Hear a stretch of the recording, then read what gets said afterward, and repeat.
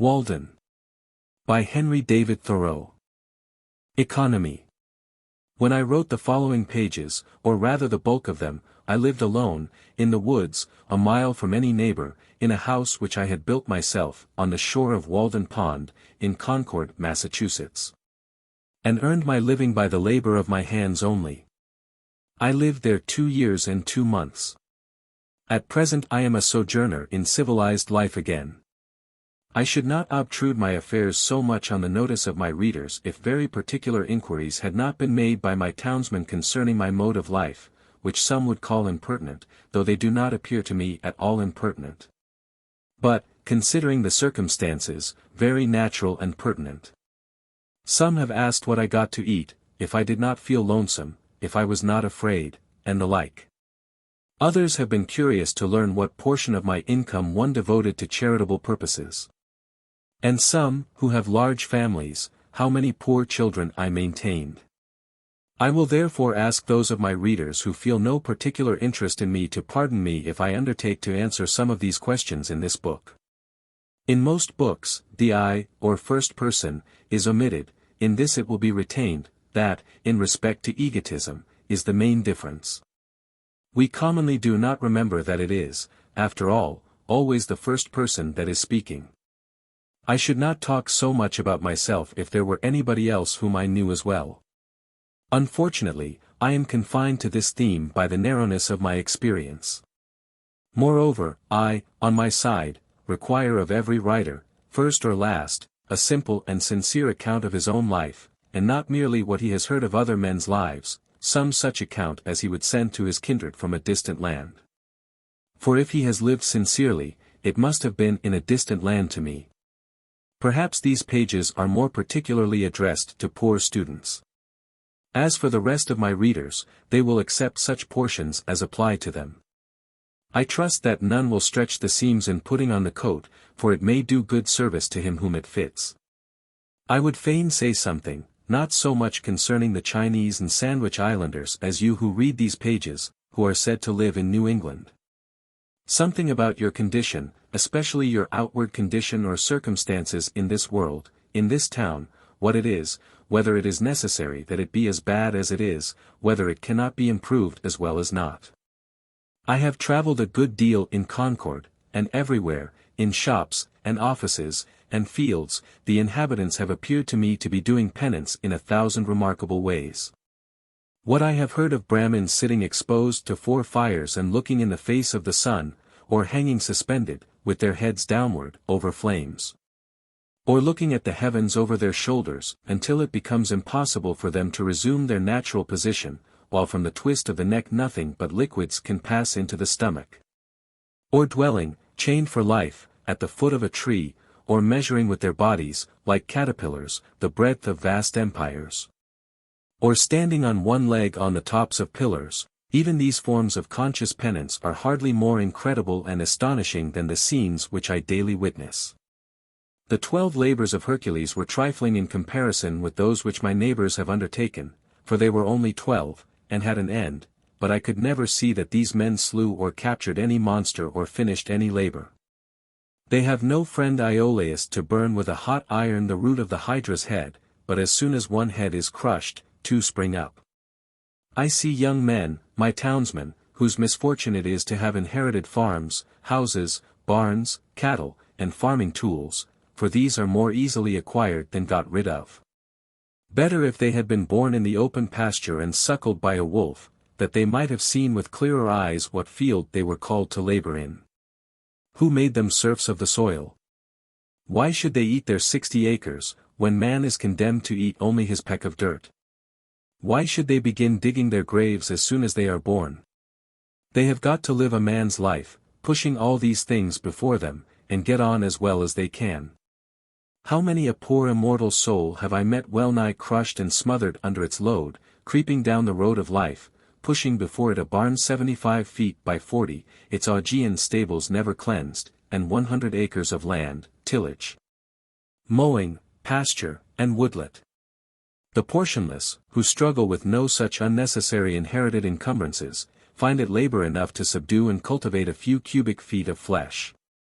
But men labor under a mistake. The better part of the man is soon plowed into the soil for compost. By a seeming fate, commonly called necessity, they are employed, as it says in an old book, laying up treasures which moth and rust will corrupt and thieves break through and steal. It is a fool's life, as they will find when they get to the end of it, if not before. It is said that Deucalion and Pyrrha created men by throwing stones over their heads behind them. In genus durum summus, experiens globorum. Id documenta demus qua simus origin nati. Or, as Raleigh rhymes it in his sonorous way. From thence our kind hard-hearted is, enduring pain and care. Approving that our bodies of a stony nature are. So much for a blind obedience to a blundering oracle, throwing the stones over their heads behind them, and not seeing where they fell. Most men, even in this comparatively free country, through mere ignorance and mistake, are so occupied with the factitious cares and superfluously coarse labors of life that its finer fruits cannot be plucked by them. Their fingers, from excessive toil, are too clumsy and tremble too much for that. Actually, the laboring man has not leisure for a true integrity day by day, he cannot afford to sustain the manliest relations to men. His labor would be depreciated in the market. He has no time to be anything but a machine. How can he remember well his ignorance, which his growth requires, who has so often to use his knowledge? We should feed and clothe him gratuitously sometimes, and recruit him with our cordials, before we judge of him. The finest qualities of our nature, like the bloom on fruits, can be preserved only by the most delicate handling. Yet we do not treat ourselves nor one another thus tenderly. Some of you, we all know, are poor, find it hard to live, are sometimes, as it were, gasping for breath. I have no doubt that some of you who read this book are unable to pay for all the dinners which you have actually eaten, or for the coats and shoes which are fast wearing or are already worn out. And have come to this page to spend borrowed or stolen time, robbing your creditors of an hour. It is very evident what mean and sneaking lives many of you live, for my sight has been whetted by experience. Always on the limits, trying to get into business and trying to get out of debt, a very ancient slough, called by the Latins aes alienum, another's brass, for some of their coins were made of brass.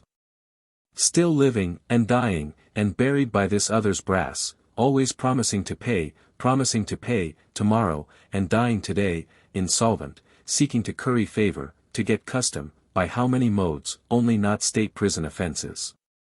Lying, flattering, voting, contracting yourselves into a nutshell of civility or dilating into an atmosphere of thin and vaporous generosity, that you may persuade your neighbor to let you make his shoes, or his hat, or his coat, or his carriage. Or import his groceries for him. Making yourselves sick, that you may lay up something against a sick day, something to be tucked away in an old chest, or in a stocking behind the plastering, or, more safely, in the brick bank, no matter where, no matter how much or how little.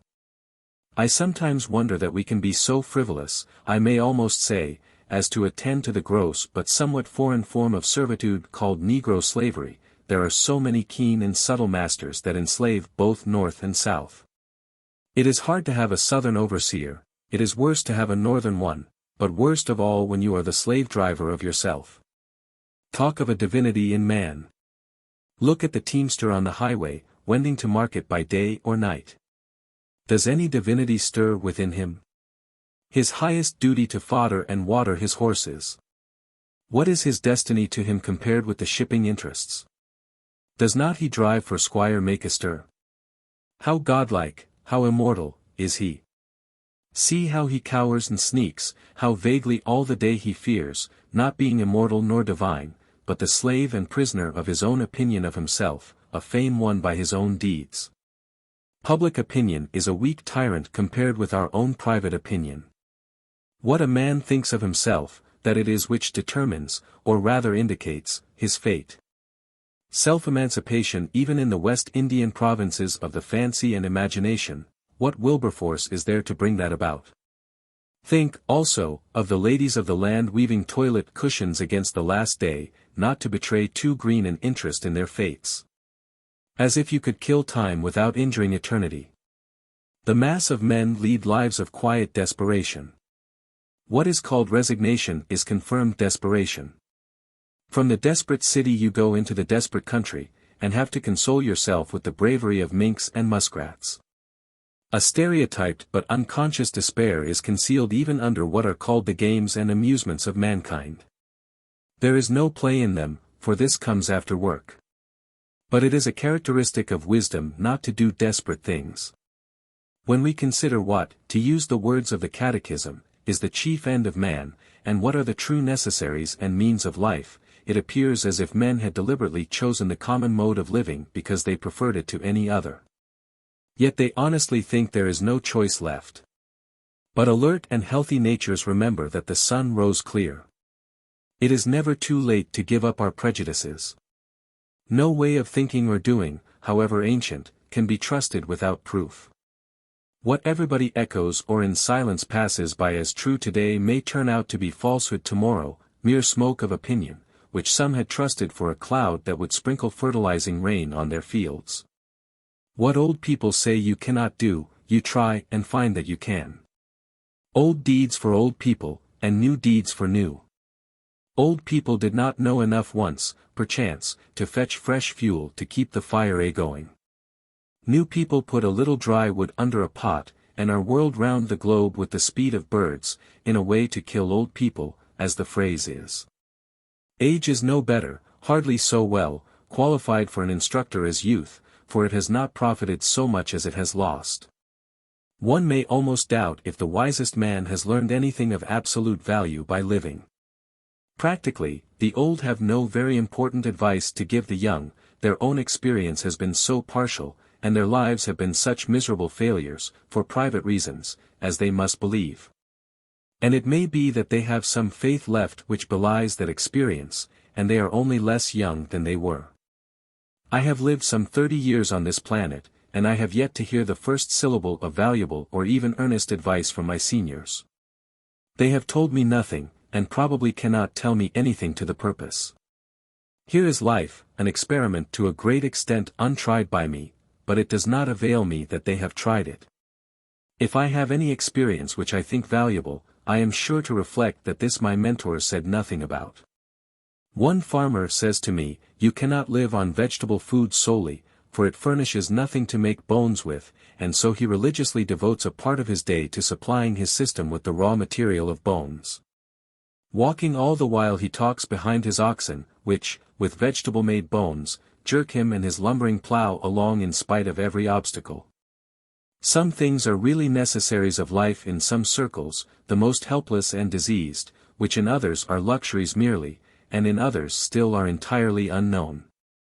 The whole ground of human life seems to some to have been gone over by their predecessors, both the heights and the valleys, and all things to have been cared for.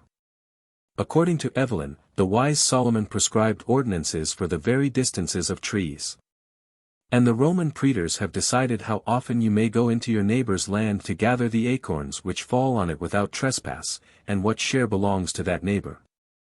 Hippocrates has even left directions how we should cut our nails. That is, even with the ends of the fingers, neither shorter nor longer. Undoubtedly the very tedium and ennui which presume to have exhausted the variety and the joys of life are as old as Adam. But man's capacities have never been measured. Nor are we to judge of what he can do by any precedents, so little has been tried. Whatever have been thy failures hitherto, be not afflicted, my child, for who shall assign to thee what thou hast left undone? We might try our lives by 1,000 simple tests, as, for instance, that the same sun which ripens my beans illumines at once a system of earths like ours. If I had remembered this it would have prevented some mistakes. This was not the light in which I hoed them. The stars are the apexes of what wonderful triangles. What distant and different beings in the various mansions of the universe are contemplating the same one at the same moment. Nature and human life are as various as our several constitutions. Who shall say what prospect life offers to another?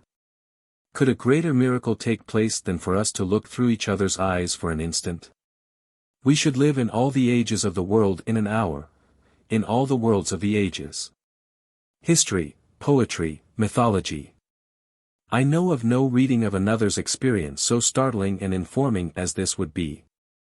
The greater part of what my neighbors call good I believe in my soul to be bad, and if I repent of anything, it is very likely to be my good behavior. What demon possessed me that I behaved so well? You may say the wisest thing you can, old man, you who have lived 70 years, not without honor of a kind. I hear an irresistible voice which invites me away from all that. One generation abandons the enterprises of another like stranded vessels. I think that we may safely trust a good deal more than we do. We may waive just so much care of ourselves as we honestly bestow elsewhere. Nature is as well adapted to our weakness as to our strength. The incessant anxiety and strain of some is a well-nigh incurable form of disease. We are made to exaggerate the importance of what work we do, and yet how much is not done by us. Or, what if we had been taken sick? How vigilant we are. Determined not to live by faith if we can avoid it, all the day long on the alert, at night we unwillingly say our prayers and commit ourselves to uncertainties. So thoroughly and sincerely are we compelled to live, reverencing our life, and denying the possibility of change. This is the only way, we say, but there are as many ways as there can be drawn radii from one center. All change is a miracle to contemplate, but it is a miracle which is taking place every instant. Confucius said, to know that we know what we know, and that we do not know what we do not know, that is true knowledge.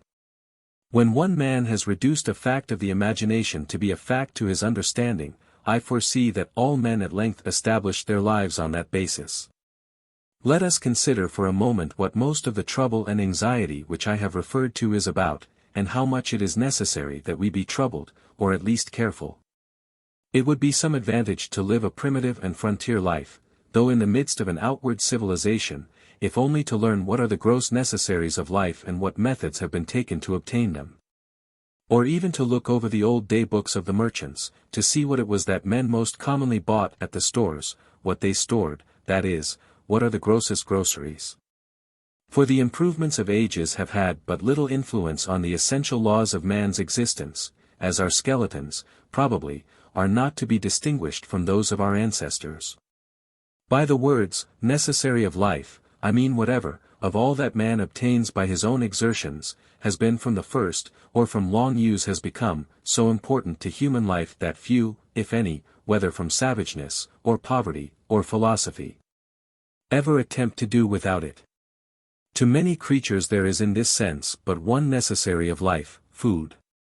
To the bison of the prairie it is a few inches of palatable grass, with water to drink, unless he seeks the shelter of the forest or the mountain's shadow. None of the brute creation requires more than food and shelter. The necessaries of life for man in this climate may, accurately enough, be distributed under the several heads of food, shelter, clothing, and fuel. For not till we have secured these are we prepared to entertain the true problems of life with freedom and a prospect of success. Man has invented, not only houses, but clothes and cooked food. And possibly from the accidental discovery of the warmth of fire, and the consequent use of it, at first a luxury, arose the present necessity to sit by it. We observe cats and dogs acquiring the same second nature. By proper shelter and clothing we legitimately retain our own internal heat, but with an excess of these, or of fuel, that is, with an external heat greater than our own internal, may not cookery properly be said to begin. Darwin, the naturalist, says of the inhabitants of Tierra del Fuego, that while his own party, who were well clothed and sitting close to a fire, were far from too warm, these naked savages, who were farther off, were observed, to his great surprise, to be streaming with perspiration at undergoing such a roasting. So, we are told, the New Hollander goes naked with impunity, while the European shivers in his clothes. Is it impossible to combine the hardiness of these savages with the intellectualness of the civilized man? According to Liebig, man's body is a stove, and food the fuel which keeps up the internal combustion in the lungs. In cold weather we eat more, in warm less. The animal heat is the result of a slow combustion, and disease and death take place when this is too rapid, or for want of fuel, or from some defect in the draught, the fire goes out. Of course the vital heat is not to be confounded with fire. But so much for analogy. It appears, therefore, from the above list, that the expression, animal life, is nearly synonymous with the expression, animal heat. For while food may be regarded as the fuel which keeps up the fire within us, and fuel serves only to prepare that food or to increase the warmth of our bodies by addition from without, shelter and clothing also serve only to retain the heat thus generated and absorbed. The grand necessity, then, for our bodies, is to keep warm, to keep the vital heat in us. What pains we accordingly take, not only with our food, and clothing, and shelter, but with our beds, which are our nightclothes, robbing the nests and breasts of birds to prepare this shelter within a shelter. As the mole has its bed of grass and leaves at the end of its burrow, the poor man is wont to complain that this is a cold world. And to cold, no less physical than social, we refer directly a great part of our ails. The summer, in some climates, makes possible to man a sort of Elysian life. Fuel, except to cook his food, is then unnecessary, the sun is his fire, and many of the fruits are sufficiently cooked by its rays. While food generally is more various, and more easily obtained, and clothing and shelter are wholly or half unnecessary. At the present day, and in this country, as I find by my own experience, a few implements, a knife, an axe, a spade, a wheelbarrow, etc. And for the studious, lamplight, stationery, and access to a few books, rank next to necessaries, and can all be obtained at a trifling cost.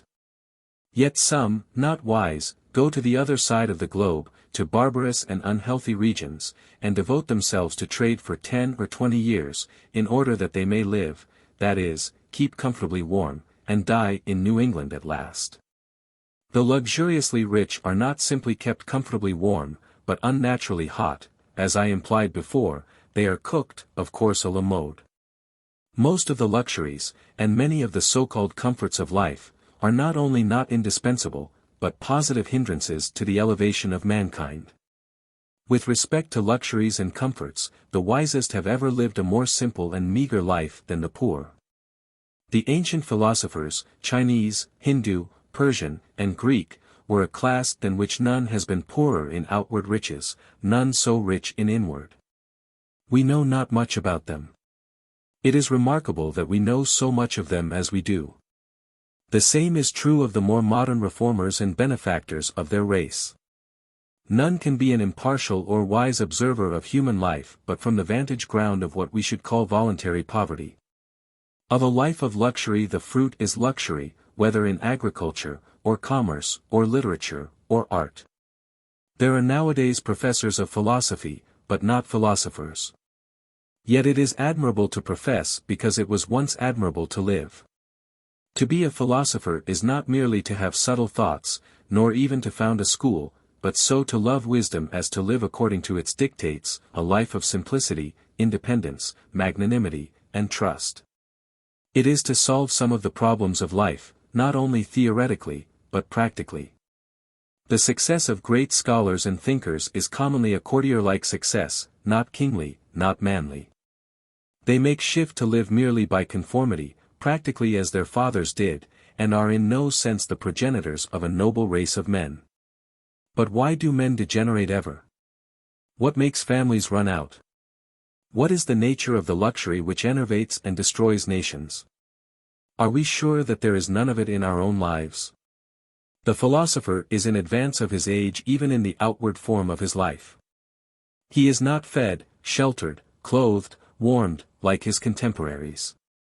How can a man be a philosopher and not maintain his vital heat by better methods than other men? When a man is warmed by the several modes which I have described, what does he want next? Surely not more warmth of the same kind, as more and richer food, larger and more splendid houses, finer and more abundant clothing, more numerous, incessant, and hotter fires, and the like. When he has obtained those things which are necessary to life, there is another alternative than to obtain the superfluities, and that is, to adventure on life now, his vacation from humbler toil having commenced. The soil, it appears, is suited to the seed, for it has sent its radicle downward, and it may now send its shoot upward also with confidence. Why has man rooted himself thus firmly in the earth, but that he may rise in the same proportion into the heavens above? For the nobler plants are valued for the fruit they bear at last in the air and light, far from the ground, and are not treated like the humbler esculents, which, though they may be biennials, are cultivated only till they have perfected their root, and often cut down at top for this purpose, so that most would not know them in their flowering season. I do not mean to prescribe rules to strong and valiant natures, who will mind their own affairs whether in heaven or hell, and perchance build more magnificently and spend more lavishly than the richest, without ever impoverishing themselves. Not knowing how they live, if, indeed, there are any such, as has been dreamed. Nor to those who find their encouragement and inspiration in precisely the present condition of things, and cherish it with the fondness and enthusiasm of lovers, and, to some extent, I reckon myself in this number.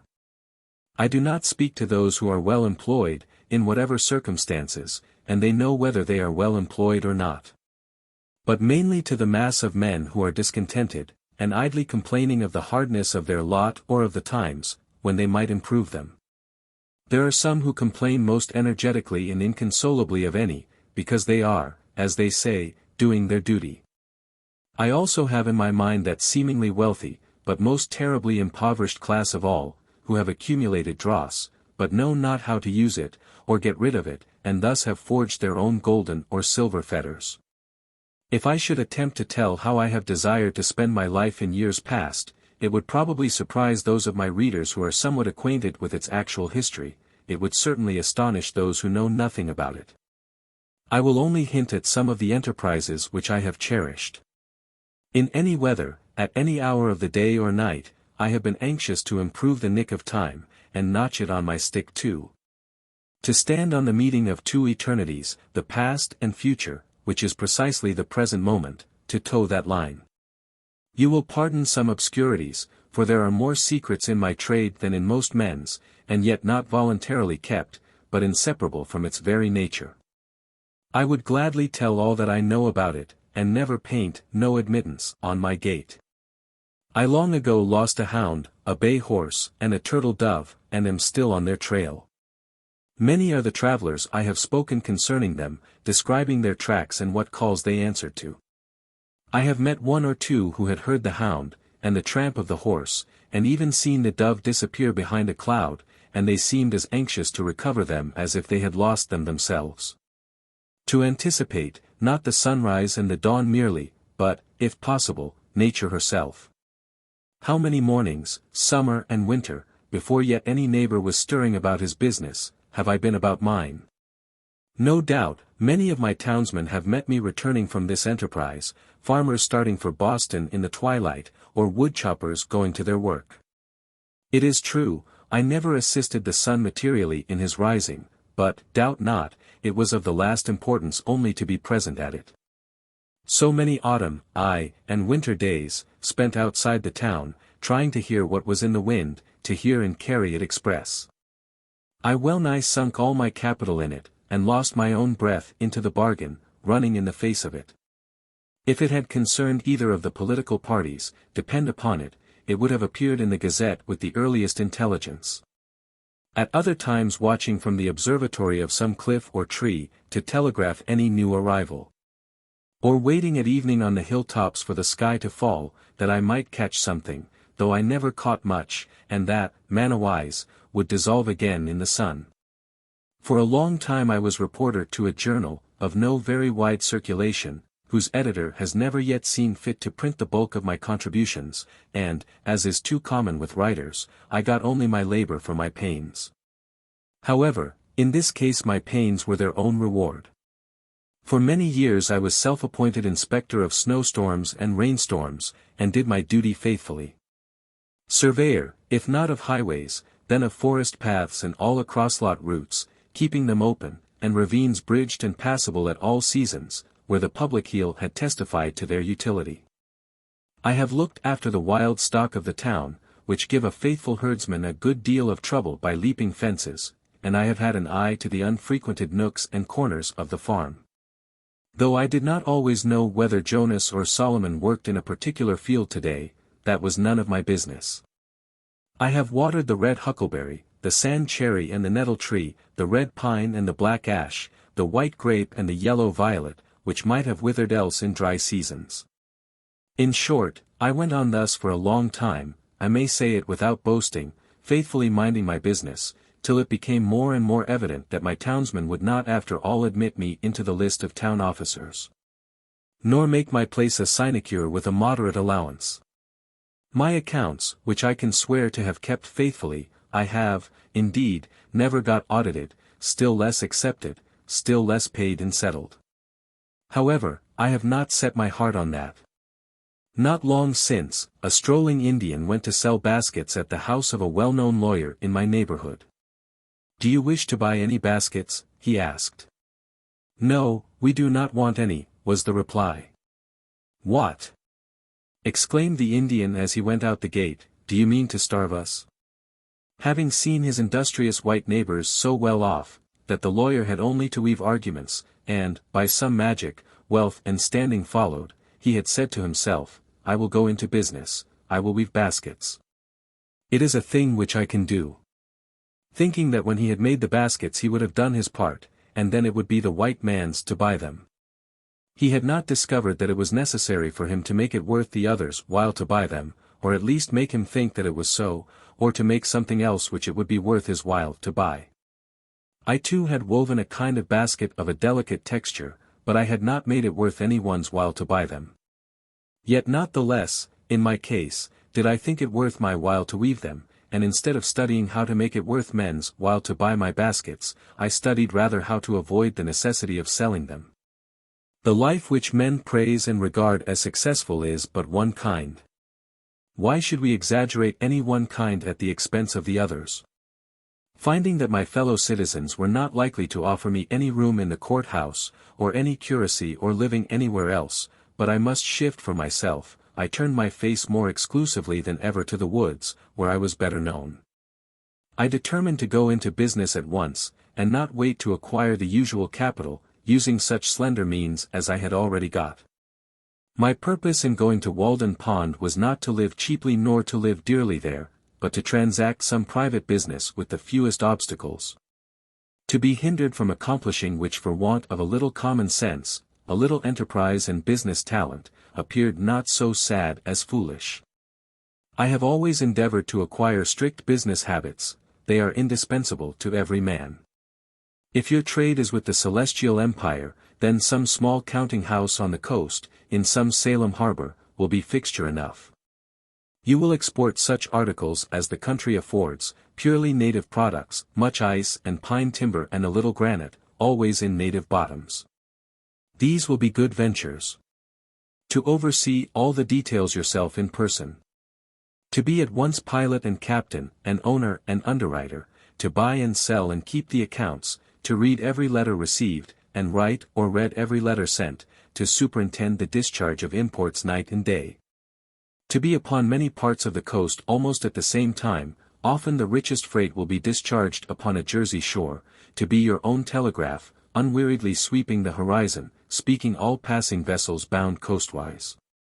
To keep up a steady dispatch of commodities, for the supply of such a distant and exorbitant market. To keep yourself informed of the state of the markets, prospects of war and peace everywhere, and anticipate the tendencies of trade and civilization, taking advantage of the results of all exploring expeditions. Using new passages and all improvements in navigation. Charts to be studied, the position of reefs and new lights and buoys to be ascertained, and ever, the logarithmic tables to be corrected. For by the error of some calculator the vessel often splits upon a rock that should have reached a friendly pier, there is the untold fate of La Prouse. Universal science to be kept pace with, studying the lives of all great discoverers and navigators, great adventurers and merchants, from Hanno and the Phoenicians down to our day. In fine, account of stock to be taken from time to time, to know how you stand. It is a labor to task the faculties of a man, such problems of profit and loss, of interest, of tare and tret, engaging of all kinds in it, as demand a universal knowledge. I have thought that Walden Pond would be a good place for business, not solely on account of the railroad and the ice trade, it offers advantages which it may not be good policy to divulge, it is a good port and a good foundation. No Neva marshes to be filled, though you must everywhere build on piles of your own driving. It is said that a flood tide, with a westerly wind, and ice in the Neva, would sweep St. Petersburg from the face of the earth. As this business was to be entered into without the usual capital, it may not be easy to conjecture where those means, that will still be indispensable to every such undertaking, were to be obtained. As for clothing, to come at once to the practical part of the question, perhaps we are led oftener by the love of novelty in a regard for the opinions of men, in procuring it, than by a true utility. Let him who has work to do recollect that the object of clothing is, first, to retain the vital heat, and secondly, in this state of society, to cover nakedness. And he may judge how much of any necessary or important work may be accomplished without adding to his wardrobe. Kings and queens who wear a suit but once, though made by some tailor or dressmaker to their majesties, cannot know the comfort of wearing a suit that fits. They are no better than wooden horses to hang the clean clothes on.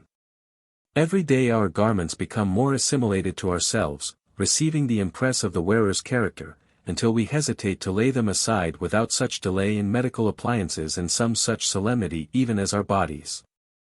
No man ever stood the lower in my estimation for having a patch in his clothes, yet I am sure that there is greater anxiety, commonly, to have fashionable, or at least clean and unpatched clothes, than to have a sound conscience.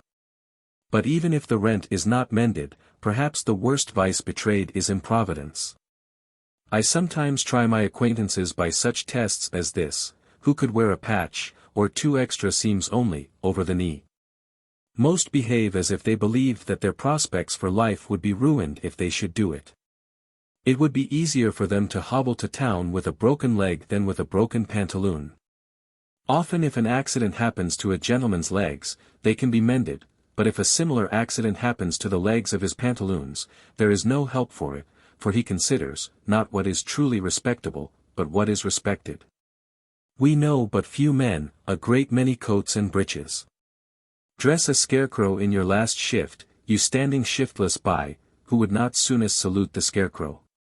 Passing a cornfield the other day, close by a hat and coat on a stake, I recognized the owner of the farm. He was only a little more weather-beaten than when I saw him last.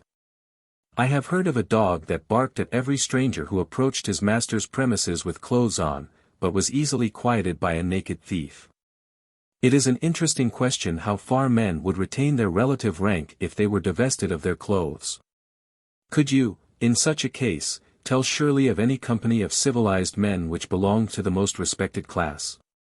When Madame Pfeiffer, in her adventurous travels round the world, from east to west, had got so near home as Asiatic Russia, she says that she felt the necessity of wearing other than a traveling dress, when she went to meet the authorities. For she was now in a civilized country, where people are judged of by their clothes. Even in our democratic New England towns the accidental possession of wealth, and its manifestation in dress and equipage alone, obtain for the possessor almost universal respect. But they yield such respect, numerous as they are so far heathen, and need to have a missionary sent to them. Beside, clothes introduced sewing, a kind of work which you may call endless, a woman's dress, at least, is never done. A man who has at length found something to do will not need to get a new suit to do it in, for him the old will do, that has lain dusty in the garret for an indeterminate period. Old shoes will serve a hero longer than they have served his valet, if a hero ever has a valet. Bare feet are older than shoes, and he can make them do. Only they who go to soirs and legislative balls must have new coats to change as often as the man changes in them. But if my jacket and trousers, my hat and shoes, are fit to worship God in, they will do, will they not? Whoever saw his old clothes, his old coat, actually worn out, resolved into its primitive elements, so that it was not a deed of charity to bestow it on some poor boy, by him perchance to be bestowed on some poorer still, or shall we say richer? Who could do with less?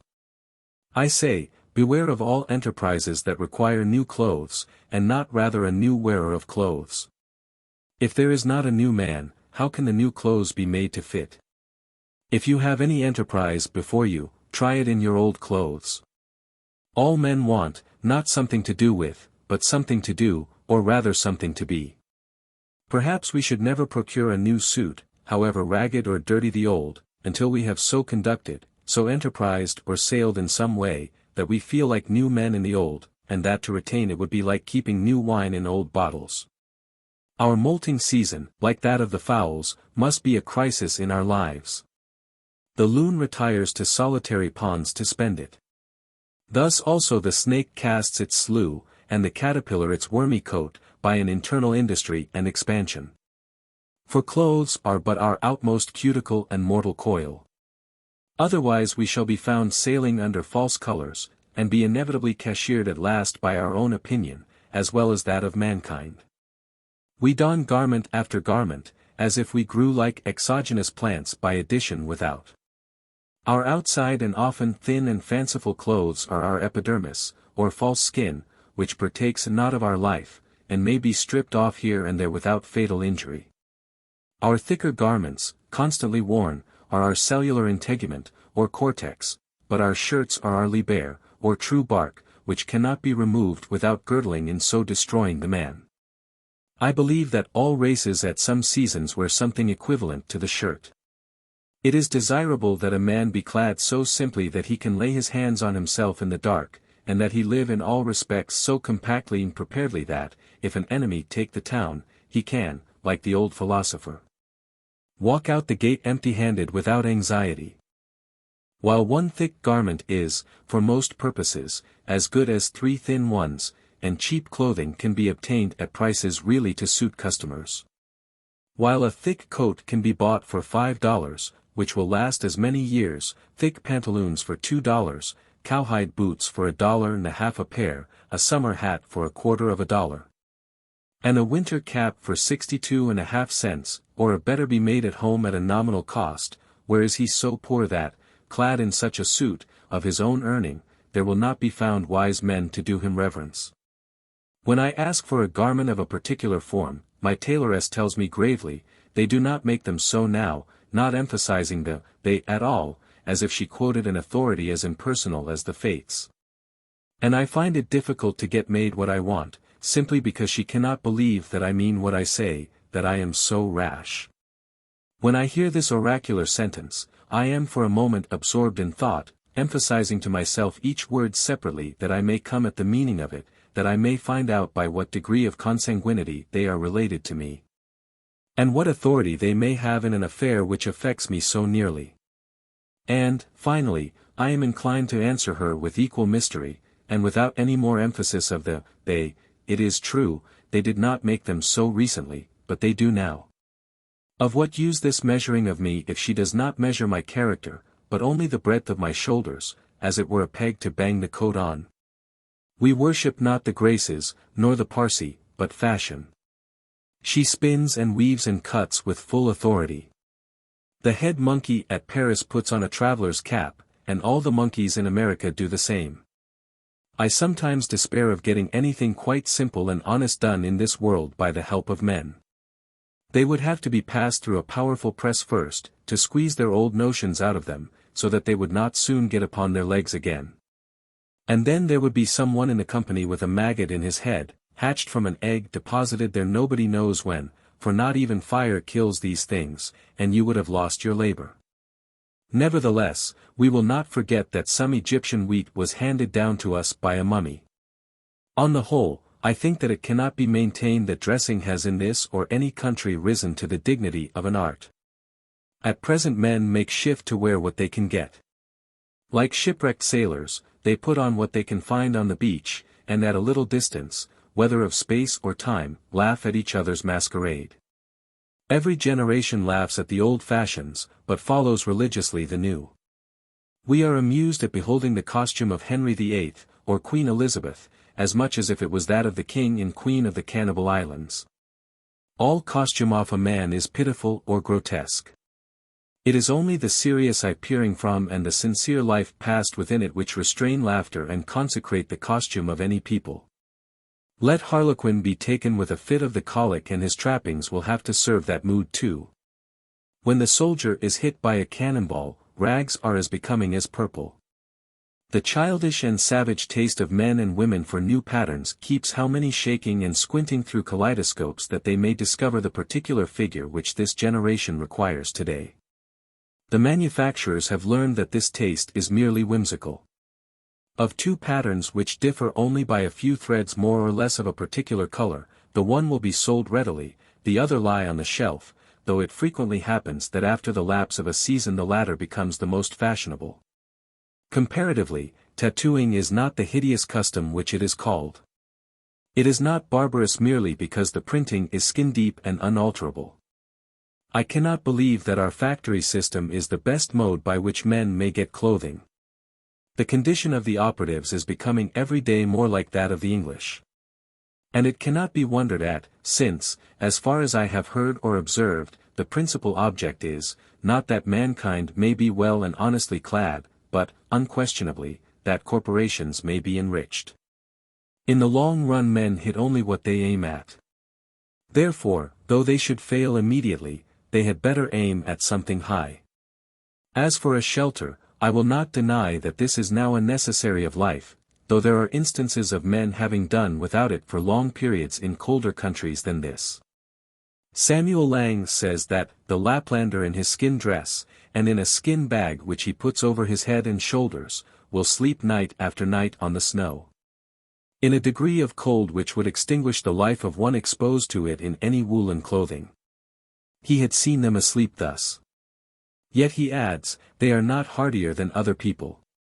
But, probably, man did not live long on the earth without discovering the convenience which there is in a house, the domestic comforts, which phrase may have originally signified the satisfactions of the house more than of the family. Though these must be extremely partial and occasional in those climates where the house is associated in our thoughts with winter or the rainy season chiefly, and 2/3 of the year, except for a parasol, is unnecessary. In our climate, in the summer, it was formerly almost solely a covering at night. In the Indian gazettes a wigwam was the symbol of a day's march, and a row of them cut or painted on the bark of a tree signified that so many times they had camped.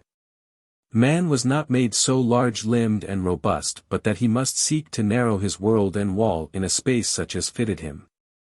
He was at first bare and out of doors. But though this was pleasant enough in serene and warm weather, by daylight, the rainy season in the winter, to say nothing of the torrid sun, would perhaps have nipped his race in the bud if he had not made haste to clothe himself with the shelter of a house. Adam and Eve, according to the fable, wore the bower before other clothes. Man wanted a home, a place of warmth, or comfort, first of warmth, then the warmth of the affections. We may imagine a time when, in the infancy of the human race, some enterprising mortal crept into a hollow in a rock for shelter. Every child begins the world again, to some extent, and loves to stay outdoors, even in wet and cold. It plays house, as well as horse, having an instinct for it.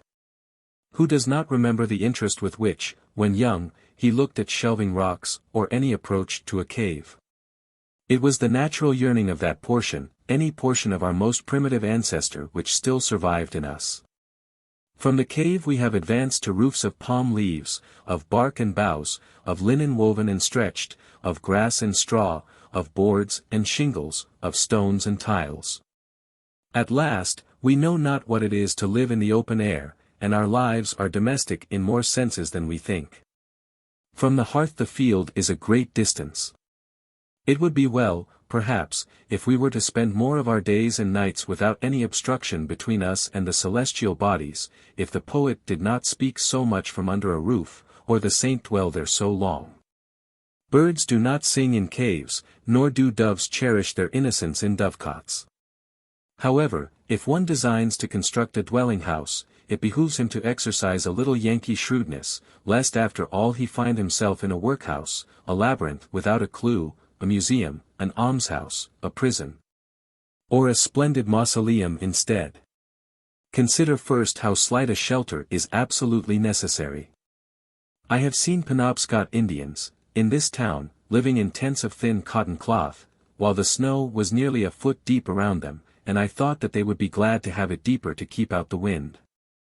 Formerly, when how to get my living honestly, with freedom left for my proper pursuits, was a question which vexed me even more than it does now, for unfortunately I am become somewhat callous. I used to see a large box by the railroad, 6 feet long by 3 wide, in which the laborers locked up their tools at night.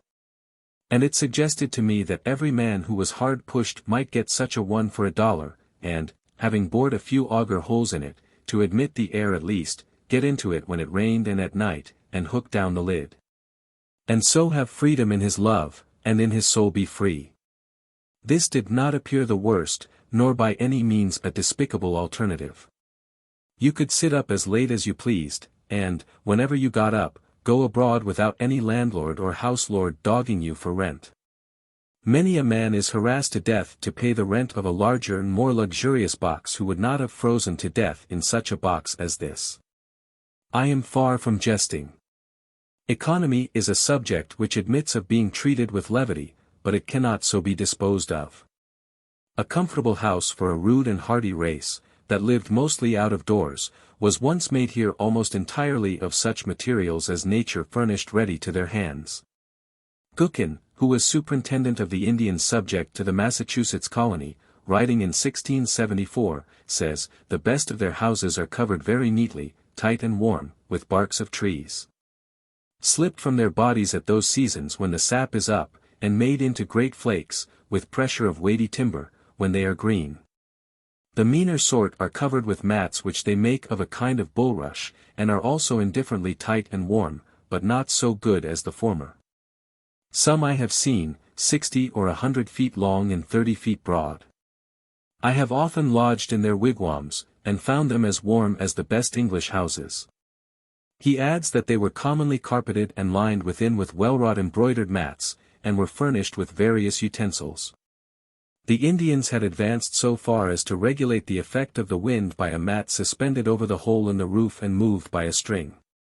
Such a lodge was in the first instance constructed in a day or two at most, and taken down and put up in a few hours, and every family owned one, or its apartment in one. In the savage state every family owns a shelter as good as the best, and sufficient for its coarser and simpler wants. But I think that I speak within bounds when I say that, though the birds of the air have their nests, and the foxes their holes, and the savages their wigwams, in modern civilized society not more than 1/2 the families own a shelter. In the large towns and cities, where civilization especially prevails, the number of those who own a shelter is a very small fraction of the whole. The rest pay an annual tax for this outside garment of all, become indispensable summer and winter, which would buy a village of Indian wigwams, but now helps to keep them poor as long as they live. I do not mean to insist here on the disadvantage of hiring compared with owning, but it is evident that the savage owns his shelter because it costs so little, while the civilized man hires his commonly because he cannot afford to own it. Nor can he, in the long run, any better afford to hire. But, answers one, by merely paying this tax, the poor civilized man secures an abode which is a palace compared with the savages. An annual rent of from $25 to $100, these are the country rates, entitles him to the benefit of the improvements of centuries, spacious apartments, clean paint and paper, Rumford fireplace, back plastering, Venetian blinds, copper pump, spring lock, a commodious cellar, and many other things. But how happens it that he who is said to enjoy these things is so commonly a poor civilized man, while the savage, who has them not, is rich as a savage? If it is asserted that civilization is a real advance in the condition of man, and I think that it is, though only the wise improve their advantages, it must be shown that it has produced better dwellings without making them more costly. And the cost of a thing is the amount of what I will call life which is required to be exchanged for it, immediately or in the long run. An average house in this neighborhood costs perhaps $800, and to lay up this sum will take from 10 to 15 years of the laborer's life. Even if he is not encumbered with a family, estimating the pecuniary value of every man's labor at $1 a day, for if some receive more, others receive less. So that he must have spent more than half his life commonly before his wigwam will be earned. If we suppose him to pay a rent instead, this is but a doubtful choice of evils. Would the savage have been wise to exchange his wigwam for a palace on these terms? It may be guessed that I reduce almost the whole advantage of holding this superfluous property as a fund in store against the future, so far as the individual is concerned, mainly to the defraying of funeral expenses. But perhaps a man is not required to bury himself. Nevertheless, this points to an important distinction between the civilized man and the savage. And, no doubt, they have designs on us for our benefit, in making the life of a civilized people an institution, in which the life of the individual is to a great extent absorbed, in order to preserve and perfect that of the race. But I wish to show at what a sacrifice this advantage is at present obtained, and to suggest that we may possibly so live as to secure all the advantage without suffering any of the disadvantage. What mean ye by saying that the poor ye have always with you, or that the fathers have eaten sour grapes, and the children's teeth are set on edge?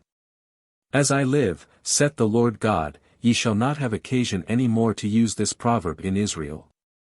Behold, all souls are mine, as the soul of the Father, so also the soul of the Son is mine, the soul that sinneth, it shall die.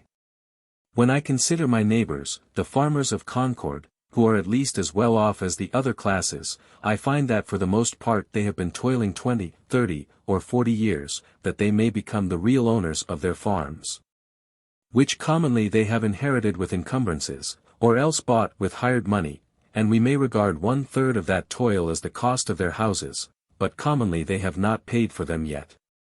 It is true, the encumbrances sometimes outweigh the value of the farm, so that the farm itself becomes one great encumbrance, and still a man is found to inherit it, being well acquainted with it, as he says. On applying to the assessors, I am surprised to learn that they cannot at once name a dozen in the town who own their farms free and clear. If you would know the history of these homesteads, inquire at the bank where they are mortgaged. The man who has actually paid for his farm with labor on it is so rare that every neighbor can point to him. I doubt if there are 3 such men in Concord. What has been said of the merchants, that a very large majority, even 97 in 100, are sure to fail, is equally true of the farmers. With regard to the merchants, however, one of them says pertinently that a great part of their failures are not genuine pecuniary failures, but merely failures to fulfill their engagements, because it is inconvenient. That is, it is the moral character that breaks down. But this puts an infinitely worse face on the matter, and suggests, beside, that probably not even the other 3 succeed in saving their souls, but are perchance bankrupt in a worse sense than they who fail honestly. Bankruptcy and repudiation are the springboards from which much of our civilization vaults and turns its somersets, but the savage stands on the unelastic plank of famine. Yet the Middlesex cattle show goes off here with eclat annually, as if all the joints of the agricultural machine were suent. The farmer is endeavoring to solve the problem of a livelihood by a formula more complicated than the problem itself. To get his shoestrings he speculates in herds of cattle. With consummate skill he has set his trap with a hair-spring to catch comfort and independence, and then, as he turned away, got his own leg into it. This is the reason he is poor. And for a similar reason we are all poor in respect to 1,000 savage comforts, though surrounded by luxuries. As Chapman sings, "The false society of men. For earthly greatness, all heavenly comforts rarefies to air." And when the farmer has got his house, he may not be the richer but the poorer for it, and it be the house that has got him. As I understand it, that was a valid objection urged by Momus against the house which Minerva made, that she had not made it movable, by which means a bad neighborhood might be avoided. And it may still be urged, for our houses are such unwieldy property that we are often imprisoned rather than housed in them, and the bad neighborhood to be avoided is our own scurvy selves. I know 1 or 2 families, at least, in this town, who, for nearly a generation, have been wishing to sell their houses in the outskirts and move into the village, but have not been able to accomplish it, and only death will set them free. Granted that the majority are able at last either to own or hire the modern house with all its improvements. While civilization has been improving our houses, it has not equally improved the men who are to inhabit them. It has created palaces, but it was not so easy to create noblemen and kings. And if the civilized man's pursuits are no worthier than the savage's, if he has employed the greater part of his life in obtaining gross necessaries and comforts merely, why should he have a better dwelling than the former? But how do the poor minority fare? Perhaps it will be found that just in proportion as some have been placed in outward circumstances above the savage, others have been degraded below him. The luxury of one class is counterbalanced by the indigence of another. On the one side is the palace, on the other are the almshouse and silent poor. The myriads who built the pyramids to be the tombs of the pharaohs were fed on garlic, and it may be were not decently buried themselves. The mason who finishes the cornice of the palace returns at night perchance to a hut not so good as a wigwam. It is a mistake to suppose that, in a country where the usual evidences of civilization exist, the condition of a very large body of the inhabitants may not be as degraded as that of savages. I refer to the degraded poor, not now to the degraded rich. To know this I should not need to look farther than to the shanties which everywhere border our railroads, that last improvement in civilization.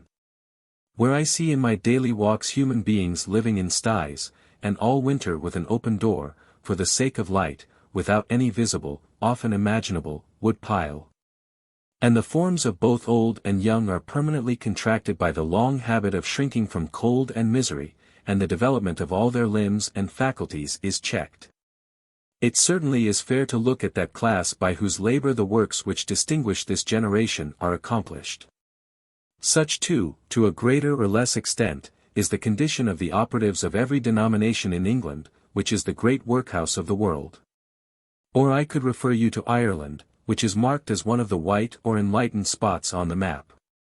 Contrast the physical condition of the Irish with that of the North American Indian, or the South Sea Islander, or any other savage race before it was degraded by contact with the civilized man.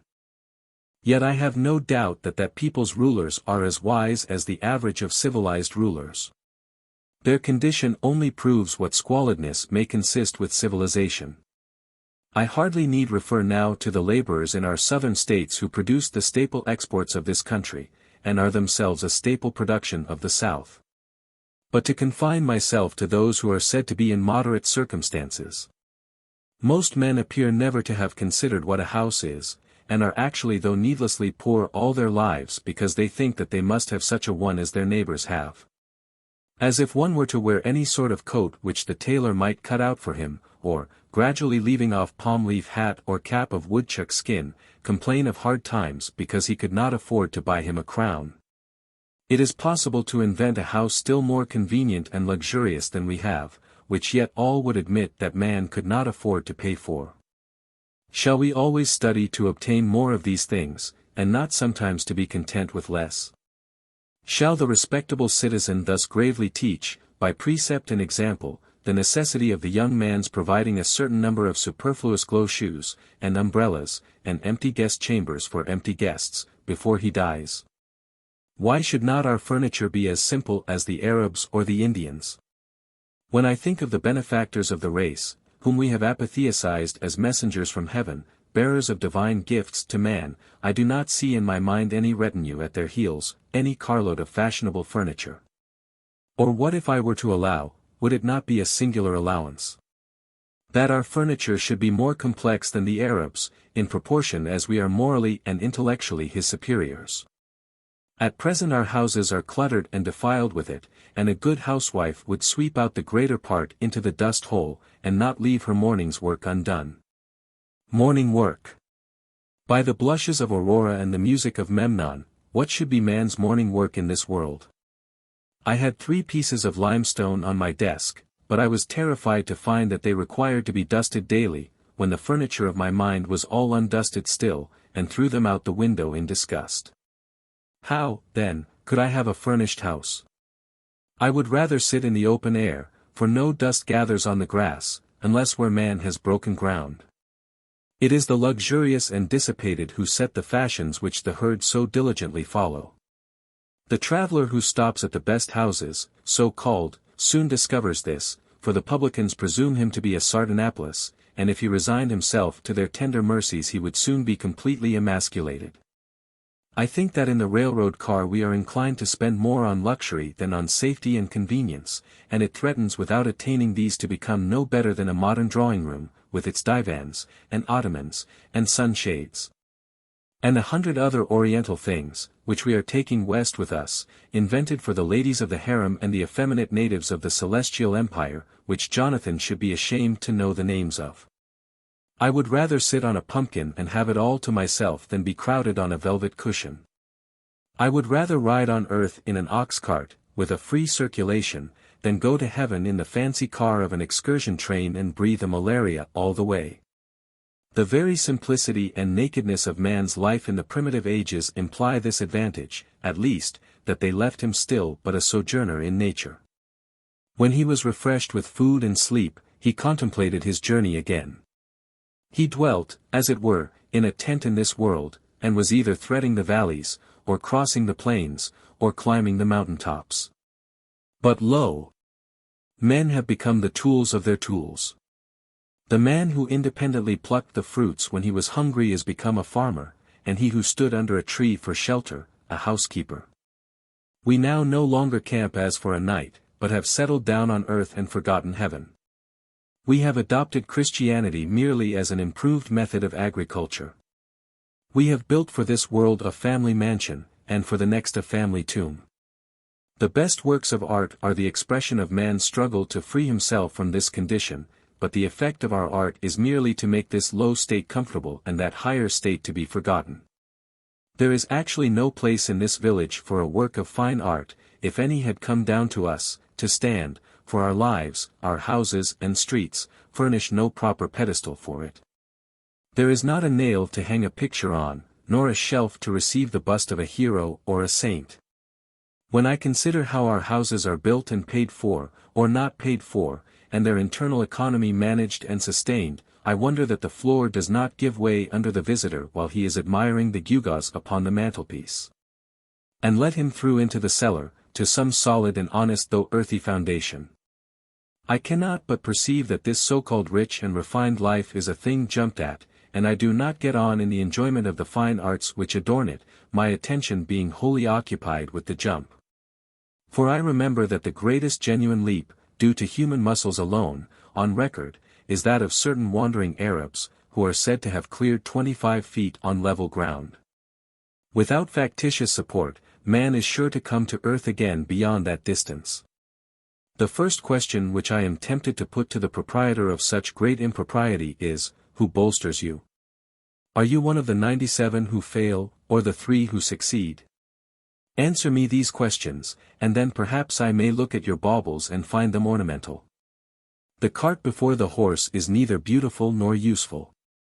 Before we can adorn our houses with beautiful objects the walls must be stripped, and our lives must be stripped, and beautiful housekeeping and beautiful living be laid for a foundation, now. A taste for the beautiful is most cultivated out of doors, where there is no house and no housekeeper. Old Johnson, in his Wonder Working Providence, speaking of the first settlers of this town, with whom he was contemporary, tells us that they burrow themselves in the earth for their first shelter under some hillside, and, casting the soil aloft upon timber, they make a smoky fire against the earth, at the highest side. They did not provide them houses, says he, till the earth, by the Lord's blessing, brought forth bread to feed them, and the first year's crop was so light that they were forced to cut their bread very thin for a long season. The Secretary of the Province of New Netherland, writing in Dutch, in 1650, for the information of those who wished to take up land there, states more particularly that those in New Netherland, and especially in New England, who have no means to build farmhouses at first according to their wishes, dig a square pit in the ground, cellar fashion, 6 or 7 feet deep, as long and as broad as they think proper, case the earth inside with wood all round the wall, and line the wood with the bark of trees or something else to prevent the caving in of the earth. Floor this cellar with plank, and wainscot it overhead for a ceiling, raise a roof of spars clear up, and cover the spars with bark or green sods, so that they can live dry and warm in these houses with their entire families for 2, 3, and 4 years, it being understood that partitions are run through those cellars which are adapted to the size of the family. The wealthy and principal men in New England, in the beginning of the colonies, commenced their first dwelling houses in this fashion for two reasons: firstly, in order not to waste time in building, and not to want food the next season. Secondly, in order not to discourage poor laboring people whom they brought over in numbers from fatherland. In the course of 3 or 4 years, when the country became adapted to agriculture, they built themselves handsome houses, spending on them several thousands. In this course which our ancestors took there was a show of prudence at least, as if their principle were to satisfy the more pressing wants first. But are the more pressing wants satisfied now? When I think of acquiring for myself one of our luxurious dwellings, I am deterred, for, so to speak, the country is not yet adapted to human culture. And we are still forced to cut our spiritual bread far thinner than our forefathers did their wheaten. Not that all architectural ornament is to be neglected even in the rudest periods, but let our houses first be lined with beauty, where they come in contact with our lives, like the tenement of the shellfish, and not overlaid with it. But, alas! I have been inside one or two of them, and know what they are lined with. Though we are not so degenerate but that we might possibly live in a cave or a wigwam or wear skins today, it certainly is better to accept the advantages, though so dearly bought, which the invention and industry of mankind offer. In such a neighborhood as this, boards and shingles, lime and bricks, are cheaper and more easily obtained than suitable caves, or whole logs, or bark in sufficient quantities, or even well-tempered clay or flat stones. I speak understandingly on this subject, for I have made myself acquainted with it both theoretically and practically. With a little more wit we might use these materials so as to become richer than the richest now are, and make our civilization a blessing. The civilized man is a more experienced and wiser savage. But to make haste to my own experiment. Near the end of March, 1845, I borrowed an axe and went down to the woods by Walden Pond, nearest to where I intended to build my house, and began to cut down some tall, arrowy white pines, still in their youth, for timber. It is difficult to begin without borrowing, but perhaps it is the most generous course thus to permit your fellow men to have an interest in your enterprise. The owner of the axe, as he released his hold on it, said that it was the apple of his eye. But I returned it sharper than I received it. It was a pleasant hillside where I worked, covered with pine woods, through which I looked out on the pond, and a small open field in the woods where pines and hickories were springing up. The ice in the pond was not yet dissolved, though there were some open spaces, and it was all dark-colored and saturated with water. There were some slight flurries of snow during the days that I worked there. But for the most part when I came out onto the railroad, on my way home, its yellow sand heap stretched away gleaming in the hazy atmosphere, and the rails shone in the spring sun. And I heard the lark and pewee and other birds already come to commence another year with us.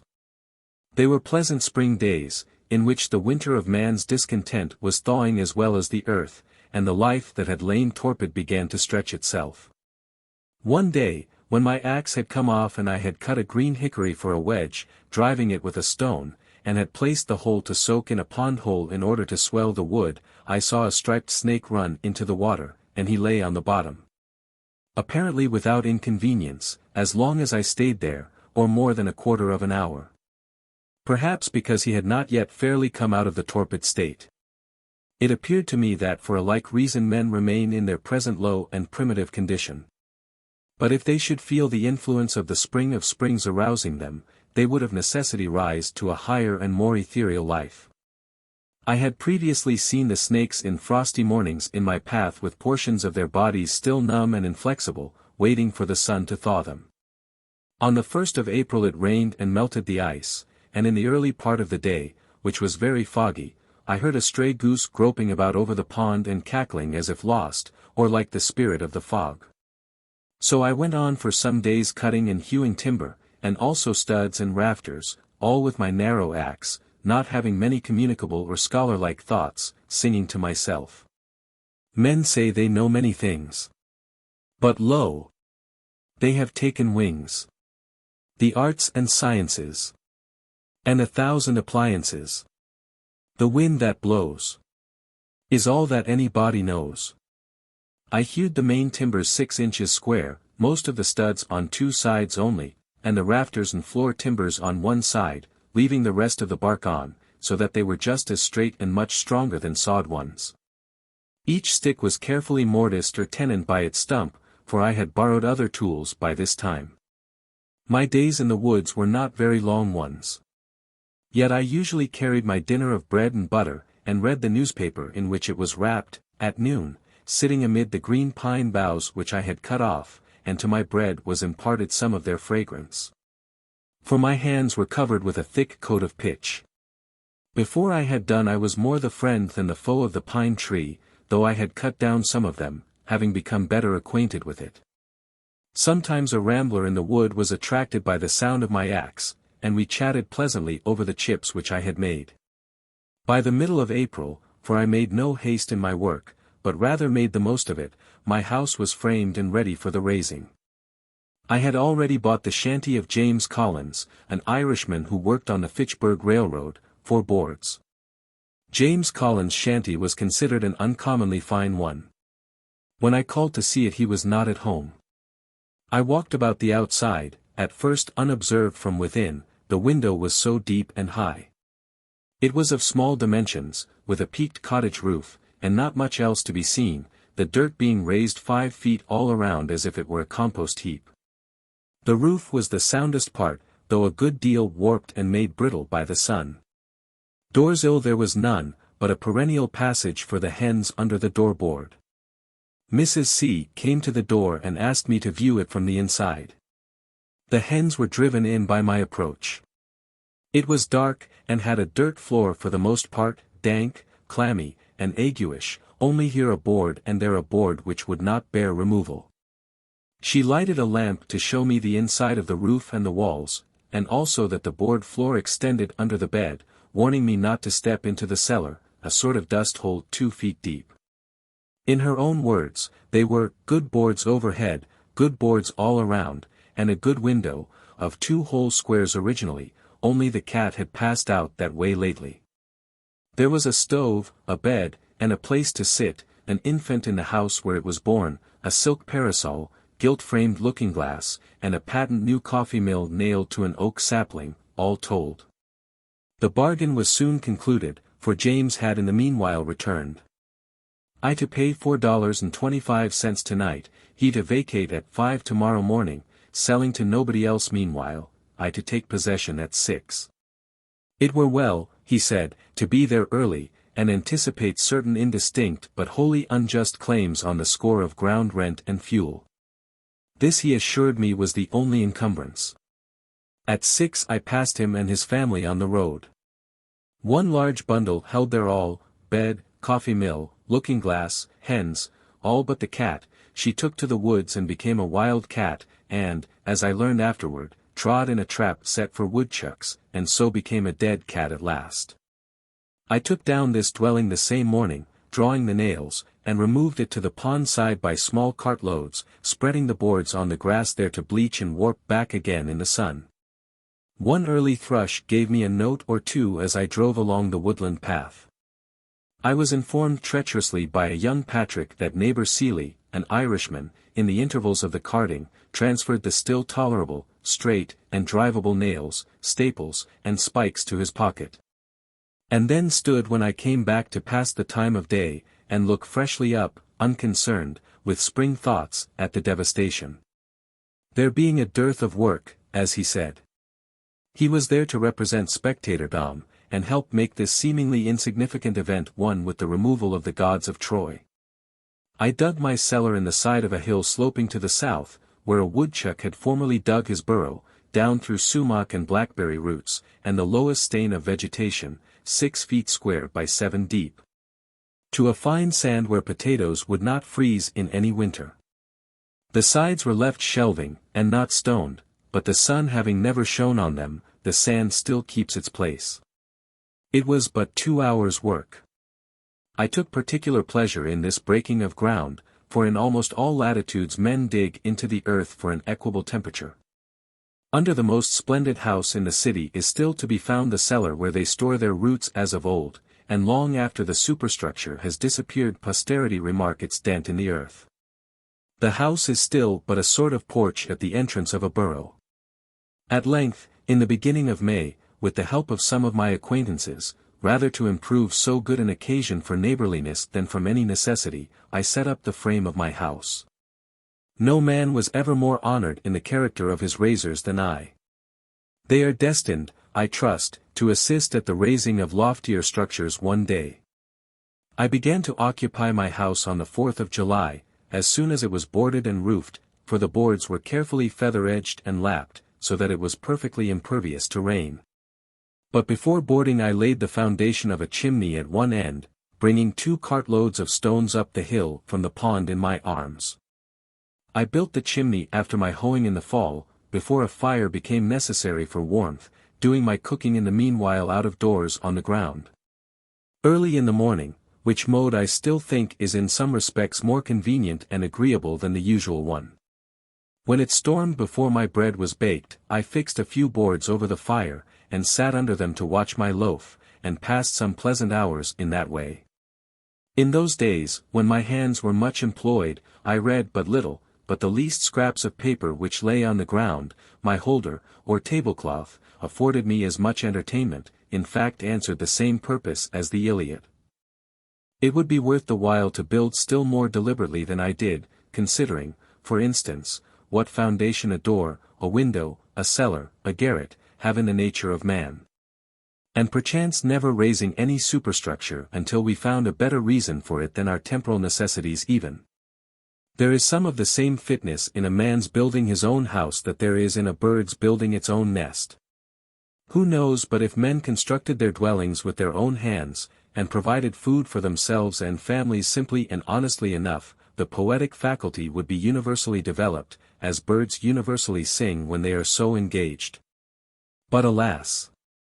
We do like cowbirds and cuckoos, which lay their eggs in nests which other birds have built, and cheer no traveler with their chattering and unmusical notes. Shall we forever resign the pleasure of construction to the carpenter? What does architecture amount to in the experience of the mass of men? I never in all my walks came across a man engaged in so simple and natural an occupation as building his house. We belong to the community. It is not the tailor alone who is the 9th part of a man, it is as much the preacher, and the merchant, and the farmer. Where is this division of labor to end? And what object does it finally serve? No doubt another may also think for me. But it is not therefore desirable that he should do so to the exclusion of my thinking for myself. True, there are architects so called in this country, and I have heard of one at least possessed with the idea of making architectural ornaments have a core of truth, a necessity, and hence a beauty, as if it were a revelation to him. All very well perhaps from his point of view, but only a little better than the common dilettantism. A sentimental reformer in architecture, he began at the cornice, not at the foundation. It was only how to put a core of truth within the ornaments, that every sugarplum, in fact, might have an almond or caraway seed in it, though I hold that almonds are most wholesome without the sugar, and not how the inhabitant, the indweller, might build truly within and without, and let the ornaments take care of themselves. What reasonable man ever supposed that ornaments were something outward and in the skin merely, that the tortoise got his spotted shell, or the shellfish its mother-o'-pearl tints? By such a contract as the inhabitants of Broadway their Trinity Church. But a man has no more to do with the style of architecture of his house than a tortoise with that of its shell, nor need the soldier be so idle as to try to paint the precise color of his virtue on his standard. The enemy will find it out. He may turn pale when the trial comes. This man seemed to me to lean over the cornice, and timidly whisper his half-truth to the rude occupants who really knew it better than he. What of architectural beauty I now see, I know has gradually grown from within outward, out of the necessities and character of the indweller, who is the only builder, out of some unconscious truthfulness and nobleness.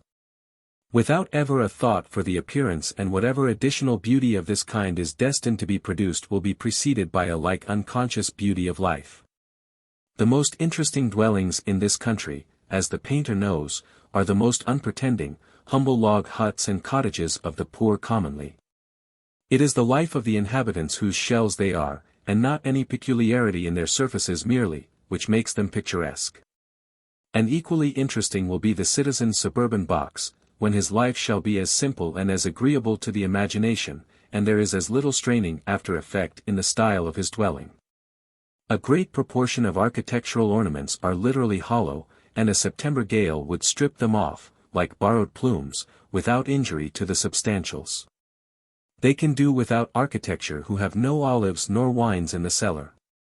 What if an equal ado were made about the ornaments of style in literature, and the architects of our Bibles spent as much time about their cornices as the architects of our churches do? So are made the belles lettres and the beaux-arts and their professors. Much it concerns a man, forsooth, how a few sticks are slanted over him or under him, and what colours are daubed upon his box. It would signify somewhat, if, in any earnest sense, he slanted them and daubed it.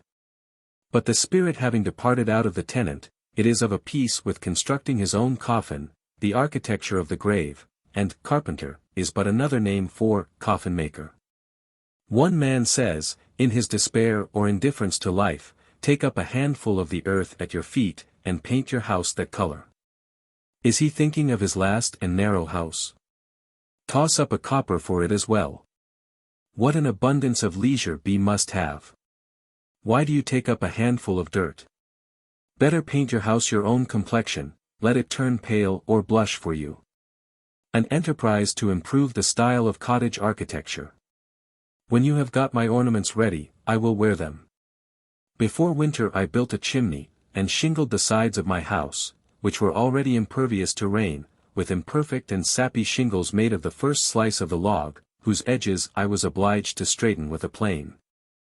I have thus a tight shingled and plastered house, 10 feet wide by 15 long, and 8 feet posts, with a garret and a closet, a large window on each side, 2 trap doors, 1 door at the end, and a brick fireplace opposite.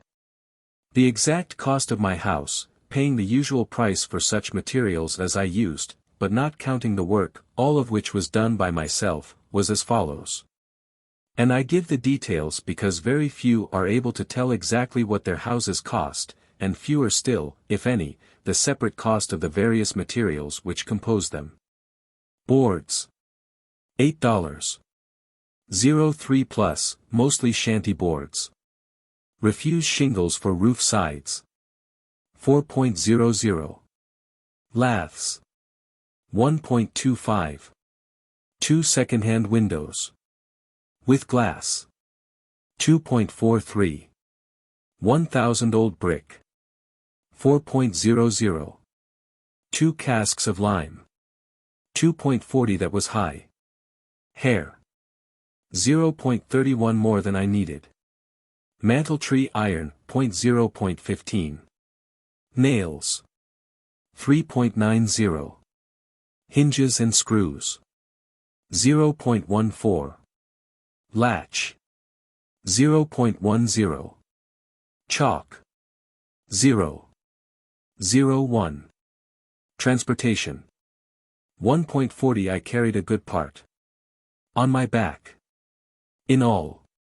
$28. 12 plus. These are all the materials, excepting the timber, stones, and sand, which I claimed by squatter's right. I have also a small woodshed adjoining, made chiefly of the stuff which was left after building the house. I intend to build me a house which will surpass any on the main street in Concord in grandeur and luxury, as soon as it pleases me as much and will cost me no more than my present one. I thus found that the student who wishes for a shelter can obtain one for a lifetime at an expense not greater than the rent which he now pays annually. If I seem to boast more than is becoming, my excuse is that I brag for humanity rather than for myself, and my shortcomings and inconsistencies do not affect the truth of my statement. Notwithstanding much cant and hypocrisy, chaff which I find it difficult to separate from my wheat, but for which I am as sorry as any man, I will breathe freely and stretch myself in this respect. It is such a relief to both the moral and physical system.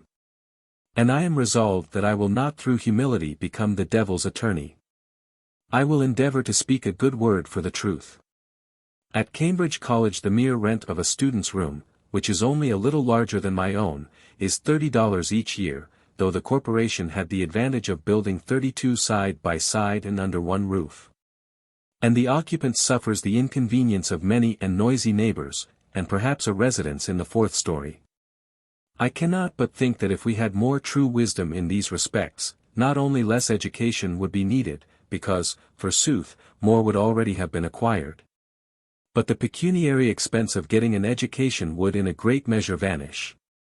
Those conveniences which the student requires at Cambridge or elsewhere cost him or somebody else 10 times as great a sacrifice of life as they would with proper management on both sides. Those things for which the most money is demanded are never the things which the student most wants. Tuition, for instance, is an important item in the term bill, while for the far more valuable education which he gets by associating with the most cultivated of his contemporaries no charge is made. The mode of founding a college is, commonly, to get up a subscription of dollars and cents, and then, following blindly the principles of a division of labor to its extreme, a principle which should never be followed but with circumspection, to call in a contractor who makes this a subject of speculation. And he employs Irishmen or other operatives actually to lay the foundations, while the students that are to be are said to be fitting themselves for it. And for these oversights successive generations have to pay. I think that it would be better than this, for the students, or those who desire to be benefited by it, even to lay the foundation themselves. The student who secures his coveted leisure and retirement by systematically shirking any labor necessary to man obtains but an ignoble and unprofitable leisure, defrauding himself of the experience which alone can make leisure fruitful. But, says one, you do not mean that the students should go to work with their hands instead of their heads? I do not mean that exactly, but I mean something which he might think a good deal like that. I mean that they should not play life, or study it merely, while the community supports them at this expensive game, but earnestly live it from beginning to end. How could youths better learn to live than by at once trying the experiment of living? Methinks this would exercise their minds as much as mathematics. If I wished a boy to know something about the arts and sciences, for instance, I would not pursue the common course, which is merely to send him into the neighborhood of some professor, where anything is professed and practiced but the art of life. To survey the world through a telescope or a microscope, and never with his natural eye, to study chemistry, and not learn how his bread is made, or mechanics, and not learn how it is earned. To discover new satellites to Neptune, and not detect the motes in his eyes, or to what vagabond he is a satellite himself, or to be devoured by the monsters that swarm all around him, while contemplating the monsters in a drop of vinegar. Which would have advanced the most at the end of a month? The boy who had made his own jackknife from the ore which he had dug and smelted, reading as much as would be necessary for this, or the boy who had attended the lectures on metallurgy at the Institute in the meanwhile, and had received a Rogers penknife from his father? Which would be most likely to cut his fingers? To my astonishment I was informed on leaving college that I had studied navigation. Why, if I had taken one turn down the harbor I should have known more about it. Even the poor student studies and is taught only political economy, while that economy of living which is synonymous with philosophy is not even sincerely professed in our colleges. The consequence is, that while he is reading Adam Smith, Ricardo, and Say, he runs his father in debt irretrievably. As with our colleges, so with 100 modern improvements, there is an illusion about them. There is not always a positive advance. The devil goes on exacting compound interest to the last for his early share and numerous succeeding investments in them. Our inventions are wont to be pretty toys, which distract our attention from serious things. They are but improved means to an unimproved end, an end which it was already but too easy to arrive at, as railroads lead to Boston or New York. We are in great haste to construct a magnetic telegraph from Maine to Texas, but Maine and Texas, it may be, have nothing important to communicate. Either is in such a predicament as the man who was earnest to be introduced to a distinguished deaf woman, but when he was presented, and one end of her ear trumpet was put into his hand, had nothing to say. As if the main object were to talk fast and not to talk sensibly. We are eager to tunnel under the Atlantic and bring the old world some weeks nearer to the new. But perchance the first news that will leak through into the broad, flapping American ear will be that the Princess Adelaide has the whooping cough. After all, the man whose horse trots a mile in a minute does not carry the most important messages. He is not an evangelist, nor does he come round eating locusts and wild honey. I doubt if Flying Childers ever carried a peck of corn to mill. One says to me, I wonder that you do not lay up money, you love to travel. You might take the cars and go to Fitchburg today and see the country. But I am wiser than that. I have learned that the swiftest traveler is he that goes afoot. I say to my friend, suppose we try who will get there first. The distance is 30 miles, the fare 90 cents. That is almost a day's wages. I remember when wages were 60 cents a day for laborers on this very road. Well, I start now on foot, and get there before night. I have traveled at that rate by the week together. You will in the meanwhile have earned your fare, and arrive there some time tomorrow, or possibly this evening, if you are lucky enough to get a job in season. Instead of going to Fitchburg, you will be working here the greater part of the day. And so, if the railroad reached round the world, I think that I should keep ahead of you. And as for seeing the country and getting experience of that kind, I should have to cut your acquaintance altogether. Such is the universal law, which no man can ever outwit, and with regard to the railroad even we may say it is as broad as it is long. To make a railroad round the world available to all mankind is equivalent to grading the whole surface of the planet. Men have an indistinct notion that if they keep up this activity of joint stocks and spades long enough all will at length ride somewhere, in next to no time, and for nothing. But though a crowd rushes to the depot, and the conductor shouts all aboard. When the smoke is blown away and the vapor condensed, it will be perceived that a few are riding, but the rest are run over, and it will be called, and will be, a melancholy accident. No doubt they can ride at last who shall have earned their fare, that is, if they survive so long, but they will probably have lost their elasticity and desire to travel by that time. This spending of the best part of one's life earning money in order to enjoy a questionable liberty during the least valuable part of it reminds me of the Englishman who went to India to make a fortune first, in order that he might return to England and live the life of a poet. He should have gone up garret at once. What, exclaim a million Irishmen starting up from all the shanties in the land, is not this railroad which we have built a good thing? Yes, I answer, comparatively good, that is, you might have done worse.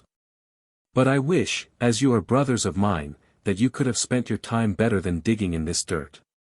Before I finished my house, wishing to earn $10 or $12 by some honest and agreeable method, in order to meet my unusual expenses, I planted about 2 acres and a half of light and sandy soil near it chiefly with beans.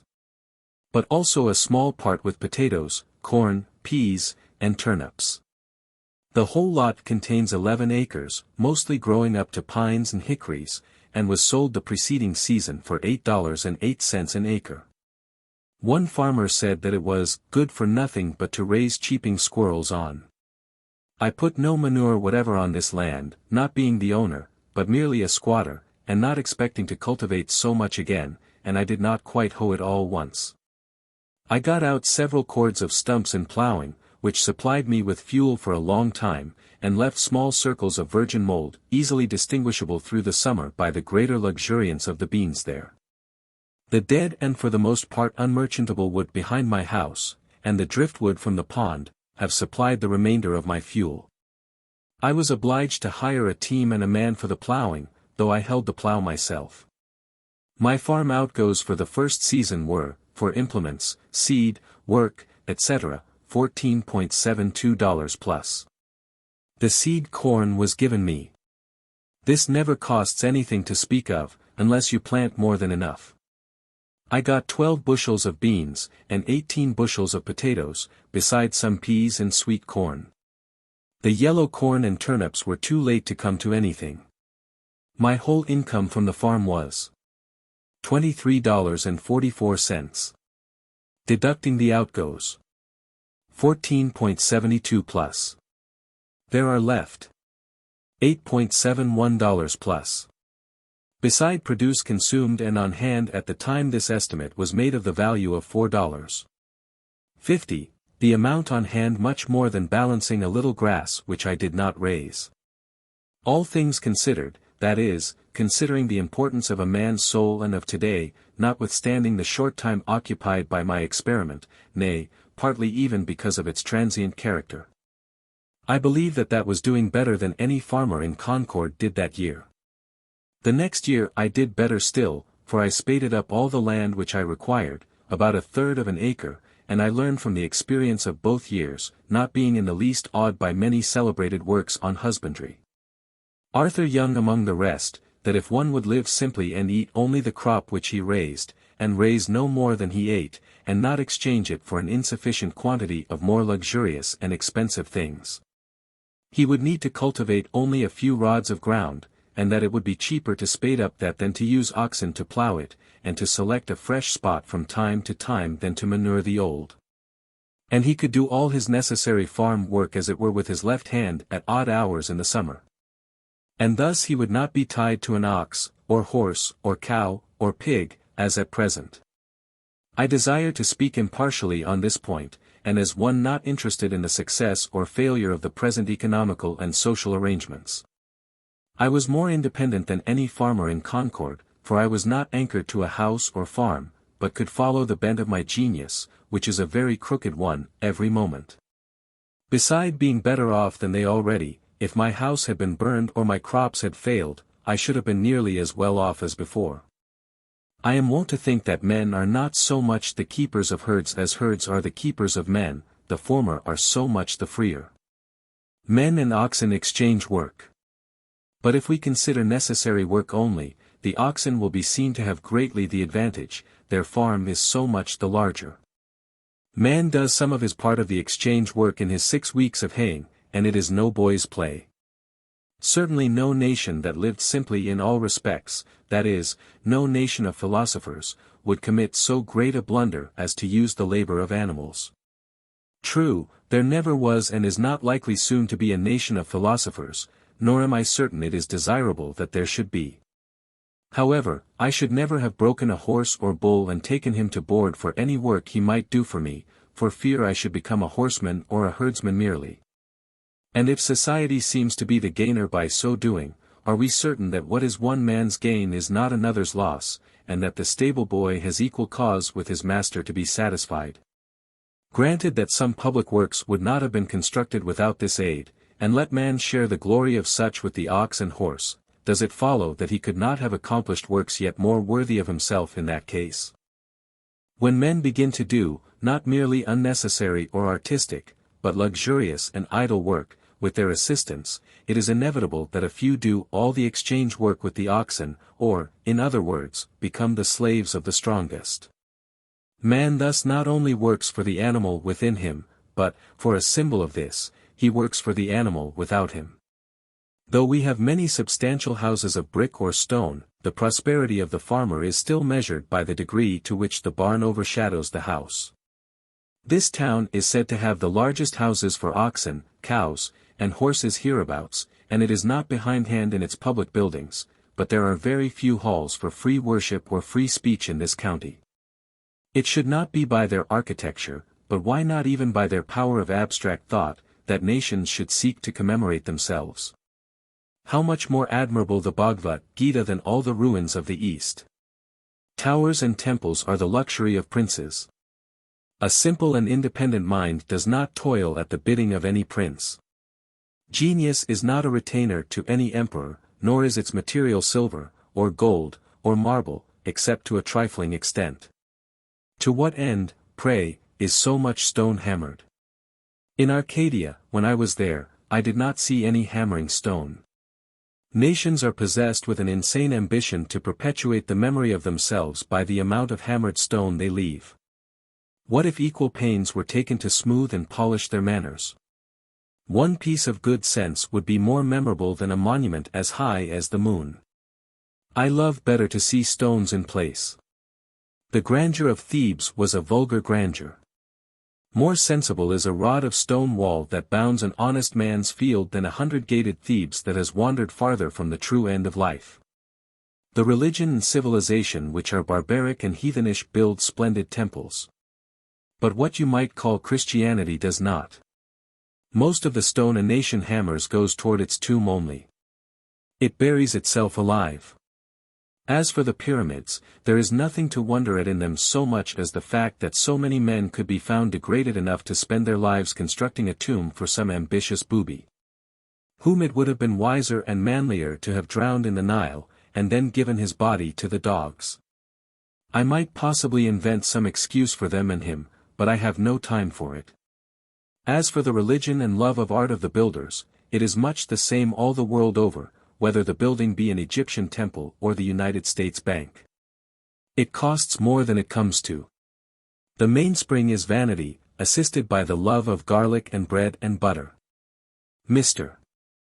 Balcombe, a promising young architect, designs it on the back of his Vitruvius, with hard pencil and ruler, and the job is let out to Dobson and Sons, stonecutters.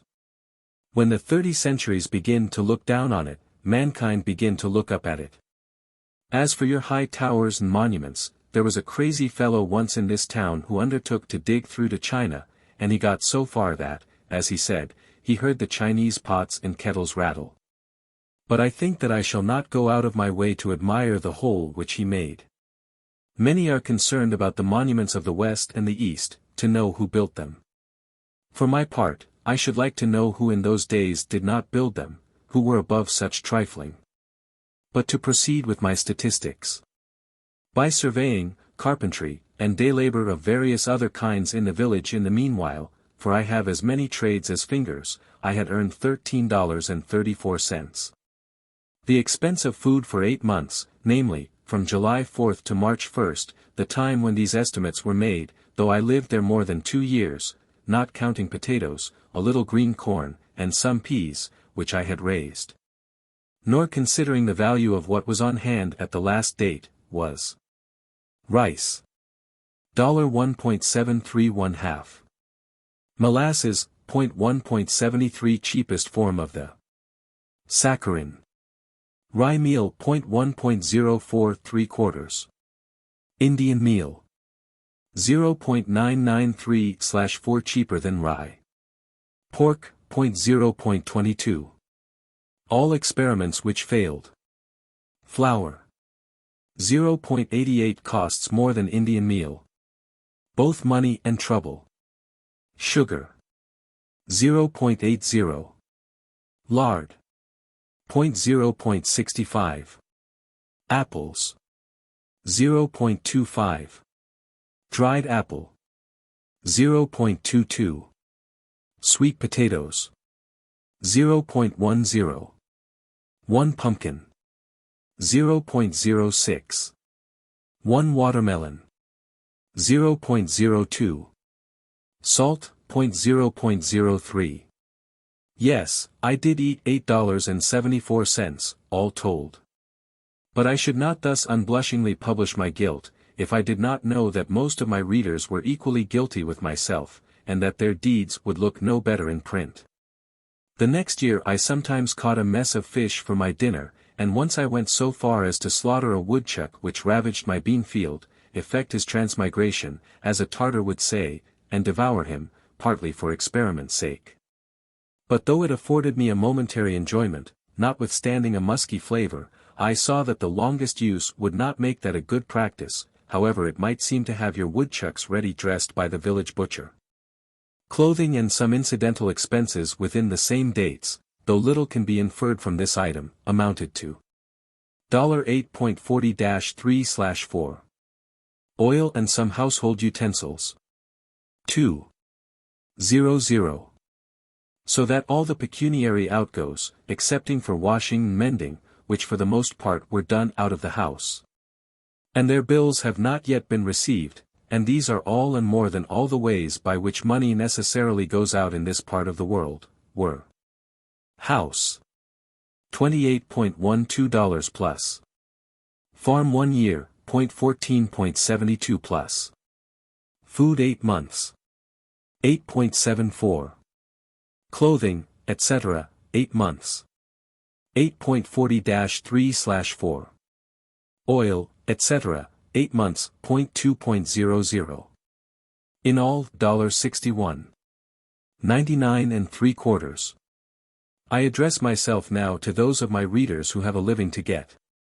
And to meet this I have for farm produce sold $23.44. Earned by day labor 13.34. In all, $36.78. Which subtracted from the sum of the outgoes leaves a balance of $25.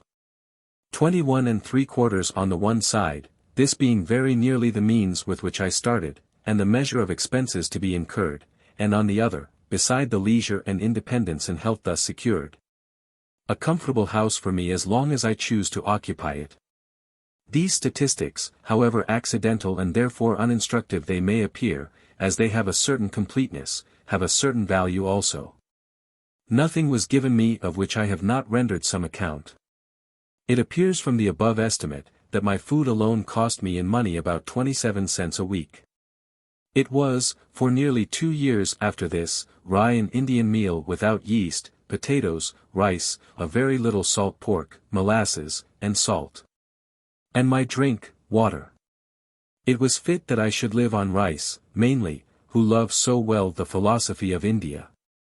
To meet the objections of some inveterate cavillers, I may as well state, that if I dined out occasionally, as I always had done, and I trust shall have opportunities to do again, it was frequently to the detriment of my domestic arrangements.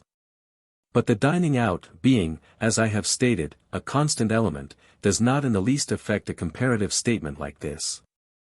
I learned from my 2 years' experience that it would cost incredibly little trouble to obtain one's necessary food, even in this latitude, that a man may use as simple a diet as the animals, and yet retain health and strength.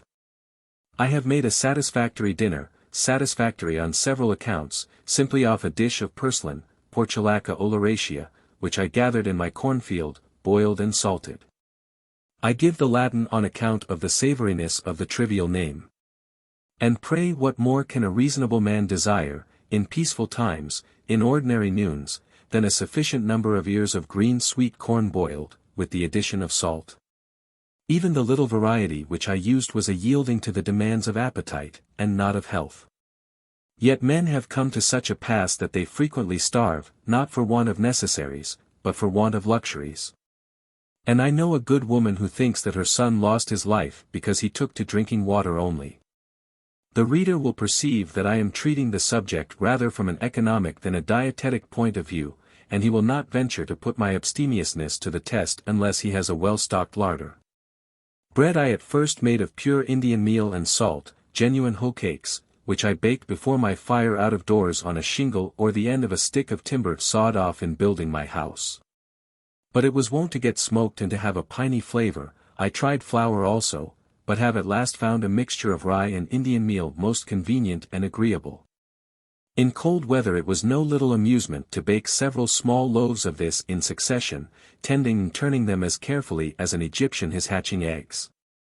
They were a real cereal fruit which I ripened, and they had to my senses a fragrance like that of other noble fruits, which I kept in as long as possible by wrapping them in cloths.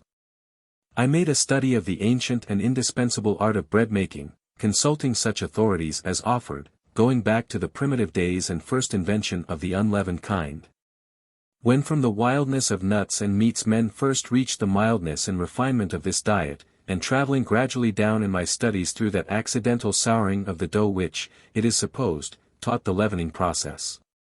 And through the various fermentations thereafter, till I came to good, sweet, wholesome bread, the staff of life. Leaven, which some deem the soul of bread, the spiritus which fills its cellular tissue, which is religiously preserved like the vestal fire, some precious bottleful, I suppose, first brought over in the Mayflower, did the business for America. And its influence is still rising, swelling, spreading, in cerealian billows over the land. This seed I regularly and faithfully procured from the village, till at length one morning I forgot the rules, and scalded my yeast.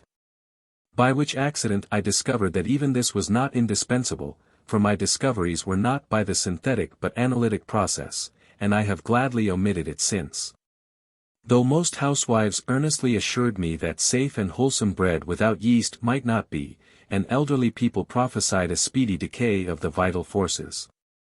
Yet I find it not to be an essential ingredient, and after going without it for a year am still in the land of the living. And I am glad to escape the trivialness of carrying a bottleful in my pocket, which would sometimes pop and discharge its contents to my discomfiture. It is simpler and more respectable to omit it. Man is an animal who more than any other can adapt himself to all climates and circumstances. Neither did I put any sal soda, or other acid or alkali, into my bread. It would seem that I made it according to the recipe which Marcus Porcius Cato gave about 2 centuries before Christ. Panem depstitium sic facito. Manus mortarium bene lavato. Farinam in mortarium indito, aqui politim adito, subigitoque pulcher. Ubi bene subegeris, defingito, cocitoque sub testu. Which I take to mean, make kneaded bread thus. Wash your hands and trough well. Put the meal into the trough, add water gradually, and knead it thoroughly. When you have kneaded it well, mold it, and bake it under a cover, that is, in a baking kettle. Not a word about leaven. But I did not always use this staff of life. At one time, owing to the emptiness of my purse, I saw none of it for more than a month. Every New Englander might easily raise all his own breadstuffs in this land of rye and Indian corn, and not depend on distant and fluctuating markets for them. Yet so far are we from simplicity and independence that, in Concord, fresh and sweet meal is rarely sold in the shops, and hominy and corn in a still coarser form are hardly used by any. For the most part the farmer gives to his cattle and hogs the grain of his own producing, and buys flour, which is at least no more wholesome, at a greater cost, at the store. I saw that I could easily raise my bushel or 2 of rye and Indian corn, for the former will grow on the poorest land, and the latter does not require the best, and grind them in a hand mill, and so do without rice and pork. And if I must have some concentrated sweet, I found by experiment that I could make a very good molasses either of pumpkins or beets, and I knew that I needed only to set out a few maples to obtain it more easily still. And while these were growing I could use various substitutes beside those which I have named. For, as the forefathers sang, we can make liquor to sweeten our lips. Of pumpkins and parsnips and walnut tree chips. Finally, as for salt, that grossest of groceries, to obtain this might be a fit occasion for a visit to the seashore, or, if I did without it altogether, I should probably drink the less water. I do not learn that the Indians ever troubled themselves to go after it.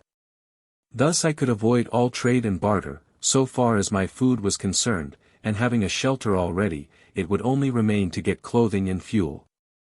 The pantaloons which I now wear were woven in a farmer's family. Thank heaven there is so much virtue still in man, for I think the fall from the farmer to the operative as great and memorable as that from the man to the farmer. And in a new country, fuel is an encumbrance. As for a habitat, if I were not permitted still to squat, I might purchase 1 acre at the same price for which the land I cultivated was sold, namely, $8.08. But as it was, I considered that I enhanced the value of the land by squatting on it. There is a certain class of unbelievers who sometimes ask me such questions as, if I think that I can live on vegetable food alone. And to strike at the root of the matter at once, for the root is faith, I am accustomed to answer such, that I can live on board nails. If they cannot understand that, they cannot understand much that I have to say. For my part, I am glad to bear of experiments of this kind being tried, as that a young man tried for a fortnight to live on hard, raw corn on the ear, using his teeth for all mortar. The squirrel tribe tried the same and succeeded. The human race is interested in these experiments, though a few old women who are incapacitated for them, or who own their thirds in mills, may be alarmed.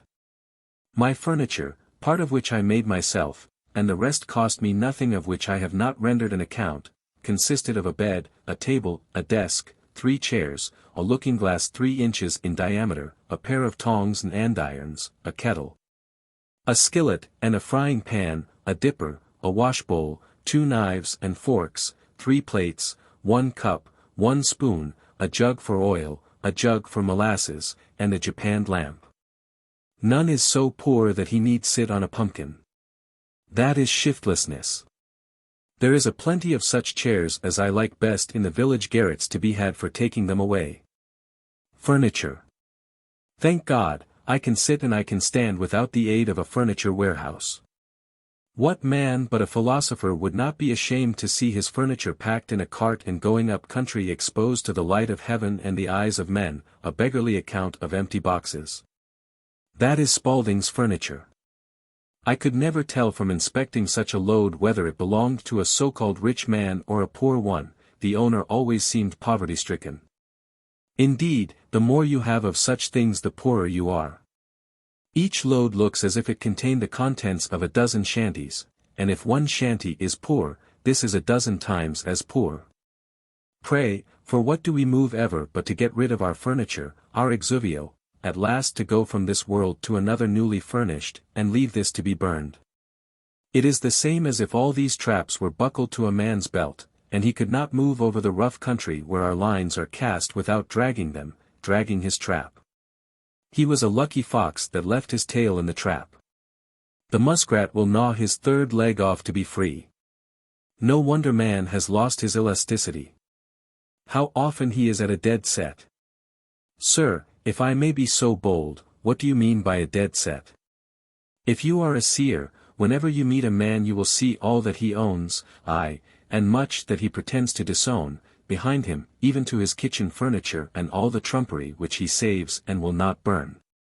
And he will appear to be harnessed to it and making what headway he can. I think that the man is at a dead set who has got through a knot-hole or gateway where his sledge load of furniture cannot follow him.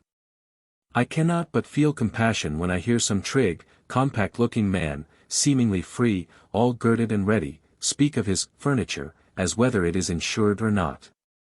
But what shall I do with my furniture? My gay butterfly is entangled in a spider's web then. Even those who seem for a long while not to have any, if you inquire more narrowly you will find have some stored in somebody's barn.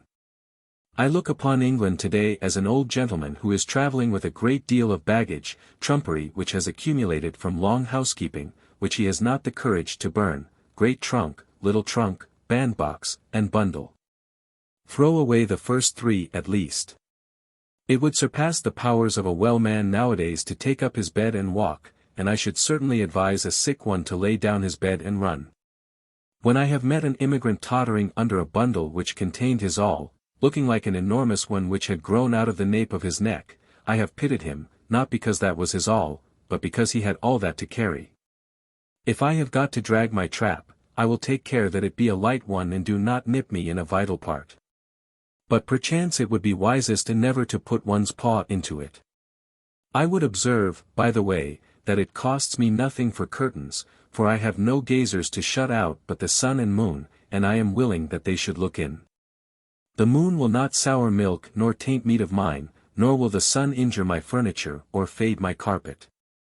And if he is sometimes too warm a friend, I find it still better economy to retreat behind some curtain which nature has provided, than to add a single item to the details of housekeeping. A lady once offered me a mat, but as I had no room to spare within the house, nor time to spare within or without to shake it, I declined it, preferring to wipe my feet on the sod before my door. It is best to avoid the beginnings of evil. Not long since I was present at the auction of a deacon's effects, for his life had not been ineffectual. The evil that men do lives after them. As usual, a great proportion was trumpery which had begun to accumulate in his father's day. Among the rest was a dried tapeworm. And now, after lying half a century in his garret and other dust holes, these things were not burned. Instead of a bonfire, or purifying destruction of them, there was an auction, or increasing of them. The neighbors eagerly collected to view them, bought them all, and carefully transported them to their garrets and dust holes, to lie there till their estates are settled, when they will start again. When a man dies he kicks the dust.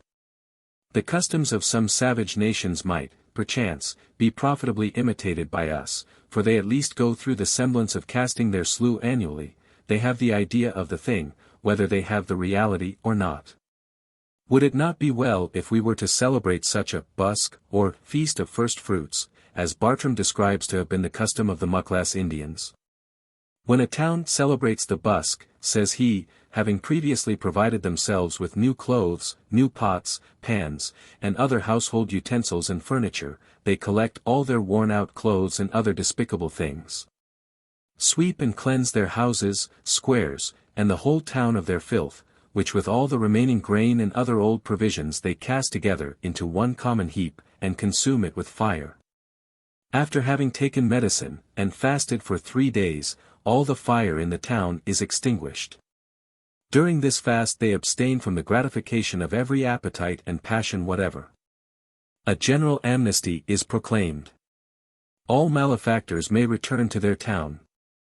On the 4th morning, the high priest, by rubbing dry wood together, produces new fire in the public square, from whence every habitation in the town is supplied with the new and pure flame. They then feast on the new corn and fruits, and dance and sing for 3 days, and the 4 following days they receive visits and rejoice with their friends from neighboring towns who have in like manner purified and prepared themselves. The Mexicans also practiced a similar purification at the end of every 52 years, in the belief that it was time for the world to come to an end. I have scarcely heard of a truer sacrament, that is, as the dictionary defines it, outward and visible sign of an inward and spiritual grace, than this, and I have no doubt that they were originally inspired directly from heaven to do thus. Though they have no biblical record of the revelation. For more than 5 years I maintained myself thus solely by the labor of my hands, and I found that, by working about 6 weeks in a year, I could meet all the expenses of living. The whole of my winters, as well as most of my summers, I had free and clear for study. I have thoroughly tried school-keeping, and found that my expenses were in proportion, or rather out of proportion, to my income, for I was obliged to dress and train, not to say think and believe, accordingly, and I lost my time into the bargain. As I did not teach for the good of my fellow men, but simply for a livelihood, this was a failure. I have tried trade, but I found that it would take 10 years to get under way in that, and that then I should probably be on my way to the devil. I was actually afraid that I might by that time be doing what is called a good business. When formerly I was looking about to see what I could do for a living, some sad experience in conforming to the wishes of friends being fresh in my mind to tax my ingenuity, I thought often and seriously of picking huckleberries. That surely I could do, and its small profits might suffice, for my greatest skill has been to want but little, so little capital it required, so little distraction from my wonted moods, I foolishly thought. While my acquaintances went unhesitatingly into trade or the professions, I contemplated this occupation as most like theirs, ranging the hills all summer to pick the berries which came in my way, and thereafter carelessly dispose of them. So, to keep the flocks of Admetus. I also dreamed that I might gather the wild herbs, or carry evergreens to such villagers as love to be reminded of the woods, even to the city, by hay-cart loads. But I have since learned that trade curses everything it handles, and though you trade in messages from heaven, the whole curse of trade attaches to the business. As I preferred some things to others, and especially valued my freedom, as I could fare hard and yet succeed well, I did not wish to spend my time in earning rich carpets or other fine furniture, or delicate cookery, or a house in the Grecian or the Gothic style just yet. If there are any to whom it is no interruption to acquire these things, and who know how to use them when acquired, I relinquish to them the pursuit. Some are industrious, and appear to love labor for its own sake, or perhaps because it keeps them out of worse mischief. To such I have at present nothing to say. Those who would not know what to do with more leisure than they now enjoy, I might advise to work twice as hard as they do, work till they pay for themselves, and get their free papers. For myself I found that the occupation of a day laborer was the most independent of any, especially as it required only 30 or 40 days in a year to support one. The laborer's day ends with the going down of the sun, and he is then free to devote himself to his chosen pursuit, independent of his labor, but his employer, who speculates from month to month, has no respite from one end of the year to the other. In short, I am convinced, both by faith and experience, that to maintain oneself on this earth is not a hardship but a pastime, if we will live simply and wisely. As the pursuits of the simpler nations are still the sports of the more artificial. It is not necessary that a man should earn his living by the sweat of his brow, unless he sweats easier than I do. One young man of my acquaintance, who has inherited some acres, told me that he thought he should live as I did, if he had the means. I would not have any one adopt my mode of living on any account. For, beside that before he has fairly learned it I may have found out another for myself, I desire that there may be as many different persons in the world as possible. But I would have each one be very careful to find out and pursue his own way, and not his father's or his mother's or his neighbor's instead. The youth may build or plant or sail, only let him not be hindered from doing that which he tells me he would like to do. It is by a mathematical point only that we are wise, as the sailor or the fugitive slave keeps the pole star in his eye. But that is sufficient guidance for all our life. We may not arrive at our port within a calculable period, but we would preserve the true course. Undoubtedly, in this case, what is true for one is truer still for 1,000, as a large house is not proportionally more expensive than a small one, since one roof may cover, one cellar underlie, and one wall separate several apartments. But for my part, I preferred the solitary dwelling. Moreover, it will commonly be cheaper to build the whole yourself than to convince another of the advantage of the common wall. And when you have done this, the common partition, to be much cheaper, must be a thin one, and that other may prove a bad neighbor, and also not keep his side in repair. The only cooperation which is commonly possible is exceedingly partial and superficial, and what little true cooperation there is as if it were not, being a harmony inaudible to men. If a man has faith, he will cooperate with equal faith everywhere; if he has not faith, he will continue to live like the rest of the world, whatever company he is joined to. To cooperate in the highest as well as the lowest sense, means to get our living together. I heard it proposed lately that 2 young men should travel together over the world, the one without money, earning his means as he went, before the mast and behind the plough, the other carrying a bill of exchange in his pocket. It was easy to see that they could not long be companions or cooperate, since one would not operate at all. They would part at the first interesting crisis in their adventures. Above all, as I have implied, the man who goes alone can start today. But he who travels with another must wait till that other is ready, and it may be a long time before they get off. But all this is very selfish, I have heard some of my townsmen say. I confess that I have hitherto indulged very little in philanthropic enterprises. I have made some sacrifices to a sense of duty, and among others have sacrificed this pleasure also. There are those who have used all their arts to persuade me to undertake the support of some poor family in the town, and if I had nothing to do, for the devil finds employment for the idle, I might try my hand at some such pastime as that. However, when I have thought to indulge myself in this respect, and lay their heaven under an obligation by maintaining certain poor persons in all respects as comfortably as I maintain myself, and have even ventured so far as to make them the offer, they have one and all unhesitatingly preferred to remain poor. While my townsmen and women are devoted in so many ways to the good of their fellows, I trust that one at least may be spared to other and less humane pursuits. You must have a genius for charity as well as for anything else. As for doing good, that is one of the professions which are full. Moreover, I have tried it fairly, and, strange as it may seem, am satisfied that it does not agree with my constitution. Probably I should not consciously and deliberately forsake my particular calling to do the good which society demands of me, to save the universe from annihilation. And I believe that a like but infinitely greater steadfastness elsewhere is all that now preserves it. But I would not stand between any man and his genius. And to him who does this work, which I decline, with his whole heart and soul and life, I would say, persevere, even if the world call it doing evil, as it is most likely they will. I am far from supposing that my case is a peculiar one. No doubt many of my readers would make a similar defense.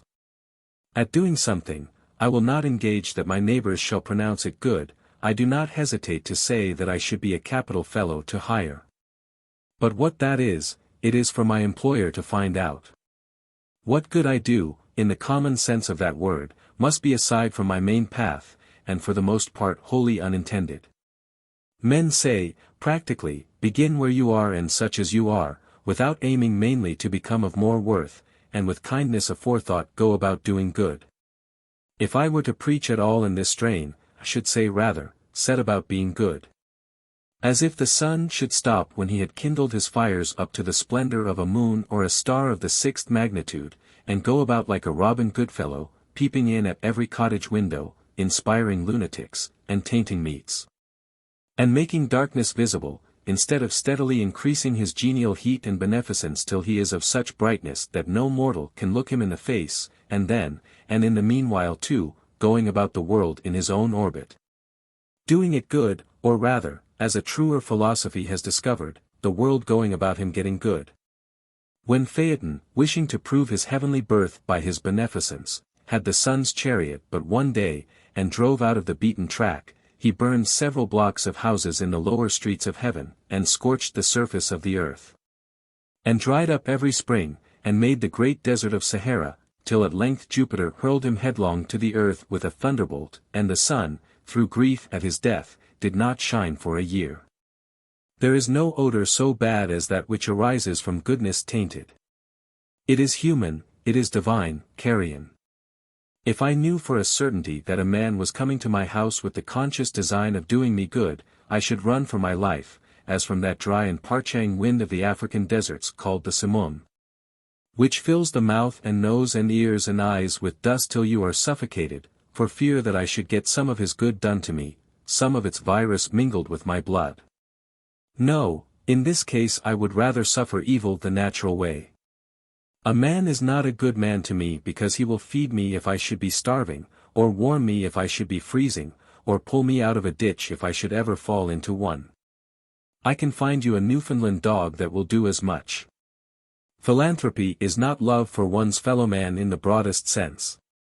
Howard was no doubt an exceedingly kind and worthy man in his way, and has his reward. But, comparatively speaking, what are 100 Howards to us, if their philanthropy do not help us in our best estate, when we are most worthy to be helped? I never heard of a philanthropic meeting in which it was sincerely proposed to do any good to me, or the like of me. The Jesuits were quite balked by those Indians who, being burned at the stake, suggested new modes of torture to their tormentors. Being superior to physical suffering, it sometimes chanced that they were superior to any consolation which the missionaries could offer. And the law to do as you would be done by fell with less persuasiveness on the ears of those who, for their part, did not care how they were done by, who loved their enemies after a new fashion, and came very near freely forgiving them all they did. Be sure that you give the poor the aid they most need, though it be your example which leaves them far behind. If you give money, spend yourself with it, and do not merely abandon it to them. We make curious mistakes sometimes. Often the poor man is not so cold and hungry as he is dirty and ragged and gross. It is partly his taste, and not merely his misfortune. If you give him money, he will perhaps buy more rags with it. I was wont to pity the clumsy Irish labourers who cut ice on the pond, in such mean and ragged clothes, while I shivered in my more tidy and somewhat more fashionable garments, till, one bitter cold day, one who had slipped into the water came to my house to warm him, and I saw him strip off 3 pairs of pants and 2 pairs of stockings ere he got down to the skin, though they were dirty and ragged enough, it is true. And that he could afford to refuse the extra garments which I offered him, he had so many intra ones. This ducking was the very thing he needed. Then I began to pity myself, and I saw that it would be a greater charity to bestow on me a flannel shirt than a whole slop shop on him. There are 1,000 hacking at the branches of evil to one who is striking at the root. And it may be that he who bestows the largest amount of time and money on the needy is doing the most by his mode of life to produce that misery which he strives in vain to relieve. It is the pious slave breeder devoting the proceeds of every 10th slave to buy a Sunday's liberty for the rest. Some show their kindness to the poor by employing them in their kitchens. Would they not be kinder if they employed themselves there? You boast of spending 1/10 part of your income in charity, maybe you should spend the 9/10 so, and done with it. Society recovers only 1/10 part of the property then. Is this owing to the generosity of him in whose possession it is found, or to the remissness of the officers of justice? Philanthropy is almost the only virtue which is sufficiently appreciated by mankind. Nay, it is greatly overrated. And it is our selfishness which overrates it. A robust poor man, one sunny day here in Concord, praised a fellow townsman to me, because, as he said, he was kind to the poor, meaning himself. The kind uncles and aunts of the race are more esteemed than its true spiritual fathers and mothers. I once heard a reverend lecturer on England, a man of learning and intelligence, after enumerating her scientific, literary, and political worthies, Shakespeare, Bacon, Cromwell, Milton, Newton, and others, speak next of her Christian heroes, whom, as if his profession required it of him, he elevated to a place far above all the rest, as the greatest of the great. They were Penn, Howard, and Mrs. Fry. Every one must feel the falsehood and cant of this. The last were not England's best men and women, only, perhaps, her best philanthropists. I would not subtract anything from the praise that is due to philanthropy, but merely demand justice for all who by their lives and works are a blessing to mankind. I do not value chiefly a man's uprightness and benevolence, which are, as it were, his stem and leaves. Those plants of whose greenness withered we make herb tea for the sick serve but a humble use, and are most employed by quacks. I want the flower and fruit of a man, that some fragrance be wafted over from him to me, and some ripeness flavor our intercourse.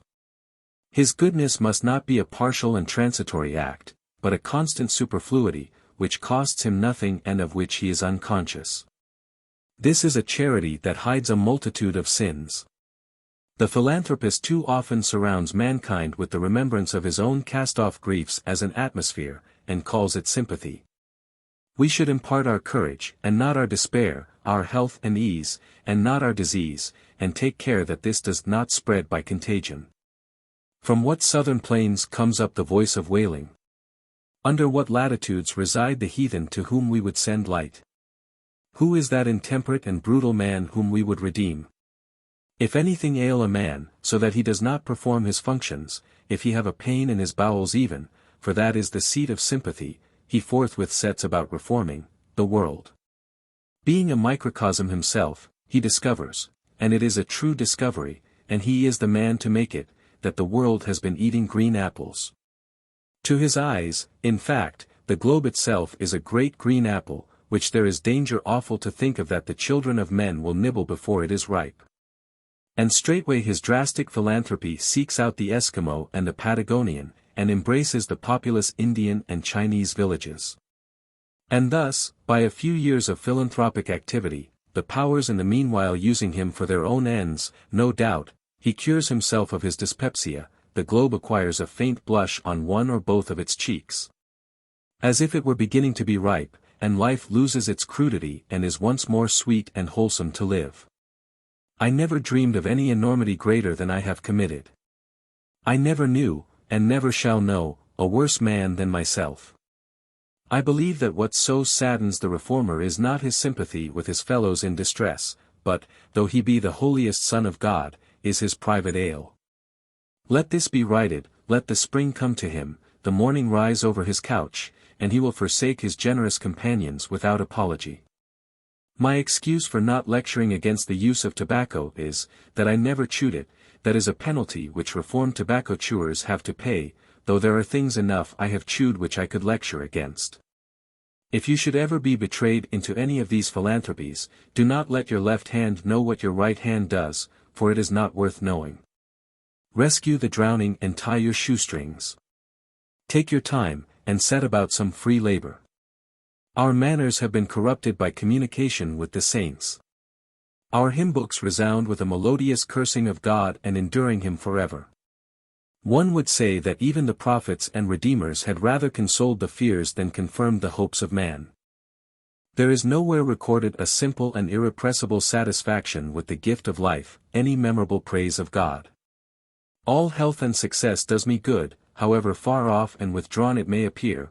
All disease and failure helps to make me sad and does me evil, however much sympathy it may have with me or I with it. If, then, we would indeed restore mankind by truly Indian, botanic, magnetic, or natural means, let us first be as simple and well as nature ourselves, dispel the clouds which hang over our own brows, and take up a little life into our pores. Do not stay to be an overseer of the poor, but endeavor to become one of the worthies of the world. I read in the Gulistan, or flower garden, of Sheikh Sudi of Shiraz, that, they asked a wise man, saying, of the many celebrated trees which the Most High God has created lofty and umbrageous, they call none azad, or free, excepting the cypress, which bears no fruit. What mystery is there in this? He replied, each has its appropriate produce, an appointed season, during the continuance of which it is fresh and blooming, and during their absence dry and withered. To neither of which states is the cypress exposed, being always flourishing, and of this nature are the azads, or religious independents. Fix not thy heart on that which is transitory. For the Dijla, or Tigris, will continue to flow through Baghdad after the race of caliphs is extinct. If thy hand has plenty, be liberal as the date tree, but if it affords nothing to give away, be an azad, or free man, like the cypress. Complemental verses. The pretensions of poverty. Thou dost presume too much, poor needy wretch, to claim a station in the firmament. Because thy humble cottage, or thy tub, nurses some lazy or pedantic virtue. In the cheap sunshine or by shady springs, with roots and pot herbs. Where thy right hand, tearing those humane passions from the mind, upon whose stalks fair blooming virtues flourish, degradeth nature, and benumbeth sense, and, Gorgon-like, turns active men to stone. We not require the dull society of your necessitated temperance, or that unnatural stupidity, that knows nor joy nor sorrow, nor your forked, falsely exalted passive fortitude, above the active, this low abject brood, that fix their seats in mediocrity, become your servile minds. But we advance such virtues only as admit excess, brave, bounteous acts, regal magnificence, all-seeing prudence, magnanimity, that knows no bound, and that heroic virtue, for which antiquity hath left no name, but patterns only, such as Hercules, Achilles, Theseus. Back to thy loathed cell. And when thou sayest the new enlightened sphere, study to know but what those worthies were. T. Carew. How do you find this book? Any thoughts about the book or the author? Any suggestion for improvement? Please take a moment to share your thoughts in a comment. If you like it, share it with your friends who might enjoy it as well. Subscribe to keep in touch. Visit CompleteAudiobooks.com for more quality content. Where I lived, and what I lived for. At a certain season of our life we are accustomed to consider every spot as the possible site of a house. I have thus surveyed the country on every side within a dozen miles of where I live. In imagination I have bought all the farms in succession, for all were to be bought, and I knew their price. I walked over each farmer's premises, tasted his wild apples, discoursed on husbandry with him, took his farm at his price, at any price, mortgaging it to him in my mind. Even put a higher price on it, took everything but a deed of it, took his word for his deed, for I dearly loved to talk, cultivated it, and him too to some extent, I trust, and withdrew when I had enjoyed it long enough, leaving him to carry it on. This experience entitled me to be regarded as a sort of real estate broker by my friends. Wherever I sat, there I might live, and the landscape radiated from me accordingly. What is a house but a seat? Better if a country seat. I discovered many a site for a house not likely to be soon improved, which some might have thought too far from the village, but to my eyes the village was too far from it. Well, there I might live, I said. And there I did live, for an hour, a summer and a winter life, saw how I could let the years run off, buffet the winter through, and see the spring come in. The future inhabitants of this region, wherever they may place their houses, may be sure that they have been anticipated. An afternoon sufficed to lay out the land into orchard, woodlot, and pasture, and to decide what fine oaks or pines should be left to stand before the door, and whence each blasted tree could be seen to the best advantage. And then I let it lie, fallow, perchance, for a man is rich in proportion to the number of things which he can afford to let alone. My imagination carried me so far that I even had the refusal of several farms. The refusal was all I wanted, but I never got my fingers burned by actual possession. The nearest that I came to actual possession was when I bought the Hollowell place, and had begun to sort my seeds, and collected materials with which to make a wheelbarrow to carry it on or off with. But before the owner gave me a deed of it, his wife, every man has such a wife, changed her mind and wished to keep it, and he offered me $10 to release him. Now, to speak the truth, I had but 10 cents in the world, and it surpassed my arithmetic to tell, if I was that man who had 10 cents, or who had a farm, or $10, or all together. However, I let him keep the $10 and the farm too, for I had carried it far enough. Or rather, to be generous, I sold him the farm for just what I gave for it, and, as he was not a rich man, made him a present of $10, and still had my 10 cents, and seeds, and materials for a wheelbarrow left. I found thus that I had been a rich man without any damage to my poverty. But I retained the landscape, and I have since annually carried off what it yielded without a wheelbarrow. With respect to landscapes, I am monarch of all I survey. My right there is none to dispute. I have frequently seen a poet withdraw, having enjoyed the most valuable part of a farm, while the crusty farmer supposed that he had got a few wild apples only. Why, the owner does not know it for many years when a poet has put his farm in rhyme, the most admirable kind of invisible fence, has fairly impounded it, milked it, skimmed it, and got all the cream, and left the farmer only the skimmed milk. The real attractions of the Hollowell farm, to me, were, its complete retirement, being, about 2 miles from the village, half a mile from the nearest neighbor, and separated from the highway by a broad field. Its bounding on the river, which the owner said protected it by its fogs from frosts in the spring, though that was nothing to me. The grey color and ruinous state of the house and barn, and the dilapidated fences, which put such an interval between me and the last occupant. The hollow and lichen-covered apple trees, gnawed by rabbits, showing what kind of neighbors I should have. But above all, the recollection I had of it from my earliest voyages up the river, when the house was concealed behind a dense grove of red maples, through which I heard the house dog bark. I was in haste to buy it, before the proprietor finished getting out some rocks, cutting down the hollow apple trees, and grubbing up some young birches which had sprung up in the pasture, or, in short, had made any more of his improvements. To enjoy these advantages I was ready to carry it on. Like Atlas, to take the world on my shoulders, I never heard what compensation he received for that, and do all those things which had no other motive or excuse but that I might pay for it and be unmolested in my possession of it. For I knew all the while that it would yield the most abundant crop of the kind I wanted, if I could only afford to let it alone. But it turned out as I have said. All that I could say, then, with respect to farming on a large scale, I have always cultivated a garden, was, that I had had my seeds ready. Many think that seeds improve with age. I have no doubt that time discriminates between the good and the bad, and when at last I shall plant, I shall be less likely to be disappointed. But I would say to my fellows, once for all, as long as possible live free and uncommitted. It makes but little difference whether you are committed to a farm or the county jail.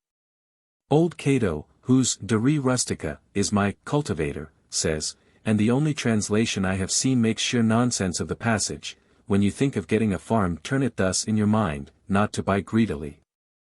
Nor spare your pains to look at it, and do not think it enough to go round it once. The oftener you go there the more it will please you, if it is good. I think I shall not buy greedily, but go round and round it as long as I live, and be buried in it first, that it may please me the more at last. The present was my next experiment of this kind, which I purpose to describe more at length, for convenience putting the experience of 2 years into one. As I have said, I do not propose to write an ode to dejection, but to brag as lustily as Chanticleer in the morning, standing on his roost, if only to wake my neighbors up. When first I took up my abode in the woods, that is, began to spend my nights as well as days there, which, by accident, was on Independence Day, or the 4th of July, 1845, my house was not finished for winter.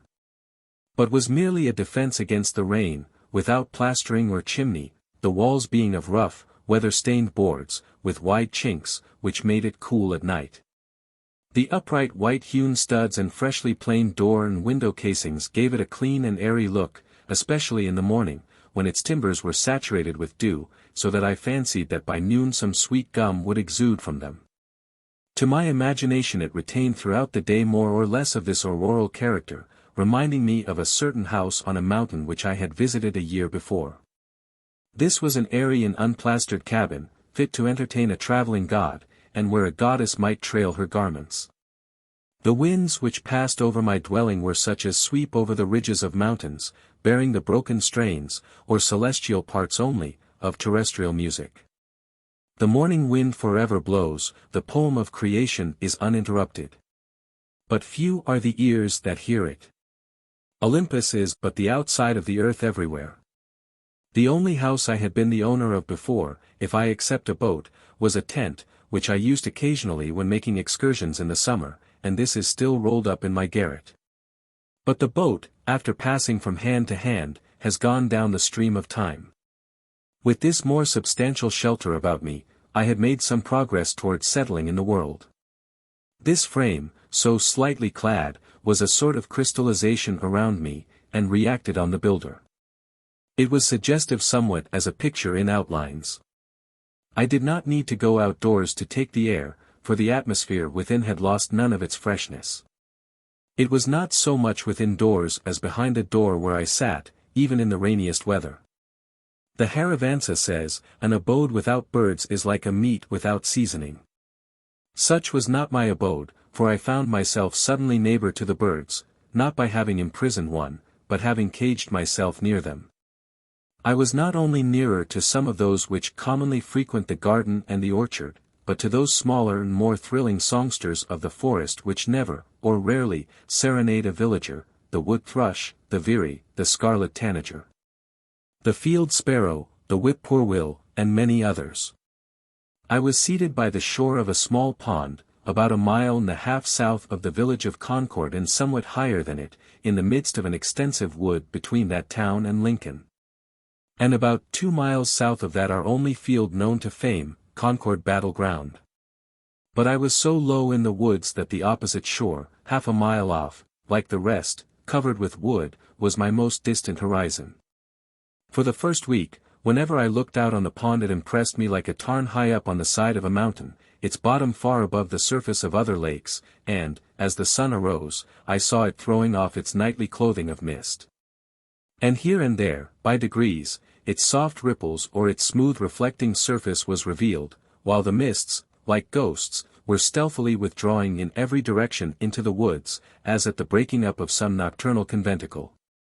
The very dew seemed to hang upon the trees later into the day than usual, as on the sides of mountains.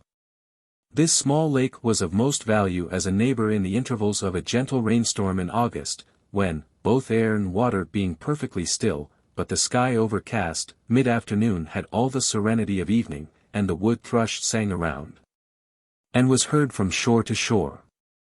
A lake like this is never smoother than at such a time, and the clear portion of the air above it being shallow and darkened by clouds, the water, full of light and reflections, becomes a lower heaven itself so much the more important.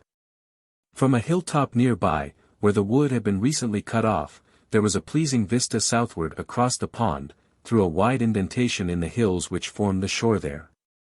Where their opposite sides sloping toward each other suggested a stream flowing out in that direction through a wooded valley, but stream there was none. That way I looked between and over the near green hills to some distant and higher ones in the horizon, tinged with blue. Indeed, by standing on tiptoe I could catch a glimpse of some of the peaks of the still bluer and more distant mountain ranges in the northwest, those true blue coins from heaven's own mint, and also of some portion of the village. But in other directions, even from this point, I could not see over or beyond the woods which surrounded me. It is well to have some water in your neighborhood, to give buoyancy to and float the earth. One value even of the smallest well is, that when you look into it you see that earth is not continent but insular. This is as important as that it keeps butter cool. When I looked across the pond from this peak toward the Sudbury Meadows, which in time of flood I distinguished elevated perhaps by a mirage in their seething valley, like a coin in a basin. All the earth beyond the pond appeared like a thin crust insulated and floated even by this small sheet of interverting water, and I was reminded that this on which I dwelt was but dry land. Though the view from my door was still more contracted, I did not feel crowded or confined in the least. There was pasture enough for my imagination. The low shrub oak plateau to which the opposite shore arose stretched away toward the prairies of the west and the steppes of Tartary, affording ample room for all the roving families of men. There are none happy in the world but beings who enjoy freely a vast horizon, said Damodra, when his herds required new and larger pastures. Both place and time were changed, and I dwelt nearer to those parts of the universe and to those eras in history which had most attracted me. Where I lived was as far off as many a region viewed nightly by astronomers. We are wont to imagine rare and delectable places in some remote and more celestial corner of the system, behind the constellation of Cassiopeia's chair, far from noise and disturbance. I discovered that my house actually had its site in such a withdrawn, but forever new and unprofaned, part of the universe. If it were worth the while to settle in those parts near to the Pleiades or the Hyades, to Aldebaran or Altair, then I was really there, or at an equal remoteness from the life which I had left behind. Dwindled and twinkling with as fine a ray to my nearest neighbor, and to be seen only in moonless nights by him. Such was that part of creation where I had squatted. There was a shepherd that did live, and held his thoughts as high as were the mounts whereon his flocks did hourly feed him by. What should we think of the shepherd's life if his flocks always wandered to higher pastures than his thoughts? Every morning was a cheerful invitation to make my life of equal simplicity, and I may say innocence, with nature herself.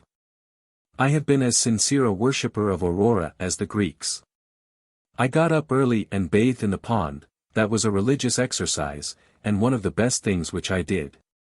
They say that characters were engraven on the bathing tub of King Chingthang to this effect: renew thyself completely each day, do it again, and forever again. I can understand that. Morning brings back the heroic ages. I was as much affected by the faint hum of a mosquito making its invisible and unimaginable tour through my apartment at earliest dawn, when I was sitting with door and windows open, as I could be by any trumpet that ever sang of fame. It was Homer's Requiem, itself an Iliad and Odyssey in the air, singing its own wrath and wanderings. There was something cosmical about it, a standing advertisement, till forbidden, of the everlasting vigor and fertility of the world. The morning, which is the most memorable season of the day, is the awakening hour. Then there is least somnolence in us, and for an hour, at least, some part of us awakes which slumbers all the rest of the day and night. Little is to be expected of that day, if it can be called a day, to which we are not awakened by our genius, but by the mechanical nudgings of some servitor, are not awakened by our own newly acquired force and aspirations from within. Accompanied by the undulations of celestial music, instead of factory bells, and a fragrance filling the air, to a higher life than we fell asleep from. And thus the darkness bear its fruit, and prove itself to be good, no less than the light. That man who does not believe that each day contains an earlier, more sacred, and auroral hour than he has yet profaned, has despaired of life, and is pursuing a descending and darkening way. After a partial cessation of his sensuous life, the soul of man, or its organs rather, are reinvigorated each day, and his genius tries again what noble life it can make. All memorable events, I should say, transpire in morning time and in a morning atmosphere. The Vedas say, all intelligence is awake with the morning. Poetry and art, and the fairest and most memorable of the actions of men, date from such an hour. All poets and heroes, like Memnon, are the children of Aurora, and emit their music at sunrise. To him whose elastic and vigorous thought keeps pace with the sun, the day is a perpetual morning. It matters not what the clocks say or the attitudes and labors of men. Morning is when I am awake and there is a dawn in me. Moral reform is the effort to throw off sleep.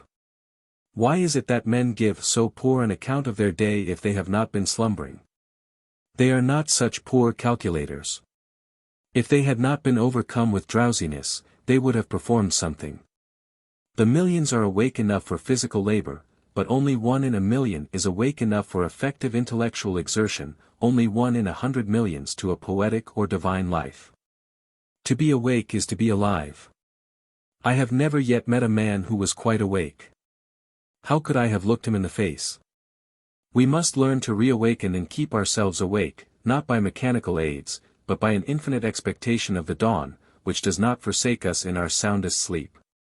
I know of no more encouraging fact than the unquestionable ability of man to elevate his life by a conscious endeavor. It is something to be able to paint a particular picture, or to carve a statue, and so to make a few objects beautiful. But it is far more glorious to carve and paint the very atmosphere and medium through which we look, which morally we can do. To affect the quality of the day, that is the highest of arts. Every man is tasked to make his life, even in its details, worthy of the contemplation of his most elevated and critical hour. If we refused, or rather used up, such paltry information as we get, the oracles would distinctly inform us how this might be done. I went to the woods because I wished to live deliberately, to front only the essential facts of life, and see if I could not learn what it had to teach and not, when I came to die, discover that I had not lived. I did not wish to live what was not life, living is so dear, nor did I wish to practice resignation, unless it was quite necessary.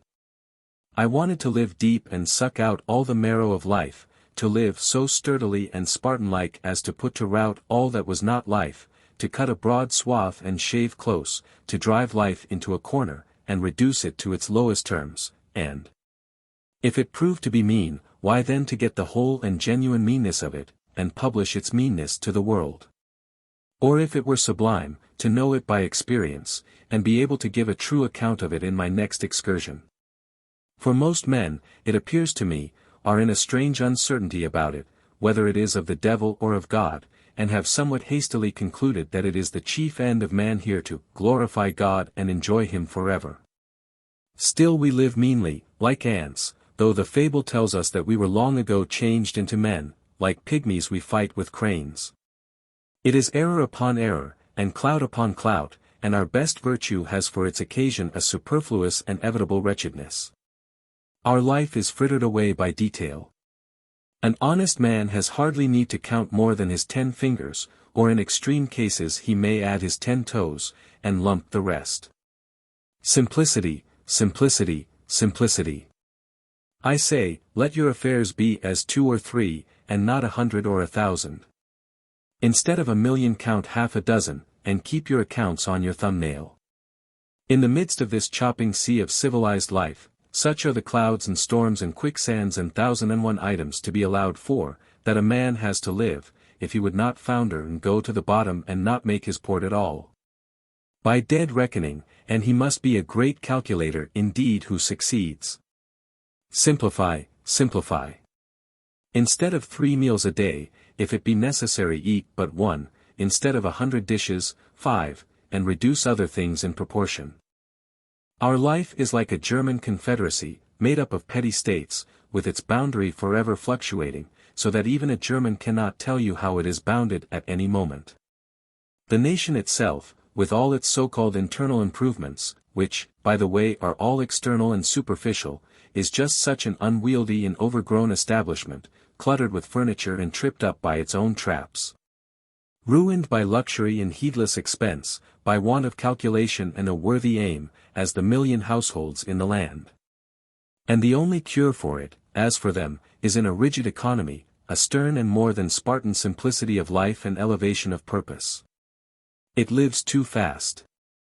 Men think that it is essential that the nation have commerce, and export ice, and talk through a telegraph, and ride 30 miles an hour, without a doubt, whether they do or not. But whether we should live like baboons or like men, is a little uncertain. If we do not get out sleepers, and forge rails, and devote days and nights to the work, but go to tinkering upon our lives to improve them, who will build railroads? And if railroads are not built, how shall we get to heaven in season? But if we stay at home and mind our business, who will want railroads? We do not ride on the railroad, it rides upon us. Did you ever think what those sleepers are that underlie the railroad? Each one is a man, an Irishman, or a Yankee man. The rails are laid on them, and they are covered with sand, and the cars run smoothly over them. They are sound sleepers, I assure you. And every few years a new lot is laid down and run over, so that, if some have the pleasure of riding on a rail, others have the misfortune to be ridden upon. And when they run over a man that is walking in his sleep, a supernumerary sleeper in the wrong position, and wake him up, they suddenly stop the cars, and make a hue and cry about it, as if this were an exception. I am glad to know that it takes a gang of men for every 5 miles to keep the sleepers down and level in their beds as it is, for this is a sign that they may sometime get up again. Why should we live with such hurry and waste of life? We are determined to be starved before we are hungry. Men say that a stitch in time saves 9, and so they take 1,000 stitches today to save 9 tomorrow. As for work, we haven't any of any consequence. We have the St. Vitus dance, and cannot possibly keep our heads still. If I should only give a few pulls at the parish bell rope, as for a fire, that is, without setting the bell, there is hardly a man on his farm in the outskirts of Concord. Notwithstanding that press of engagements which was his excuse so many times this morning, nor a boy, nor a woman, I might almost say, but would forsake all and follow that sound, not mainly to save property from the flames, but, if we will confess the truth, much more to see it burn, since burn it must, and we, be it known, did not set it on fire, or to see it put out, and have a hand in it, if that is done as handsomely. Yes, even if it were the parish church itself. Hardly a man takes a half-hour's nap after dinner, but when he wakes he holds up his head and asks, "What's the news?" as if the rest of mankind had stood his sentinels.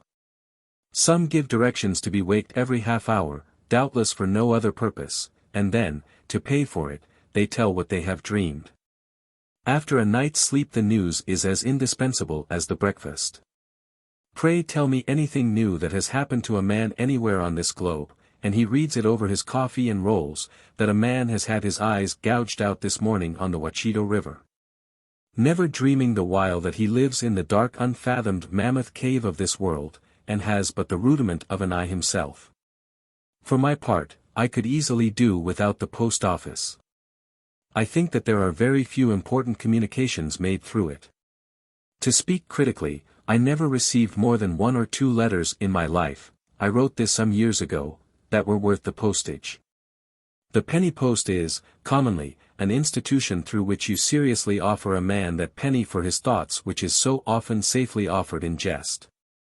And I am sure that I never read any memorable news in a newspaper. If we read of one man robbed, or murdered, or killed by accident, or one house burned, or one vessel wrecked, or one steamboat blown up, or one cow run over on the Western Railroad, or one mad dog killed, or one lot of grasshoppers in the winter, we never need read of another. One is enough. If you are acquainted with the principle, what do you care for a myriad instances and applications? To a philosopher all news, as it is called, is gossip, and they who edit and read it are old women over their tea. Yet not a few are greedy after this gossip. There was such a rush, as I hear, the other day at one of the offices to learn the foreign news by the last arrival, that several large squares of plate glass belonging to the establishment were broken by the pressure, news which I seriously think a ready wit might write a 12-month, or 12 years, beforehand with sufficient accuracy. As for Spain, for instance, if you know how to throw in Don Carlos and the Infanta, and Don Pedro in Seville and Granada, from time to time in the right proportions, they may have changed the names a little since I saw the papers, and serve up a bullfight when other entertainments fail, it will be true to the letter. And give us as good an idea of the exact state or ruin of things in Spain as the most succinct and lucid reports under this head in the newspapers, and as for England. Almost the last significant scrap of news from that quarter was the Revolution of 1649. And if you have learned the history of her crops for an average year, you never need attend to that thing again, unless your speculations are of a merely pecuniary character. If one may judge who rarely looks into the newspapers, nothing new does ever happen in foreign parts, a French Revolution not excepted. What news? How much more important to know what that is which was never old.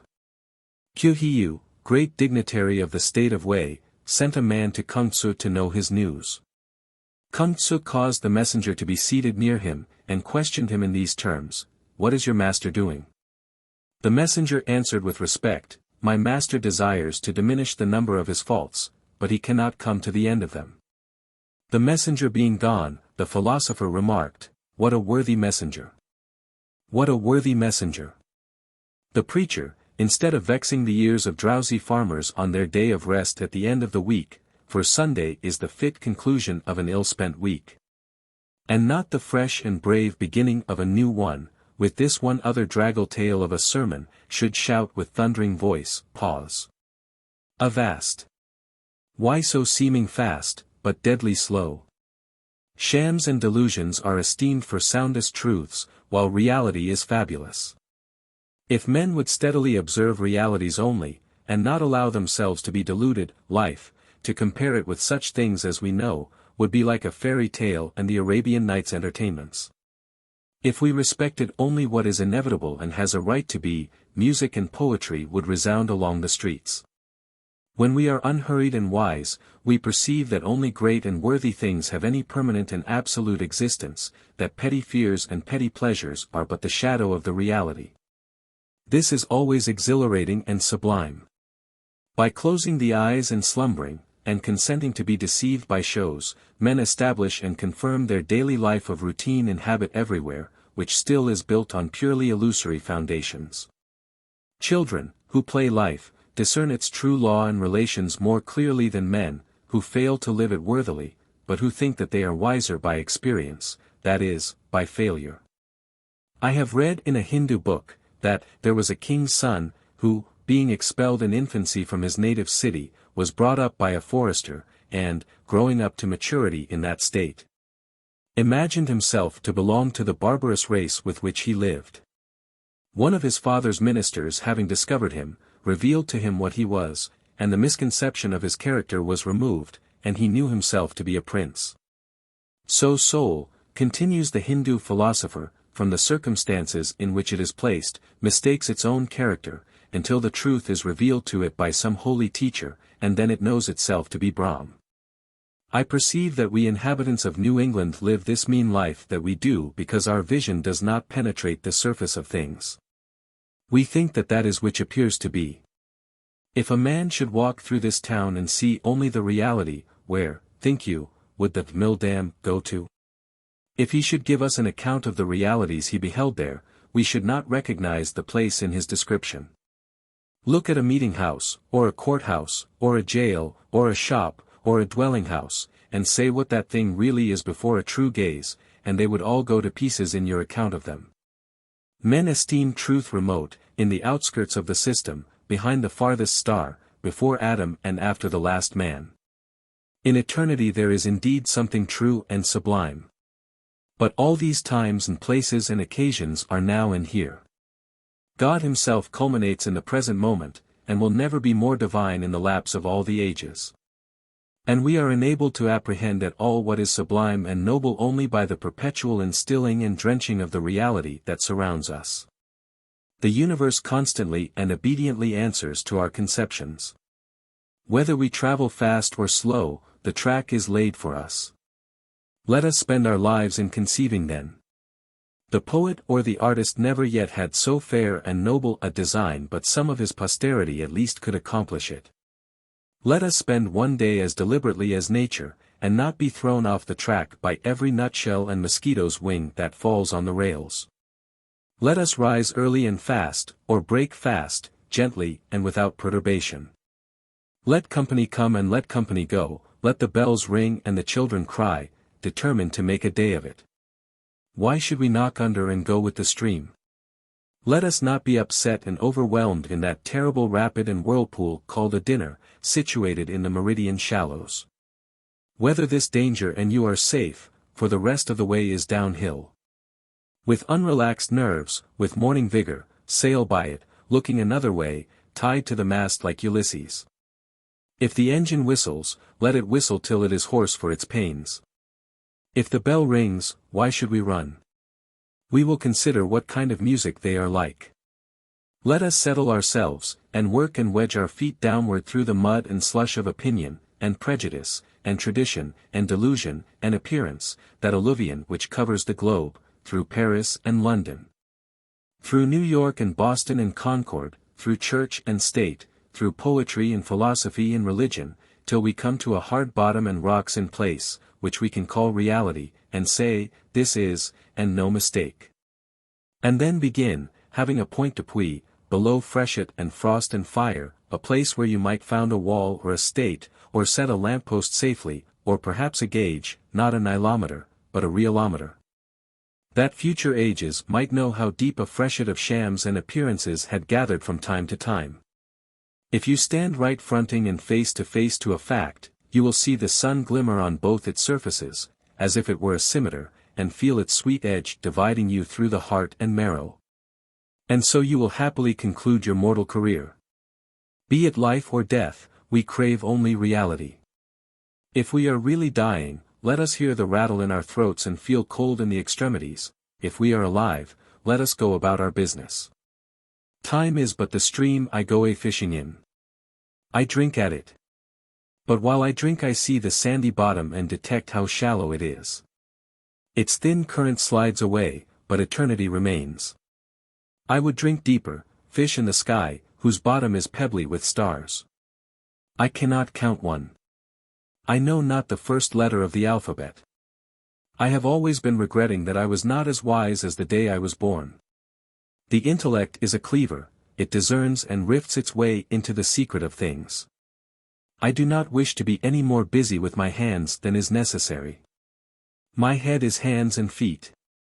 I feel all my best faculties concentrated in it. My instinct tells me that my head is an organ for burrowing, as some creatures use their snout and four paws, and with it I would mine and burrow my way through these hills. I think that the richest vein is somewhere hereabouts. So by the divining rod and thin rising vapors I judge, and here I will begin to mine. Reading. With a little more deliberation in the choice of their pursuits, all men would perhaps become essentially students and observers, for certainly their nature and destiny are interesting to all alike. In accumulating property for ourselves or our posterity, in founding a family or a state, or acquiring fame even, we are mortal, but in dealing with truth we are immortal, and need fear no change nor accident. The oldest Egyptian or Hindu philosopher raised a corner of the veil from the statue of the divinity. And still the trembling robe remains raised, and I gaze upon as fresh a glory as he did, since it was I in him that was then so bold, and it is he in me that now reviews the vision. No dust has settled on that robe. No time has elapsed since that divinity was revealed. That time which we really improve, or which is improvable, is neither past, present, nor future. My residence was more favorable, not only to thought, but to serious reading, than a university. And though I was beyond the range of the ordinary circulating library, I had more than ever come within the influence of those books which circulate round the world, whose sentences were first written on bark, and are now merely copied from time to time on to linen paper. Says the poet Mr. Udd, being seated, to run through the region of the spiritual world, I have had this advantage in books. To be intoxicated by a single glass of wine. I have experienced this pleasure when I have drunk the liquor of the esoteric doctrines. I kept Homer's Iliad on my table through the summer, though I looked at his page only now and then. Incessant labor with my hands, at first, for I had my house to finish and my beans to hoe at the same time, made more study impossible. Yet I sustained myself by the prospect of such reading in future. I read one or two shallow books of travel in the intervals of my work, till that employment made me ashamed of myself, and I asked where it was then that I lived. The student may read Homer or Aeschylus in the Greek without danger of dissipation or luxuriousness, for it implies that he in some measure emulate their heroes, and consecrate morning hours to their pages. The heroic books, even if printed in the character of our mother tongue, will always be in a language dead to degenerate times.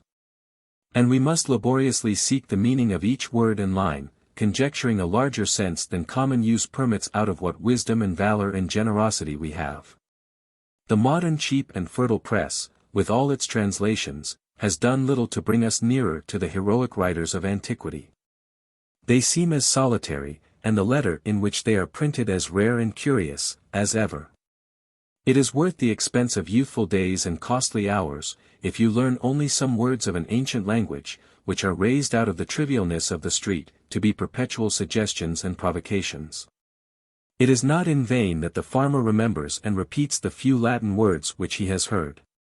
Men sometimes speak as if the study of the classics would at length make way for more modern and practical studies. But the adventurous student will always study classics, in whatever language they may be written and however ancient they may be. For what are the classics but the noblest recorded thoughts of man? They are the only oracles which are not decayed, and there are such answers to the most modern inquiry in them as Delphi and Dodona never gave. We might as well omit to study nature because she is old. To read well, that is, to read true books in a true spirit, is a noble exercise, and one that will task the reader more than any exercise which the customs of the day esteem. It requires a training such as the athletes underwent, the steady intention almost of the whole life to this object. Books must be read as deliberately and reservedly as they were written. It is not enough even to be able to speak the language of that nation by which they are written, for there is a memorable interval between the spoken and the written language, the language heard and the language read. The one is commonly transitory, a sound, a tongue, a dialect merely, almost brutish, and we learn it unconsciously, like the brutes, of our mothers. The other is the maturity and experience of that. If that is our mother tongue, this is our father tongue, a reserved and select expression, too significant to be heard by the ear, which we must be born again in order to speak. The crowds of men who merely spoke the Greek and Latin tongues in the Middle Ages were not entitled by the accident of birth to read the works of genius written in those languages. For these were not written in that Greek or Latin which they knew, but in the select language of literature. They had not learned the nobler dialects of Greece and Rome, but the very materials on which they were written were waste paper to them, and they prized instead a cheap contemporary literature. But when the several nations of Europe had acquired distinct though rude written languages of their own, sufficient for the purposes of their rising literatures, then first learning revived. And scholars were enabled to discern from that remoteness the treasures of antiquity. What the Roman and Grecian multitude could not hear, after the lapse of ages a few scholars read, and a few scholars only are still reading it. However much we may admire the orator's occasional bursts of eloquence, the noblest written words are commonly as far behind or above the fleeting spoken language as the firmament with its stars is behind the clouds. There are the stars, and they who can may read them. The astronomers forever comment on and observe them. They are not exhalations like our daily colloquies and vaporous breath. What is called eloquence in the forum is commonly found to be rhetoric in the study. The orator yields to the inspiration of a transient occasion, and speaks to the mob before him, to those who can hear him. But the writer, whose more equable life is his occasion, and who would be distracted by the event and the crowd which inspire the orator, speaks to the intellect and health of mankind, to all in any age who can understand him. No wonder that Alexander carried the Iliad with him on his expeditions in a precious casket. A written word is the choicest of relics. It is something at once more intimate with us and more universal than any other work of art. It is the work of art nearest to life itself.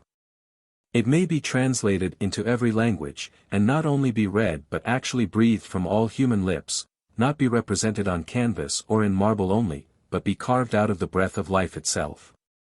The symbol of an ancient man's thought becomes a modern man's speech. 2,000 summers have imparted to the monuments of Grecian literature, as to her marbles, only a maturer golden and autumnal tint. For they have carried their own serene and celestial atmosphere into all lands to protect them against the corrosion of time. Books are the treasured wealth of the world and the fit inheritance of generations and nations. Books, the oldest and the best, stand naturally and rightfully on the shelves of every cottage. They have no cause of their own to plead, but while they enlighten and sustain the reader, his common sense will not refuse them. Their authors are a natural and irresistible aristocracy in every society, and, more than kings or emperors, exert an influence on mankind. When the illiterate and perhaps scornful trader has earned by enterprise and industry his coveted leisure and independence, and is admitted to the circles of wealth and fashion, he turns inevitably at last to those still higher but yet inaccessible circles of intellect and genius, and is sensible only of the imperfection of his culture and the vanity and insufficiency of all his riches. And further proves his good sense by the pains which betakes to secure for his children that intellectual culture whose want he so keenly feels. And thus it is that he becomes the founder of a family. Those who have not learned to read the ancient classics in the language in which they were written must have a very imperfect knowledge of the history of the human race. For it is remarkable that no transcript of them has ever been made into any modern tongue, unless our civilization itself may be regarded as such a transcript. Homer has never yet been printed in English, nor Aeschylus, nor Virgil even, works as refined, as solidly done, and as beautiful almost as the morning itself. For later writers, say what we will of their genius, have rarely, if ever, equaled the elaborate beauty and finish and the lifelong and heroic literary labors of the ancients. They only talk of forgetting them who never knew them. It will be soon enough to forget them when we have the learning and the genius which will enable us to attend to and appreciate them. That age will be rich indeed when those relics which we call classics, and the still older and more than classic but even less known scriptures of the nations, shall have still further accumulated. When the Vaticans shall be filled with Vedas and Zendavestas and Bibles, with Homers and Dantes and Shakespeares, and all the centuries to come shall have successively deposited their trophies in the forum of the world. By such a pile we may hope to scale heaven at last. The works of the great poets have never yet been read by mankind, for only great poets can read them. They have only been read as the multitude read the stars, at most astrologically, not astronomically. Most men have learned to read to serve a paltry convenience, as they have learned to cipher in order to keep accounts and not be cheated in trade. But of reading as a noble intellectual exercise they know little or nothing. Yet this only is reading, in a high sense, not that which lulls us as a luxury and suffers the nobler faculties to sleep the while, but what we have to stand on tiptoe to read and devote our most alert and wakeful hours to. I think that having learned our letters we should read the best that is in literature, and not be forever repeating our abs, and words of one syllable, in the 4th or 5th classes, sitting on the lowest and foremost form all our lives. Most men are satisfied if they read or hear read, and perchance have been convicted by the wisdom of one good book, the Bible, and for the rest of their lives vegetate and dissipate their faculties in what is called easy reading. There is a work in several volumes in our circulating library entitled Little Reading, which I thought referred to a town of that name which I had not been to. There are those who, like cormorants and ostriches, can digest all sorts of this, even after the fullest dinner of meats and vegetables, for they suffer nothing to be wasted. If others are the machines to provide this provender, they are the machines to read it. They read the 9,000th tale about Zebulun and Sophronia, and how they loved as none had ever loved before, and neither did the course of their true love run smooth, at any rate, how it did run and stumble, and get up again and go on. How some poor unfortunate got up onto a steeple, who had better never have gone up as far as the belfry, and then, having needlessly got him up there, the happy novelist rings the bell for all the world to come together and hear, oh dear! How he did get down again! For my part, I think that they had better metamorphose all such aspiring heroes of universal noveldom into man weathercocks, as they used to put heroes among the constellations, and let them swing round there till they are rusty. And not come down at all to bother honest men with their pranks. The next time the novelist rings the bell I will not stir though the meeting-house burn down. The Skip of the Tip-Toe-Hop, a romance of the Middle Ages, by the celebrated author of Tittle, Toltan, to appear in monthly parts, a great rush. Don't all come together. All this they read with saucer eyes, an erect and primitive curiosity, and with unwearied gizzard, whose corrugations even yet need no sharpening. Just as some little 4-year-old bencher his 2-cent gilt-covered edition of Cinderella, without any improvement, that I can see, in the pronunciation, or accent, or emphasis, or any more skill in extracting or inserting the moral. The result is dullness of sight, a stagnation of the vital circulations, and a general deliquium and sloughing off of all the intellectual faculties. This sort of gingerbread is baked daily and more sedulously than pure wheat or rye and Indian in almost every oven, and finds a surer market. The best books are not read even by those who are called good readers. What does our Concord culture amount to? There is in this town, with a very few exceptions, no taste for the best or for very good books even in English literature, whose words all can read and spell. Even the college-bred and so-called liberally educated men here and elsewhere have really little or no acquaintance with the English classics. And as for the recorded wisdom of mankind, the ancient classics and Bibles, which are accessible to all who will know of them, there are the feeblest efforts anywhere made to become acquainted with them. I know a woodchopper, of middle age, who takes a French paper, not for news as he says, for he is above that, but to keep himself in practice, he being a Canadian by birth. And when I ask him what he considers the best thing he can do in this world, he says, beside this, to keep up and add to his English. This is about as much as the college-bred generally do or aspire to do, and they take an English paper for the purpose. One who has just come from reading perhaps one of the best English books will find how many with whom he can converse about it. Or suppose he comes from reading a Greek or Latin classic in the original, whose praises are familiar even to the so-called illiterate, he will find nobody at all to speak to, but must keep silence about it.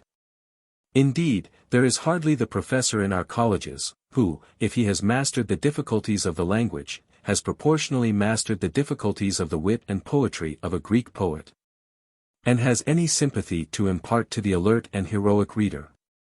And as for the sacred scriptures, or Bibles of mankind, who in this town can tell me even their titles? Most men do not know that any nation but the Hebrews have had a scripture.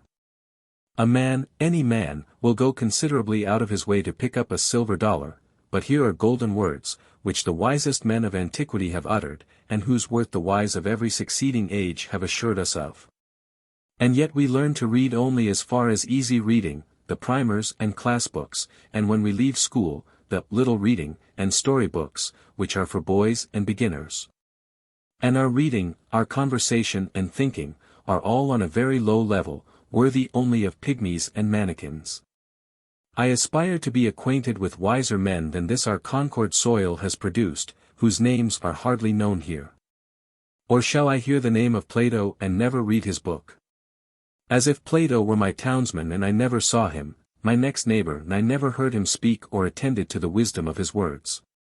But how actually is it? His dialogues, which contain what was immortal in him, lie on the next shelf, and yet I never read them. We are underbred and low-lived and illiterate. And in this respect I confess I do not make any very broad distinction between the illiterateness of my townsman who cannot read at all and the illiterateness of him who has learned to read only what is for children and feeble intellects. We should be as good as the worthies of antiquity, but partly by first knowing how good they were. We are a race of tit men, and soar but little higher in our intellectual flights than the columns of the daily paper. It is not all books that are as dull as their readers. There are probably words addressed to our condition exactly, which, if we could really hear and understand, would be more salutary than the morning or the spring to our lives, and possibly put a new aspect on the face of things for us. How many a man has dated a new era in his life from the reading of a book? The book exists for us, perchance, which will explain our miracles and reveal new ones. The at present unutterable things we may find somewhere uttered. These same questions that disturb and puzzle and confound us have in their turn occurred to all the wise men, not one has been omitted, and each has answered them, according to his ability, by his words and his life. Moreover, with wisdom we shall learn liberality. The solitary hired man on a farm in the outskirts of Concord, who has had his second birth and peculiar religious experience, and is driven as he believes into the silent gravity and exclusiveness by his faith, may think it is not true.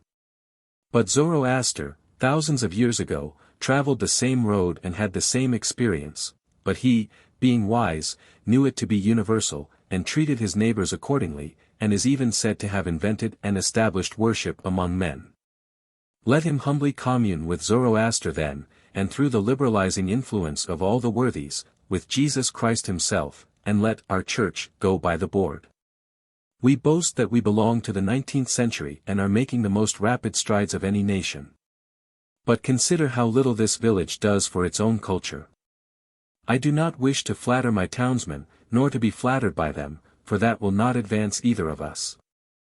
We need to be provoked, goaded like oxen, as we are, into a trot.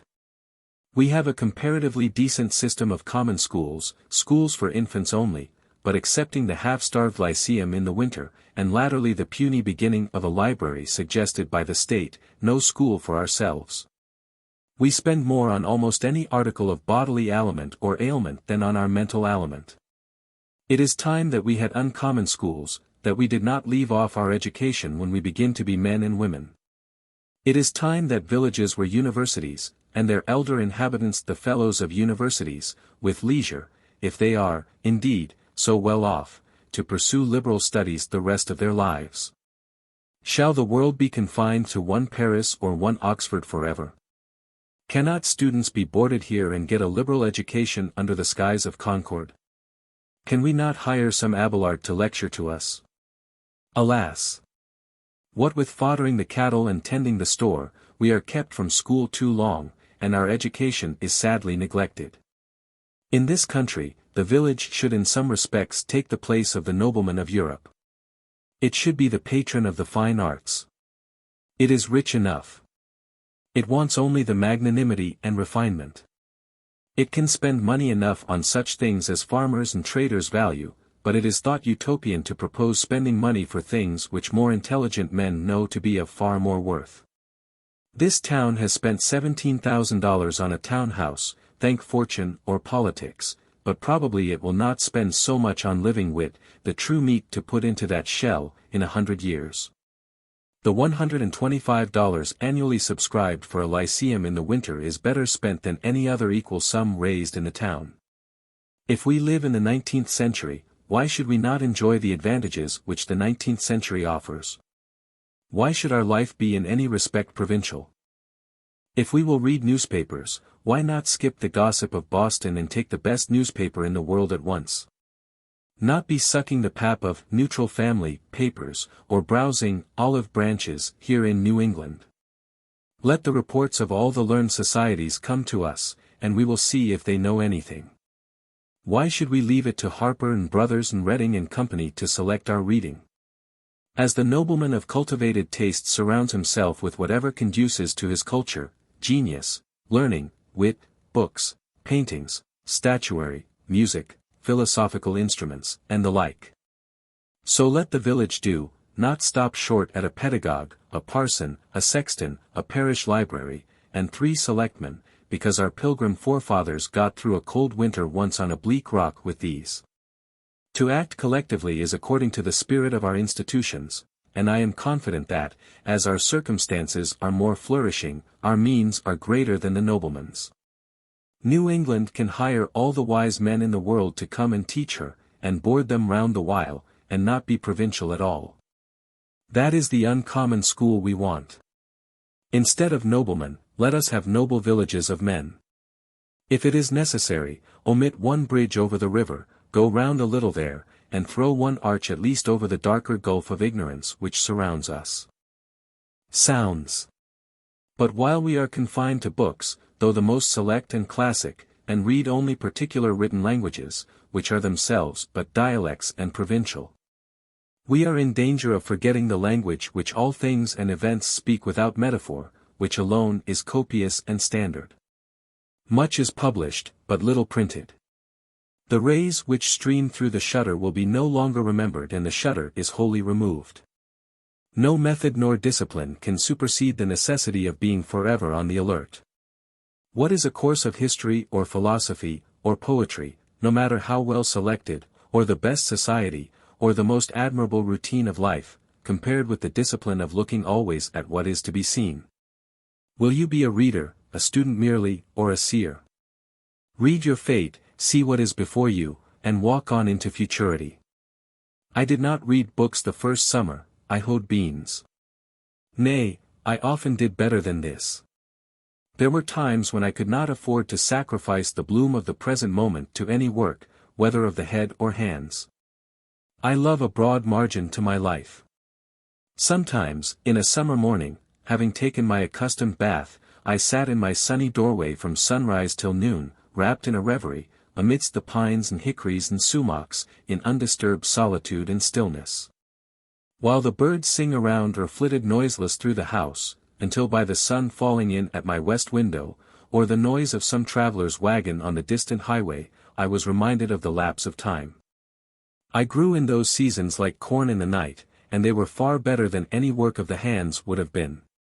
They were not time subtracted from my life, but so much over and above my usual allowance.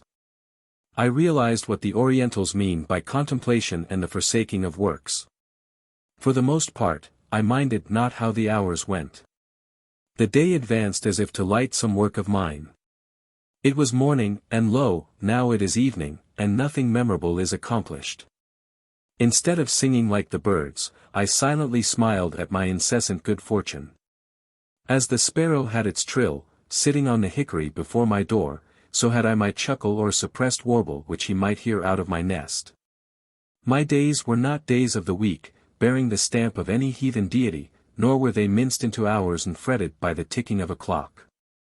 For I lived like the Pori Indians, of whom it is said that, for yesterday, today, and tomorrow they have only one word, and they express the variety of meaning by pointing backward for yesterday, forward for tomorrow, and overhead for the passing day. This was sheer idleness to my fellow townsmen, no doubt, but if the birds and flowers had tried me by their standard, I should not have been found wanting.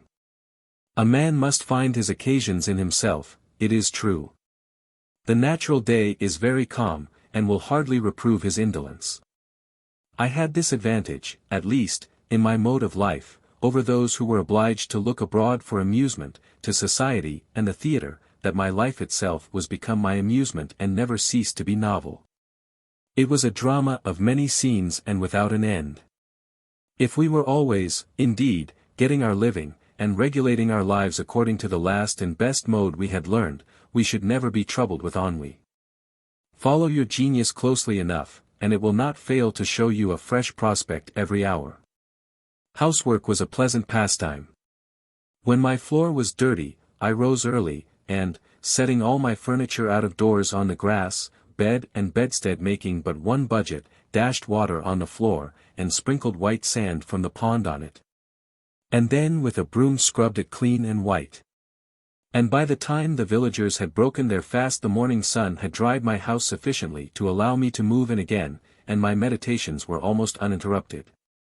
It was pleasant to see my whole household effects out on the grass, making a little pile like a gypsy's pack, and my three-legged table, from which I did not remove the books and pen and ink, standing amid the pines and hickories. They seemed glad to get out themselves, and as if unwilling to be brought in. I was sometimes tempted to stretch an awning over them and take my seat there. It was worth the while to see the sun shine on these things, and hear the free wind blow on them, so much more interesting most familiar objects look out of doors than in the house. A bird sits on the next bough, life everlasting grows under the table, and blackberry vines run round its legs, pine cones, chestnut burrs, and strawberry leaves are strewn about. It looked as if this was the way these forms came to be transferred to our furniture, to tables, chairs, and bedsteads, because they once stood in their midst. My house was on the side of a hill, immediately on the edge of the larger wood, in the midst of a young forest of pitch pines and hickories, and half a dozen rods from the pond, to which a narrow footpath led down the hill. In my front yard grew the strawberry, blackberry, and life everlasting, johnswort and goldenrod, shrub oaks and sand cherry, blueberry and groundnut. Near the end of May, the sand cherry, Cerasus pumila, adorned the sides of the path with its delicate flowers arranged in umbels cylindrically about its short stems, which last, in the fall, weighed down with good-sized and handsome cherries. Fell over in wreaths like rays on every side. I tasted them out of compliment to nature, though they were scarcely palatable.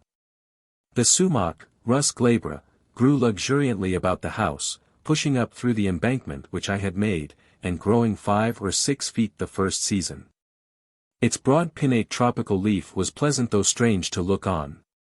The large buds, suddenly pushing out late in the spring from dry sticks which had seemed to be dead, developed themselves as by magic into graceful green and tender boughs, an inch in diameter.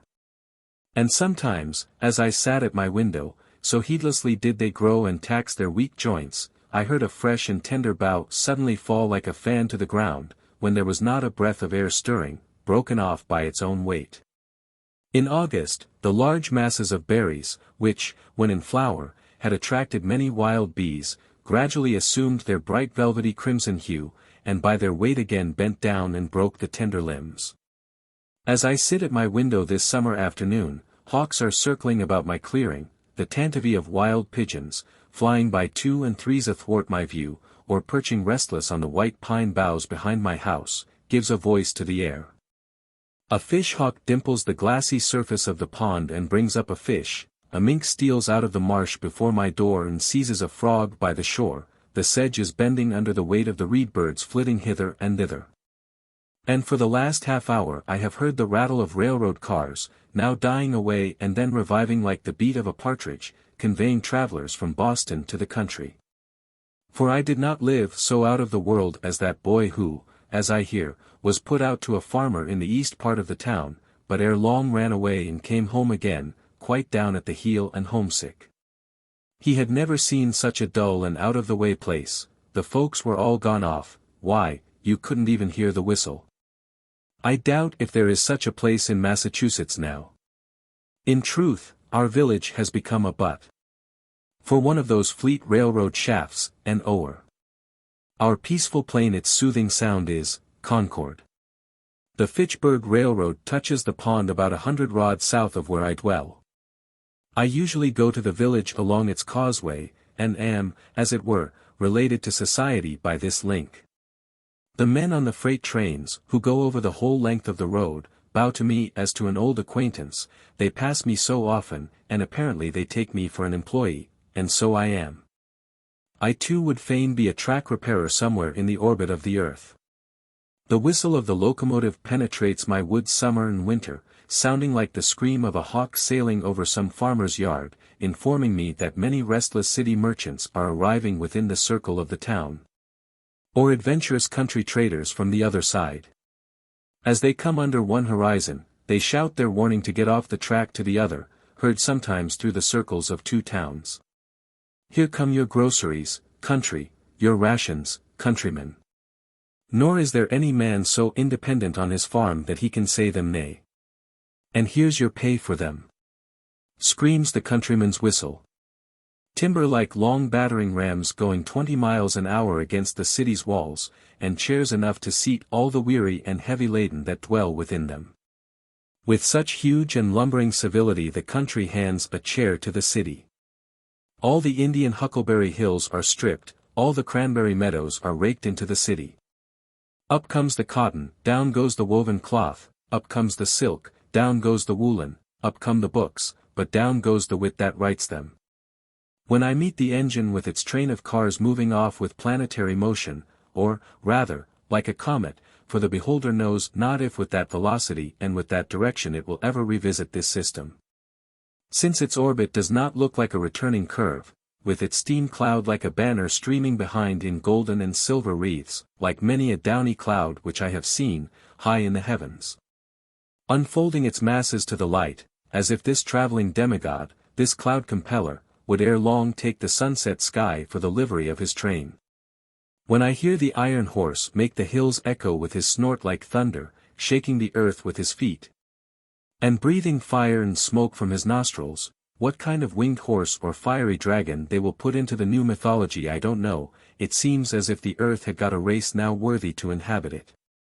If all were as it seems, and men made the elements their servants for noble ends. If the cloud that hangs over the engine were the perspiration of heroic deeds, or as beneficent as that which floats over the farmer's fields, then the elements and nature herself would cheerfully accompany men on their errands and be their escort. I watch the passage of the morning cars with the same feeling that I do the rising of the sun, which is hardly more regular. Their train of clouds stretching far behind and rising higher and higher, going to heaven while the cars are going to Boston, conceals the sun for a minute and casts my distant field into the shade. A celestial train beside which the petty train of cars which hugs the earth is but the barb of the spear. The stabler of the iron horse was up early this winter morning by the light of the stars amid the mountains, to fodder and harness his steed. Fire, too, was awakened thus early to put the vital heat in him and get him off. If the enterprise were as innocent as it is early. If the snow lies deep, they strap on his snowshoes, and, with the giant plow a furrow from the mountains to the seaboard, in which the cars, like a following drill barrow, sprinkle all the restless men and floating merchandise in the country for seed. All day the fire steed flies over the country, stopping only that his master may rest, and I am awakened by his tramp and defiant snort at midnight, when in some remote glen in the woods he fronts the elements encased in ice and snow. And he will reach his stall only with the morning star, to start once more on his travels without rest or slumber. Or perchance, at evening, I hear him in his stable blowing off the superfluous energy of the day, that he may calm his nerves and cool his liver and brain for a few hours of iron slumber. If the enterprise were as heroic and commanding as it is protracted and unwearied. Far through unfrequented woods on the confines of towns, where once only the hunter penetrated by day, in the darkest night dart these bright saloons without the knowledge of their inhabitants. This moment stopping at some brilliant station house in town or city, where a social crowd is gathered, the next in the dismal swamp, scaring the owl and fox. The startings and arrivals of the cars are now the epochs in the village day. They go and come with such regularity and precision, and their whistle can be heard so far, that the farmers set their clocks by them, and thus one well-conducted institution regulates a whole country. Have not men improved somewhat in punctuality since the railroad was invented? Do they not talk and think faster in the depot than they did in the stage office? There is something electrifying in the atmosphere of the former place. I have been astonished at the miracles it has wrought, that some of my neighbors, I should have prophesied, once for all, would never get to Boston by so prompt a conveyance, are on hand when the bell rings. To do things, railroad fashion, is now the byword, and it is worth the while to be warned so often and so sincerely by any power to get off its track. There is no stopping to read the riot act, no firing over the heads of the mob, in this case. We have constructed a fate, an Atropos, that never turns aside. Let that be the name of your engine. Men are advertised that at a certain hour and minute these bolts will be shot toward particular points of the compass. Yet it interferes with no man's business, and the children go to school on the other track. We live the steadier for it. We are all educated thus to be sons of Tell. The air is full of invisible bolts. Every path but your own is the path of fate. Keep on your own track, then.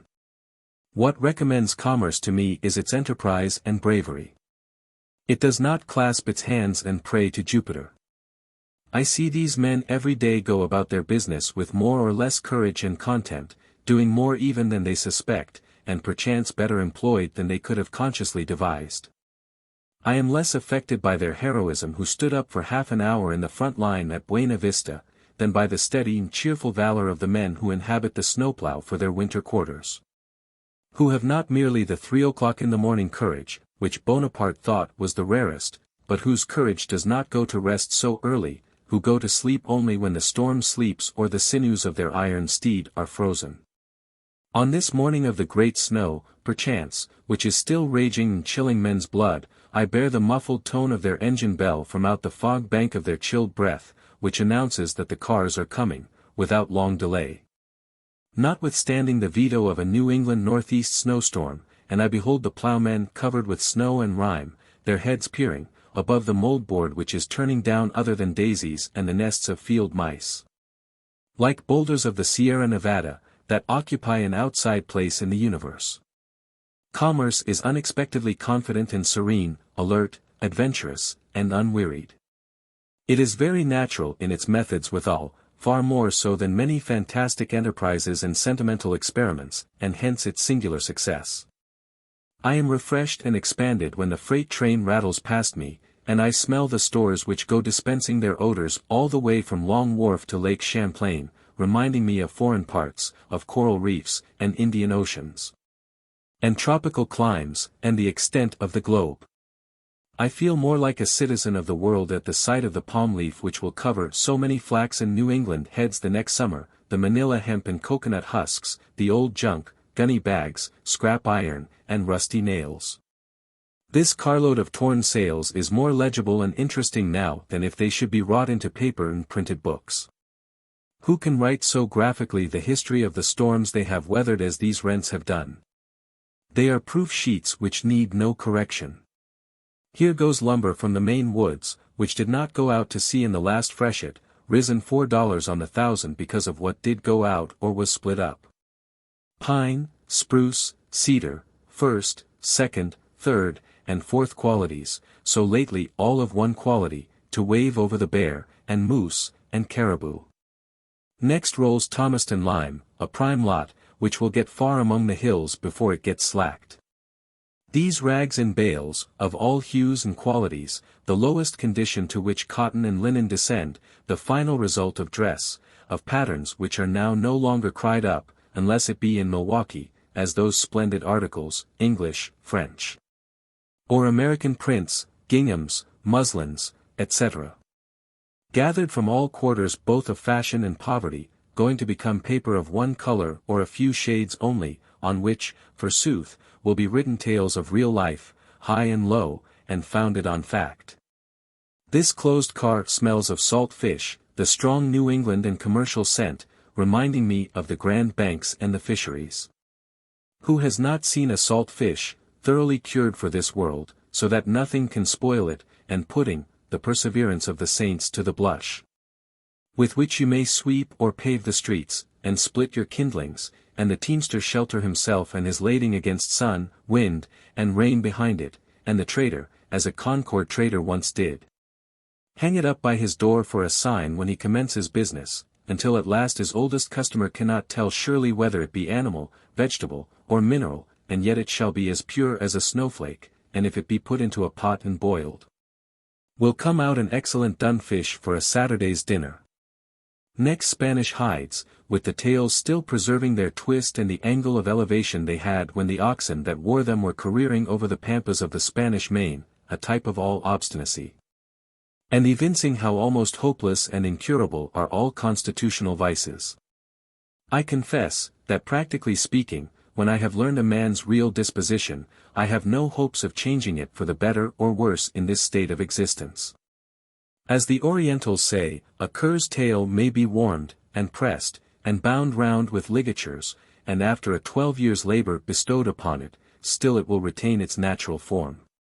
The only effectual cure for such inveteracies as these tails exhibit is to make glue of them, which I believe is what is usually done with them, and then they will stay put and stick. Here is a hogshead of molasses or of brandy directed to John Smith, Cuttingsville, Vermont, some trader among the Green Mountains, who imports for the farmers near his clearing, and now perchance stands over his bulkhead and thinks of the last arrivals on the coast, how they may affect the price for him, telling his customers this moment, as he has told them 20 times before this morning, that he expects some by the next train of prime quality. It is advertised in the Cuttingsville Times. While these things go up other things come down. Warned by the whizzing sound, I look up from my book and see some tall pine, hewn on far northern hills, which has winged its way over the Green Mountains and the Connecticut, shot like an arrow through the township within 10 minutes. And scarce another eye beholds it. Going to be the mast of some great admiral. And hark! Here comes the cattle train bearing the cattle of 1,000 hills, sheepcots, stables, and cowyards in the air, drovers with their sticks, and shepherd boys in the midst of their flocks, all but the mountain pastures, whirled along like leaves blown from the mountains by the September gales. The air is filled with the bleating of calves and sheep, and the hustling of oxen, as if a pastoral valley were going by. When the old bellwether at the head rattles his bell, the mountains do indeed skip like rams and the little hills like lambs. A carload of drovers, too, in the midst, on a level with their droves now, their vocation gone, but still clinging to their useless sticks as their badge of office. But their dogs, where are they? It is a stampede to them, they are quite thrown out. They have lost the scent. Methinks I hear them barking behind the Peterborough hills, or panting up the western slope of the Green Mountains. They will not be in at the death. Their vocation, too, is gone. Their fidelity and sagacity are below par now. They will slink back to their kennels in disgrace, or perchance run wild and strike a league with the wolf and the fox. So is your pastoral life whirled past and away. But the bell rings, and I must get off the track and let the cars go by. What's the railroad to me? I never go to see where it ends. It fills a few hollows, and makes banks for the swallows. It sets the sand a-blowing, and the blackberries a-growing. But I cross it like a cart path in the woods. I will not have my eyes put out and my ears spoiled by its smoke and steam and hissing. Now that the cars are gone by and all the restless world with them, and the fishes in the pond no longer feel their rumbling, I am more alone than ever. For the rest of the long afternoon, perhaps, my meditations are interrupted only by the faint rattle of a carriage or team along the distant highway. Sometimes, on Sundays, I heard the bells, the Lincoln, Acton, Bedford, or Concord bell, when the wind was favorable, a faint, sweet, and, as it were, natural melody, worth importing into the wilderness. At a sufficient distance over the woods this sound acquires a certain vibratory hum, as if the pine needles in the horizon were the strings of a harp which it swept. All sound heard at the greatest possible distance produces one and the same effect, a vibration of the universal lyre, just as the intervening atmosphere makes a distant ridge of earth interesting to our eyes by the azure tint it imparts to it. There came to me in this case a melody which the air had strained, and which had conversed with every leaf and needle of the wood, that portion of the sound which the elements had taken up and modulated and echoed from vale to vale. The echo is, to some extent, an original sound, and therein is the magic and charm of it. It is not merely a repetition of what was worth repeating in the bell, but partly the voice of the wood, the same trivial words and notes sung by a wood nymph. At evening, the distant lowing of some cow in the horizon beyond the woods sounded sweet and melodious, and at first I would mistake it for the voices of certain minstrels by whom I was sometimes serenaded, who might be straying over hill and dale. But soon I was not unpleasantly disappointed when it was prolonged into the cheap and natural music of the cow. I do not mean to be satirical, but to express my appreciation of those youths singing, when I state that I perceived clearly that it was akin to the music of the cow, and they were at length one articulation of nature. Regularly at 7:30, in one part of the summer, after the evening train had gone by, the whippoorwills chanted their vespers for half an hour, sitting on a stump by my door, or upon the ridgepole of the house. They would begin to sing almost with as much precision as a clock, within 5 minutes of a particular time, referred to the setting of the sun, every evening. I had a rare opportunity to become acquainted with their habits. Sometimes I heard 4 or 5 at once in different parts of the wood, by accident one a bar behind another, and so near me that I distinguished not only the cluck after each note, but often that singular buzzing sound like a fly in a spider's web, only proportionally louder. Sometimes one would circle round and round me in the woods a few feet distant as if tethered by a string, when probably I was near its eggs. They sang at intervals throughout the night, and were again as musical as ever just before and about dawn. When other birds are still, the screech owls take up the strain, like mourning women their ancient ululu. Their dismal scream is truly Ben Jonsonian. Wise midnight hags. It is no honest and blunt two-wit two-who of the poets, but, without jesting, a most solemn graveyard ditty, the mutual consolations of suicide lovers remembering the pangs and the delights of supernal love in the infernal groves. Yet I love to hear their wailing, their doleful responses, trilled along the woodside, reminding me sometimes of music and singing birds, as if it were the dark and tearful side of music, the regrets and sighs that would fain be sung. They are the spirits, the low spirits and melancholy forebodings, of fallen souls that once in human shape night walked the earth and did the deeds of darkness. now expiating their sins with their wailing hymns or threnodies in the scenery of their transgressions. They give me a new sense of the variety and capacity of that nature which is our common dwelling. Oh, that I never had been born! Sighs one on this side of the pond, and circles with the restlessness of despair to some new perch on the grey oaks. Then, that I never had been born! Echoes another on the farther side with tremulous sincerity, and, born! Comes faintly from far in the Lincoln woods. I was also serenaded by a hooting owl. Near at hand you could fancy it the most melancholy sound in nature, as if she meant by this to stereotype and make permanent in her choir the dying moans of a human being, some poor weak relic of mortality who has left hope behind. And howls like an animal, yet with human sobs, on entering the dark valley. Made more awful by a certain gurgling melodiousness, I find myself beginning with the letters GL when I try to imitate it, expressive of a mind which has reached the gelatinous, mildewy stage in the mortification of all healthy and courageous thought. It reminded me of ghouls and idiots and insane howlings. But now one answers from far woods in a strain made really melodious by distance, hoo, horror hoo. And indeed for the most part it suggested only pleasing associations, whether heard by day or night, summer or winter. I rejoice that there are owls. Let them do the idiotic and maniacal hooting for men. It is a sound admirably suited to swamps and twilight woods which no day illustrates, suggesting a vast and undeveloped nature which men have not recognized. They represent the stark twilight and unsatisfied thoughts which all have. All day the sun has shone on the surface of some savage swamp, where the single spruce stands hung with usnea lichens, and small hawks circulate above, and the chickadee lisps amid the evergreens, and the partridge and rabbit skulk beneath. But now a more dismal and fitting day dawns, and a different race of creatures awakes to express the meaning of nature there. Late in the evening I heard the distant rumbling of wagons over bridges, a sound heard farther than almost any other at night, the baying of dogs, and sometimes again the lowing of some disconsolate cow in a distant barnyard.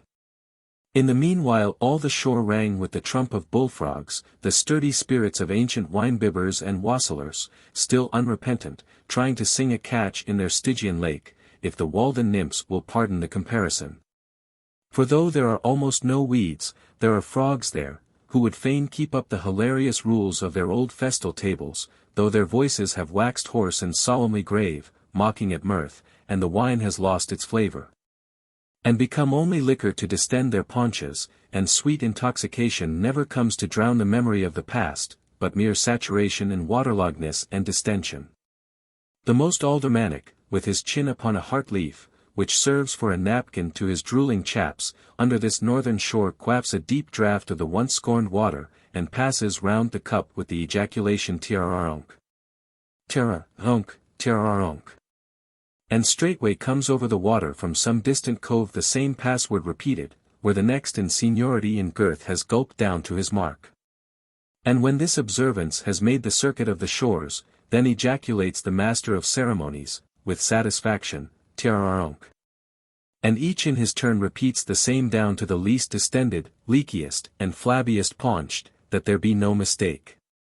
And then the howl goes round again and again, until the sun disperses the morning mist, and only the patriarch is not under the pond, but vainly bellowing trunk from time to time, and pausing for a reply. I am not sure that I ever heard the sound of cock crowing from my clearing, and I thought that it might be worth the while to keep a cockerel for his music merely, as a singing bird. The note of this once wild Indian pheasant is certainly the most remarkable of any birds, and if they could be naturalized without being domesticated, it would soon become the most famous sound in our woods, surpassing the clangor of the goose and the hooting of the owl. And then imagine the cackling of the hens to fill the pauses when their lords' clarions rested. No wonder that man added this bird to his tame stock, to say nothing of the eggs and drumsticks. To walk in a winter morning in a wood where these birds abounded, their native woods, and hear the wild cockerels crow on the trees, clear and shrill for miles over the resounding earth, drowning the feebler notes of other birds, think of it. It would put nations on the alert. Who would not be early to rise, and rise earlier and earlier every successive day of his life, till he became unspeakably healthy, wealthy, and wise. This foreign bird's note is celebrated by the poets of all countries along with the notes of their native songsters. All climates agree with brave Chanticleer. He is more indigenous even than the natives. His health is ever good, his lungs are sound, his spirits never flag. Even the sailor on the Atlantic and Pacific is awakened by his voice, but its shrill sound never roused me from my slumbers.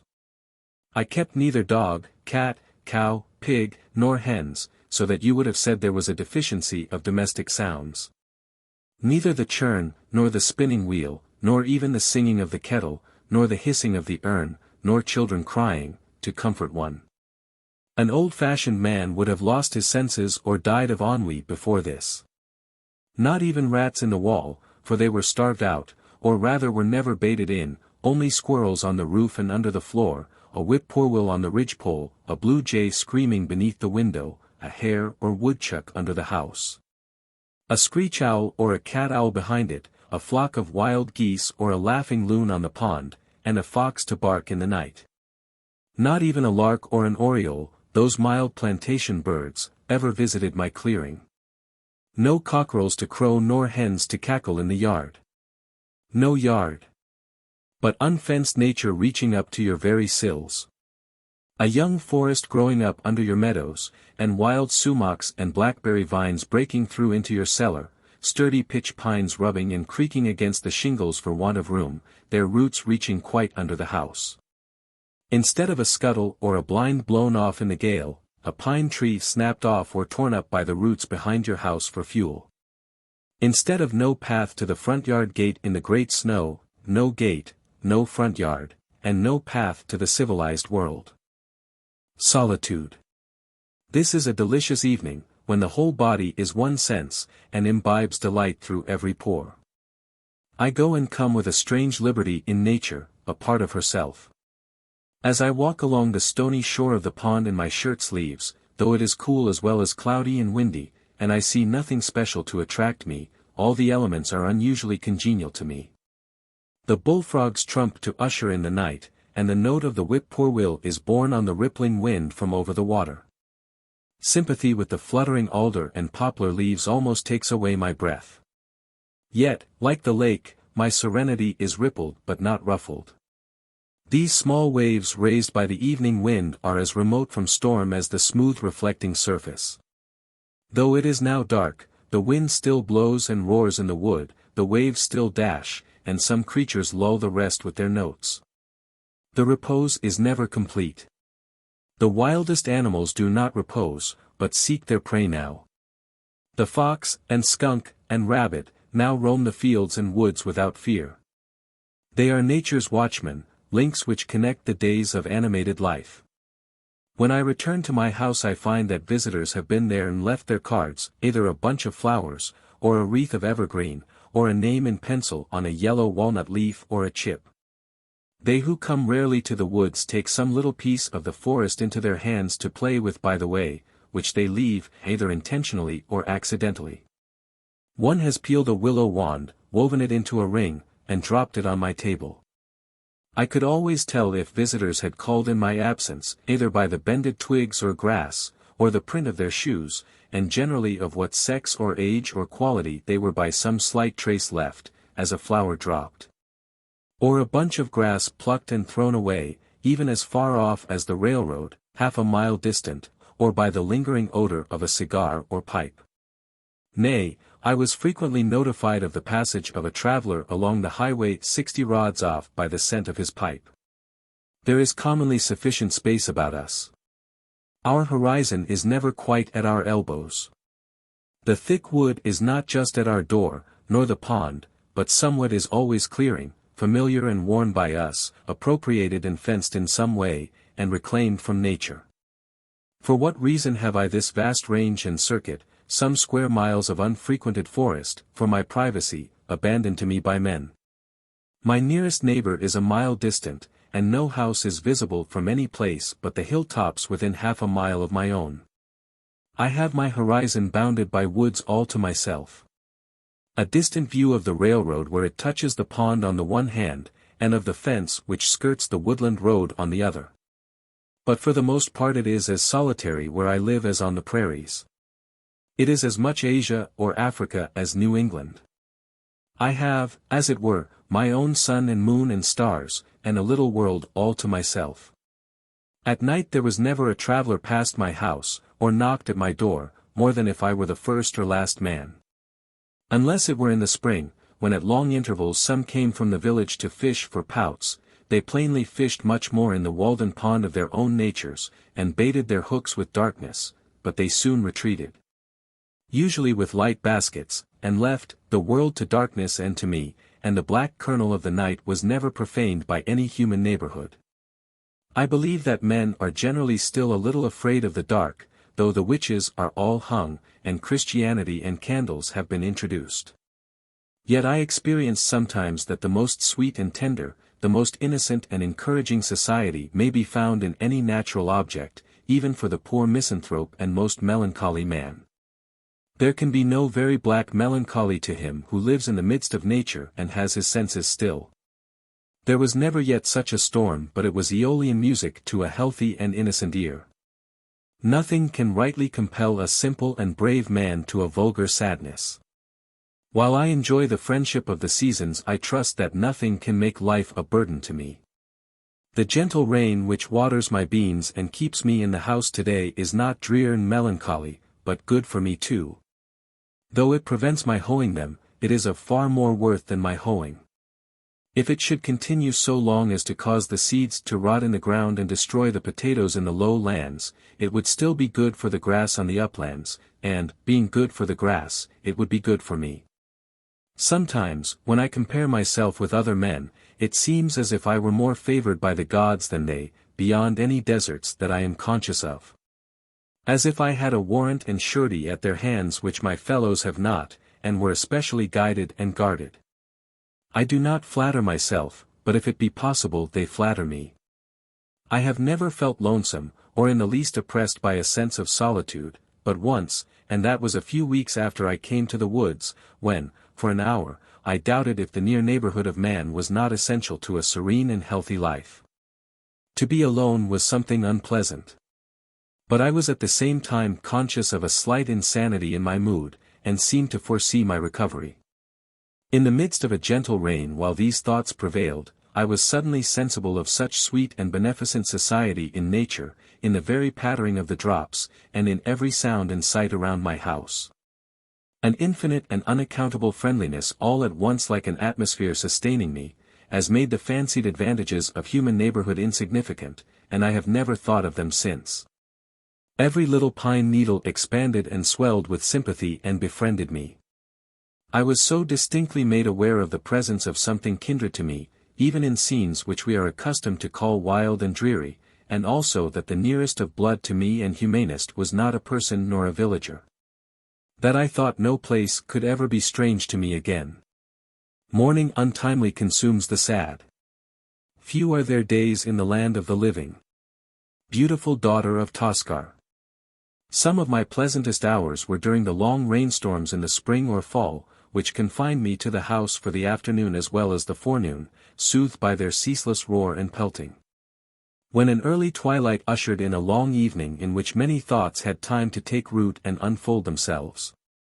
In those driving northeast rains which tried the village houses so, when the maids stood ready with mop and pail in front entries to keep the deluge out, I sat behind my door in my little house, which was all entry, and thoroughly enjoyed its protection. In one heavy thunder shower the lightning struck a large pitch pine across the pond, making a very conspicuous and perfectly regular spiral groove from top to bottom, an inch or more deep, and 4 or 5 inches wide. As you would groove a walking stick. I passed it again the other day, and was struck with awe on looking up and beholding that mark, now more distinct than ever, where a terrific and resistless bolt came down out of the harmless sky 8 years ago. Men frequently say to me, I should think you would feel lonesome down there, and want to be nearer to folks, rainy and snowy days and nights especially. I am tempted to reply to such, this whole earth which we inhabit is but a point in space. How far apart, think you, dwell the two most distant inhabitants of yonder star, the breadth of whose disk cannot be appreciated by our instruments. Why should I feel lonely? Is not our planet in the Milky Way? This which you put seems to me not to be the most important question. What sort of space is that which separates a man from his fellows and makes him solitary? I have found that no exertion of the legs can bring two minds much nearer to one another. What do we want most to dwell near to? Not to many men surely, the depot, the post office, the bar room, the meeting house, the schoolhouse, the grocery, Beacon Hill, or the 5 Points, where men most congregate, but to the perennial source of our life. Whence in all our experience we have found that to issue, as the willow stands near the water and sends out its roots in that direction. This will vary with different natures, but this is the place where a wise man will dig his cellar. I one evening overtook one of my townsmen, who has accumulated what is called a handsome property, though I never got a fair view of it, on the Walden road, driving a pair of cattle to market. Who inquired of me how I could bring my mind to give up so many of the comforts of life. I answered that I was very sure I liked it passably well, I was not joking. And so I went home to my bed, and left him to pick his way through the darkness and the mud to Brighton, or Brighttown, which place he would reach some time in the morning. Any prospect of awakening or coming to life to a dead man makes indifferent all times and places. The place where that may occur is always the same, and indescribably pleasant to all our senses. For the most part we allow only outlying and transient circumstances to make our occasions. They are, in fact, the cause of our distraction. Nearest to all things is that power which fashions their being. Next to us the grandest laws are continually being executed. Next to us is not the workman whom we have hired, with whom we love so well to talk, but the workman whose work we are. How vast and profound is the influence of the subtle powers of heaven and of earth. We seek to perceive them, and we do not see them, we seek to hear them, and we do not hear them. Identified with the substance of things, they cannot be separated from them. They cause that in all the universe men purify and sanctify their hearts, and clothe themselves in their holiday garments to offer sacrifices and oblations to their ancestors. It is an ocean of subtle intelligences. They are everywhere, above us, on our left, on our right, they environ us on all sides. We are the subjects of an experiment which is not a little interesting to me. Can we not do without the society of our gossips a little while under these circumstances, have our own thoughts to cheer us? Confucius says truly, virtue does not remain as an abandoned orphan, it must of necessity have neighbors. With thinking we may be beside ourselves in a sane sense. By a conscious effort of the mind we can stand aloof from actions and their consequences, and all things, good and bad, go by us like a torrent. We are not wholly involved in nature. I may be either the driftwood in the stream, or Indra in the sky looking down on it. I may be affected by a theatrical exhibition, on the other hand, I may not be affected by an actual event which appears to concern me much more. I only know myself as a human entity, the scene, so to speak, of thoughts and affections, and am sensible of a certain doubleness by which I can stand as remote from myself as from another. However intense my experience, I am conscious of the presence and criticism of a part of me, which, as it were, is not a part of me, but spectator, sharing no experience, but taking note of it, and that is no more I than it is you. When the play, it may be the tragedy, of life is over, the spectator goes his way. It was a kind of fiction, a work of the imagination only, so far as he was concerned.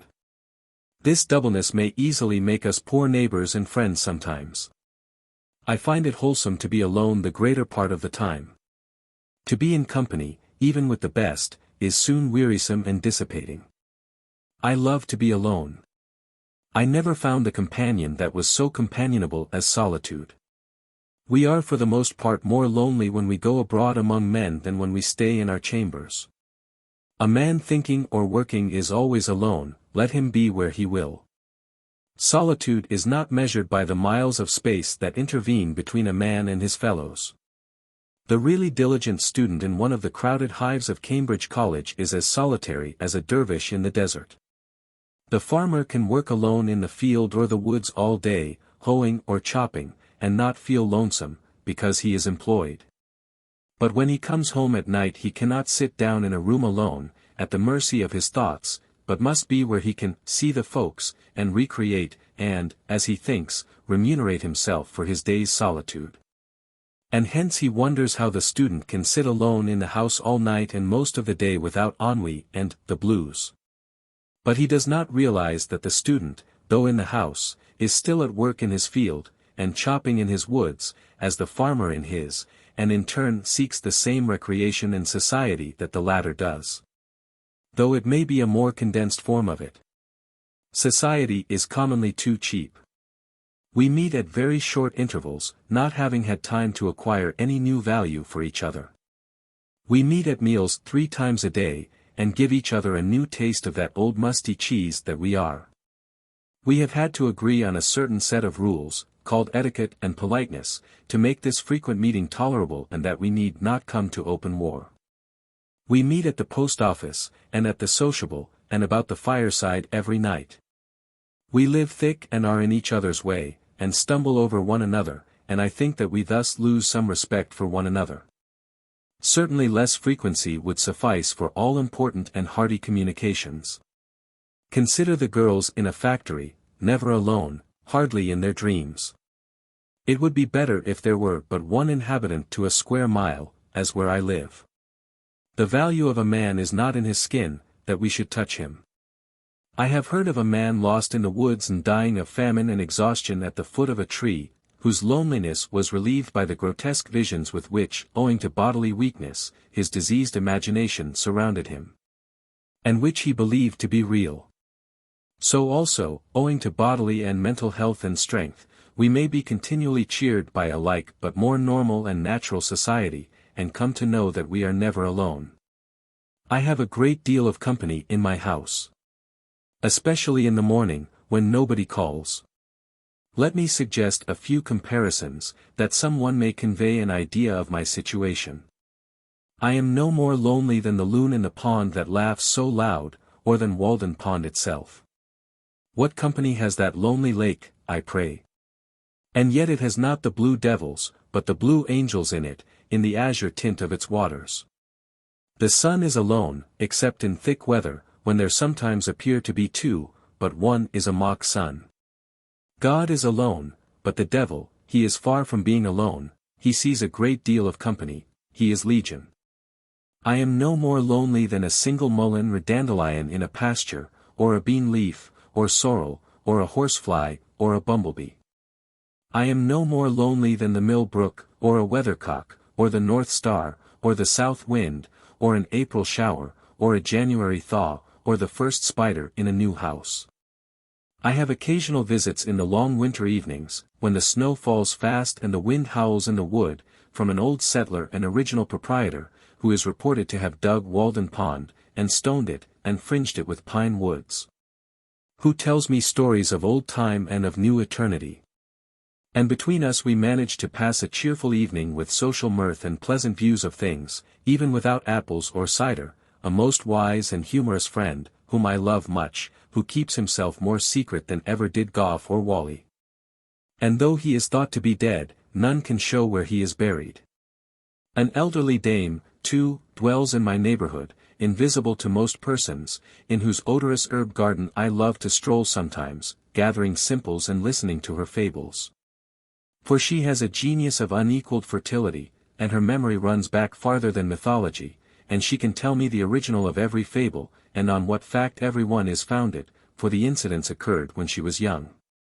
A ruddy and lusty old dame, who delights in all weathers and seasons, and is likely to outlive all her children yet.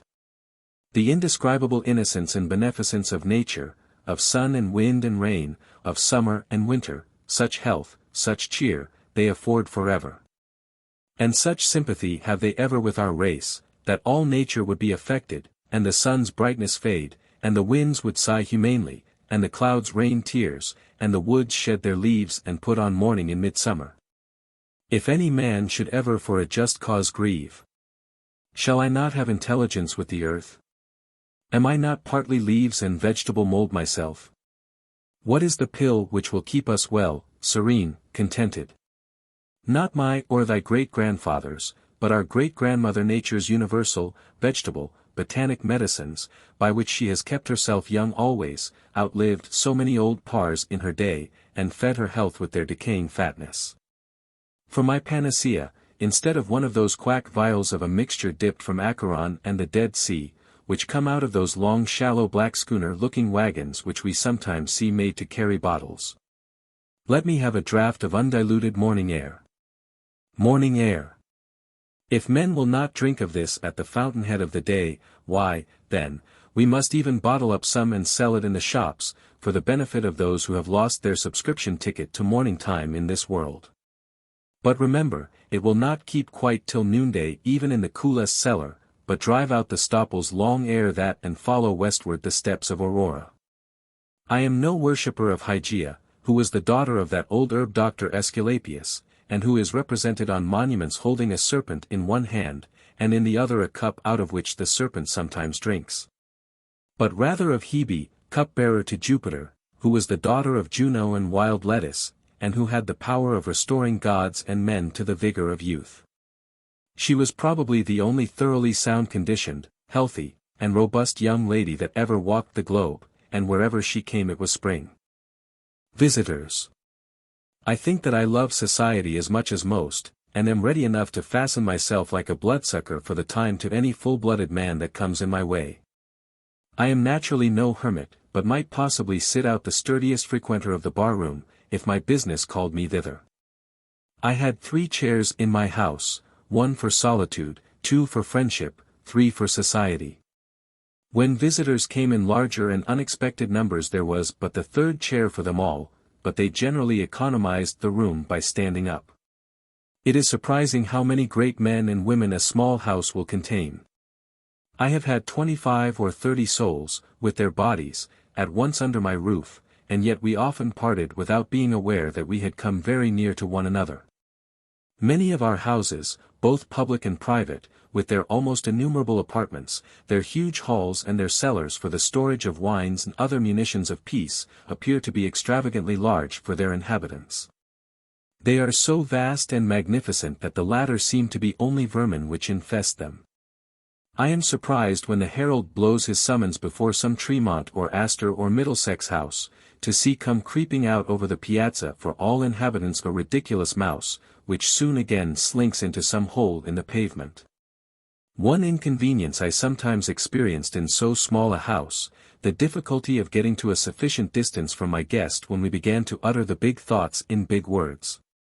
You want room for your thoughts to get into sailing trim and run a course or 2 before they make their port. The bullet of your thought must have overcome its lateral and ricochet motion and fallen into its last and steady course before it reaches the ear of the hearer, else it may plow out again through the side of his head. Also, our sentences wanted room to unfold and form their columns in the interval. Individuals, like nations, must have suitable broad and natural boundaries, even a considerable neutral ground, between them. I have found it a singular luxury to talk across the pond to a companion on the opposite side. In my house we were so near that we could not begin to hear, we could not speak low enough to be heard. As when you throw 2 stones into calm water so near that they break each other's undulations. If we are merely loquacious and loud talkers, then we can afford to stand very near together, cheek by jowl, and feel each other's breath. But if we speak reservedly and thoughtfully, we want to be farther apart, that all animal heat and moisture may have a chance to evaporate. If we would enjoy the most intimate society with that in each of us which is without, or above, being spoken to, we must not only be silent, but commonly so far apart bodily that we cannot possibly hear each other's voice in any case. Referred to this standard, speech is for the convenience of those who are hard of hearing, but there are many fine things which we cannot say if we have to shout. As the conversation began to assume a loftier and grander tone, we gradually shoved our chairs farther apart till they touched the wall in opposite corners, and then commonly there was not room enough. My best room, however, my withdrawing room, always ready for company, on whose carpet the sun rarely fell, was the pine wood behind my house. Thither in summer days, when distinguished guests came, I took them, and a priceless domestic swept the floor and dusted the furniture and kept the things in order.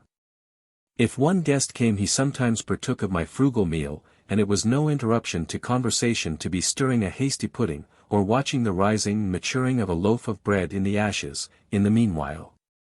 But if 20 came and sat in my house there was nothing said about dinner, though there might be bread enough for 2, more than if eating were a forsaken habit, but we naturally practiced abstinence. And this was never felt to be an offense against hospitality, but the most proper and considerate course. The waste and decay of physical life, which so often needs repair, seemed miraculously retarded in such a case, and the vital vigor stood its ground. I could entertain thus 1,000 as well as 20. And if any ever went away disappointed or hungry from my house when they found me at home, they may depend upon it that I sympathized with them at least. So easy is it, though many housekeepers doubt it, to establish new and better customs in the place of the old. You need not rest your reputation on the dinners you give.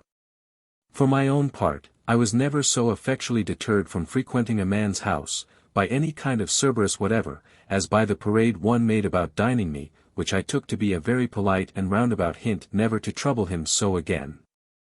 I think I shall never revisit those scenes. I should be proud to have for the motto of my cabin those lines of Spenser which one of my visitors inscribed on a yellow walnut leaf for a card. Arrived there, the little house they fill. No look for entertainment where none was. Rest is their feast, and all things at their will. The noblest mind the best contentment has. When Winslow, afterward governor of the Plymouth colony, went with a companion on a visit of ceremony to Massasoit on foot through the woods, and arrived tired and hungry at his lodge, they were well received by the king. But nothing was said about eating that day. When the night arrived, to quote their own words, he laid us on the bed with himself and his wife, they at the one end and we at the other, it being only planks laid a foot from the ground and a thin mat upon them. 2 more of his chief men, for want of room, pressed by and upon us, so that we were worse weary of our lodging than of our journey. At 1 o'clock the next day Massasoit brought 2 fishes that he had shot, about thrice as big as a bream. These being boiled, there were at least 40 looked for a share in them, the most eat of them. This meal only we had in 2 nights and a day, and had not one of us bought a partridge, we had taken our journey fasting. Fearing that they would be light-headed for want of food and also sleep, owing to the savages' barbarous singing, for they used to sing themselves asleep, and that they might get home while they had strength to travel, they departed. As for lodging, it is true they were but poorly entertained, though what they found an inconvenience was no doubt intended for an honor, but as far as eating was concerned, I do not see how the Indians could have done better. They had nothing to eat themselves, and they were wiser than to think that apologies could supply the place of food to their guests, so they drew their belts tighter and said nothing about it. Another time when Winslow visited them, it being a season of plenty with them, there was no deficiency in this respect. As for men, they will hardly fail one anywhere. I had more visitors while I lived in the woods than at any other period in my life, I mean that I had some. I met several there under more favorable circumstances than I could anywhere else. But fewer came to see me on trivial business. In this respect, my company was winnowed by my mere distance from town. I had withdrawn so far within the great ocean of solitude, into which the rivers of society empty, that for the most part, so far as my needs were concerned, only the finest sediment was deposited around me. Beside, there were wafted to me evidences of unexplored and uncultivated continents on the other side. Who should come to my lodge this morning but a true Homeric or Paphlagonian man? He had so suitable and poetic a name that I am sorry I cannot print it here, a Canadian, a woodchopper and postmaker, who can hold 50 posts in a day. Who made his last supper on a woodchuck which his dog caught. He, too, has heard of Homer, and, if it were not for books, would not know what to do rainy days, though perhaps he has not read one wholly through for many rainy seasons. Some priest who could pronounce the Greek itself taught him to read his verse in the Testament in his native parish far away, and now I must translate to him, while he holds the book, Achilles' reproof to Patroclus for his sad countenance. Why are you in tears, Patroclus, like a young girl? Or have you alone heard some news from Phthia? They say that Menoetius lives yet, son of Actor. And Peleus lives, son of Aeacus, among the Myrmidons. Either of whom having died, we should greatly grieve. He says, that's good. He has a great bundle of white oak bark under his arm for a sick man, gathered this Sunday morning. I suppose there's no harm in going after such a thing today, says he. To him Homer was a great writer, though what his writing was about he did not know. A more simple and natural man it would be hard to find. Vice and disease, which cast such a somber moral hue over the world, seemed to have hardly any existence for him. He was about 28 years old, and had left Canada and his father's house a dozen years before to work in the States, and earn money to buy a farm with at last, perhaps in his native country. He was cast in the coarsest mold. A stout but sluggish body, yet gracefully carried, with a thick sunburnt neck, dark bushy hair, and dull sleepy blue eyes, which were occasionally lit up with expression. He wore a flat grey cloth cap, a dingy wool-colored greatcoat, and cowhide boots. He was a great consumer of meat, usually carrying his dinner to his work a couple of miles past my house, for he chopped all summer, in a tin pail. Cold meats, often cold woodchucks, and coffee in a stone bottle which dangled by a string from his belt, and sometimes he offered me a drink. He came along early, crossing my bean field, though without anxiety or haste to get to his work, such as Yankees exhibit. He wasn't going to hurt himself. He didn't care if he only earned his board. Frequently he would leave his dinner in the bushes, when his dog had caught a woodchuck by the way, and go back a mile and a half to dress it and leave it in the cellar of the house where he boarded. After deliberating first for half an hour whether he could not sink it in the pond safely till nightfall, loving to dwell long upon these themes, he would say, as he went by in the morning, how thick the pigeons are. If working every day were not my trade, I could get all the meat I should want by hunting pigeons, woodchucks, rabbits, partridges, by gosh. I could get all I should want for a week in one day. He was a skillful chopper, and indulged in some flourishes and ornaments in his art. He cut his trees level and close to the ground, that the sprouts which came up afterward might be more vigorous and a sled might slide over the stumps. And instead of leaving a whole tree to support his corded wood, he would pare it away to a slender stake or splinter which you could break off with your hand at last. He interested me because he was so quiet and solitary and so happy withal. A well of good humor and contentment which overflowed at his eyes. His mirth was without alloy. Sometimes I saw him at his work in the woods, felling trees, and he would greet me with a laugh of inexpressible satisfaction, and a salutation in Canadian French, though he spoke English as well. When I approached him he would suspend his work, and with half-suppressed mirth lie along the trunk of a pine which he had felled, and, peeling off the inner bark, roll it up into a ball and chew it while he laughed and talked. Such an exuberance of animal spirits had he that he sometimes tumbled down and rolled on the ground with laughter at anything which made him think and tickled him. Looking round upon the trees he would exclaim, "By George! I can enjoy myself well enough here chopping, I want no better sport."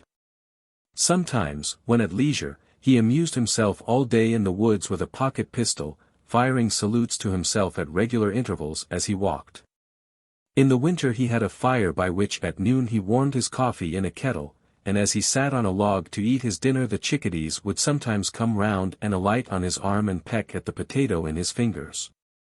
And he said that he liked to have the little fellers about him. In him the animal man chiefly was developed. In physical endurance and contentment he was cousin to the pine and the rock. I asked him once if he was not sometimes tired at night, after working all day, and he answered, with a sincere and serious look, "Garapit, I never was tired in my life." But the intellectual and what is called spiritual man in him were slumbering as in an infant. He had been instructed only in that innocent and ineffectual way in which the Catholic priests teach the aborigines, by which the pupil is never educated to the degree of consciousness, but only to the degree of trust and reverence. And a child is not made a man, but kept a child. When nature made him, she gave him a strong body and contentment for his portion, and propped him on every side with reverence and reliance, that he might live out his 80 years and 10 a child. He was so genuine and unsophisticated that no introduction would serve to introduce him, more than if you introduced a woodchuck to your neighbor. He had got to find him out as you did. He would not play any part. Men paid him wages for work, and so helped to feed and clothe him, but he never exchanged opinions with them. He was so simply and naturally humble, if he can be called humble who never aspires, that humility was no distinct quality in him, nor could he conceive of it. Wiser men were demigods to him. If you told him that such a one was coming, he did as if he thought that anything so grand would expect nothing of himself, but take all the responsibility on itself, and let him be forgotten still. He never heard the sound of praise. He particularly reverenced the writer and the preacher. Their performances were miracles. When I told him that I wrote considerably, he thought for a long time that it was merely the handwriting which I meant, for he could write a remarkably good hand himself. I sometimes found the name of his native parish handsomely written in the snow by the highway, with the proper French accent, and knew that he had passed. I asked him if he ever wished to write his thoughts. He said that he had read and written letters for those who could not, but he never tried to write thoughts. No, he could not tell what to put first, it would kill him, and then there was spelling to be attended to at the same time. I heard that a distinguished wise man and reformer asked him if he did not want the world to be changed. But he answered with a chuckle of surprise in his Canadian accent, not knowing that the question had ever been entertained before. No, I like it well enough. It would have suggested many things to a philosopher to have dealings with him. To a stranger he appeared to know nothing of things in general. Yet I sometimes saw in him a man whom I had not seen before, and I did not know whether he was as wise as Shakespeare or as simply ignorant as a child, whether to suspect him of a fine poetic consciousness or of stupidity. A townsman told me that when he met him sauntering through the village in his small close-fitting cap, and whistling to himself, he reminded him of a prince in disguise. His only books were an almanac and an arithmetic, in which last he was considerably expert. The former was a sort of cyclopedia to him, which he supposed to contain an abstract of human knowledge, as indeed it does to a considerable extent. I loved to sound him on the various reforms of the day, and he never failed to look at them in the most simple and practical light. He had never heard of such things before. Could he do without factories? I asked. He had worn the homemade Vermont grey, he said, and that was good. Could he dispense with tea and coffee? Did this country afford any beverage beside water? He had soaked hemlock leaves in water and drank it, and thought that was better than water in warm weather. When I asked him if he could do without money, he showed the convenience of money in such a way as to suggest and coincide with the most philosophical accounts of the origin of this institution, and the very derivation of the word pecunia. If an ox were his property, and he wished to get needles and thread at the store, he thought it would be inconvenient and impossible soon to go on mortgaging some portion of the creature each time to that amount. He could defend many institutions better than any philosopher, because, in describing them as they concerned him, he gave the true reason for their prevalence, and speculation had not suggested to him any other. At another time, hearing Plato's definition of a man, a biped without feathers, and that one exhibited a cock plucked and called it Plato's man, he thought it an important difference that the knees bent the wrong way. He would sometimes exclaim, "How I love to talk! By George, I could talk all day."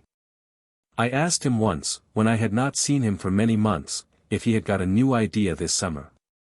"Good Lord," said he, "a man that has to work as I do, if he does not forget the ideas he has had, he will do well. Maybe the man you hoe with is inclined to race, then, by gory, your mind must be there, you think of weeds."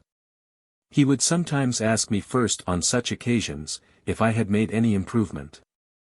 One winter day I asked him if he was always satisfied with himself, wishing to suggest a substitute within him for the priest without, and some higher motive for living.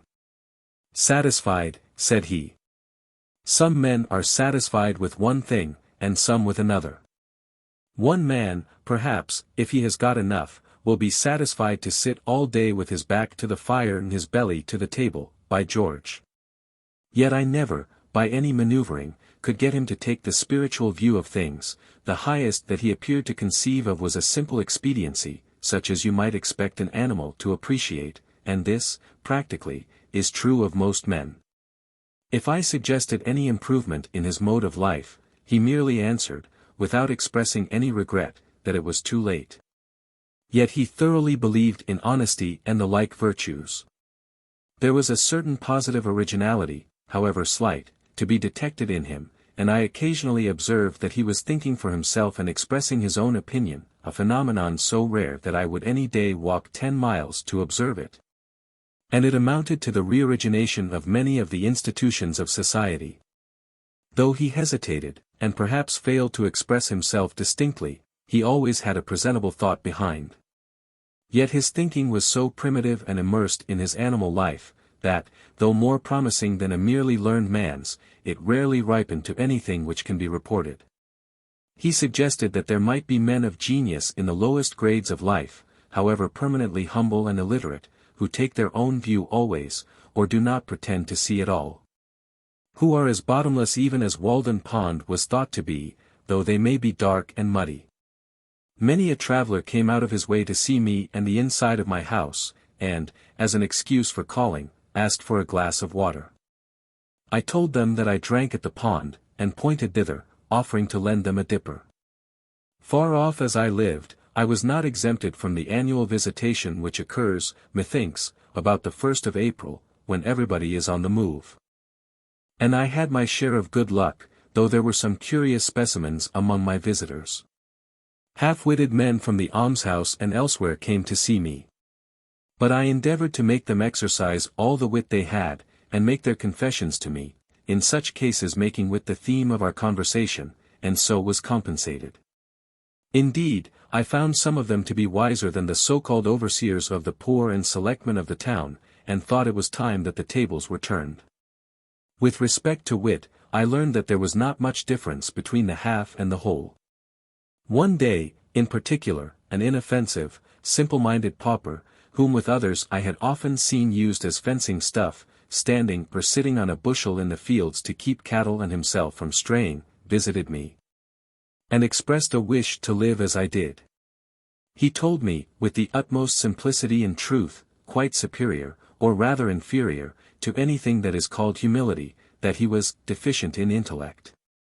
These were his words. The Lord had made him so, yet he supposed the Lord cared as much for him as for another. I have always been so, said he, from my childhood. I never had much mind, I was not like other children, I am weak in the head. It was the Lord's will, I suppose. And there he was to prove the truth of his words. He was a metaphysical puzzle to me. I have rarely met a fellow man on such promising ground, it was so simple and sincere and so true all that he said. And, true enough, in proportion as he appeared to humble himself was he exalted. I did not know at first, but it was the result of a wise policy. It seemed that from such a basis of truth and frankness as the poor weak-headed pauper had laid, our intercourse might go forward to something better than the intercourse of sages.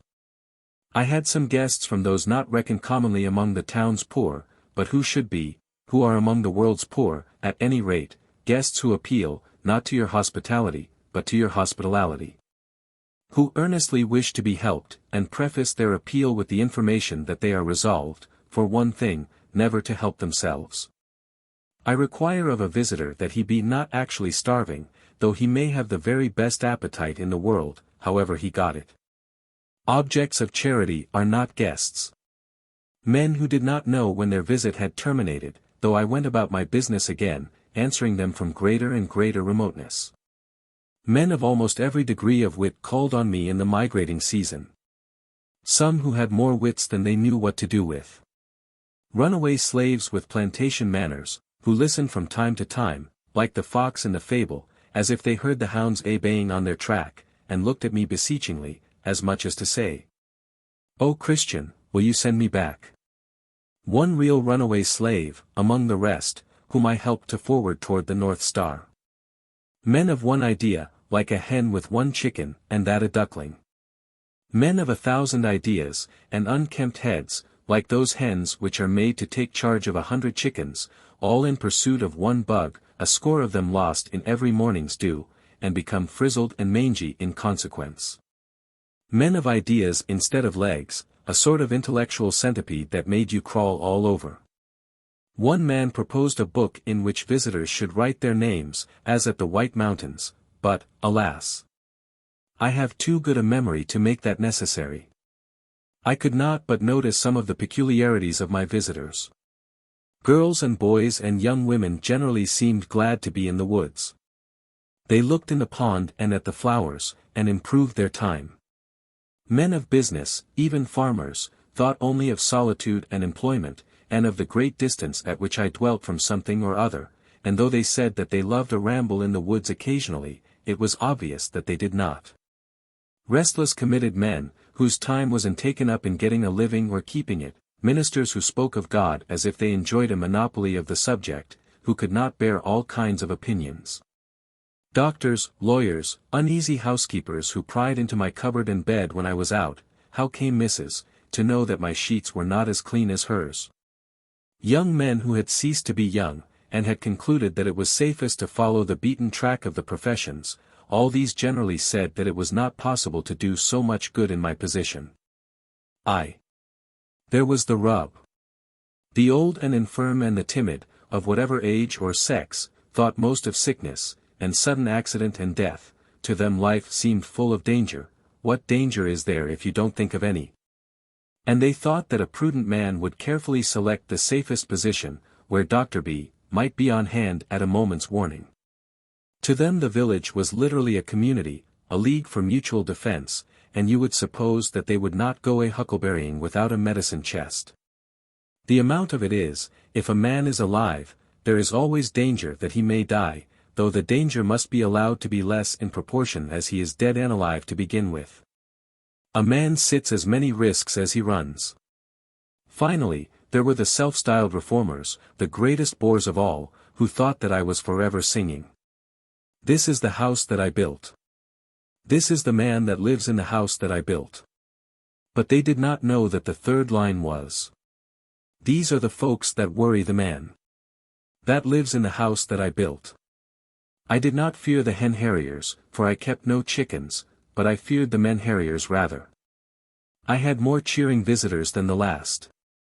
Children come a-berrying, railroad men taking a Sunday morning walk in clean shirts, fishermen and hunters, poets and philosophers. In short, all honest pilgrims, who came out to the woods for freedom's sake, and really left the village behind, I was ready to greet with, "Welcome, Englishmen." Welcome, Englishmen, for I had had communication with that race. The bean field. Meanwhile my beans, the length of whose rows, added together, was 7 miles already planted, were impatient to be hoed, for the earliest had grown considerably before the latest were in the ground. Indeed they were not easily to be put off. What was the meaning of this so steady and self-respecting, this small Herculean labor, I knew not. I came to love my rows, my beans, though so many more than I wanted. They attached me to the earth, and so I got strength like Antaeus. But why should I raise them? Only heaven knows. This was my curious labor all summer, to make this portion of the earth's surface, which had yielded only cinquefoil, blackberries, johnswort, and the like, before, sweet wild fruits and pleasant flowers, produce instead this pulse.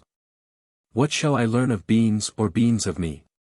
I cherish them, I hoe them, early and late I have an eye to them, and this is my day's work. It is a fine broad leaf to look on. My auxiliaries are the dews and rains which water this dry soil, and what fertility is in the soil itself, which for the most part is lean and effete. My enemies are worms, cool days, and most of all woodchucks. The last have nibbled for me 1/4 of an acre clean. But what right had I to oust johnswort and the rest, and break up their ancient herb garden? Soon, however, the remaining beans will be too tough for them, and go forward to meet new foes. When I was 4 years old, as I well remember, I was brought from Boston to this my native town, through these very woods and this field, to the pond. It is one of the oldest scenes stamped on my memory. And now tonight my flute has waked the echoes over that very water. The pines still stand here older than I. Or, if some have fallen, I have cooked my supper with their stumps, and a new growth is rising all around, preparing another aspect for new infant eyes. Almost the same johnswort springs from the same perennial root in this pasture, and even I have at length helped to clothe that fabulous landscape of my infant dreams, and one of the results of my presence and influence is seen in these bean leaves, corn blades, and potato vines. I planted about 2 acres and a half of upland, and as it was only about 15 years since the land was cleared, and I myself had got out 2 or 3 cords of stumps, I did not give it any manure. But in the course of the summer it appeared by the arrowheads which I turned up in hoeing, that an extinct nation had anciently dwelt here and planted corn and beans ere white men came to clear the land, and so, to some extent, had exhausted the soil for this very crop. Before yet any woodchuck or squirrel had run across the road, or the sun had got above the shrub oaks, while all the dew was on. Though the farmers warned me against it, I would advise you to do all your work if possible while the dew is on. I began to level the ranks of haughty weeds in my bean field and throw dust upon their heads. Early in the morning I worked barefooted, dabbling like a plastic artist in the dewy and crumbling sand, but later in the day the sun blistered my feet. There the sun lighted me to hoe beans, pacing slowly backward and forward over that yellow gravelly upland, between the long green rows, 15 rods, the one end terminating in a shrub oak copse where I could rest in the shade. The other in a blackberry field where the green berries deepened their tints by the time I had made another bout.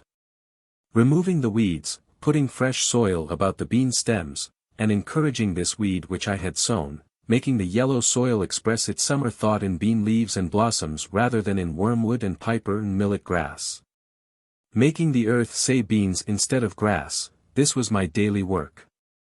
As I had little aid from horses or cattle, or hired men or boys, or improved implements of husbandry, I was much slower, and became much more intimate with my beans than usual.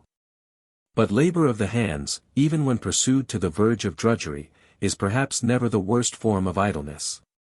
It has a constant and imperishable moral, and to the scholar it yields a classic result. A very agricola laboriosus was I to travellers bound westward through Lincoln and Wayland to nobody knows where, they sitting at their ease in gigs, with elbows on knees, and reins loosely hanging in festoons. I the home-staying, laborious native of the soil. But soon my homestead was out of their sight and thought. It was the only open and cultivated field for a great distance on either side of the road, so they made the most of it. And sometimes the man in the field heard more of travellers' gossip and comment than was meant for his ear. Beans so late. Peas so late. For I continued to plant when others had begun to hoe, the ministerial husbandman had not suspected it. Corn, my boy, for fodder, corn for fodder. Does he live there? Asks the black bonnet of the grey coat.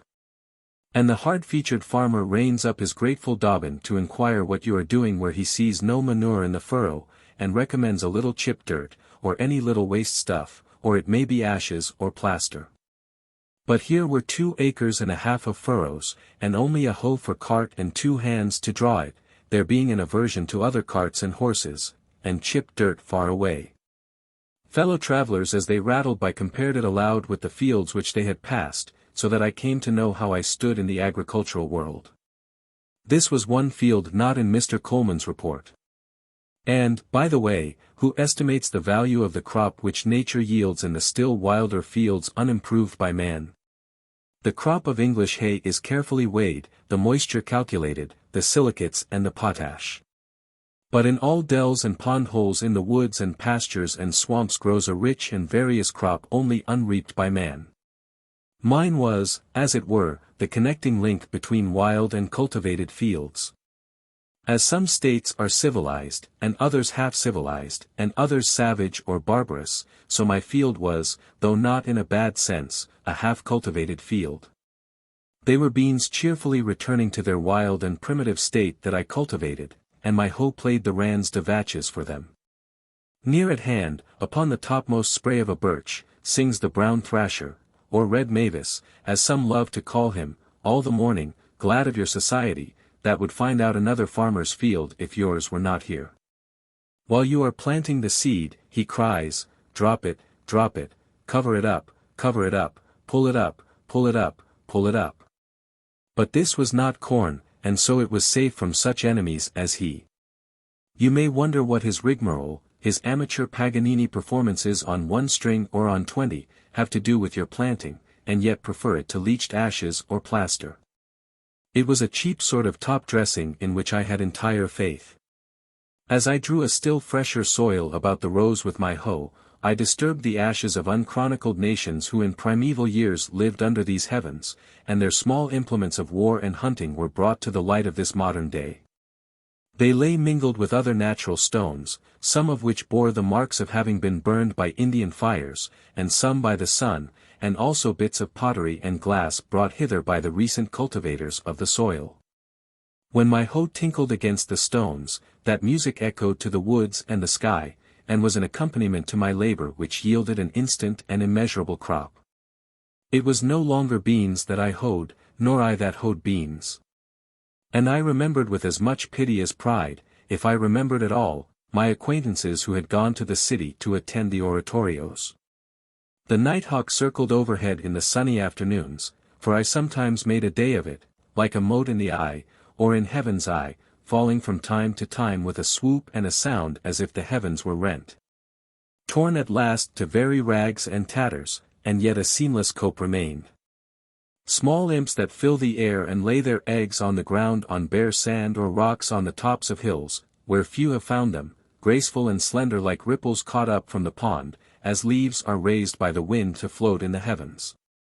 Such kindredship is in nature. The hawk is aerial brother of the wave which he sails over and surveys, those his perfect air-inflated wings answering to the elemental unfledged pinions of the sea. Or sometimes I watched a pair of henhawks circling high in the sky, alternately soaring and descending, approaching, and leaving one another, as if they were the embodiment of my own thoughts. Or I was attracted by the passage of wild pigeons from this wood to that, with a slight quivering winnowing sound and carrier haste. Or from under a rotten stump my hoe turned up a sluggish portentous and outlandish spotted salamander, a trace of Egypt and the Nile, yet our contemporary. When I paused to lean on my hoe, these sounds and sights I heard and saw anywhere in the row, a part of the inexhaustible entertainment which the country offers. On gala days the town fires its great guns, which echo like popguns to these woods, and some waifs of martial music occasionally penetrate thus far. To me, away there in my bean field at the other end of the town, the big guns sounded as if a puffball had burst. And when there was a military turnout of which I was ignorant, I have sometimes had a vague sense all the day of some sort of itching disease in the horizon, as if some eruption would break out there soon, either scarlatina or canker rash. Until at length some more favorable puff of wind, making haste over the fields and up the Wayland road, brought me information of the trainers.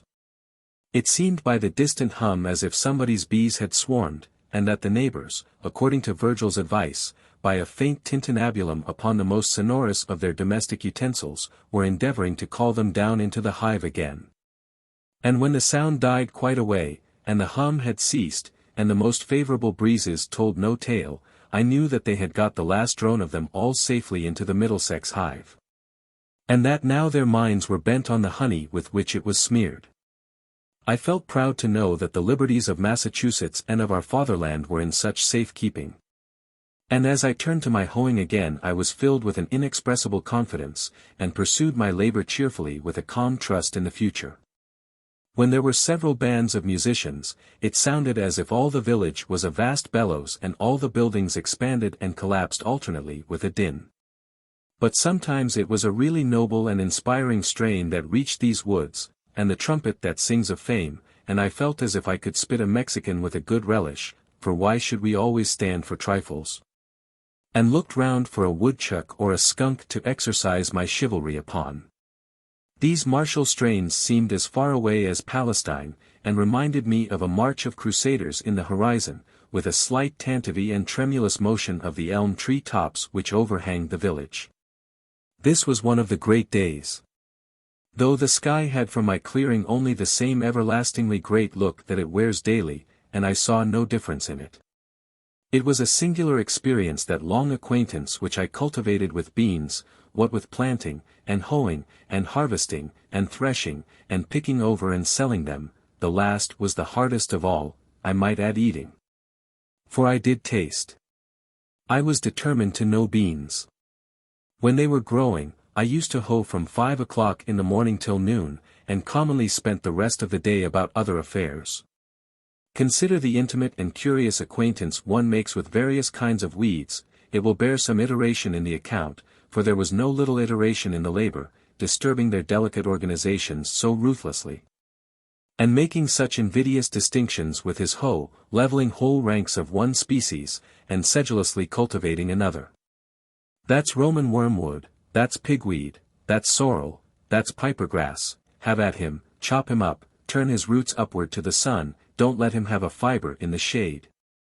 If you do, he'll turn himself other side up and be as green as a leek in 2 days. A long war, not with cranes, but with weeds, those Trojans who had sun and rain and dews on their side. Daily the beans saw me come to their rescue armed with a hoe, and thin the ranks of their enemies, filling up the trenches with weedy dead. Many a lusty crest, waving Hector, that towered a whole foot above his crowding comrades, fell before my weapon and rolled in the dust. Those summer days which some of my contemporaries devoted to the fine arts in Boston or Rome, and others to contemplation in India, and others to trade in London or New York, I thus, with the other farmers of New England, devoted to husbandry. Not that I wanted beans to eat, for I am by nature a Pythagorean, so far as beans are concerned, whether they mean porridge or voting, and exchanged them for rice. But, perchance, as some must work in fields if only for the sake of tropes and expression, to serve a parable maker one day. It was on the whole a rare amusement, which, continued too long, might have become a dissipation. Though I gave them no manure, and did not hoe them all once, I hoed them unusually well as far as I went, and was paid for it in the end, there being in truth, as Evelyn says, no compost or laitation whatsoever comparable to this continual motion, repastination, and turning of the mold with the spade.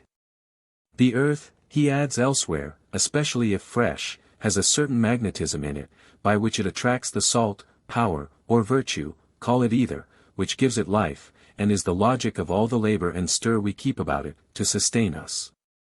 All dungings and other sordid temperings being but the vicar's succedaneous to this improvement. Moreover, this being one of those worn-out and exhausted lay fields which enjoy their Sabbath, had perchance, as Sir Kenelm Digby thinks likely, attracted vital spirits from the air. I harvested 12 bushels of beans. But to be more particular, for it is complained that Mr. Coleman has reported chiefly the expensive experiments of gentlemen farmers, my outgoes were: for a hoe, $0.54. Plowing, harrowing, and furrowing, 7.52 much. Beans for seed, 3.12 plus. Potatoes for seed, 1.33. Peas for seed, 0.40. Turnip seed, 0.06. White line for crow fence, 0.02. Horse cultivator and boy 3 hours, 0.1.00. Horse and cart to get crop, 0.75. In all, $14.72 plus. My income was, patrem familias vendicem, non emissum esse opertet, from 9 bushels and 12 quarts of beans sold, $16.94. 5-inch large potatoes, 2.50. 9-inch small, 2.25. Grass, 0.1.00. Stalks, 0.75. In all, $23.44. Leaving a pecuniary profit, as I have elsewhere said, of $8.71 plus. This is the result of my experience in raising beans, plant the common small white bush bean about the 1st of June, in rows 3 feet by 18 inches apart, being careful to select fresh round and unmixed seed. First look out for worms, and supply vacancies by planting anew. Then look out for woodchucks, if it is an exposed place, for they will nibble off the earliest tender leaves almost clean as they go. And again, when the young tendrils make their appearance, they have notice of it, and will shear them off with both buds and young pods, sitting erect like a squirrel. But above all, harvest as early as possible, if you would escape frosts and have a fair and saleable crop. You may save much loss by this means. This further experience also I gained. I said to myself, I will not plant beans and corn with so much industry another summer, but such seeds, if the seed is not lost, as sincerity, truth, simplicity, faith, innocence, and the like. And see if they will not grow in this soil, even with less toil and manurance, and sustain me, for surely it has not been exhausted for these crops. Alas! I said this to myself. But now another summer is gone, and another, and I am obliged to say to you, reader, that the seeds which I planted, if indeed they were the seeds of those virtues, were worm-eaten or had lost their vitality, and so did not come up. Commonly men will only be brave as their fathers were brave, or timid. This generation is very sure to plant corn and beans each new year precisely as the Indians did centuries ago and taught the first settlers to do, as if there were a fate in it. I saw an old man the other day, to my astonishment, making the holes with a hoe for the 70th time at least, and not for himself to lie down in. But why should not the New Englander try new adventures, and not lay so much stress on his grain, his potato and grass crop, and his orchards, raise other crops than these? Why concern ourselves so much about our beans for seed, and not be concerned at all about a new generation of men? We should really be fed and cheered if when we met a man we were sure to see that some of the qualities which I have named, which we all prize more than those other productions, but which are for the most part broadcast and floating in the air, had taken root and grown in him. Here comes such a subtle and ineffable quality, for instance, as truth or justice, though the slightest amount or new variety of it, along the road. Our ambassadors should be instructed to send home such seeds as these, and Congress help to distribute them over all the land. We should never stand upon ceremony with sincerity. We should never cheat and insult and banish one another by our meanness, if there were present the kernel of worth and friendliness. We should not meet thus in haste. Most men I do not meet at all, for they seem not to have time. They are busy about their beans. We would not deal with a man thus plodding ever, leaning on a hoe or a spade as a staff between his work, not as a mushroom, but partially risen out of the earth, something more than erect. Like swallows alighted and walking on the ground. And as he spake, his wings would now and then spread, as he meant to fly, then close again. So that we should suspect that we might be conversing with an angel. Bread may not always nourish us. But it always does us good, it even takes stiffness out of our joints, and makes us supple and buoyant, when we knew not what ailed us, to recognize any generosity in man or nature, to share any unmixed and heroic joy. Ancient poetry and mythology suggest, at least, that husbandry was once a sacred art, but it is pursued with irreverent haste and heedlessness by us, our object being to have large farms and large crops merely. We have no festival, nor procession, nor ceremony, not excepting our cattle shows and so-called thanksgivings, by which the farmer expresses a sense of the sacredness of his calling, or is reminded of its sacred origin.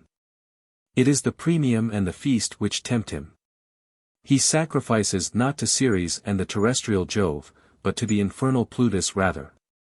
By avarice and selfishness, and a groveling habit, from which none of us is free, of regarding the soil as property, or the means of acquiring property chiefly, the landscape is deformed, husbandry is degraded with us. And the farmer leads the meanest of lives. He knows nature but as a robber.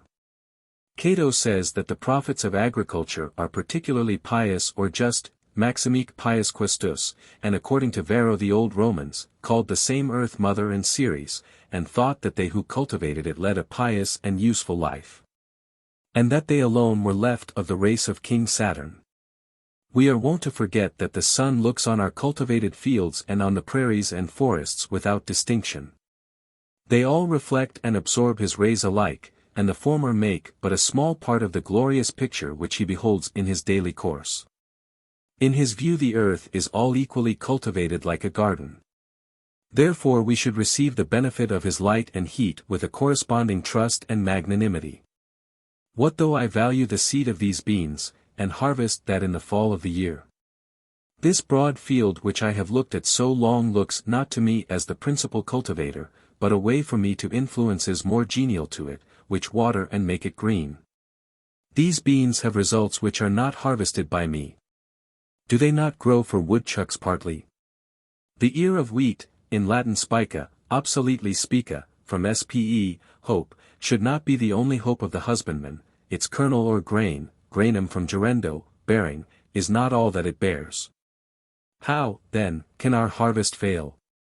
Shall I not rejoice also at the abundance of the weeds whose seeds are the granary of the birds? It matters little comparatively whether the fields fill the farmer's barns. The true husbandman will cease from anxiety, as the squirrels manifest no concern whether the woods will bear chestnuts this year or not, and finish his labor with every day, relinquishing all claim to the produce of his fields, and sacrificing in his mind not only his first but his last fruits also. The village. After hoeing, or perhaps reading and writing, in the forenoon, I usually bathed again in the pond, swimming across one of its coves for a stint, and washed the dust of labor from my person, or smoothed out the last wrinkle which study had made, and for the afternoon was absolutely free. Every day or two I strolled to the village to hear some of the gossip which is incessantly going on there, circulating either from mouth to mouth, or from newspaper to newspaper, and which, taken in homeopathic doses, was really as refreshing in its way as the rustle of leaves and the peeping of frogs. As I walked in the woods to see the birds and squirrels, so I walked in the village to see the men and boys. Instead of the wind among the pines I heard the carts rattle. In one direction from my house there was a colony of muskrats in the river meadows. Under the grove of elms and buttonwoods in the other horizon was a village of busy men, as curious to me as if they had been prairie dogs, each sitting at the mouth of its burrow, or running over to a neighbor's to gossip. I went there frequently to observe their habits. The village appeared to me a great newsroom, and on one side, to support it, as once at Reading and Company's on State Street, they kept nuts and raisins, or salt and meal and other groceries. Some have such a vast appetite for the former commodity, that is, the news, and such sound digestive organs, that they can sit forever in public avenues without stirring, and let it simmer and whisper through them like the Etesian winds. Or as if inhaling ether, it only producing numbness and insensibility to pain, otherwise it would often be painful to bear, without affecting the consciousness. I hardly ever failed, when I rambled through the village, to see a row of such worthies, either sitting on a ladder sunning themselves, with their bodies inclined forward and their eyes glancing along the line this way and that, from time to time, with a voluptuous expression, or else leaning against a barn with their hands in their pockets, like caryatids, as if to prop it up. They, being commonly out of doors, heard whatever was in the wind. These are the coarsest mills, in which all gossip is first rudely digested or cracked up before it is emptied into finer and more delicate hoppers within doors.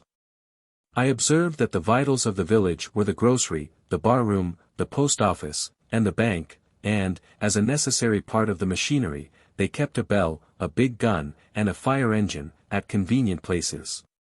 And the houses were so arranged as to make the most of mankind, in lanes and fronting one another, so that every traveler had to run the gauntlet, and every man, woman, and child might get a lick at him.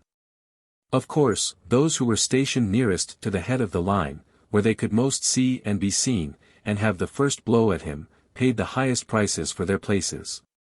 And the few straggling inhabitants in the outskirts, where long gaps in the line began to occur, and the traveler could get over walls or turn aside into cowpaths, and so escape, paid a very slight ground or window tax.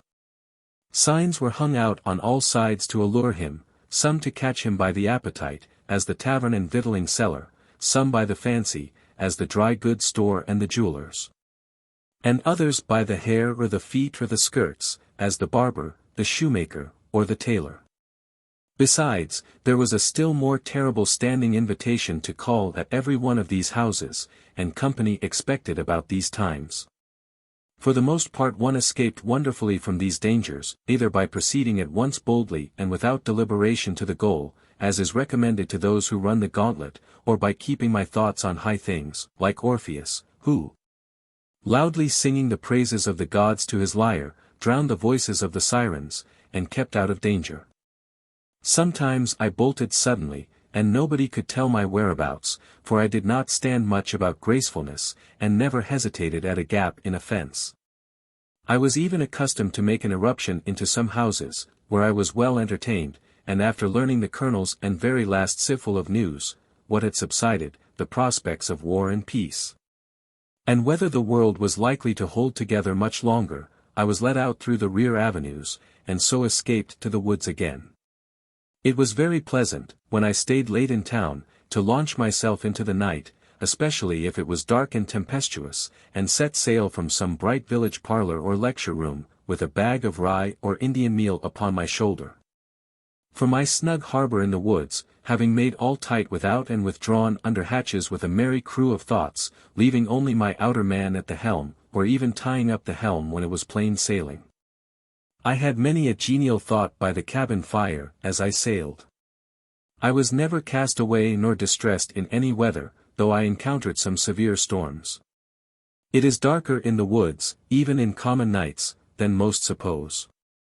I frequently had to look up at the opening between the trees above the path in order to learn my route, and, where there was no cart path, to feel with my feet the faint track which I had worn, or steer by the known relation of particular trees which I felt with my hands, passing between two pines for instance, not more than 18 inches apart, in the midst of the woods, invariably, in the darkest night.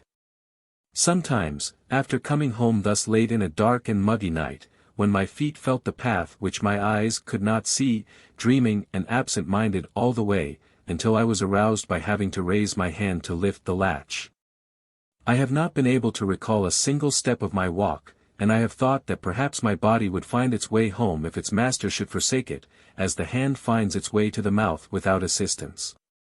Several times, when a visitor chanced to stay into evening, and it proved a dark night, I was obliged to conduct him to the cart path in the rear of the house, and then point out to him the direction he was to pursue, and in keeping which he was to be guided rather by his feet than his eyes. One very dark night I directed thus on their way 2 young men who had been fishing in the pond. They lived about a mile off through the woods, and were quite used to the route. A day or two after one of them told me that they wandered about the greater part of the night, close by their own premises, and did not get home till toward morning, by which time, as there had been several heavy showers in the meanwhile, and the leaves were very wet, they were drenched to their skins. I have heard of many going astray even in the village streets, when the darkness was so thick that you could cut it with a knife, as the saying is. Some who live in the outskirts, having come to town shopping in their wagons, have been obliged to put up for the night. And gentlemen and ladies making a call have gone half a mile out of their way, feeling the sidewalk only with their feet, and not knowing when they turned. It is a surprising and memorable, as well as valuable experience, to be lost in the woods any time. Often in a snowstorm, even by day, one will come out upon a well-known road and yet find it impossible to tell which way leads to the village. Though he knows that he has traveled it 1,000 times, he cannot recognize a feature in it, but it is as strange to him as if it were a road in Siberia. By night, of course, the perplexity is infinitely greater. In our most trivial walks, we are constantly, though unconsciously, steering like pilots by certain well-known beacons and headlands, and if we go beyond our usual course we still carry in our minds the bearing of some neighboring cape. And not till we are completely lost, or turned round, for a man needs only to be turned round once with his eyes shut in this world to be lost, do we appreciate the vastness and strangeness of nature. Every man has to learn the points of compass again as often as he awakes, whether from sleep or any abstraction. Not till we are lost, in other words not till we have lost the world, do we begin to find ourselves, and realize where we are and the infinite extent of our relations. One afternoon, near the end of the first summer, when I went to the village to get a shoe from the cobbler's, I was seized and put into jail, because, as I have elsewhere related, I did not pay a tax to, or recognize the authority of the state, which buys and sells men, women, and children, like cattle, at the door of its Senate house. I had gone down to the woods for other purposes. But, wherever a man goes, men will pursue and paw him with their dirty institutions, and, if they can, constrain him to belong to their desperate odd-fellow society.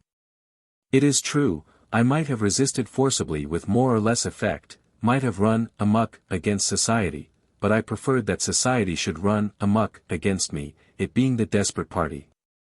However, I was released the next day, obtained my mended shoe, and returned to the woods in season to get my dinner of huckleberries on Fair Haven Hill. I was never molested by any person but those who represented the state. I had no lock nor bolt but for the desk which held my papers, not even a nail to put over my latch or windows. I never fastened my door night or day, though I was to be absent several days. Not even when the next fall I spent a fortnight in the woods of Maine. And yet my house was more respected than if it had been surrounded by a file of soldiers. The tired rambler could rest and warm himself by my fire, the literary amuse himself with the few books on my table, or the curious, by opening my closet door, see what was left of my dinner, and what prospect I had of a supper. Yet, though many people of every class came this way to the pond, I suffered no serious inconvenience from these sources, and I never missed anything but one small book, a volume of Homer, which perhaps was improperly gilded. And this I trust a soldier of our camp has found by this time. I am convinced, that if all men were to live as simply as I then did, thieving and robbery would be unknown. These take place only in communities where some have got more than is sufficient while others have not enough. The Pope's Homers would soon get properly distributed. Nec bella furunt. Vaginus astabat dum cyphus antedapes. Nor wars did men molest. When only beechen bowls were in request. You who govern public affairs, what need have you to employ punishments? Love virtue, and the people will be virtuous. The virtues of a superior man are like the wind. The virtues of a common man are like the grass, the grass, when the wind passes over it, bends. The ponds. Sometimes, having had a surfeit of human society and gossip, and worn out all my village friends, I rambled still farther westward than I habitually dwell, into yet more unfrequented parts of the town, to fresh woods and pastures new. Or, while the sun was setting, made my supper of huckleberries and blueberries on Fair Haven Hill, and laid up a store for several days. The fruits do not yield their true flavor to the purchaser of them, nor to him who raises them for the market. There is but one way to obtain it, yet few take that way. If you would know the flavor of huckleberries, ask the cowboy or the partridge. It is a vulgar error to suppose that you have tasted huckleberries who never plucked them. A huckleberry never reaches Boston, they have not been known there since they grew on her 3 hills. The ambrosial and essential part of the fruit is lost with the bloom which is rubbed off in the market cart, and they become mere provender. As long as eternal justice reigns, not one innocent huckleberry can be transported thither from the country's hills. Occasionally, after my hoeing was done for the day, I joined some impatient companion who had been fishing on the pond since morning, as silent and motionless as a duck or a floating leaf, and, after practicing various kinds of philosophy, had concluded commonly, by the time I arrived, that he belonged to the ancient sect of Cenobites. There was one older man, an excellent fisher and skilled in all kinds of woodcraft, who was pleased to look upon my house as a building erected for the convenience of fishermen. And I was equally pleased when he sat in my doorway to arrange his lines. Once in a while we sat together on the pond, he at one end of the boat, and I at the other. But not many words passed between us, for he had grown deaf in his later years, but he occasionally hummed a psalm, which harmonized well enough with my philosophy. Our intercourse was thus altogether one of unbroken harmony, far more pleasing to remember than if it had been carried on by speech. When, as was commonly the case, I had none to commune with, I used to raise the echoes by striking with a paddle on the side of my boat, filling the surrounding woods with circling and dilating sound. Stirring them up as the keeper of a menagerie his wild beasts, until I elicited a growl from every wooded vale and hillside.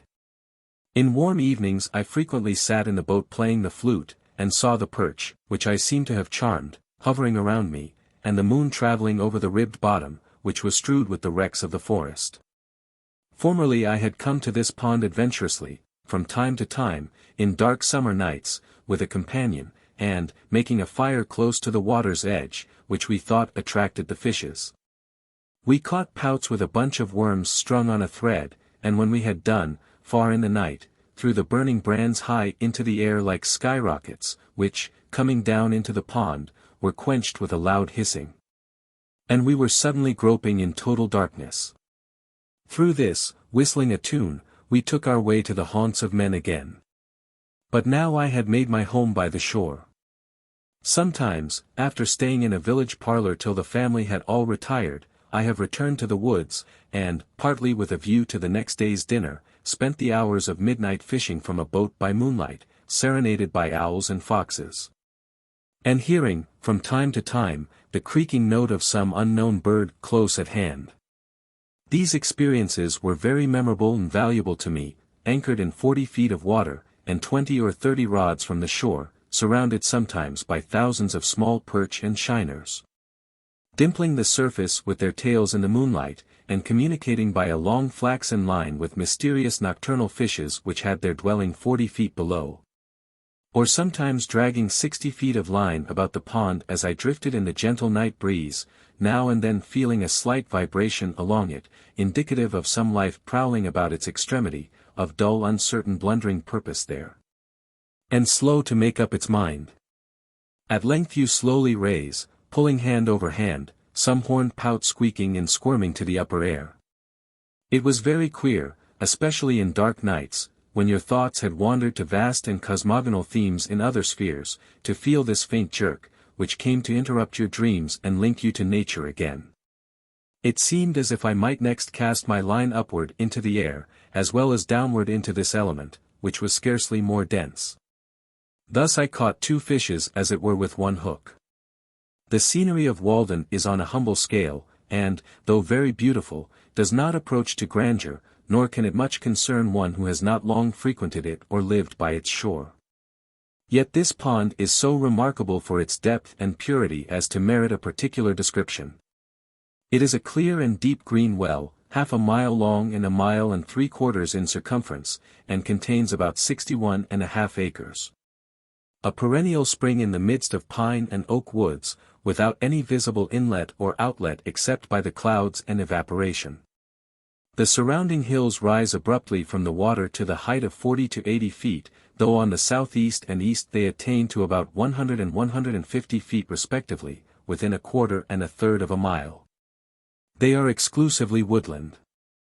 All our Concord waters have 2 colors at least, one when viewed at a distance, and another, more proper, close at hand. The first depends more on the light, and follows the sky. In clear weather, in summer, they appear blue at a little distance, especially if agitated, and at a great distance all appear alike. In stormy weather they are sometimes of a dark slate color.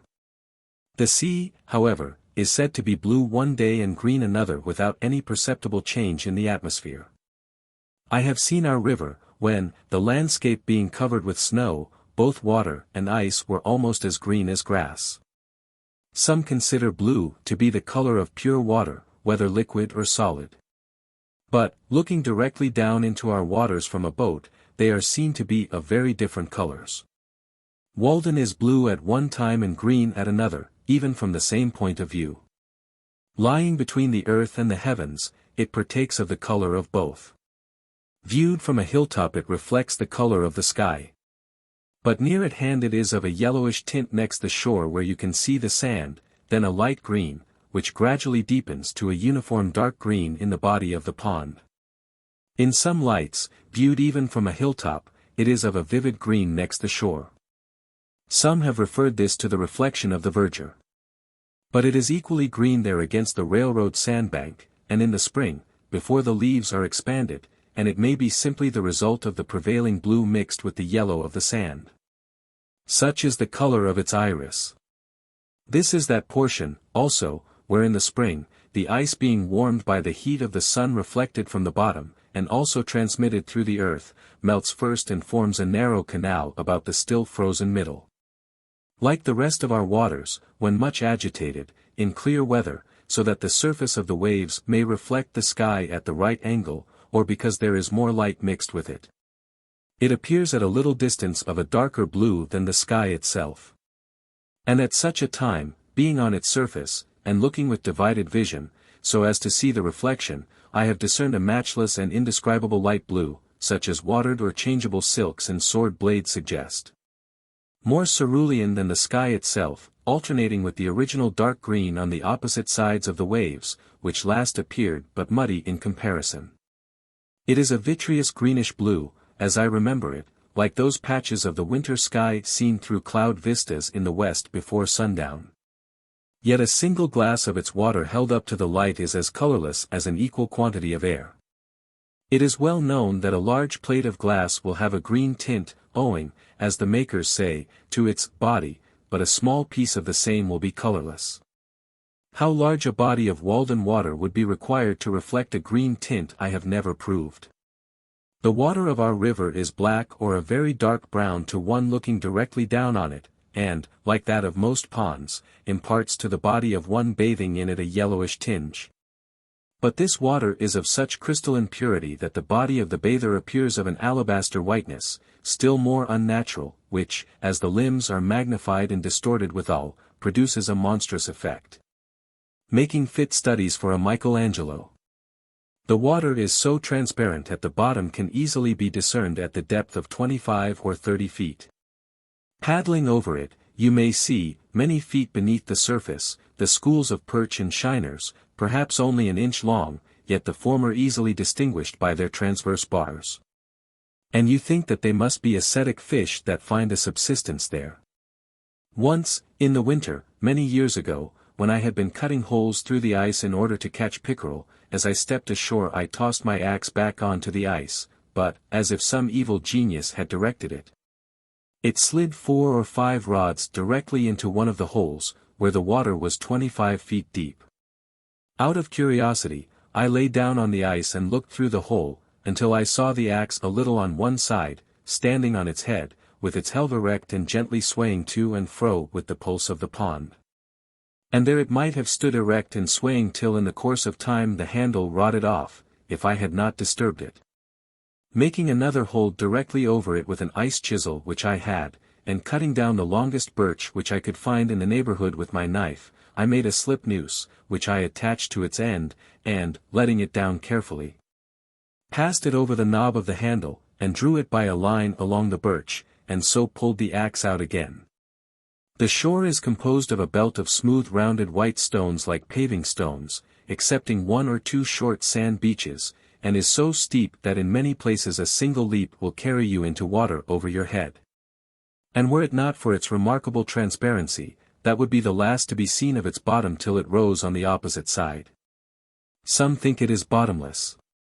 It is nowhere muddy, and a casual observer would say that there were no weeds at all in it. And of noticeable plants, except in the little meadows recently overflowed, which do not properly belong to it, a closer scrutiny does not detect a flag nor a bulrush, nor even a lily, yellow or white. But only a few small heart leaves and potamogetons, and perhaps a water target or 2.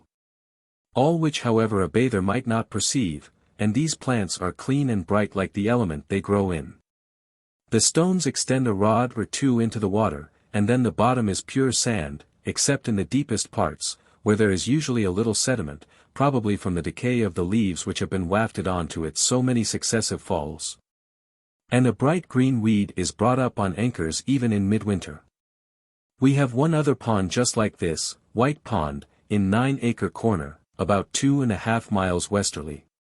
But, though I am acquainted with most of the ponds within a dozen miles of this center, I do not know a third of this pure and well-like character. Successive nations perchance have drank at, admired, and fathomed it, and passed away, and still its water is green and pellucid as ever. Not an intermitting spring. Perhaps on that spring morning when Adam and Eve were driven out of Eden, Walden Pond was already in existence, and even then breaking up in a gentle spring rain accompanied with mist and a southerly wind, and covered with myriads of ducks and geese, which had not heard of the fall, when still such pure lakes sufficed them. Even then it had commenced to rise and fall, and had clarified its waters and colored them of the hue they now wear, and obtained a patent of heaven to be the only Walden Pond in the world and distiller of celestial dews. Who knows in how many unremembered nations' literatures this has been the Castalian fountain? Or what nymphs presided over it in the Golden Age? It is a gem of the first water which Concord wears in her coronet. Yet perchance the first who came to this well have left some trace of their footsteps. I have been surprised to detect encircling the pond, even where a thick wood has just been cut down on the shore, a narrow shelf-like path in the steep hillside, alternately rising and falling, approaching and receding from the water's edge. As old probably as the race of man here, worn by the feet of aboriginal hunters, and still from time to time unwittingly trodden by the present occupants of the land. This is particularly distinct to one standing on the middle of the pond in winter, just after a light snow has fallen, appearing as a clear undulating white line, unobscured by weeds and twigs.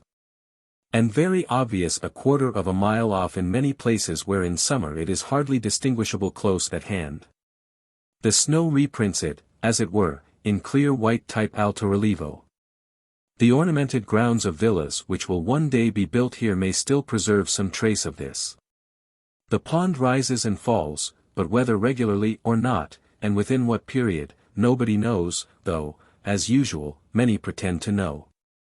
It is commonly higher in the winter and lower in the summer, though not corresponding to the general wet and dryness.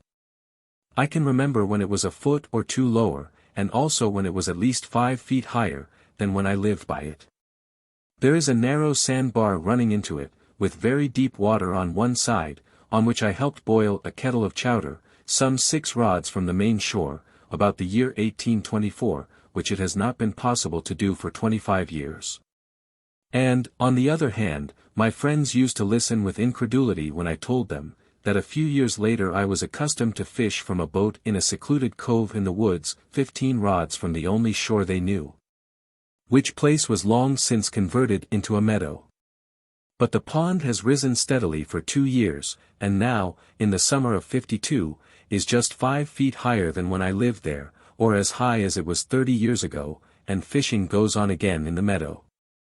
This makes a difference of level, at the outside, of 6 or 7 feet, and yet the water shed by the surrounding hills is insignificant in amount, and this overflow must be referred to causes which affect the deep springs.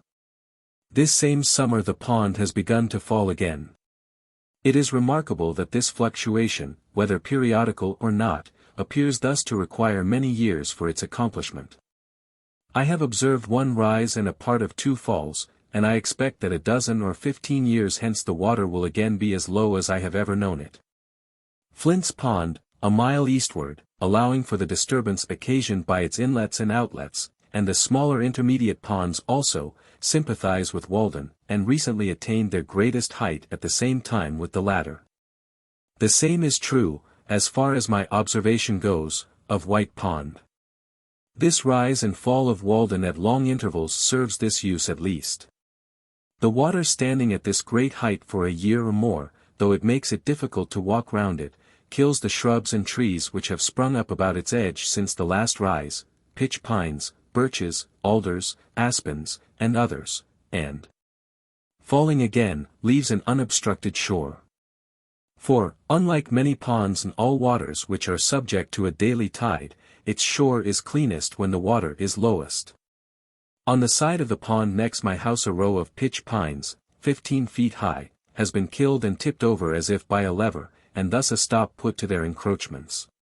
And their size indicates how many years have elapsed since the last rise to this height. By this fluctuation the pond asserts its title to a shore, and thus the shore is shorn, and the trees cannot hold it by right of possession. These are the lips of the lake, on which no beard grows. It licks its chaps from time to time. When the water is at its height, the alders, willows, and maples send forth a mass of fibrous red roots several feet long from all sides of their stems in the water, and to the height of 3 or 4 feet from the ground, in the effort to maintain themselves. And I have known the high blueberry bushes about the shore, which commonly produce no fruit, bear an abundant crop under these circumstances. Some have been puzzled to tell how the shore became so regularly paved.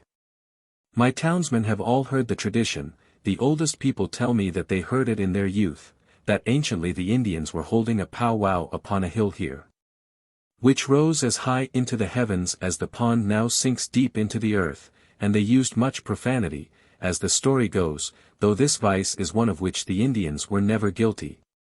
And while they were thus engaged the hill shook and suddenly sank, and only one old squaw, named Walden, escaped, and from her the pond was named. It has been conjectured that when the hill shook these stones rolled down its side and became the present shore. It is very certain, at any rate, that once there was no pond here, and now there is one. And this Indian fable does not in any respect conflict with the account of that ancient settler whom I have mentioned, who remembers so well when he first came here with his divining rod, saw a thin vapor rising from the sward. And the hazel pointed steadily downward, and he concluded to dig a well here. As for the stones, many still think that they are hardly to be accounted for by the action of the waves on these hills. But I observe that the surrounding hills are remarkably full of the same kind of stones, so that they have been obliged to pile them up in walls on both sides of the railroad cut nearest the pond. And, moreover, there are most stones where the shore is most abrupt, so that, unfortunately, it is no longer a mystery to me. I detect the paver. If the name was not derived from that of some English locality, Saffron Walden, for instance, one might suppose that it was called originally Walden Pond. The pond was my well ready dug. For 4 months in the year its water is as cold as it is pure at all times, and I think that it is then as good as any, if not the best, in the town. In the winter, all water which is exposed to the air is colder than springs and wells which are protected from it. The temperature of the pond water which had stood in the room where I sat from 5 o'clock in the afternoon till noon the next day, the 6th of March, 1846, the thermometer having been up to 65° or 70° some of the time, owing partly to the sun on the roof, was 42°, or 1 degree colder than the water of one of the coldest wells in the village just drawn. The temperature of the boiling spring the same day was 45°, or the warmest of any water tried, though it is the coldest that I know of in summer, when, beside, shallow and stagnant surface water is not mingled with it. Moreover, in summer, Walden never becomes so warm as most water which is exposed to the sun, on account of its depth. In the warmest weather I usually placed a pailful in my cellar, where it became cool in the night, and remained so during the day. Though I also resorted to a spring in the neighborhood. It was as good when a week old as the day it was dipped, and had no taste of the pump.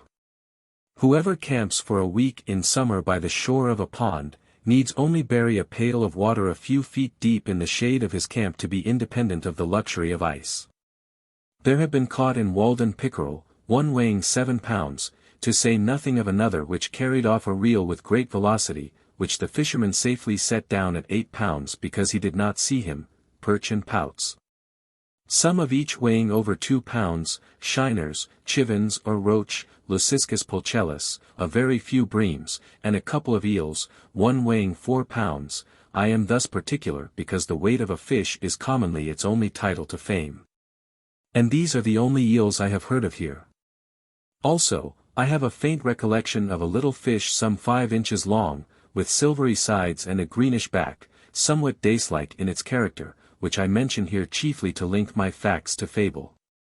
Nevertheless, this pond is not very fertile in fish. Its pickerel, though not abundant, are its chief boast. I have seen at one time lying on the ice pickerel of at least 3 different kinds, a long and shallow one, steel-colored, most like those caught in the river. A bright golden kind, with greenish reflections and remarkably deep, which is the most common here. And another, golden-colored, and shaped like the last, but peppered on the sides with small dark brown or black spots, intermixed with a few faint blood-red ones, very much like a trout. The specific name reticulatus would not apply to this. It should be guttatus rather. These are all very firm fish, and weigh more than their size promises. The shiners, pouts, and perch also, and indeed all the fishes which inhabit this pond, are much cleaner, handsomer, and firmer fleshed than those in the river and most other ponds, as the water is purer. And they can easily be distinguished from them. Probably many ichthyologists would make new varieties of some of them. There are also a clean race of frogs and tortoises, and a few mussels in it. Muskrats and minks leave their traces about it, and occasionally a traveling mud turtle visits it. Sometimes, when I pushed off my boat in the morning, I disturbed a great mud turtle which had secreted himself under the boat in the night. Ducks and geese frequent it in the spring and fall, the white-bellied swallows, hirundo bicolor, skim over it, and the peetweets, Totanus macularius, teeter along its stony shores all summer. I have sometimes disturbed a fish hawk sitting on a white pine over the water, but I doubt if it is ever profaned by the wind of a gull, like Fair Haven. At most, it tolerates one annual loon. These are all the animals of consequence which frequent it now. You may see from a boat, in calm weather, near the sandy eastern shore, where the water is 8 or 10 feet deep, and also in some other parts of the pond, some circular heaps half a dozen feet in diameter by a foot in height. Consisting of small stones less than a hen's egg in size, where all around is bare sand. At first you wonder if the Indians could have formed them on the ice for any purpose, and so, when the ice melted, they sank to the bottom, but they are too regular and some of them plainly too fresh for that. They are similar to those found in rivers, but as there are no suckers nor lampreys here, I know not by what fish they could be made. Perhaps they are the nests of the chivin. These lend a pleasing mystery to the bottom. The shore is irregular enough not to be monotonous. I have in my mind's eye the western, indented with deep bays, the bolder northern, and the beautifully scalloped southern shore, where successive capes overlap each other and suggest unexplored coves between. The forest has never so good a setting, nor is so distinctly beautiful, as when seen from the middle of a small lake amid hills which rise from the water's edge. For the water in which it is reflected not only makes the best foreground in such a case, but, with its winding shore, the most natural and agreeable boundary to it. There is no rawness nor imperfection in its edge there, as where the axe has cleared a part, or a cultivated field abuts on it. The trees have ample room to expand on the water side, and each sends forth its most vigorous branch in that direction. Their nature has woven a natural selvage, and the eye rises by just gradations from the low shrubs of the shore to the highest trees. There are few traces of man's hand to be seen. The water laves the shore as it did 1,000 years ago. A lake is the landscape's most beautiful and expressive feature. It is earth's eye, looking into which the beholder measures the depth of his own nature. The fluviatile trees next the shore are the slender eyelashes which fringe it, and the wooded hills and cliffs around are its overhanging brows. Standing on the smooth sandy beach at the east end of the pond, in a calm September afternoon, when a slight haze makes the opposite shoreline indistinct, I have seen whence came the expression, the glassy surface of a lake.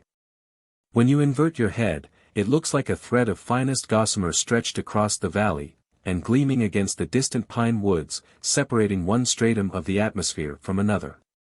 You would think that you could walk dry under it to the opposite hills, and that the swallows which skim over might perch on it.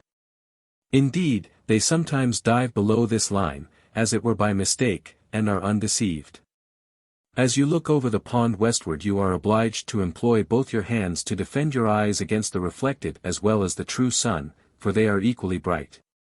And if, between the two, you survey its surface critically, it is literally as smooth as glass, except where the skater insects, at equal intervals scattered over its whole extent, by their motions in the sun produce the finest imaginable sparkle on it, or, perchance, a duck plumes itself, or, as I have said, a swallow schemes so low as to touch it. It may be that in the distance a fish describes an arc of 3 or 4 feet in the air, and there is one bright flash where it emerges, and another where it strikes the water, sometimes the whole silvery arc is revealed. Or here and there, perhaps, is a thistledown floating on its surface, which the fishes dart at and so dimple it again. It is like molten glass cooled but not congealed, and the few motes in it are pure and beautiful like the imperfections in glass. You may often detect a yet smoother and darker water, separated from the rest as if by an invisible cobweb, boom of the water nymphs, resting on it. From a hilltop you can see a fish leap in almost any part. For not a pickerel or shiner picks an insect from this smooth surface, but it manifestly disturbs the equilibrium of the whole lake. It is wonderful with what elaborateness this simple fact is advertised: this piscine murder will out, and from my distant perch I distinguish the circling undulations when they are half a dozen rods in diameter. You can even detect a water bug, Gyrinus, ceaselessly progressing over the smooth surface a quarter of a mile off. For they furrow the water slightly, making a conspicuous ripple bounded by two diverging lines, but the skaters glide over it without rippling it perceptibly. When the surface is considerably agitated there are no skaters nor water bugs on it, but apparently, in calm days, they leave their havens and adventurously glide forth from the shore by short impulses till they completely cover it. It is a soothing employment, on one of those fine days in the fall when all the warmth of the sun is fully appreciated, to sit on a stump on such a height as this, overlooking the pond, and study the dimpling circles which are incessantly inscribed on its otherwise invisible surface amid the reflected skies and trees. Over this great expanse there is no disturbance, but it is thus at once gently smoothed away and assuaged, as, when a vase of water is jarred, the trembling circles seek the shore and all is smooth again. Not a fish can leap or an insect fall on the pond, but it is thus reported in circling dimples, in lines of beauty, as it were the constant welling up of its fountain, the gentle pulsing of its life, the heaving of its breast. The thrills of joy and thrills of pain are undistinguishable. How peaceful the phenomena of the lake! Again the works of man shine as in the spring. Every leaf and twig and stone and cobweb sparkles now at mid-afternoon as when covered with dew in a spring morning. Every motion of an oar or an insect produces a flash of light, and if an oar falls, how sweet the echo! In such a day, in September or October, Walden is a perfect forest mirror, set round with stones as precious to my eye as if fewer or rarer. Nothing so fair, so pure, and at the same time so large, as a lake, perchance, lies on the surface of the earth. Sky water. It needs no fence. Nations come and go without defiling it. It is a mirror which no stone can crack, whose quicksilver will never wear off, whose gilding nature continually repairs, no storms, no dust, can dim its surface ever fresh. A mirror in which all impurity presented to it sinks, swept and dusted by the sun's hazy brush, this the light dust cloth, which retains no breath that is breathed on it, but sends its own to float as clouds high above its surface, and be reflected in its bosom still. A field of water betrays the spirit that is in the air. It is continually receiving new life and motion from above. It is intermediate in its nature between land and sky. On land only the grass and trees wave, but the water itself is rippled by the wind. I see where the breeze dashes across it by the streaks or flakes of light. It is remarkable that we can look down on its surface. We shall, perhaps, look down thus on the surface of air at length, and mark where a still subtler spirit sweeps over it. The skaters and water bugs finally disappear in the latter part of October, when the severe frosts have come. And then and in November, usually, in a calm day, there is absolutely nothing to ripple the surface. One November afternoon, in the calm at the end of a rainstorm of several days' duration, when the sky was still completely overcast and the air was full of mist, I observed that the pond was remarkably smooth, so that it was difficult to distinguish its surface, though it no longer reflected the bright tints of October, but the somber November colors of the surrounding hills. Though I passed over it as gently as possible, the slight undulations produced by my boat extended almost as far as I could see, and gave a ribbed appearance to the reflections. But, as I was looking over the surface, I saw here and there at a distance a faint glimmer, as if some skater insects which had escaped the frosts might be collected there, or, perchance, the surface, being so smooth, betrayed where a spring welled up from the bottom. Paddling gently to one of these places, I was surprised to find myself surrounded by myriads of small perch, about 5 inches long, of a rich bronze color in the green water, sporting there, and constantly rising to the surface and dimpling it, sometimes leaving bubbles on it. In such transparent and seemingly bottomless water, reflecting the clouds, I seemed to be floating through the air as in a balloon, and their swimming impressed me as a kind of flight or hovering, as if they were a compact flock of birds passing just beneath my level on the right or left, their fins, like sails, set all around them. There were many such schools in the pond, apparently improving the short season before winter would draw an icy shutter over their broad skylight, sometimes giving to the surface an appearance as if a slight breeze struck it, or a few raindrops fell there. When I approached carelessly and alarmed them, they made a sudden splash and rippling with their tails, as if one had struck the water with a brushy bough, and instantly took refuge in the depths. At length the wind rose, the mist increased, and the waves began to run, and the perch leaped much higher than before, half out of water, 100 black points, 3 inches long, at once above the surface. Even as late as the 5th of December, one year, I saw some dimples on the surface, and thinking it was going to rain hard immediately, the air being fun of mist, I made haste to take my place at the oars and row homeward. Already the rain seemed rapidly increasing, though I felt none on my cheek, and I anticipated a thorough soaking. But suddenly the dimples ceased, for they were produced by the perch, which the noise of my oars had seared into the depths, and I saw their schools dimly disappearing, so I spent a dry afternoon after all. An old man who used to frequent this pond nearly 60 years ago, when it was dark with surrounding forests, tells me that in those days he sometimes saw it all alive with ducks and other waterfowl, and that there were many eagles about it. He came here fishing, and used an old log canoe which he found on the shore. It was made of 2 white pine logs dug out and pinned together, and was cut off square at the ends. It was very clumsy, but lasted a great many years before it became waterlogged and perhaps sank to the bottom. He did not know whose it was, it belonged to the pond. He used to make a cable for his anchor of strips of hickory bark tied together. An old man, a potter, who lived by the pond before the Revolution, told him once that there was an iron chest at the bottom, and that he had seen it. Sometimes it would come floating up to the shore. But when you went toward it, it would go back into deep water and disappear. I was pleased to hear of the old log canoe, which took the place of an Indian one of the same material but more graceful construction, which perchance had first been a tree on the bank, and then, as it were, fell into the water, to float there for a generation, the most proper vessel for the lake. I remember that when I first looked into these depths there were many large trunks to be seen indistinctly lying on the bottom, which had either been blown over formerly, or left on the ice at the last cutting, when wood was cheaper. But now they have mostly disappeared. When I first paddled a boat on Walden, it was completely surrounded by thick and lofty pine and oak woods, and in some of its coves grapevines had run over the trees next the water and formed bowers under which a boat could pass. The hills which form its shores are so steep, and the woods on them were then so high, that, as you looked down from the west end, it had the appearance of an amphitheatre for some land of sylvan spectacle.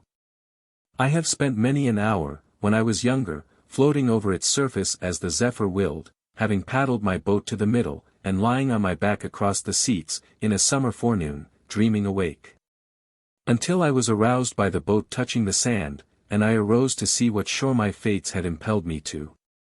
Days when idleness was the most attractive and productive industry. Many a forenoon have I stolen away, preferring to spend thus the most valued part of the day. For I was rich, if not in money, in sunny hours and summer days, and spent them lavishly, nor do I regret that I did not waste more of them in the workshop or the teacher's desk. But since I left those shores the woodchoppers have still further laid them waste, and now for many a year there will be no more rambling through the aisles of the wood, with occasional vistas through which you see the water. My muse may be excused if she is silent henceforth. How can you expect the birds to sing when their groves are cut down? Now the trunks of trees on the bottom, and the old log canoe, and the dark surrounding woods, are gone, and the villagers, who scarcely know where it lies, instead of going to the pond to bathe or drink, are thinking to bring its water, which should be as sacred as the Ganges at least, to the village in a pipe, to wash their dishes with, to earn their Walden by the turning of a cock or drawing of a plug. That devilish iron horse, whose ear-rending neigh is heard throughout the town, has muddied the boiling spring with his foot, and he it is that has browsed off all the woods on Walden shore, that Trojan horse, with 1,000 men in his belly. Introduced by mercenary Greeks. Where is the country's champion, the Moor of Moor Hill, to meet him at the deep cut and thrust an avenging lance between the ribs of the bloated pest? Nevertheless, of all the characters I have known, perhaps Walden wears best, and best preserves its purity. Many men have been likened to it, but few deserve that honor. Though the woodchoppers have laid bare first this shore and then that, and the Irish have built their sties by it, and the railroad has infringed on its border, and the icemen have skimmed it once, it is itself unchanged. The same water which my youthful eyes fell on. All the change is in me. It has not acquired one permanent wrinkle after all its ripples. It is perennially young, and I may stand and see a swallow dip apparently to pick an insect from its surface as of yore. It struck me again tonight, as if I had not seen it almost daily for more than 20 years, why, here is Walden, the same woodland lake that I discovered so many years ago. Where a forest was cut down last winter another is springing up by its shore as lustily as ever, the same thought is welling up to its surface that was then, it is the same liquid joy and happiness to itself and its maker, aye, and it may be to me. It is the work of a brave man surely, in whom there was no guile. He rounded this water with his hand, deepened and clarified it in his thought, and in his will bequeathed it to Concord. I see by its face that it is visited by the same reflection. And I can almost say, Walden, is it you? It is no dream of mine. To ornament a line. I cannot come nearer to God and heaven. Than I live to Walden even. I am its stony shore. And the breeze that passes o'er. In the hollow of my hand. Are its water and its sand. And its deepest resort. Lies high in my thought. The cars never pause to look at it. Yet I fancy that the engineers and firemen and brakemen, and those passengers who have a season ticket and see it often, are better men for the sight. The engineer does not forget at night, or his nature does not, that he has beheld this vision of serenity and purity once at least during the day. Though seen but once, it helps to wash out State Street and the engine soot. One proposes that it be called God's Drop. I have said that Walden has no visible inlet nor outlet, but it is on the one hand distantly and indirectly related to Flint's Pond, which is more elevated, by a chain of small ponds coming from that quarter.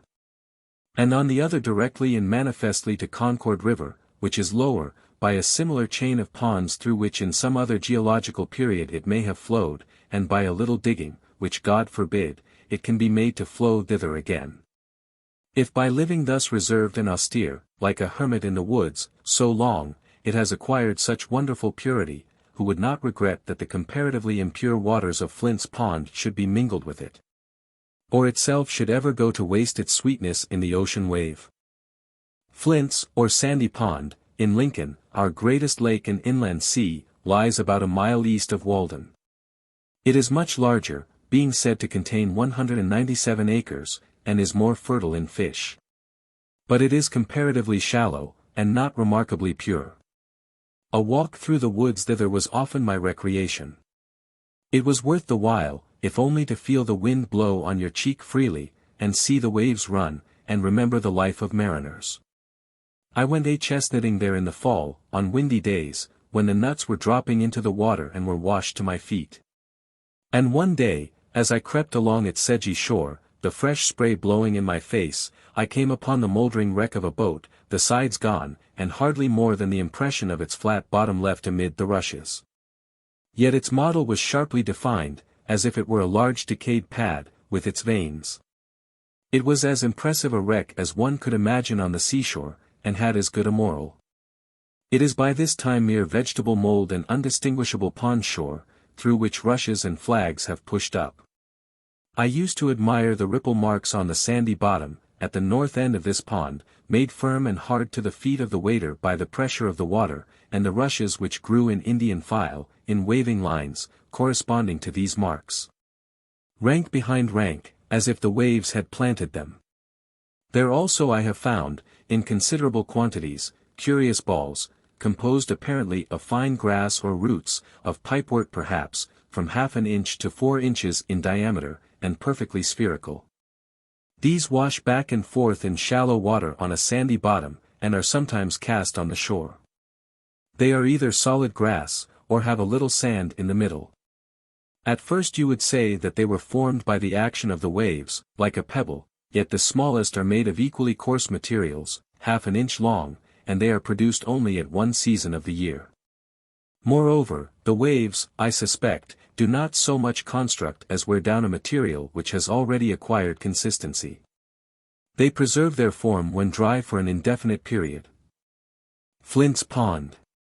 Such is the poverty of our nomenclature. What right had the unclean and stupid farmer, whose farm abutted on this sky water, whose shores he has ruthlessly laid bare, to give his name to it? Some skinflint, who loved better the reflecting surface of $1, or a bright cent, in which he could see his own brazen face, who regarded even the wild ducks which settled in it as trespassers. His fingers grown into crooked and bony talons from the long habit of grasping harpy-like, so it is not named for me. I go not there to see him nor to hear of him. Who never saw it, who never bathed in it, who never loved it, who never protected it, who never spoke a good word for it, nor thanked God that he had made it. Rather let it be named from the fishes that swim in it, the wild fowl or quadrupeds which frequent it, the wild flowers which grow by its shores, or some wild man or child the thread of whose history is interwoven with its own. Not from him who could show no title to it but the deed which a like-minded neighbor or legislature gave him, him who thought only of its money value, whose presence perchance cursed all the shores. Who exhausted the land around it, and would fain have exhausted the waters within it. Who regretted only that it was not English hay or cranberry meadow, there was nothing to redeem it, forsooth, in his eyes, and would have drained and sold it for the mud at its bottom. It did not turn his mill, and it was no privilege to him to behold it. I respect not his labors, his farm where everything has its price, who would carry the landscape, who would carry his God, to market, if he could get anything for him. Who goes to market for his God as it is, on whose farm nothing grows free, whose fields bear no crops, whose meadows no flowers, whose trees no fruits, but dollars. Who loves not the beauty of his fruits, whose fruits are not ripe for him till they are turned to dollars. Give me the poverty that enjoys true wealth. Farmers are respectable and interesting to me in proportion as they are poor farmers. A model farm. Where the house stands like a fungus in a muck heap, chambers for men, horses, oxen, and swine, cleansed and uncleansed, all contiguous to one another. Stocked with men. A great grease spot, redolent of manures and buttermilk. Under a high state of cultivation, being manured with the hearts and brains of men. As if you were to raise your potatoes in the churchyard. Such is a model farm. No, no. If the fairest features of the landscape are to be named after men, let them be the noblest and worthiest men alone. Let our lakes receive as true names at least as the Icarian Sea, where, still the shore, a brave attempt resounds. Goose Pond, of small extent, is on my way to Flint's, Fair Haven, an expansion of Concord River, said to contain some 70 acres, is a mile southwest, and White Pond, of about 40 acres, is a mile and a half beyond Fair Haven. This is my lake country. These, with Concord River, are my water privileges, and night and day, year in year out, they grind such grist as I carry to them. Since the woodcutters, and the railroad, and I myself have profaned Walden, perhaps the most attractive, if not the most beautiful, of all our lakes, the gem of the woods, is White Pond.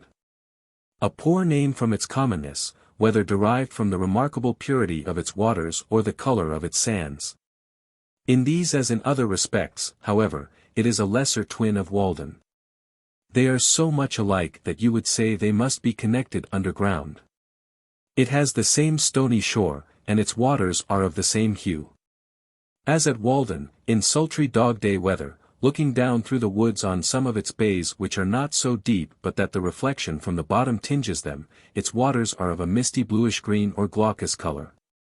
Many years since I used to go there to collect the sand by cart-loads, to make sandpaper with, and I have continued to visit it ever since. One who frequents it proposes to call it Virid Lake. Perhaps it might be called Yellow Pine Lake, from the following circumstance. About 15 years ago you could see the top of a pitch pine, of the kind called yellow pine hereabouts, though it is not a distinct species, projecting above the surface in deep water, many rods from the shore. It was even supposed by some that the pond had sunk, and this was one of the primitive forests that formerly stood there. I find that even so long ago as 1792, in a topographical description of the town of Concord, by one of its citizens, in the collections of the Massachusetts Historical Society, the author, after speaking of Walden and White Ponds, adds: "In the middle of the latter may be seen, when the water is very low, a tree which appears as if it grew in the place where it now stands, although the roots are 50 feet below the surface of the water. The top of this tree is broken off, and at that place measures 14 inches in diameter. In the spring of '49 I talked with the man who lives nearest the pond in Sudbury, who told me that it was he who got out this tree 10 or 15 years before. As near as he could remember, it stood 12 or 15 rods from the shore, where the water was 30 or 40 feet deep. It was in the winter, and he had been getting out ice in the forenoon, and had resolved that in the afternoon, with the aid of his neighbors, he would take out the old yellow pine. He sawed a channel in the ice toward the shore, and hauled it over and along and out on to the ice with oxen. But, before he had gone far in his work, he was surprised to find that it was wrong end upward, with the stumps of the branches pointing down, and the small end firmly fastened in the sandy bottom. It was about a foot in diameter at the big end, and he had expected to get a good sawlog, but it was so rotten as to be fit only for fuel, if for that. He had some of it in his shed then. There were marks of an axe and of woodpeckers on the butt. He thought that it might have been a dead tree on the shore, but was finally blown over into the pond, and after the top had become waterlogged, while the butt end was still dry and light, had drifted out and sunk wrong end up. His father, 80 years old, could not remember when it was not there. Several pretty large logs may still be seen lying on the bottom, where, owing to the undulation of the surface, they look like huge water snakes in motion. This pond has rarely been profaned by a boat, for there is little in it to tempt a fisherman. Instead of the white lily, which requires mud, or the common sweet flag, the blue flag, Iris versicolor, grows thinly in the pure water, rising from the stony bottom all around the shore, where it is visited by hummingbirds in June. And the color both of its bluish blades and its flowers and especially their reflections, is in singular harmony with the glaucous water. White Pond and Walden are great crystals on the surface of the earth, lakes of light. If they were permanently congealed, and small enough to be clutched, they would, perchance, be carried off by slaves, like precious stones, to adorn the heads of emperors. But being liquid, and ample, and secured to us and our successors forever, we disregard them, and run after the diamond of Kohinoor. They are too pure to have a market value, they contain no muck. How much more beautiful than our lives, how much more transparent than our characters, are they. We never learned meanness of them. How much fairer than the pool before the farmer's door, in which his ducks swim. Hither the clean wild ducks come. Nature has no human inhabitant who appreciates her.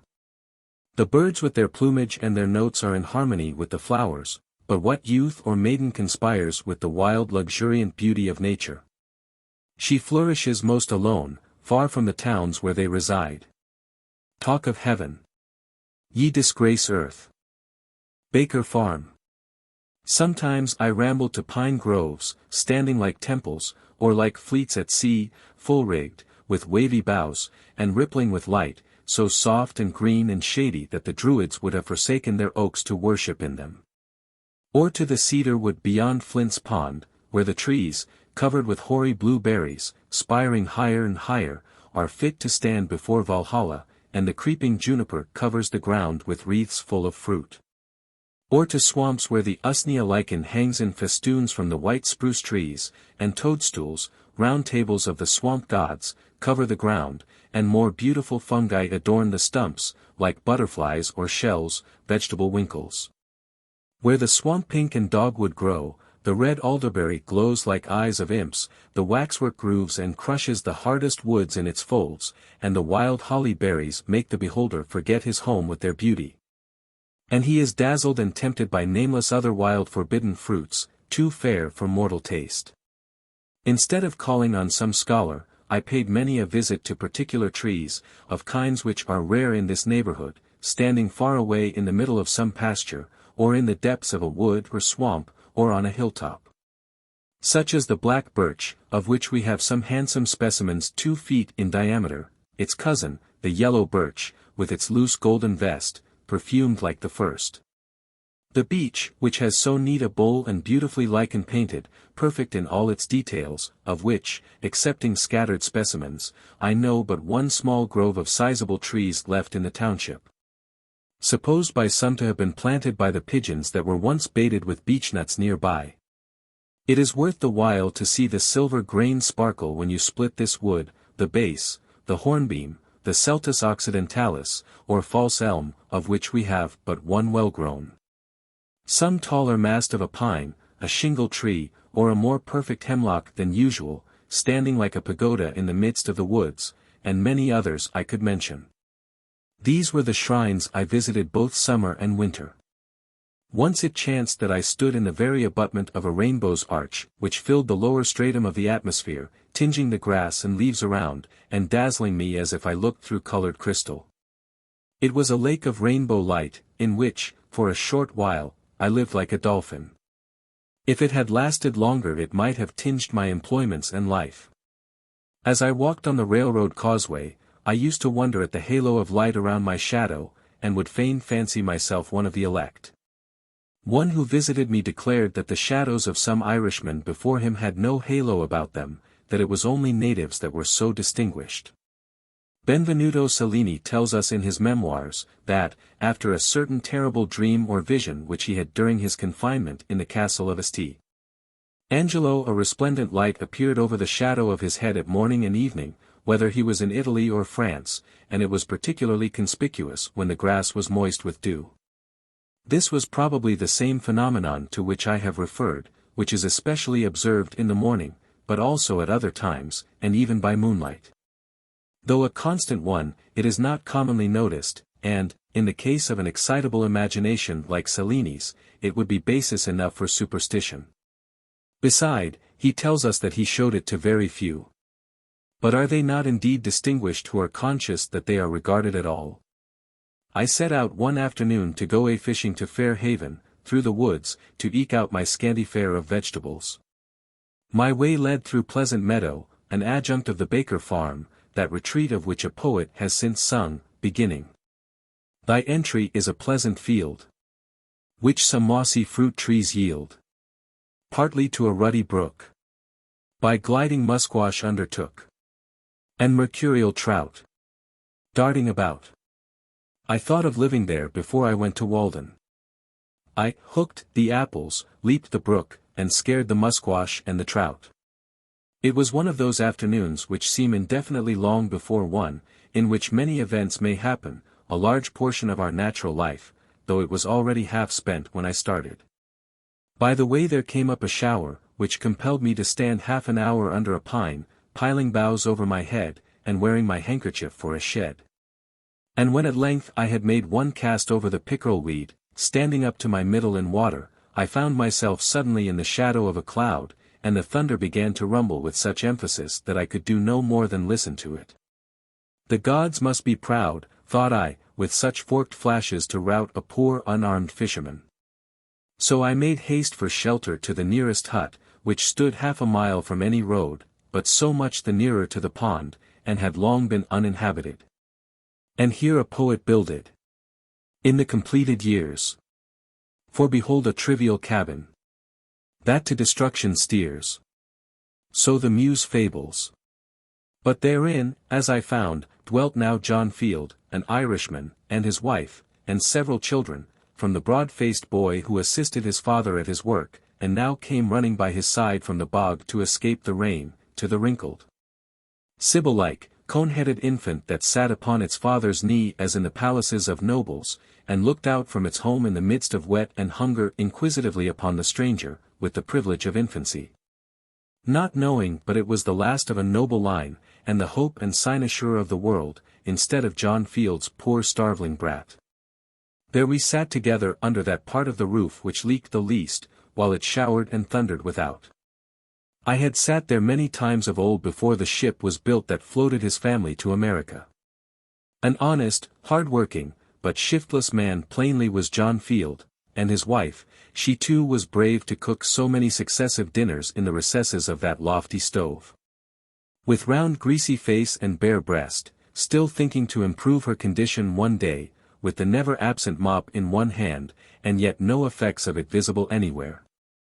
The chickens, which had also taken shelter here from the rain, stalked about the room like members of the family, too humanized, methought, to roast well. They stood and looked in my eye or pecked at my shoe significantly. Meanwhile my host told me his story, how hard he worked, bogging, for a neighboring farmer, turning up a meadow with a spade or bog hoe at the rate of $10 an acre and the use of the land with manure for 1 year. And his little broad-faced son worked cheerfully at his father's side the while, not knowing how poor a bargain the latter had made. I tried to help him with my experience, telling him that he was one of my nearest neighbors, and that I too, who came fishing here, and looked like a loafer, was getting my living like himself. That I lived in a tight, light, and clean house, which hardly cost more than the annual rent of such a ruin as his commonly amounts to, and how, if he chose, he might in a month or two build himself a palace of his own. That I did not use tea, nor coffee, nor butter, nor milk, nor fresh meat, and so did not have to work to get them. Again, as I did not work hard, I did not have to eat hard, and it cost me but a trifle for my food. But as he began with tea, and coffee, and butter, and milk, and beef, he had to work hard to pay for them, and when he had worked hard he had to eat hard again to repair the waste of his system, and so it was as broad as it was long. Indeed it was broader than it was long, for he was discontented and wasted his life into the bargain. And yet he had rated it as a gain in coming to America, that here you could get tea, and coffee, and meat every day. But the only true America is that country where you are at liberty to pursue such a mode of life as may enable you to do without these. And where the state does not endeavor to compel you to sustain the slavery and war and other superfluous expenses which directly or indirectly result from the use of such things. For I purposely talked to him as if he were a philosopher, or desired to be one. I should be glad if all the meadows on the earth were left in a wild state, if that were the consequence of men's beginning to redeem themselves. A man will not need to study history to find out what is best for his own culture. But alas! The culture of an Irishman is an enterprise to be undertaken with a sort of moral bog-hoe. I told him, that as he worked so hard at bogging, he required thick boots and stout clothing, which yet were soon soiled and worn out, but I wore light shoes and thin clothing, which cost not half so much. Though he might think that I was dressed like a gentleman, which, however, was not the case, and in an hour or two, without labor, but as a recreation, I could, if I wished, catch as many fish as I should want for 2 days. Or earn enough money to support me a week. If he and his family would live simply, they might all go huckleberrying in the summer for their amusement. John heaved a sigh at this, and his wife stared with arms akimbo, and both appeared to be wondering if they had capital enough to begin such a course with, or arithmetic enough to carry it through. It was sailing by dead reckoning to them, and they saw not clearly how to make their port so. Therefore I suppose they still take life bravely, after their fashion, face to face, giving it tooth and nail, not having skill to split its massive columns with any fine entering wedge, and route it in detail. Thinking to deal with it roughly, as one should handle a thistle. But they fight at an overwhelming disadvantage, living, John Field, alas! Without arithmetic, and failing so. Do you ever fish? I asked. Oh yes, I catch a mess now and then when I am lying by, good perch I catch. What's your bait? I catch shiners with fishworms, and bait the perch with them. You'd better go now, John, said his wife, with glistening and hopeful face. But John demurred.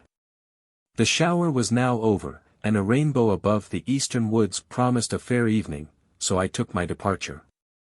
When I had got without I asked for a drink, hoping to get a sight of the well bottom, to complete my survey of the premises, but there, alas, are shallows and quicksands, and rope broken withal, and bucket irrecoverable.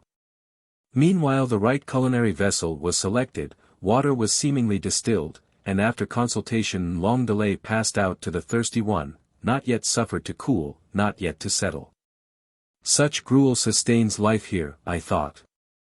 So, shutting my eyes, and excluding the motes by a skillfully directed undercurrent, I drank to genuine hospitality the heartiest draught I could. I am not squeamish in such cases when manners are concerned.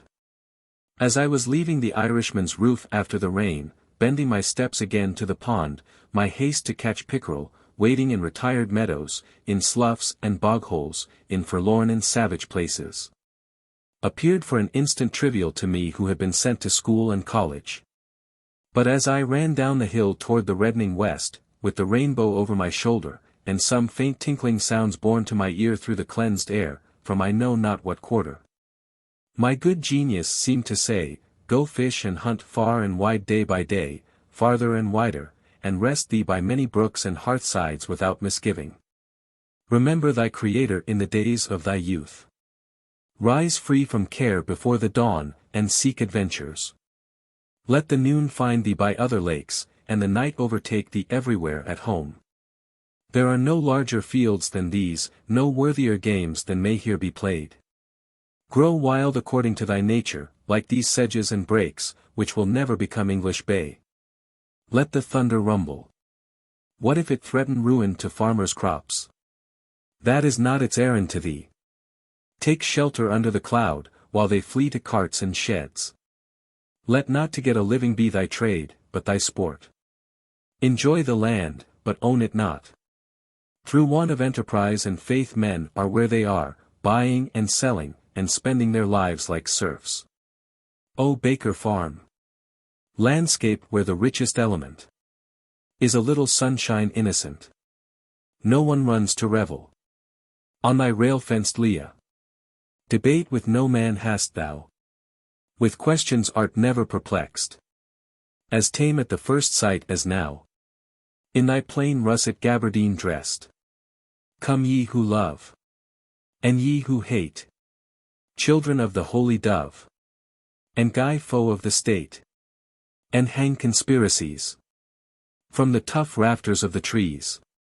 Men come tamely home at night only from the next field or street, where their household echoes haunt, and their life pines because it breathes its own breath over again, their shadows, morning and evening, reach farther than their daily steps.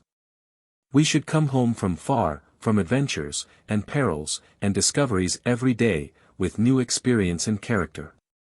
Before I had reached the pond some fresh impulse had brought out John Field, with altered mind, letting go bogging ere this sunset. But he, poor man, disturbed only a couple of fins while I was catching a fair string, and he said it was his luck. But when we changed seats in the boat luck changed seats too. Poor John Field! I trust he does not read this, unless he will improve by it, thinking to live by some derivative old country mode in this primitive new country, to catch perch with shiners. It is good bait sometimes, I allow. With his horizon all his own, yet he a poor man, born to be poor, with his inherited Irish poverty or poor life, his Adam's grandmother and boggy ways, not to rise in this world, he nor his posterity. Till their wading webbed bog-trotting feet get talaria to their heels. Higher laws. As I came home through the woods with my string of fish, trailing my pole, it being now quite dark, I caught a glimpse of a woodchuck stealing across my path, and felt a strange thrill of savage delight. And was strongly tempted to seize and devour him raw. Not that I was hungry then, except for that wildness which he represented. Once or twice, however, while I lived at the pond, I found myself ranging the woods, like a half-starved hound, with a strange abandonment, seeking some kind of venison which I might devour, and no morsel could have been too savage for me. The wildest scenes had become unaccountably familiar.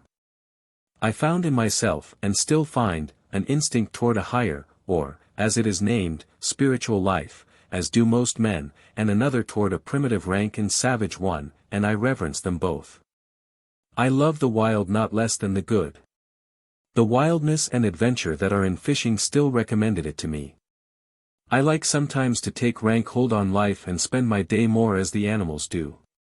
Perhaps I have owed to this employment and to hunting, when quite young, my closest acquaintance with nature.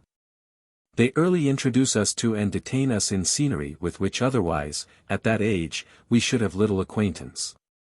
Fishermen, hunters, woodchoppers, and others, spending their lives in the fields and woods, in a peculiar sense a part of nature themselves, are often in a more favorable mood for observing her, in the intervals of their pursuits, than philosophers or poets even, who approach her with expectation. She is not afraid to exhibit herself to them. The traveler on the prairie is naturally a hunter, on the headwaters of the Missouri and Columbia a trapper, and at the Falls of St. Mary a fisherman. He who is only a traveler learns things at second hand and by the halves, and is poor authority. We are most interested when science reports what those men already know practically or instinctively, for that alone is a true humanity, or account of human experience. They mistake who assert that the Yankee has few amusements, because he has not so many public holidays, and men and boys do not play so many games as they do in England, for here the more primitive but solitary amusements of hunting, fishing, and the like have not yet given place to the former. Almost every New England boy among my contemporaries shouldered a fowling piece between the ages of 10 and 14. And his hunting and fishing grounds were not limited, like the preserves of an English nobleman, but were more boundless even than those of a savage. No wonder, then, that he did not oftener stay to play on the common.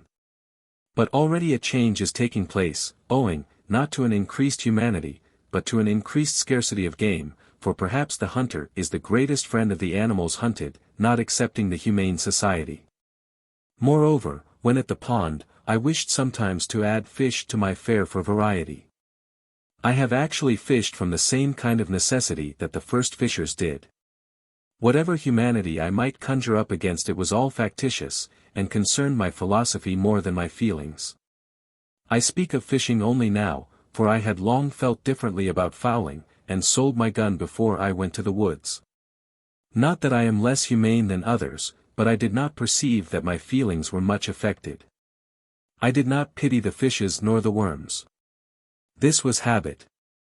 As for fowling, during the last years that I carried a gun my excuse was that I was studying ornithology, and sought only new or rare birds. But I confess that I am now inclined to think that there is a finer way of studying ornithology than this. It requires so much closer attention to the habits of the birds, that, if for that reason only, I have been willing to omit the gun. Yet notwithstanding the objection on the score of humanity, I am compelled to doubt if equally valuable sports are ever substituted for these. And when some of my friends have asked me anxiously about their boys, whether they should let them hunt, I have answered, yes, remembering that it was one of the best parts of my education, make them hunters, though sportsmen only at first. If possible, mighty hunters at last, so that they shall not find game large enough for them in this or any vegetable wilderness, hunters as well as fishers of men. Thus far I am of the opinion of Chaucer's nun, who yave not of the text a polled hen. That saith that hunters ben not holy men. There is a period in the history of the individual, as of the race, when the hunters are the best men, as the Algonquins called them. We cannot but pity the boy who has never fired a gun. He is no more humane, while his education has been sadly neglected.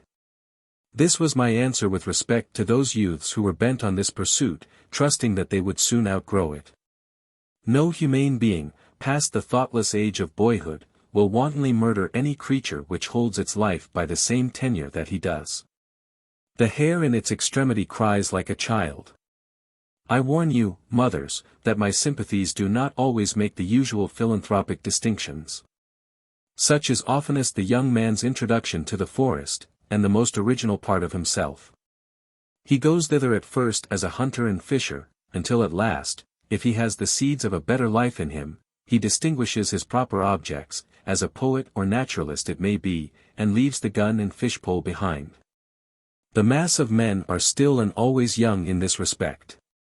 In some countries a hunting parson is no uncommon sight. Such a one might make a good shepherd's dog, but is far from being the good shepherd. I have been surprised to consider that the only obvious employment, except wood chopping, ice cutting, or the like business, which ever to my knowledge detained at Walden Pond for a whole half-day any of my fellow citizens, whether fathers or children of the town, with just one exception, was fishing. Commonly they did not think that they were lucky, or well paid for their time, unless they got a long string of fish, though they had the opportunity of seeing the pond all the while. They might go there 1,000 times before the sediment of fishing would sink to the bottom and leave their purpose pure, but no doubt such a clarifying process would be going on all the while. The governor and his council faintly remember the pond, for they went a-fishing there when they were boys, but now they are too old and dignified to go a-fishing, and so they know it no more forever. Yet even they expect to go to heaven at last. If the legislature regards it, it is chiefly to regulate the number of hooks to be used there, but they know nothing about the hook of hooks with which to angle for the pond itself, impaling the legislature for a bait. Thus, even in civilized communities, the embryo man passes through the hunter stage of development. I have found repeatedly, of late years, that I cannot fish without falling a little in self-respect. I have tried it again and again. I have skill at it, and, like many of my fellows, a certain instinct for it, which revives from time to time, but always when I have done I feel that it would have been better if I had not fished.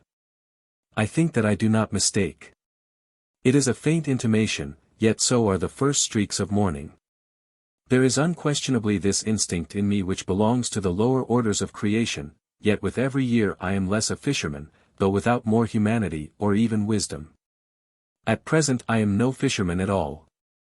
But I see that if I were to live in a wilderness I should again be tempted to become a fisher and hunter in earnest.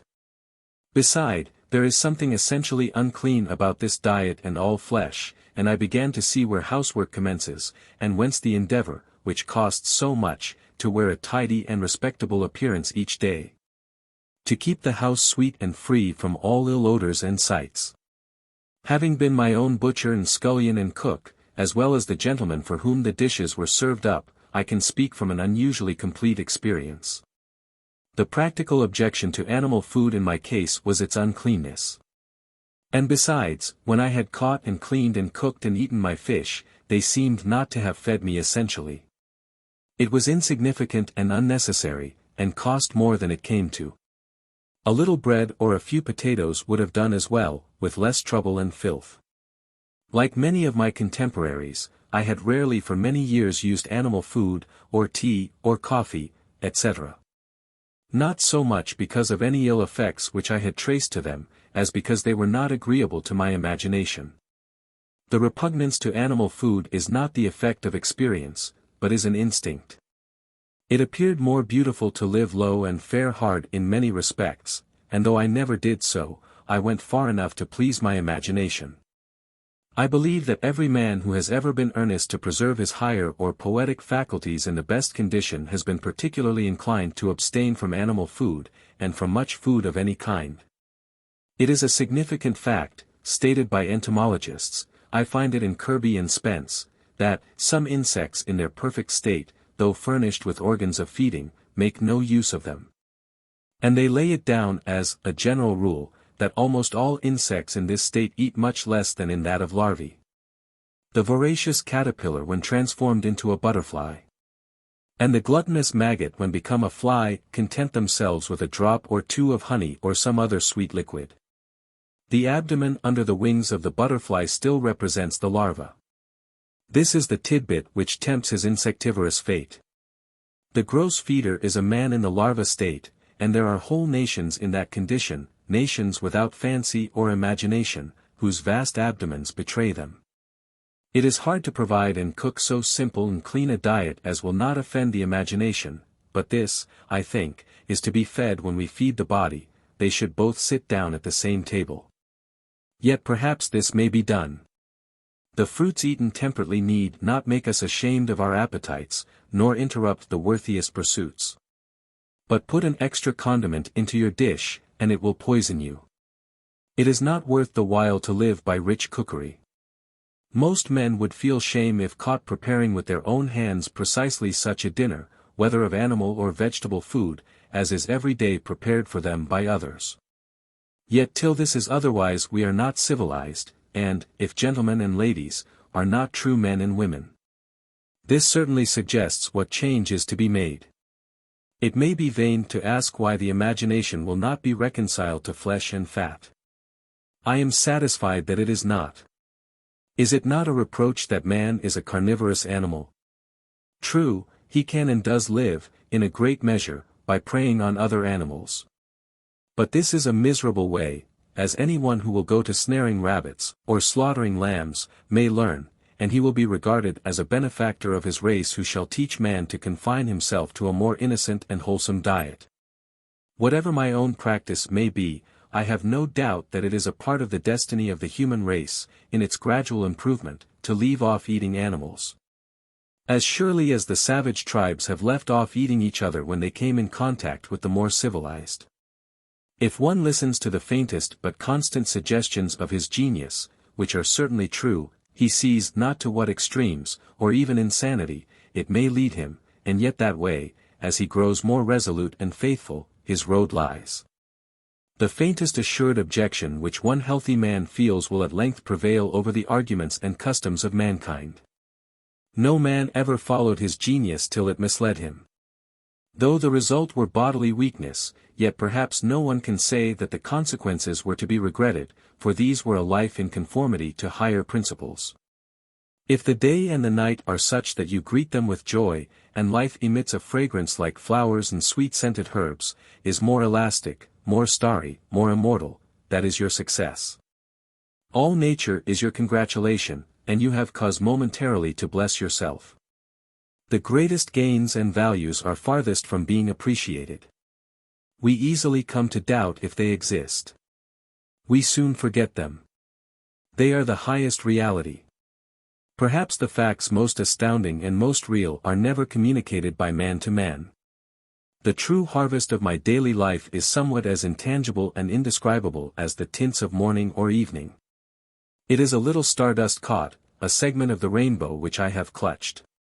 Yet, for my part, I was never unusually squeamish. I could sometimes eat a fried rat with a good relish, if it were necessary. I am glad to have drunk water so long, for the same reason that I prefer the natural sky to an opium eater's heaven. I would fain keep sober always, and there are infinite degrees of drunkenness. I believe that water is the only drink for a wise man, wine is not so noble a liquor, and think of dashing the hopes of a morning with a cup of warm coffee or of an evening with a dish of tea. Ah, how low I fall when I am tempted by them. Even music may be intoxicating. Such apparently slight causes destroyed Greece and Rome, and will destroy England and America. Of all ebriosity, who does not prefer to be intoxicated by the air he breathes? I have found it to be the most serious objection to coarse labors long continued, that they compelled me to eat and drink coarsely also. But to tell the truth, I find myself at present somewhat less particular in these respects. I carry less religion to the table, ask no blessing, not because I am wiser than I was, but, I am obliged to confess, because, however much it is to be regretted, with years I have grown more coarse and indifferent. Perhaps these questions are entertained only in youth, as most believe of poetry. My practice is nowhere, my opinion is here. Nevertheless I am far from regarding myself as one of those privileged ones to whom the Ved refers when it says, that he who has true faith in the omnipresent Supreme Being may eat all that exists, that is not bound to inquire what is his food, or who prepares it.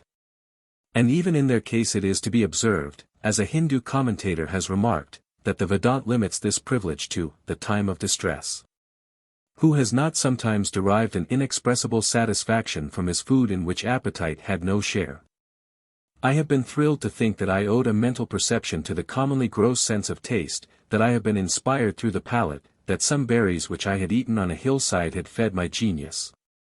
The soul not being mistress of herself, says Tseng Tsu, one looks, and one does not see, one listens, and one does not hear, one eats, and one does not know the savor of food. He who distinguishes the true savor of his food can never be a glutton, he who does not cannot be otherwise. A Puritan may go to his brown bread crust with as gross an appetite as ever an alderman to his turtle.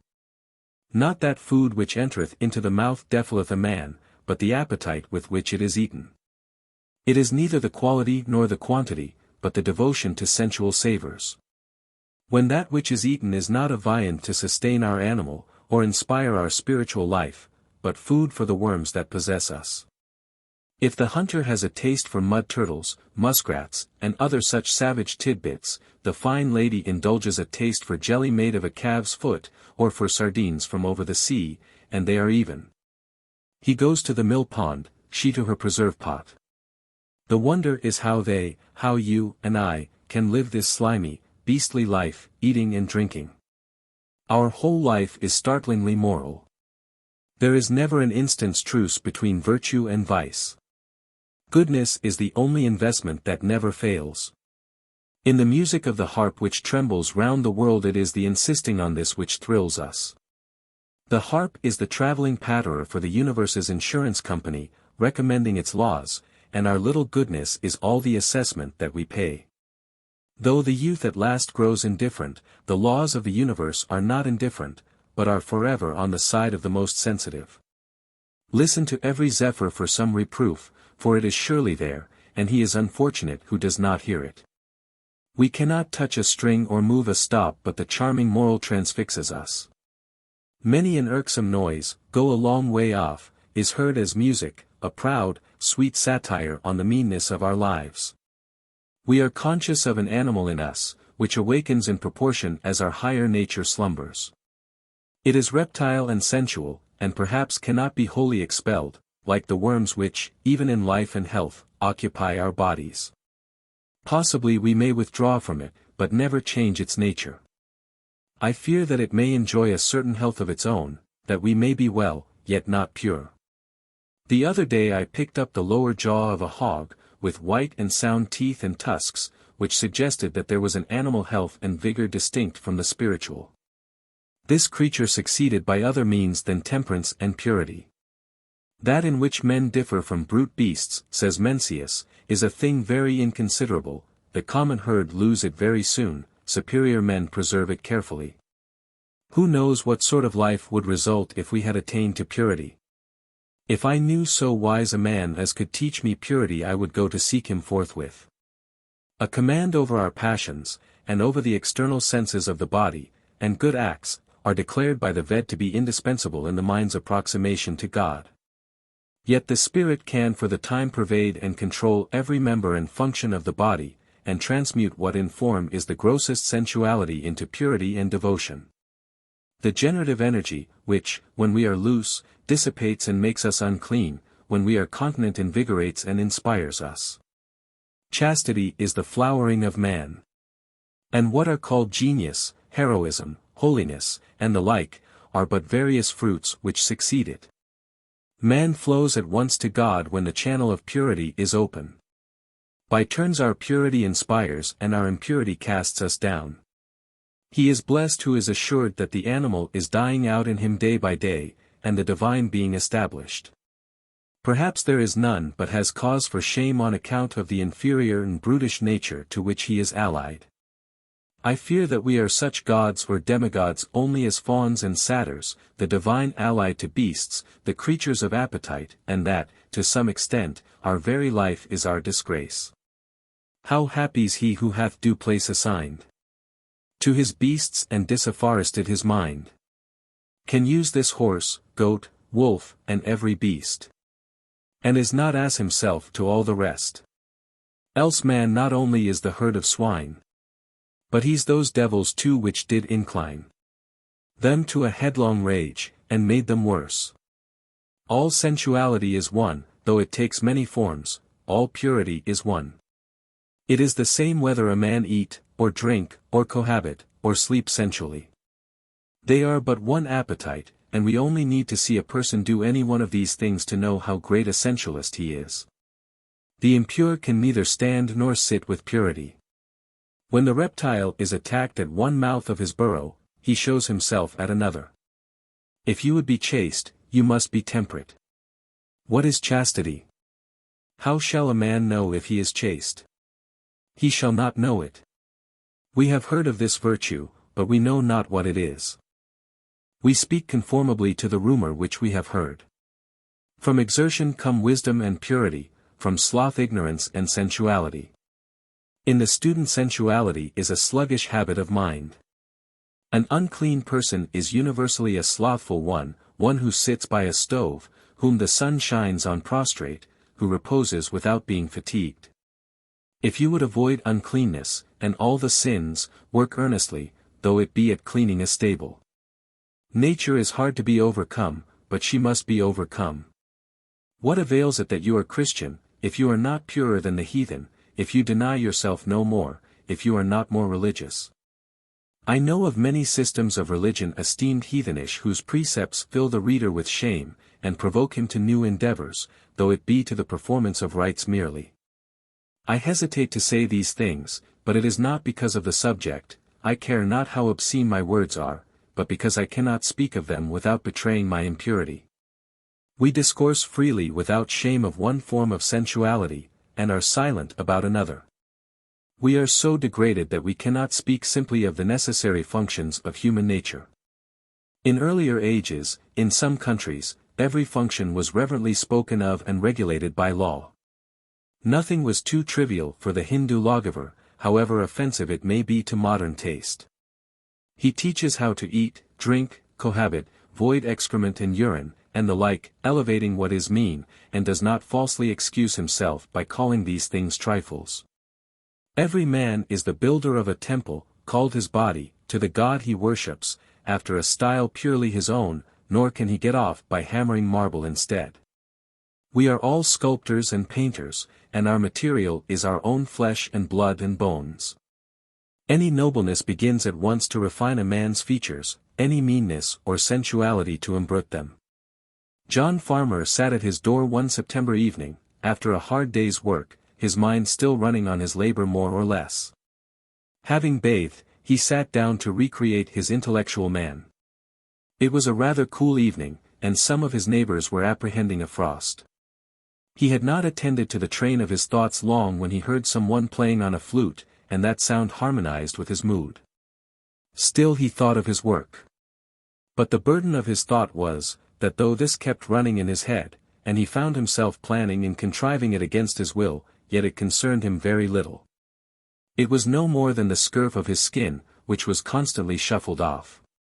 But the notes of the flute came home to his ears out of a different sphere from that he worked in, and suggested work for certain faculties which slumbered in him. They gently did away with the street, and the village, and the state in which he lived. A voice said to him, "Why do you stay here and live this mean moiling life, when a glorious existence is possible for you? Those same stars twinkle over other fields than these. But how to come out of this condition and actually migrate thither?" All that he could think of was to practice some new austerity, to let his mind descend into his body and redeem it, and treat himself with ever-increasing respect. Brute neighbors. Sometimes I had a companion in my fishing, who came through the village to my house from the other side of the town, and the catching of the dinner was as much a social exercise as the eating of it. Hermit. I wonder what the world is doing now. I have not heard so much as a locust over the sweet fern these 3 hours. The pigeons are all asleep upon their roosts, no flutter from them. Was that a farmer's noon horn which sounded from beyond the woods just now? The hands are coming in to boiled salt beef and cider and Indian bread. Why will men worry themselves so? He that does not eat need not work. I wonder how much they have reaped. Who would live there where a body can never think for the barking of bows? And oh, the housekeeping. To keep bright the devil's doorknobs, and scour his tubs this bright day. Better not keep a house. Say, some hollow tree, and then for morning calls and dinner parties. Only a woodpecker tapping. Oh, they swarm, the sun is too warm there, they are born too far into life for me. I have water from the spring, and a loaf of brown bread on the shelf. Hark! I hear a rustling of the leaves. Is it some ill-fed village hound yielding to the instinct of the chase?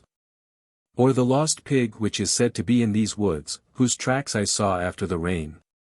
It comes on apace. My sumacs and sweetbriars tremble. Mr. Poet, is it you? How do you like the world today? Poet. See those clouds, how they hang. That's the greatest thing I have seen today. There's nothing like it in old paintings, nothing like it in foreign lands, unless when we were off the coast of Spain. That's a true Mediterranean sky. I thought, as I have my living to get, and have not eaten today, that I might go a-fishing. That's the true industry for poets. It is the only trade I have learned. Come, let's along. Hermit. I cannot resist. My brown bread will soon be gone. I will go with you gladly soon, but I am just concluding a serious meditation. I think that I am near the end of it. Leave me alone, then, for a while. But that we may not be delayed, you shall be digging the bait meanwhile. Angleworms are rarely to be met with in these parts, where the soil was never fattened with manure. The race is nearly extinct. The sport of digging the bait is nearly equal to that of catching the fish, when one's appetite is not too keen, and this you may have all to yourself today.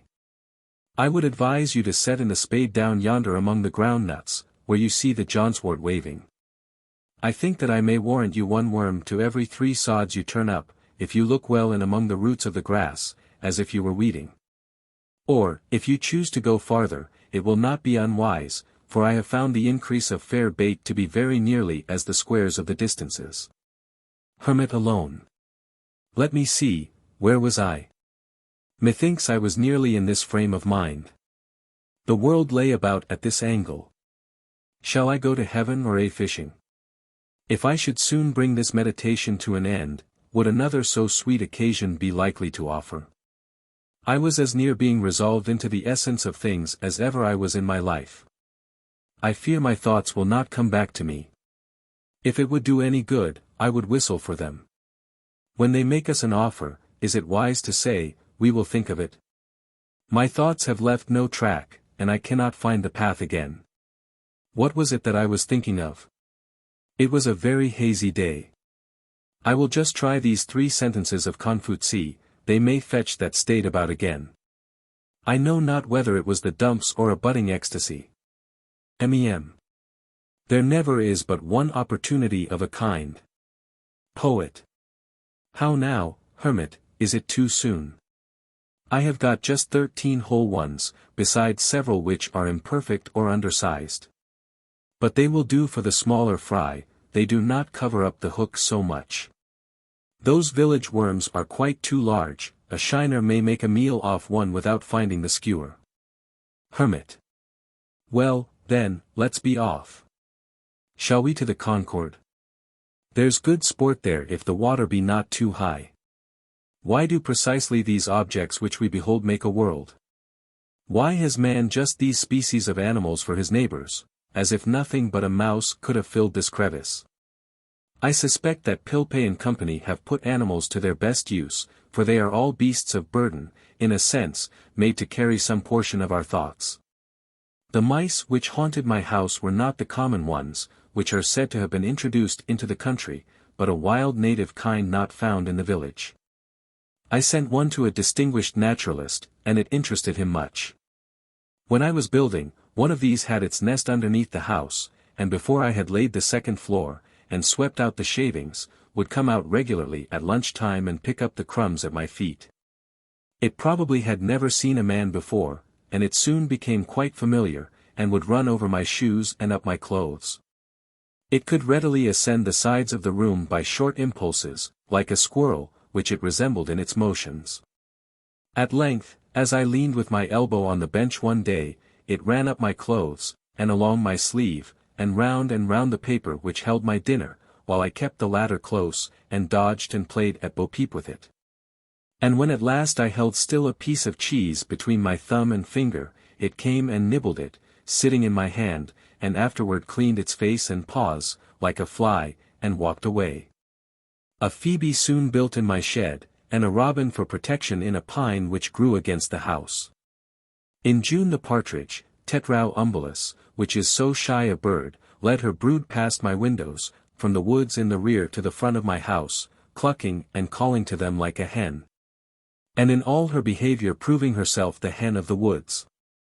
The young suddenly disperse on your approach, at a signal from the mother, as if a whirlwind had swept them away, and they so exactly resemble the dried leaves and twigs that many a traveler has placed his foot in the midst of a brood, and heard the whir of the old bird as she flew off, and her anxious calls and mewing, or seen her trail her wings to attract his attention, without suspecting their neighborhood.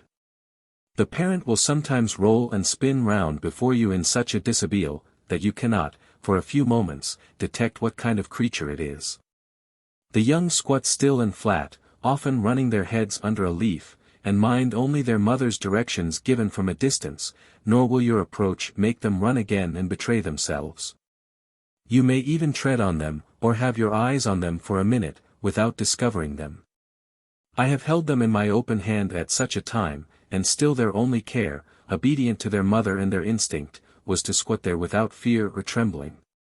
So perfect is this instinct, that once, when I had laid them on the leaves again, and one accidentally fell on its side, it was found with the rest in exactly the same position 10 minutes afterward. They are not callow like the young of most birds, but more perfectly developed and precocious even than chickens. The remarkably adult yet innocent expression of their open and serene eyes is very memorable. All intelligence seems reflected in them. They suggest not merely the purity of infancy, but a wisdom clarified by experience. Such an eye was not born when the bird was, but is coeval with the sky it reflects. The woods do not yield another such a gem. The traveler does not often look into such a limpid well. The ignorant or reckless sportsman often shoots the parent at such a time, and leaves these innocents to fall a prey to some prowling beast or bird, or gradually mingle with the decaying leaves which they so much resemble. It is said that when hatched by a hen they will directly disperse on some alarm, and so are lost, for they never hear the mother's call which gathers them again. These were my hens and chickens. It is remarkable how many creatures live wild and free though secret in the woods, and still sustain themselves in the neighborhood of towns, suspected by hunters only. How retired the otter manages to live here. He grows to be 4 feet long, as big as a small boy, perhaps without any human being getting a glimpse of him.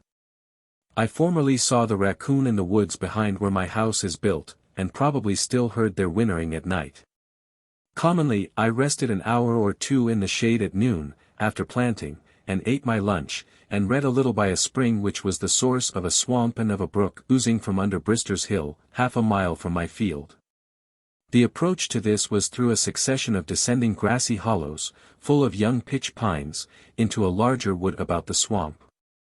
There, in a very secluded and shaded spot, under a spreading white pine, there was yet a clean, firm sward to sit on. I had dug out the spring and made a well of clear grey water, where I could dip up a pailful without roiling it, and thither I went for this purpose almost every day in midsummer, when the pond was warmest. Thither, too, the woodcock led her brood, to probe the mud for worms, flying but a foot above them down the bank, while they ran in a troop beneath.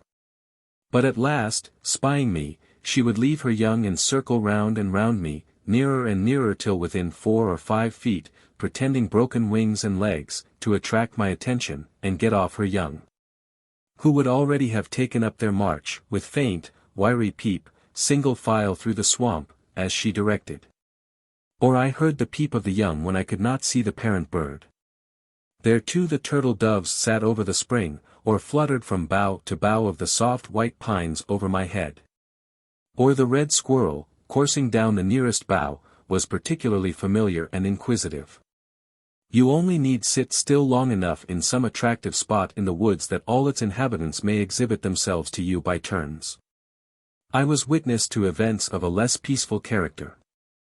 One day when I went out to my wood pile, or rather my pile of stumps, I observed two large ants, the one red, the other much larger, nearly half an inch long, and black, fiercely contending with one another. Having once got hold they never let go, but struggled and wrestled and rolled on the chips incessantly. Looking farther, I was surprised to find that the chips were covered with such combatants, that it was not a duellum, but a bellum, a war between two races of ants, the red always pitted against the black, and frequently two red ones to one black. The legions of these myrmidons covered all the hills and valleys in my woodyard, and the ground was already strewn with the dead and dying, both red and black. It was the only battle which I have ever witnessed, the only battlefield I ever trod while the battle was raging, internecine war, the red republicans on the one hand, and the black imperialists on the other. On every side they were engaged in deadly combat, yet without any noise that I could hear, and human soldiers never fought so resolutely. I watched a couple that were fast locked in each other's embraces, in a little sunny valley amid the chips, now at noonday prepared to fight till the sun went down, or life went out. The smaller red champion had fastened himself like a vice to his adversary's front, and through all the tumblings on that field never for an instant ceased to gnaw at one of his feelers near the root, having already caused the other to go by the board. While the stronger black one dashed him from side to side, and, as I saw on looking nearer, had already divested him of several of his members. They fought with more pertinacity than bulldogs. Neither manifested the least disposition to retreat. It was evident that their battle cry was, "Conquer or die." In the meanwhile there came along a single red ant on the hillside of this valley, evidently full of excitement, who either had dispatched his foe, or had not yet taken part in the battle. Probably the latter, for he had lost none of his limbs, whose mother had charged him to return with his shield or upon it. Or perchance he was some Achilles, who had nourished his wrath apart, and had now come to avenge or rescue his Patroclus. He saw this unequal combat from afar, for the blacks were nearly twice the size of the red. He drew near with rapid pace till he stood on his guard within half an inch of the combatants. Then, watching his opportunity, he sprang upon the black warrior, and commenced his operations near the root of his right foreleg, leaving the foe to select among his own members. And so there were three united for life, as if a new kind of attraction had been invented which put all other locks and cements to shame. I should not have wondered by this time to find that they had their respective musical bands stationed on some eminent chip, and playing their national airs the while, to excite the slow and cheer the dying combatants. I was myself excited somewhat even as if they had been men. The more you think of it, the less the difference. And certainly there is not the fight recorded in Concord history, at least, if in the history of America, that will bear a moment's comparison with this, whether for the numbers engaged in it, or for the patriotism and heroism displayed. For numbers and for carnage it was an Austerlitz or Dresden. Concord fight. 2 killed on the patriots' side, and Luther Blanchard wounded. Why here every ant was a Buttrick, fire. For God's sake fire. And thousands shared the fate of Davis and Hosmer. There was not one hireling there. I have no doubt that it was a principle they fought for, as much as our ancestors, and not to avoid a 3-penny tax on their tea. And the results of this battle will be as important and memorable to those whom it concerns as those of the Battle of Bunker Hill, at least. I took up the chip on which the 3 I have particularly described were struggling, carried it into my house, and placed it under a tumbler on my window-sill, in order to see the issue.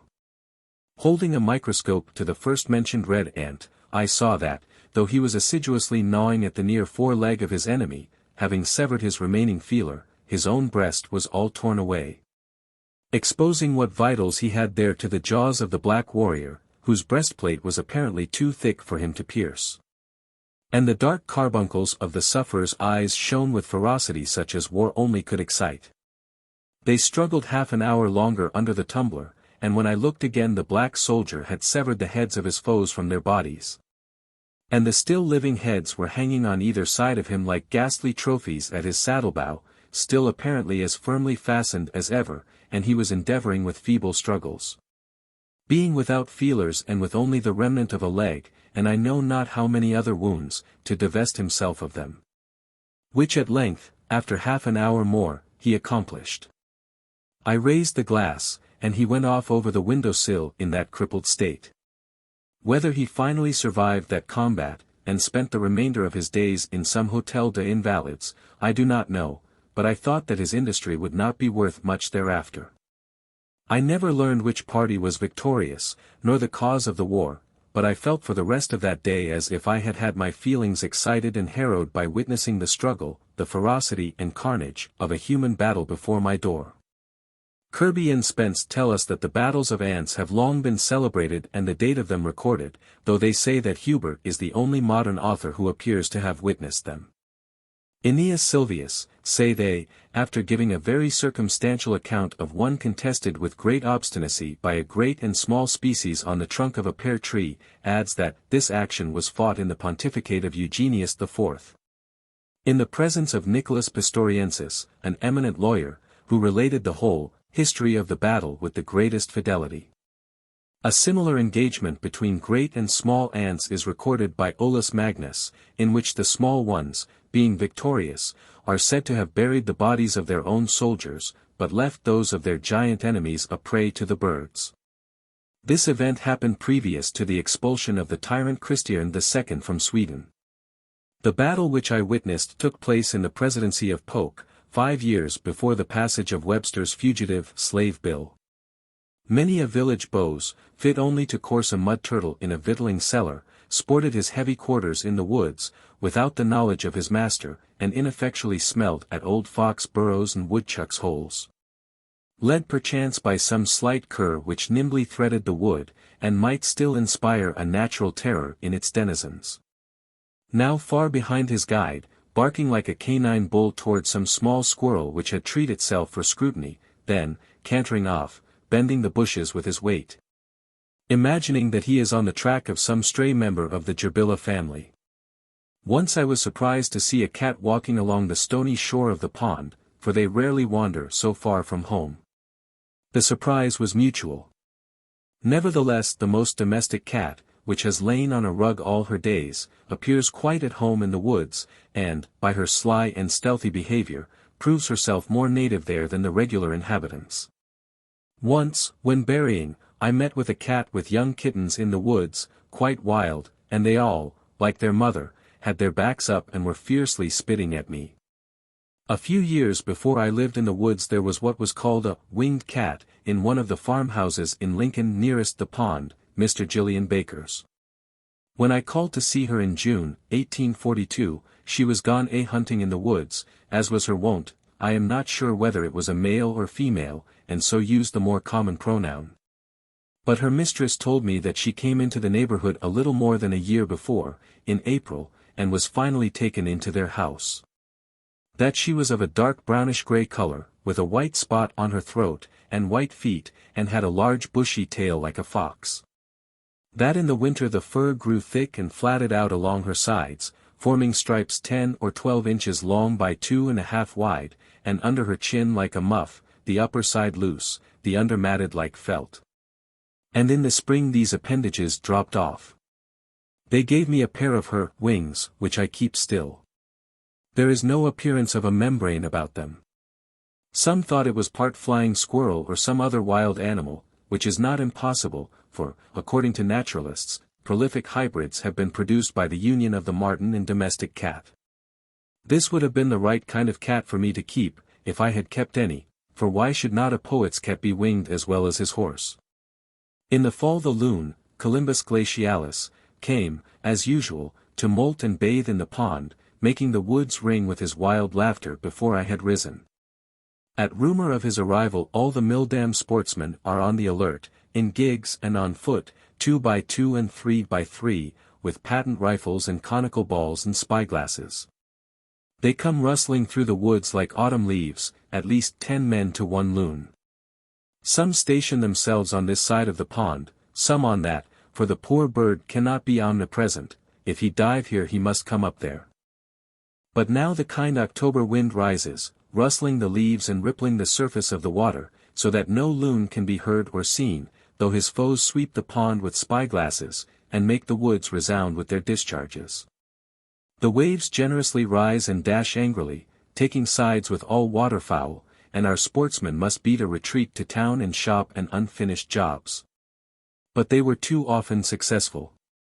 When I went to get a pail of water early in the morning I frequently saw this stately bird sailing out of my cove within a few rods.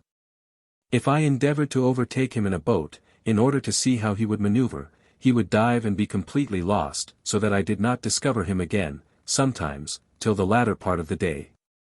But I was more than a match for him on the surface. He commonly went off in a rain. As I was paddling along the north shore one very calm October afternoon, for such days especially they settle on to the lakes, like the milkweed down, having looked in vain over the pond for a loon, suddenly one, sailing out from the shore toward the middle a few rods in front of me, set up his wild laugh and betrayed himself. I pursued with a paddle and he dived, but when he came up I was nearer than before. He dived again, but I miscalculated the direction he would take, and we were 50 rods apart when he came to the surface this time, for I had helped to widen the interval, and again he laughed long and loud, and with more reason than before. He maneuvered so cunningly that I could not get within half a dozen rods of him. Each time, when he came to the surface, turning his head this way and that, he coolly surveyed the water and the land, and apparently chose his course so that he might come up where there was the widest expanse of water and at the greatest distance from the boat. It was surprising how quickly he made up his mind and put his resolve into execution. He led me at once to the widest part of the pond, and could not be driven from it. While he was thinking one thing in his brain, I was endeavoring to divine his thought in mine. It was a pretty game, played on the smooth surface of the pond, a man against a loon. Suddenly your adversary's checker disappears beneath the board, and the problem is to place yours nearest to where his will appear again. Sometimes he would come up unexpectedly on the opposite side of me, having apparently passed directly under the boat. So long-winded was he and so unweariable, that when he had swum farthest he would immediately plunge again, nevertheless. And then no wit could divine where in the deep pond, beneath the smooth surface, he might be speeding his way like a fish, for he had time and ability to visit the bottom of the pond in its deepest part. It is said that loons have been caught in the New York lakes 80 feet beneath the surface, with hooks set for trout, though Walden is deeper than that. How surprised must the fishes be to see this ungainly visitor from another sphere speeding his way amid their schools. Yet he appeared to know his course as surely under water as on the surface, and swam much faster there. Once or twice I saw a ripple where he approached the surface, just put his head out to reconnoiter, and instantly dived again. I found that it was as well for me to rest on my oars and wait his reappearing as to endeavor to calculate where he would rise. For again and again, when I was straining my eyes over the surface one way, I would suddenly be startled by his unearthly laugh behind me. But why, after displaying so much cunning, did he invariably betray himself the moment he came up by that loud laugh? Did not his white breast enough betray him? He was indeed a silly loon, I thought. I could commonly hear the splash of the water when he came up, and so also detected him. But after an hour he seemed as fresh as ever, dived as willingly, and swam yet farther than at first. It was surprising to see how serenely he sailed off with unruffled breast when he came to the surface, doing all the work with his webbed feet beneath. His usual note was this demoniac laughter, yet somewhat like that of a waterfowl. But occasionally, when he had balked me most successfully and come up a long way off, he uttered a long-drawn unearthly howl, probably more like that of a wolf than any bird, as when a beast puts his muzzle to the ground and deliberately howls.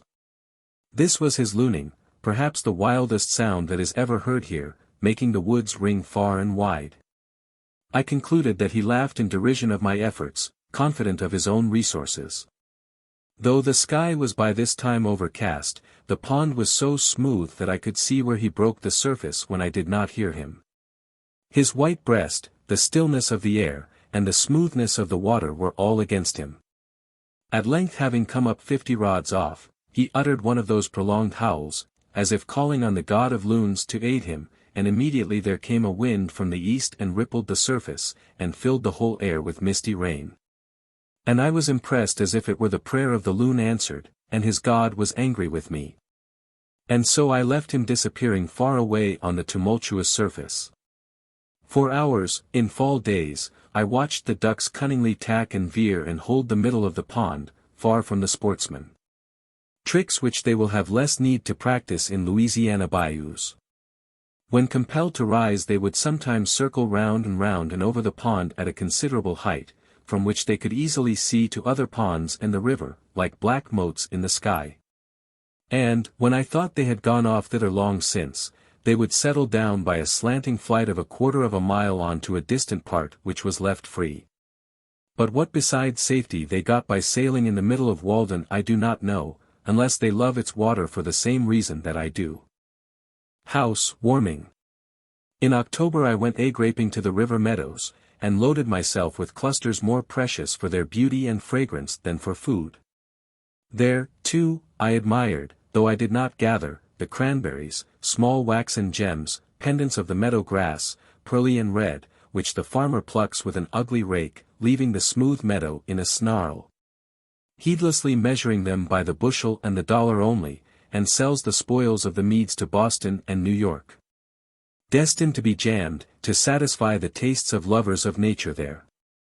So butchers rake the tongues of bison out of the prairie grass, regardless of the torn and drooping plant. The barberry's brilliant fruit was likewise food for my eyes merely. But I collected a small store of wild apples for coddling, which the proprietor and travelers had overlooked. When chestnuts were ripe I laid up 1/2 bushel for winter. It was very exciting at that season to roam the then boundless chestnut woods of Lincoln. They now sleep their long sleep under the railroad, with a bag on my shoulder, and a stick to open burrs within my hand.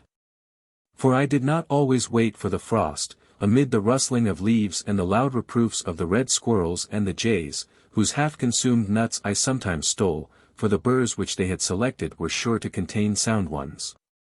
Occasionally I climbed and shook the trees. They grew also behind my house, and one large tree, which almost overshadowed it, was, when in flower, a bouquet which scented the whole neighborhood, but the squirrels and the jays got most of its fruit. The last coming in flocks early in the morning and picking the nuts out of the burrs before they fell, I relinquished these trees to them and visited the more distant woods composed wholly of chestnut. These nuts, as far as they went, were a good substitute for bread. Many other substitutes might, perhaps, be found. Digging one day for fishworms, I discovered the ground nut, Apios tuberosa, on its string, the potato of the aborigines, a sort of fabulous fruit, which I had begun to doubt if I had ever dug and eaten in childhood, as I had told. And had not dreamed it. I had often since seen its crumpled red velvety blossom supported by the stems of other plants without knowing it to be the same. Cultivation has well nigh exterminated it.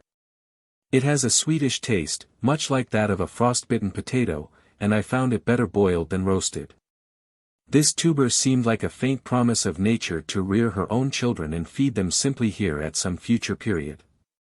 In these days of fatted cattle and waving grain fields this humble root, which was once the totem of an Indian tribe, is quite forgotten, or known only by its flowering vine. But let wild nature reign here once more, and the tender and luxurious English grains will probably disappear before a myriad of foes.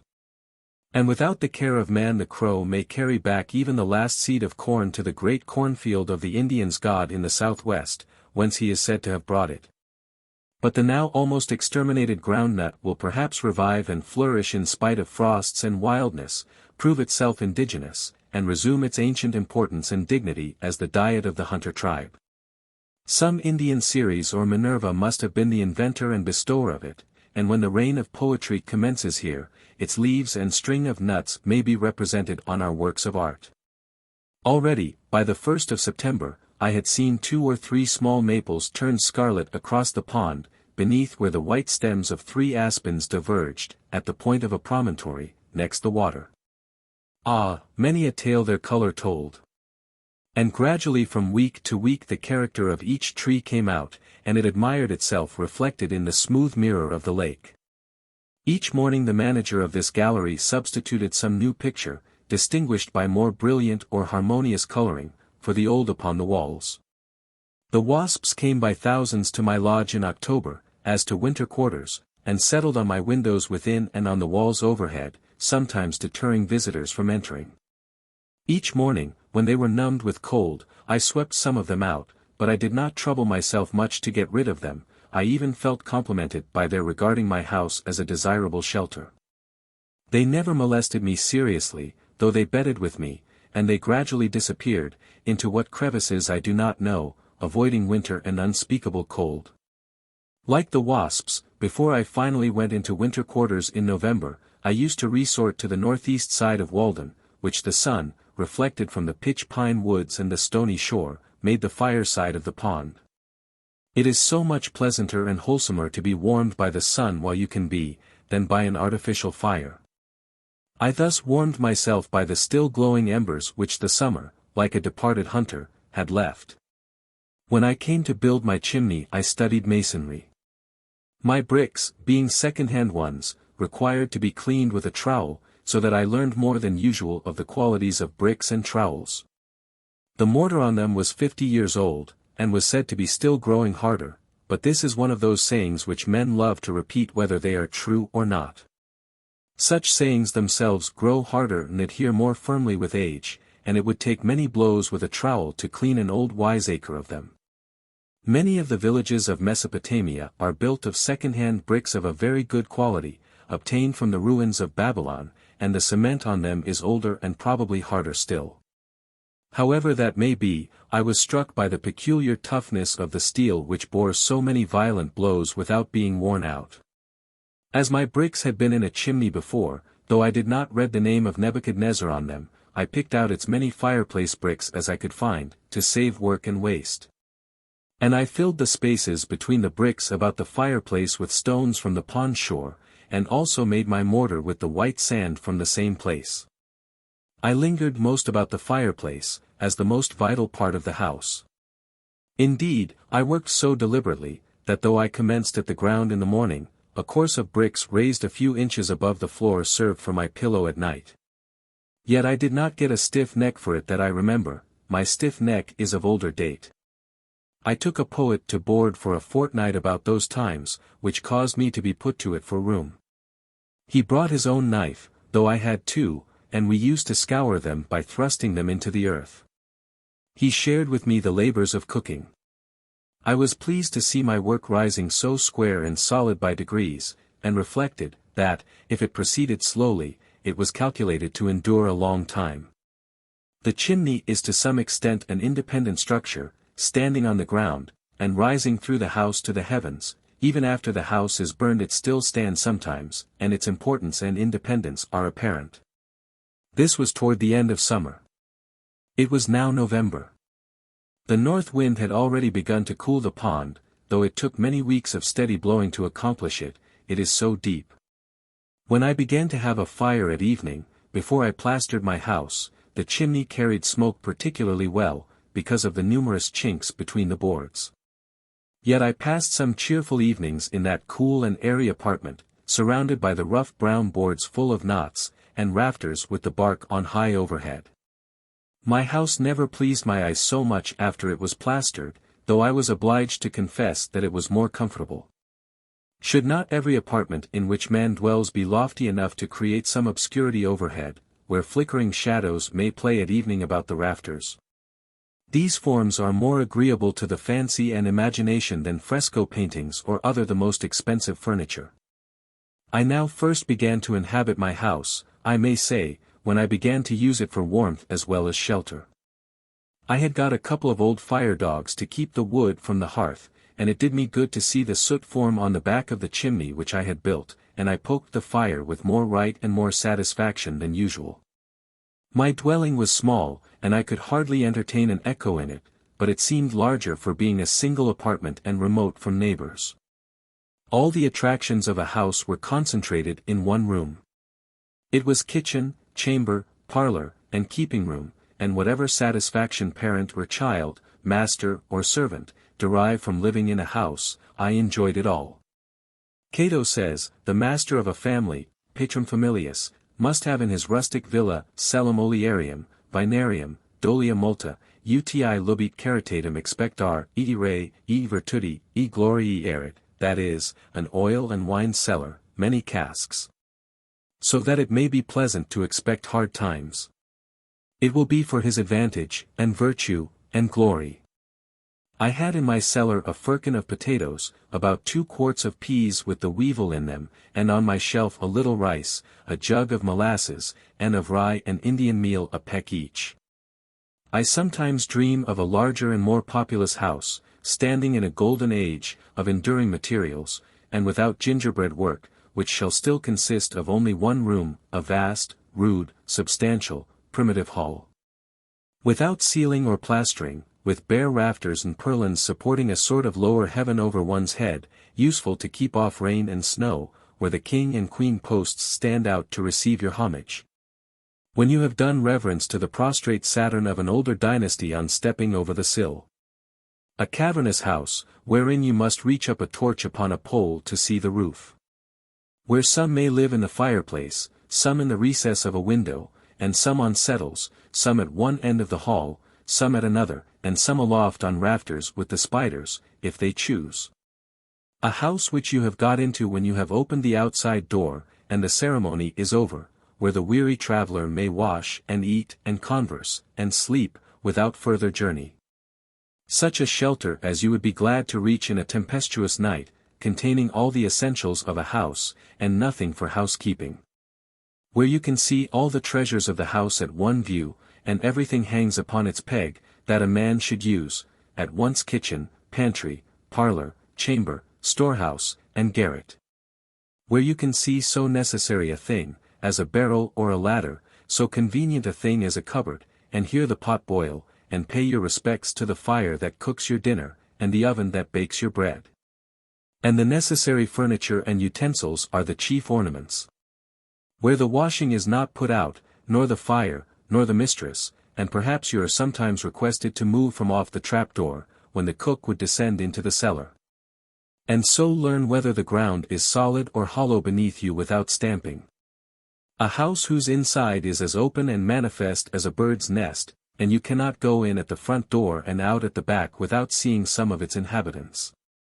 Where to be a guest is to be presented with the freedom of the house, and not to be carefully excluded from 7/8 of it, shut up in a particular cell, and told to make yourself at home there, in solitary confinement. Nowadays the host does not admit you to his hearth, but has got the mason to build one for yourself somewhere in his alley, and hospitality is the art of keeping you at the greatest distance. There is as much secrecy about the cooking as if he had a design to poison you.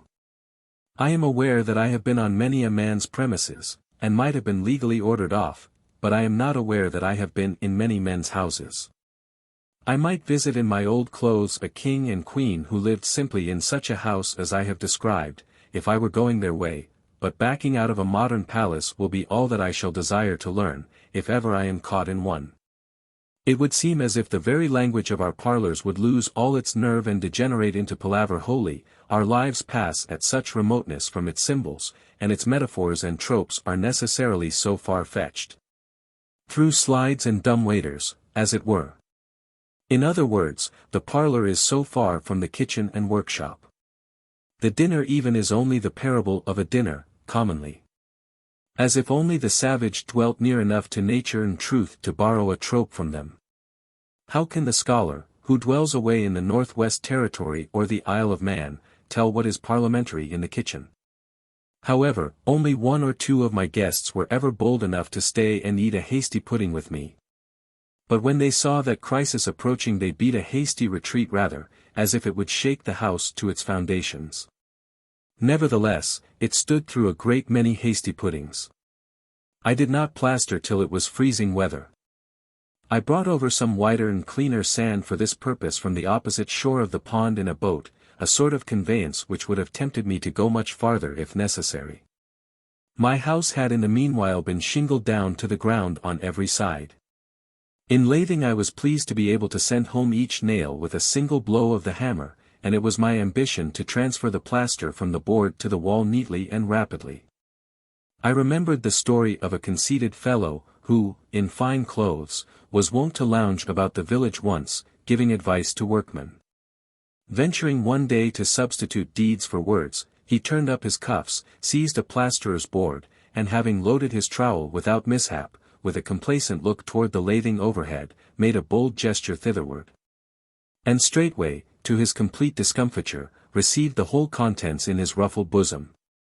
I admired anew the economy and convenience of plastering, which so effectually shuts out the cold and takes a handsome finish, and I learned the various casualties to which the plasterer is liable. I was surprised to see how thirsty the bricks were which drank up all the moisture in my plaster before I had smoothed it, and how many pailfuls of water it takes to christen a new hearth.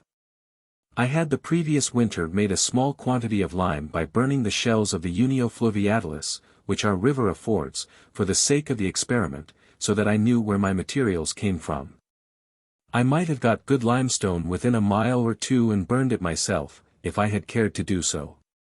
The pond had in the meanwhile skimmed over in the shadiest and shallowest coves, some days or even weeks before the general freezing. The first ice is especially interesting and perfect, being hard, dark, and transparent, and affords the best opportunity that ever offers for examining the bottom where it is shallow. For you can lie at your length on ice only an inch thick, like a skater insect on the surface of the water, and study the bottom at your leisure, only 2 or 3 inches distant, like a picture behind a glass. And the water is necessarily always smooth then. There are many furrows in the sand where some creature has travelled about and doubled on its tracks, and, for wrecks, it is strewn with the cases of caddis worms made of minute grains of white quartz. Perhaps these have creased it, for you find some of their cases in the furrows, though they are deep and broad for them to make. But the ice itself is the object of most interest, though you must improve the earliest opportunity to study it. If you examine it closely the morning after it freezes, you find that the greater part of the bubbles, which at first appeared to be within it, are against its under surface, and that more are continually rising from the bottom. While the ice is as yet comparatively solid and dark, that is, you see the water through it. These bubbles are from 1/80th to 1/8 of an inch in diameter, very clear and beautiful, and you see your face reflected in them through the ice. There may be 30 or 40 of them to a square inch. There are also already within the ice narrow oblong perpendicular bubbles about half an inch long, sharp cones with the apex upward. Or oftener, if the ice is quite fresh, minute spherical bubbles one directly above another, like a string of beads. But these within the ice are not so numerous nor obvious as those beneath. I sometimes used to cast on stones to try the strength of the ice, and those which broke through carried in air with them, which formed very large and conspicuous white bubbles beneath. One day when I came to the same place 48 hours afterward, I found that those large bubbles were still perfect, though an inch more of ice had formed, as I could see distinctly by the seam in the edge of a cake. But as the last 2 days had been very warm, like an Indian summer, the ice was not now transparent, showing the dark green color of the water, and the bottom, but opaque and whitish or gray. And though twice as thick was hardly stronger than before, for the air bubbles had greatly expanded under this heat and run together, and lost their regularity. They were no longer one directly over another, but often like silvery coins poured from a bag, one overlapping another, or in thin flakes, as if occupying slight cleavages. The beauty of the ice was gone, and it was too late to study the bottom. Being curious to know what position my great bubbles occupied with regard to the new ice, I broke out a cake containing a middling-sized one, and turned it bottom upward. The new ice had formed around and under the bubble, so that it was included between the two ices. It was wholly in the lower ice, but close against the upper, and was flattish, or perhaps slightly lenticular, with a rounded edge, 1/4 of an inch deep by 4 inches in diameter.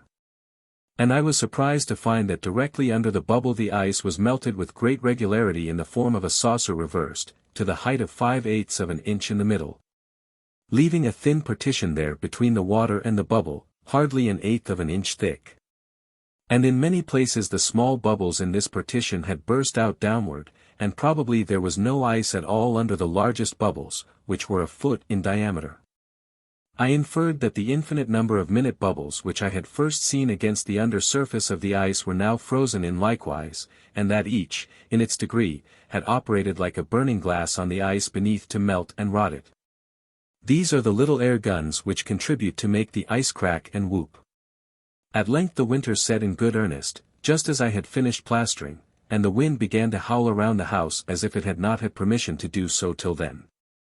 Night after night the geese came lumbering in the dark with a clangor and a whistling of wings, even after the ground was covered with snow, some to alight in Walden, and some flying low over the woods toward Fair Haven, bound for Mexico.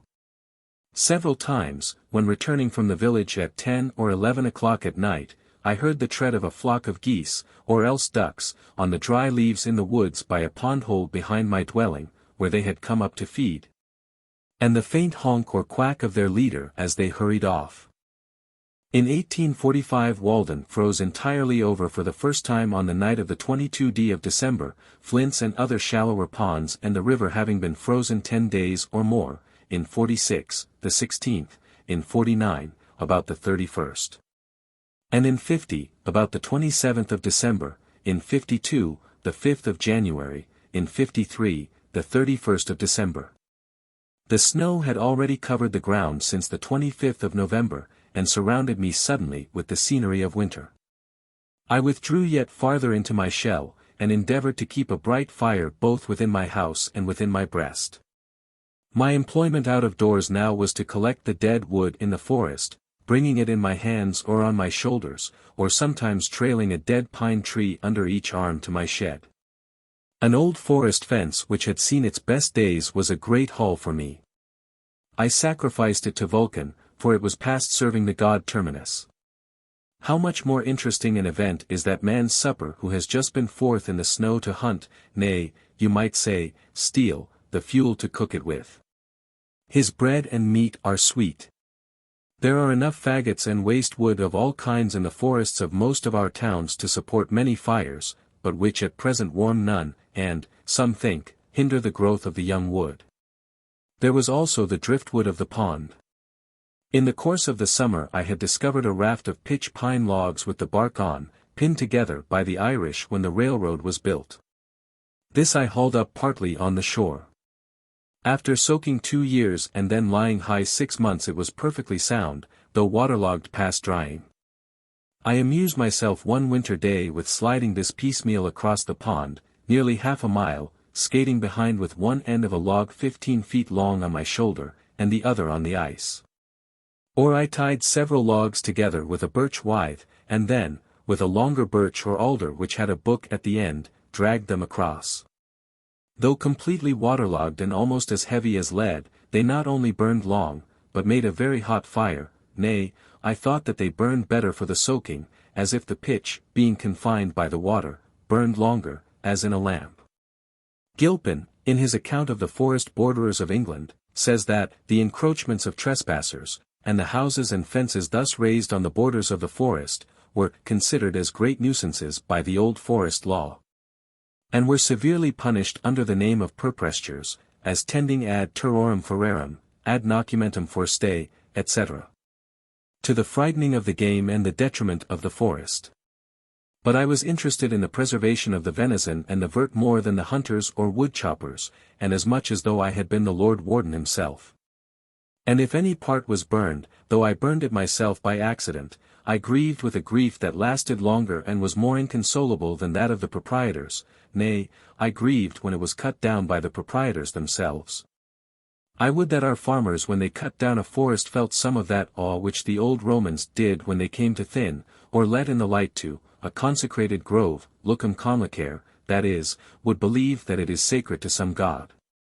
The Roman made an expiatory offering, and prayed, whatever god or goddess thou art to whom this grove is sacred, be propitious to me, my family, and children, etc. It is remarkable what a value is still put upon wood even in this age and in this new country, a value more permanent and universal than that of gold. After all our discoveries and inventions no man will go by a pile of wood. It is as precious to us as it was to our Saxon and Norman ancestors. If they made their bows of it, we make our gun stocks of it. Michaud, more than 30 years ago, says that the price of wood for fuel in New York and Philadelphia nearly equals, and sometimes exceeds, that of the best wood in Paris. Though this immense capital annually requires more than 300,000 cords, and is surrounded to the distance of 300 miles by cultivated plains. In this town the price of wood rises almost steadily, and the only question is, how much higher it is to be this year than it was the last. Mechanics and tradesmen who come in person to the forest on no other errand, are sure to attend the wood auction, and even pay a high price for the privilege of gleaning after the woodchopper.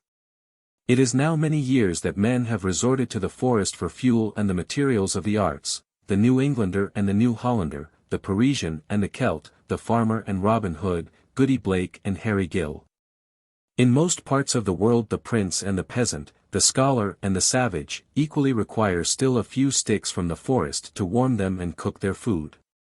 Neither could I do without them. Every man looks at his wood pile with a kind of affection. I love to have mine before my window, and the more chips the better to remind me of my pleasing work. I had an old axe which nobody claimed, with which by spells in winter days, on the sunny side of the house, I played about the stumps which I had got out of my bean field. As my driver prophesied when I was plowing, they warmed me twice, once while I was splitting them, and again when they were on the fire, so that no fuel could give out more heat. As for the axe, I was advised to get the village blacksmith to jump it, but I jumped him, and, putting a hickory helve from the woods into it, made it do. If it was dull, it was at least hung true. A few pieces of fat pine were a great treasure. It is interesting to remember how much of this food for fire is still concealed in the bowels of the earth. In previous years I had often gone prospecting over some bare hillside, where a pitch pine wood had formerly stood, and got out the fat pine roots. They are almost indestructible. Stumps 30 or 40 years old, at least, will still be sound at the core, though the sapwood has all become vegetable mold. As appears by the scales of the thick bark forming a ring level with the earth 4 or 5 inches distant from the heart. With axe and shovel you explore this mine, and follow the marrowy store, yellow as beef tallow, or as if you had struck on a vein of gold, deep into the earth. But commonly I kindled my fire with the dry leaves of the forest, which I had stored up in my shed before the snow came. Green hickory finely split makes the woodchopper's kindlings, when he has a camp in the woods. Once in a while I got a little of this. When the villagers were lighting their fires beyond the horizon, I too gave notice to the various wild inhabitants of Walden Vale, by a smoky streamer from my chimney, that I was awake. Light-winged smoke, Icarian bird, melting thy pinions in thy upward flight. Lark without song, and messenger of dawn, circling above the hamlets as thy nest. Or else, departing dream, and shadowy form of midnight vision, gathering up thy skirts. By night star veiling, and by day darkening the light and blotting out the sun. Go thou my incense upward from this hearth, and ask the gods to pardon this clear flame. Hard green would just cut, though I used but little of that, answered my purpose better than any other. I sometimes left a good fire when I went to take a walk in a winter afternoon. And when I returned, 3 or 4 hours afterward, it would be still alive and glowing. My house was not empty though I was gone. It was as if I had left a cheerful housekeeper behind. It was I and fire that lived there.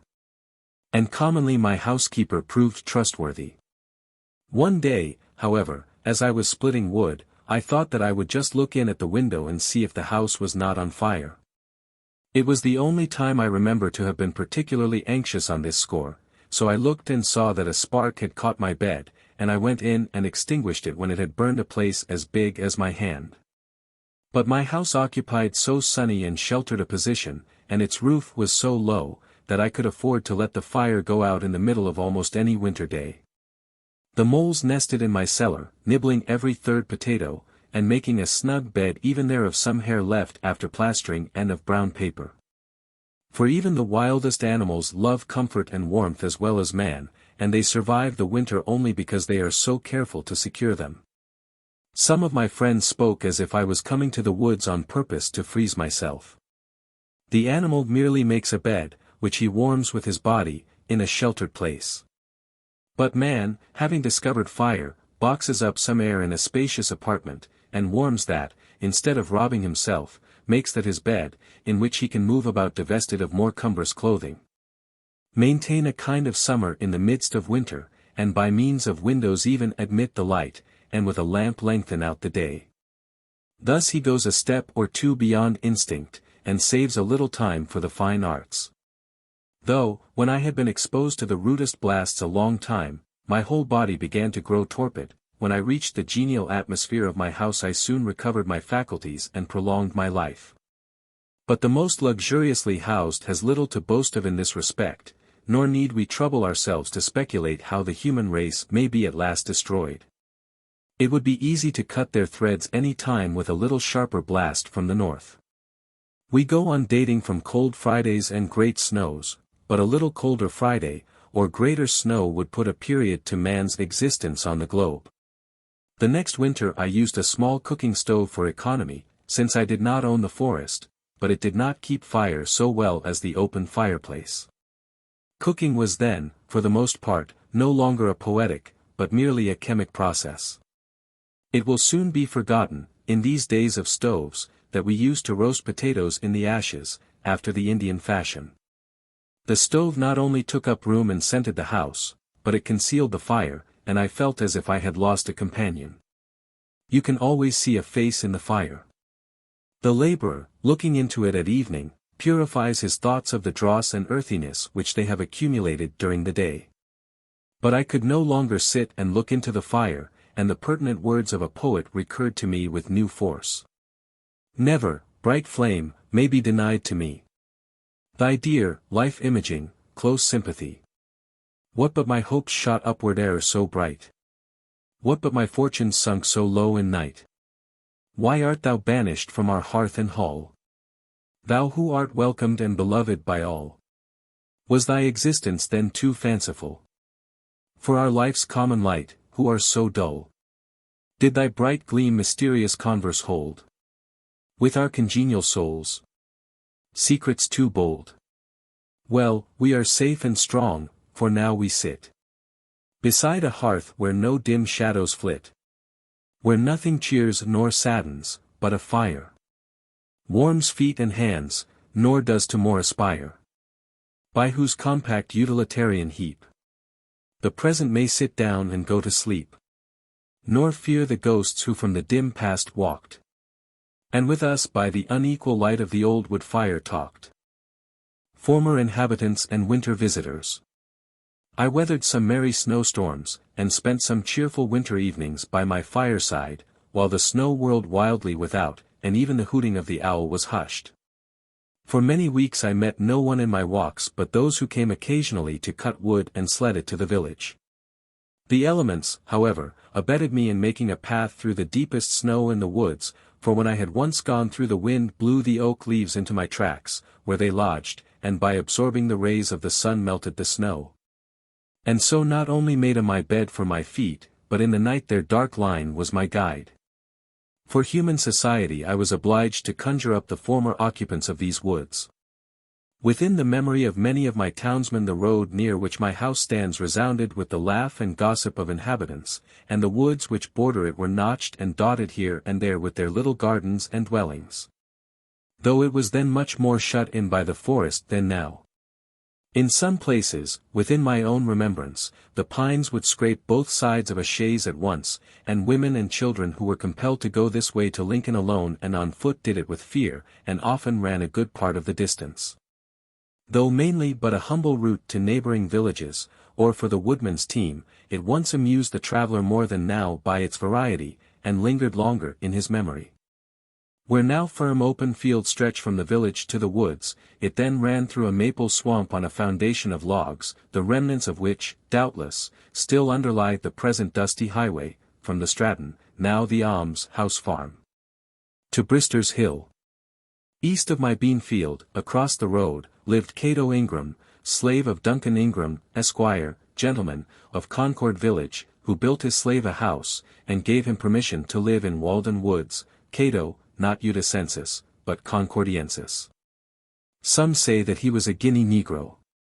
There are a few who remember his little patch among the walnuts, which he let grow up till he should be old and need them, but a younger and whiter speculator got them at last. He too, however, occupies an equally narrow house at present. Cato's half-obliterated cellar-hole still remains, though known to few, being concealed from the traveler by a fringe of pines. It is now filled with the smooth sumac, Rus glabra, and one of the earliest species of goldenrod, Solidago stricta, grows there luxuriantly. Here, by the very corner of my field, still nearer to town, Zilpha, a colored woman, had her little house, where she spun linen for the townsfolk, making the Walden woods ring with her shrill singing, for she had a loud and notable voice. At length, in the War of 1812, her dwelling was set on fire by English soldiers, prisoners on parole, when she was away, and her cat and dog and hens were all burned up together. She led a hard life, and somewhat inhumane.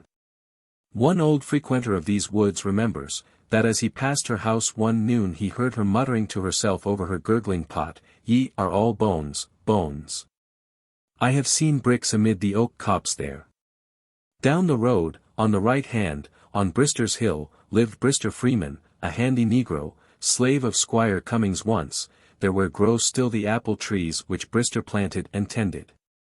Large old trees now, but their fruit still wild and ciderish to my taste. Not long since I read his epitaph in the old Lincoln burying ground, a little on one side. Near the unmarked graves of some British grenadiers who fell in the retreat from Concord, where he is styled Scipio Brister, Scipio Africanus he had some title to be called, a man of color, as if he were discolored. It also told me, with staring emphasis, when he died, which was but an indirect way of informing me that he ever lived. With him dwelt Fenda, his hospitable wife, who told fortunes, yet pleasantly, large, round, and black, blacker than any of the children of night, such a dusky orb as never rose on Concord before or since. Farther down the hill, on the left, on the old road in the woods, are marks of some homestead of the Stratton family, whose orchard once covered all the slope of Brister's Hill, but was long since killed out by pitch pines, excepting a few stumps, whose old roots furnish still the wild stalks of many a thrifty village tree. Nearer yet to town, you come to Breed's location, on the other side of the way, just on the edge of the wood. Ground famous for the pranks of a demon not distinctly named in old mythology, who has acted a prominent and astounding part in our New England life, and deserves, as much as any mythological character, to have his biography written one day.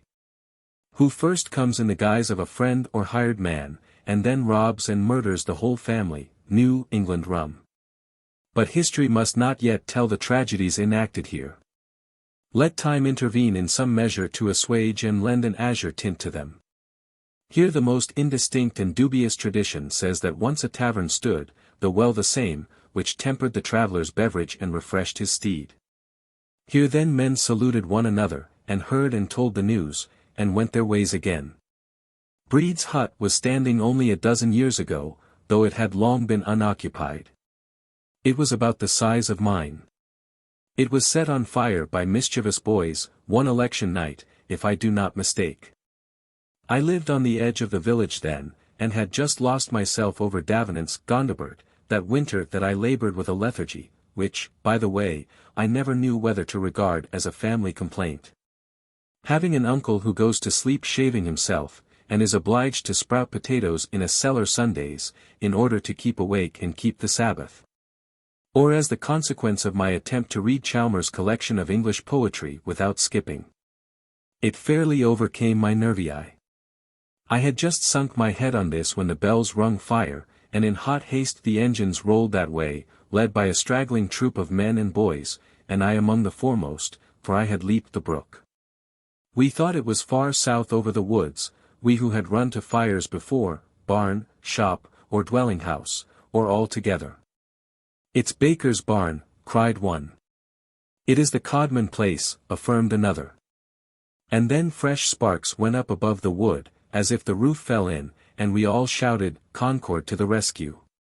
Wagons shot past with furious speed and crushing loads, bearing, perchance, among the rest, the agent of the insurance company, who was bound to go however far, and ever and anon the engine bell tinkled behind, more slow and sure. And rearmost of all, as it was afterward whispered, came they who set the fire and gave the alarm. Thus we kept on like true idealists, rejecting the evidence of our senses, until at a turn in the road we heard the crackling and actually felt the heat of the fire from over the wall, and realized, alas, that we were there. The very nearness of the fire but cooled our ardor. At first we thought to throw a frog pond onto it, but concluded to let it burn, it was so far gone and so worthless. So we stood round our engine, jostled one another, expressed our sentiments through speaking trumpets, or in lower tone referred to the great conflagrations which the world has witnessed, including Bascom's shop, and, between ourselves, we thought that, were we there in season with our tub, and a full frog pond by, we could turn that threatened last and universal one into another flood. We finally retreated without doing any mischief, returned to sleep and Gondibert. But as for Gondibert, I would accept that passage in the preface about wit being the soul's powder, but most of mankind are strangers to wit, as Indians are to powder. It chanced that I walked that way across the fields the following night, about the same hour, and hearing a low moaning at this spot, I drew near in the dark, and discovered the only survivor of the family that I know. The heir of both its virtues and its vices, who alone was interested in this burning, lying on his stomach and looking over the cellar wall at the still smouldering cinders beneath, muttering to himself, as is his wont. He had been working far off in the river meadows all day, and had improved the first moments that he could call his own to visit the home of his fathers and his youth. He gazed into the cellar from all sides and points of view by turns, always lying down to it, as if there was some treasure, which he remembered, concealed between the stones, where there was absolutely nothing but a heap of bricks and ashes. The house being gone, he looked at what there was left. He was soothed by the sympathy which my mere presence implied, and showed me, as well as the darkness permitted, where the well was covered up, which, thank heaven, could never be burned. And he groped long about the wall to find the well-sweep which his father had cut and mounted. Feeling for the iron hook or staple by which a burden had been fastened to the heavy end, all that he could now cling to convince me that it was no common rider. I felt it, and still remark it almost daily in my walks, for by it hangs the history of a family. Once more, on the left, where are seen the well and lilac bushes by the wall, in the now open field, lived Nutting and Lugros. But to return toward Lincoln. Farther in the woods than any of these, where the road approaches nearest to the pond, Wyman the potter squatted, and furnished his townsmen with earthenware, and left descendants to succeed him. Neither were they rich in worldly goods, holding the land by sufferance while they lived. And there often the sheriff came in vain to collect the taxes, and, attached a chip, for form's sake, as I have read in his accounts, there being nothing else that he could lay his hands on. One day in midsummer, when I was hoeing, a man who was carrying a load of pottery to market stopped his horse against my field and inquired concerning Wyman the younger. He had long ago bought a potter's will of him, and wished to know what had become of him. I had read of the potter's clay and will in Scripture, but it had never occurred to me that the pots we use were not such as had come down unbroken from those days, or grown on trees like gourd somewhere. And I was pleased to hear that so fictile an art was ever practiced in my neighborhood. The last inhabitant of these woods before me was an Irishman, Hugh Quoyle, if I have spelt his name with Coyle enough, who occupied Wyman's tenement, Colonel Quoyle, he was called. Rumor said that he had been a soldier at Waterloo. If he had lived I should have made him fight his battles over again. His trade here was that of a ditcher. Napoleon went to St. Helena, Quoyle came to Walden Woods. All I know of him is tragic. He was a man of manners, like one who had seen the world, and was capable of more civil speech than you could well attend to. He wore a greatcoat in midsummer, being affected with the trembling delirium, and his face was the color of carmine. He died in the road at the foot of Brister's Hill shortly after I came to the woods, so that I have not remembered him as a neighbor. Before his house was pulled down, when his comrades avoided it as an unlucky castle, I visited it. There lay his old clothes curled up by use, as if they were himself, upon his raised plank bed. His pipe lay broken on the hearth, instead of a bowl broken at the fountain. The last could never have been the symbol of his death, for he confessed to me that, though he had heard of Brister's spring, he had never seen it, and soiled cards, kings of diamonds, spades, and hearts, were scattered over the floor. One black chicken which the administrator could not catch, black as night and as silent, not even croaking, awaiting Reynard, still went to roost in the next apartment. In the rear there was the dim outline of a garden, which had been planted but had never received its first hoeing, owing to those terrible shaking fits, though it was now harvest time. It was overrun with Roman wormwood and beggar ticks, which last stuck to my clothes for all fruit. The skin of a woodchuck was freshly stretched upon the back of the house, a trophy of his last Waterloo. But no warm cap or mittens would he want more. Now only a dent in the earth marks the site of these dwellings, with buried cellar stones, and strawberries, raspberries, thimbleberries, hazel bushes, and sumacs growing in the sunny sward there. Some pitch pine or gnarled oak occupies what was the chimney nook, and a sweet-scented black birch, perhaps, waves where the doorstone was. Sometimes the well dent is visible, where once a spring oozed, now dry and tearless grass. Or it was covered deep, not to be discovered till some late day, with a flat stone under the sod, when the last of the race departed. What a sorrowful act must that be, the covering up of wells, coincident with the opening of wells of tears. These cellar dents, like deserted fox burrows, old holes, are all that is left where once were the stir and bustle of human life, and fate, free will, foreknowledge absolute, in some form and dialect or other were by turns discussed. But all I can learn of their conclusions amounts to just this, that Cato and Brister pulled wool, which is about as edifying as the history of more famous schools of philosophy. Still grows the vivacious lilac a generation after the door and lintel and the sill are gone, unfolding its sweet-scented flowers each spring, to be plucked by the musing traveler.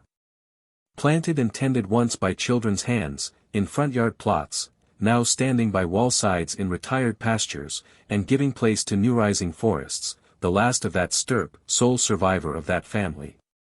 Little did the dusky children think that the puny slip with its 2 eyes only, which they stuck in the ground in the shadow of the house and daily watered, would root itself so, and outlive them, and house itself in the rear that shaded it.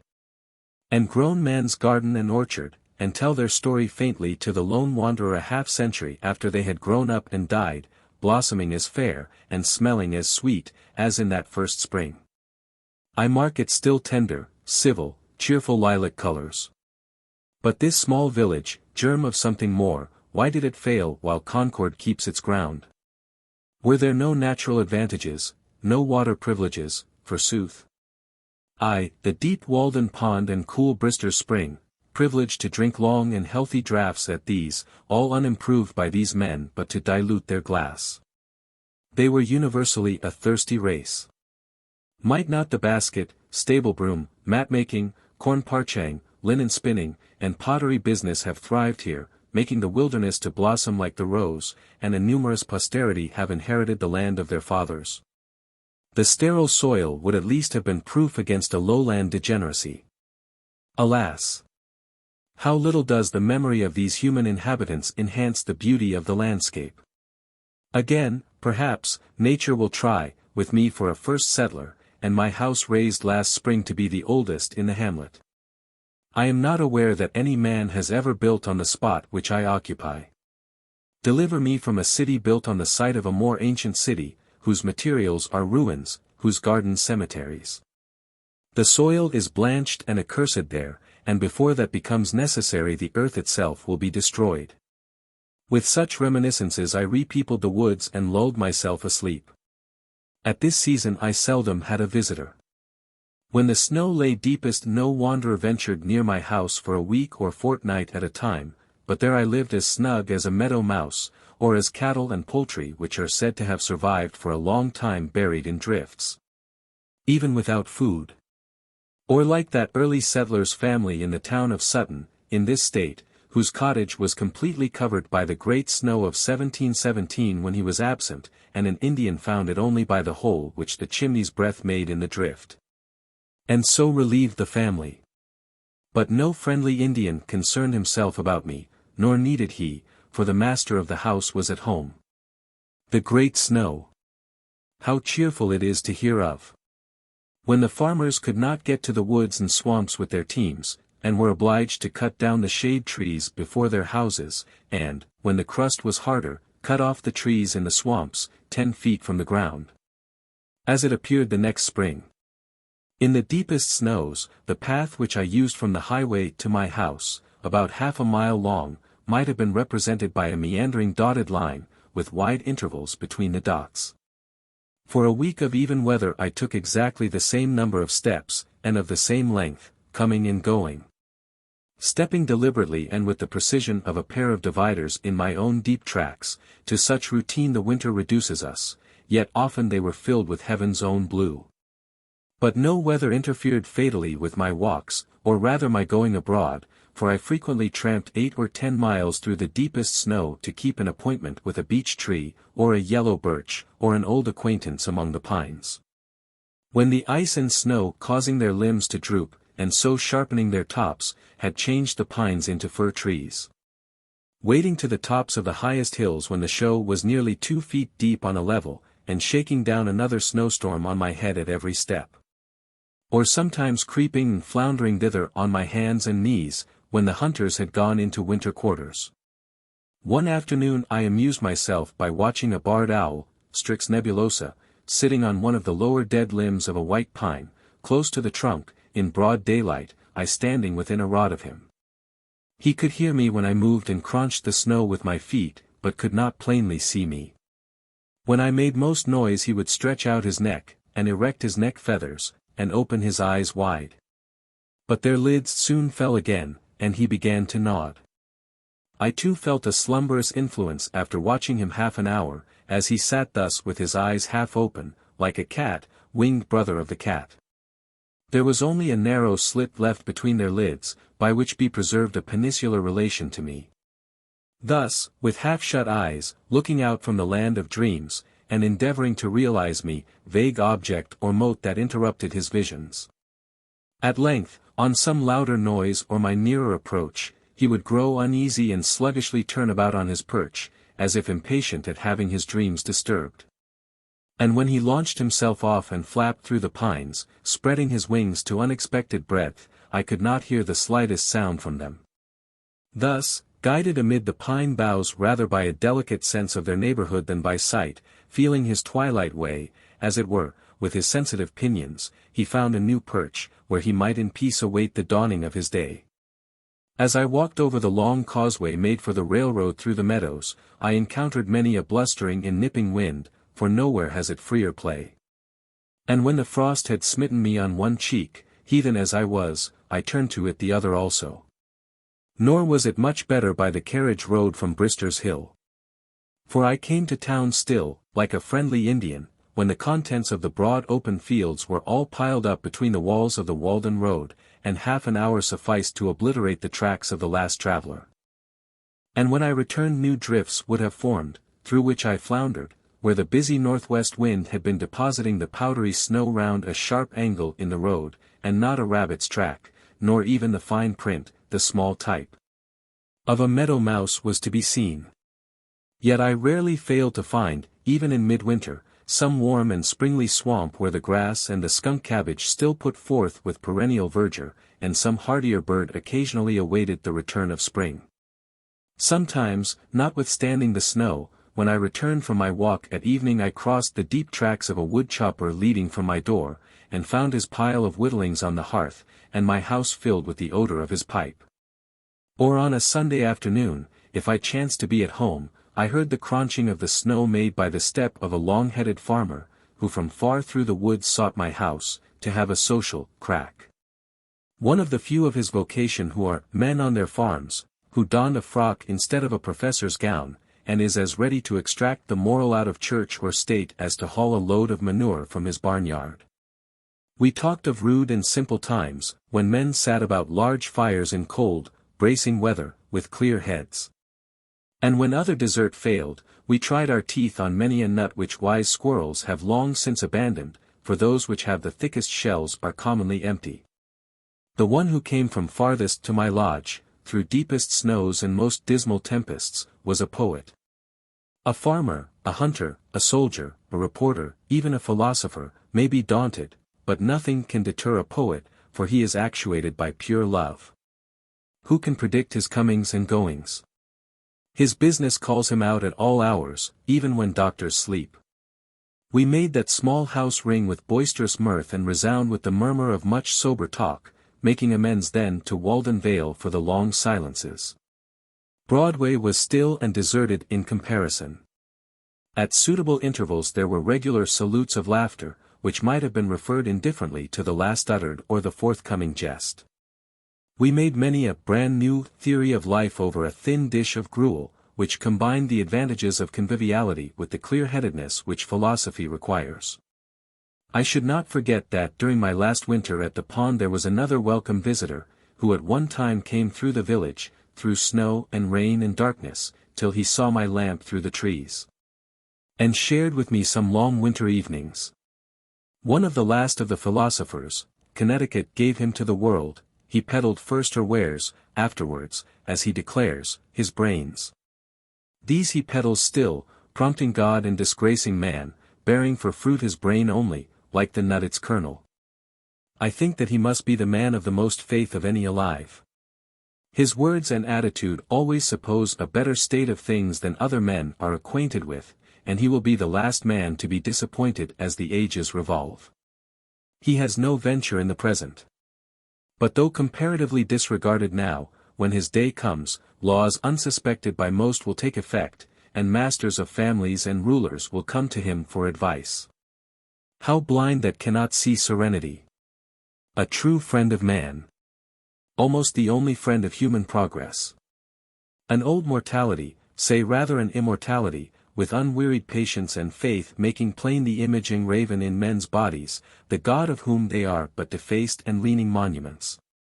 With his hospitable intellect he embraces children, beggars, insane, and scholars, and entertains the thought of all, adding to it commonly some breadth and elegance. I think that he should keep a caravansary on the world's highway, where philosophers of all nations might put up, and on his sign should be printed, entertainment for man, but not for his beast. Enter ye that have leisure and a quiet mind, who earnestly seek the right road. He is perhaps the sanest man and has the fewest crotchets of any I chance to know, the same yesterday and tomorrow. Of yore we had sauntered and talked, and effectually put the world behind us, for he was pledged to no institution in it, freeborn, ingenuous. Whichever way we turned, it seemed that the heavens and the earth had met together, since he enhanced the beauty of the landscape. A blue-robed man, whose fittest roof is the overarching sky which reflects his serenity. I do not see how he can ever die, nature cannot spare him. Having each some shingles of thought well dried, we sat and whittled them, trying our knives, and admiring the clear yellowish grain of the pumpkin pine. We waded so gently and reverently, or we pulled together so smoothly, that the fishes of thought were not scared from the stream, nor feared any angler on the bank, but came and went grandly, like the clouds which float through the western sky, and the mother-o'-pearl flocks which sometimes form and dissolve there. There we worked, revising mythology, rounding a fable here and there, and building castles in the air for which earth offered no worthy foundation. Great looker! Great expector! To converse with whom was a New England night's entertainment. Ah! Such discourse we had, hermit and philosopher, and the old settler I have spoken of, we three, it expanded and racked my little house. I should not dare to say how many pounds weight there was above the atmospheric pressure on every circular inch. It opened its seams so that they had to be caulked with much dullness thereafter to stop the consequent leak. But I had enough of that kind of oakum already picked. There was one other with whom I had solid seasons, long to be remembered, at his house in the village, and who looked in upon me from time to time, but I had no more for society there. There too, as everywhere, I sometimes expected the visitor who never comes. The Vishnu Purana says, the householder is to remain at eventide in his courtyard as long as it takes to milk a cow, or longer if he pleases, to await the arrival of a guest.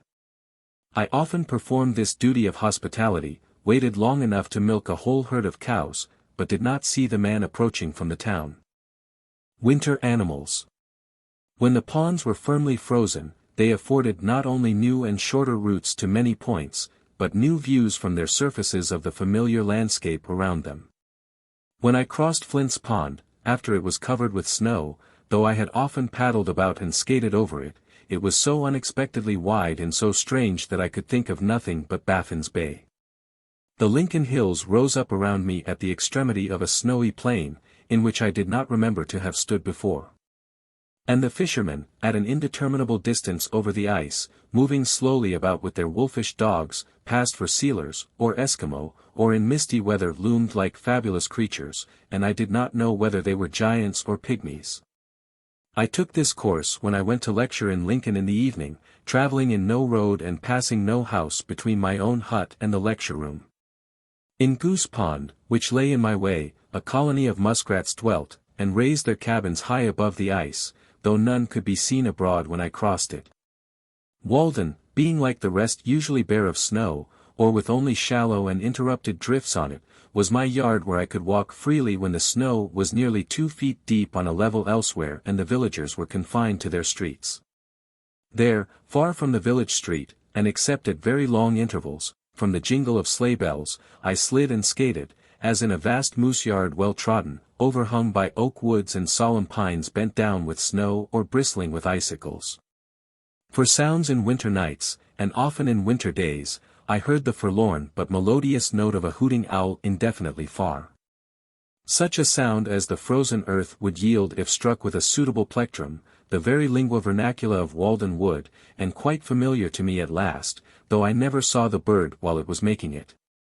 I seldom opened my door in a winter evening without hearing it, hoo, horror, sounded sonorously, and the first 3 syllables accented somewhat like how to do, or sometimes who only.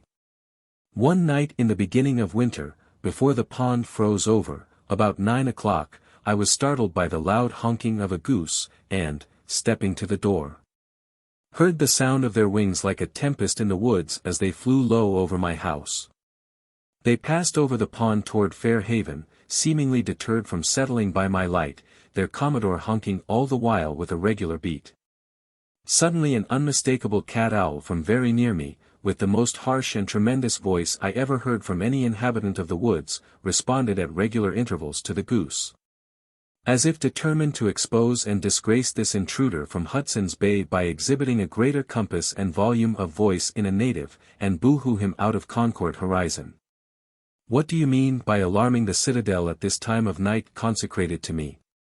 Do you think I am ever caught napping at such an hour, and that I have not got lungs and a larynx as well as yourself? Boo-hoo, boo-hoo, boo-hoo. It was one of the most thrilling discords I ever heard.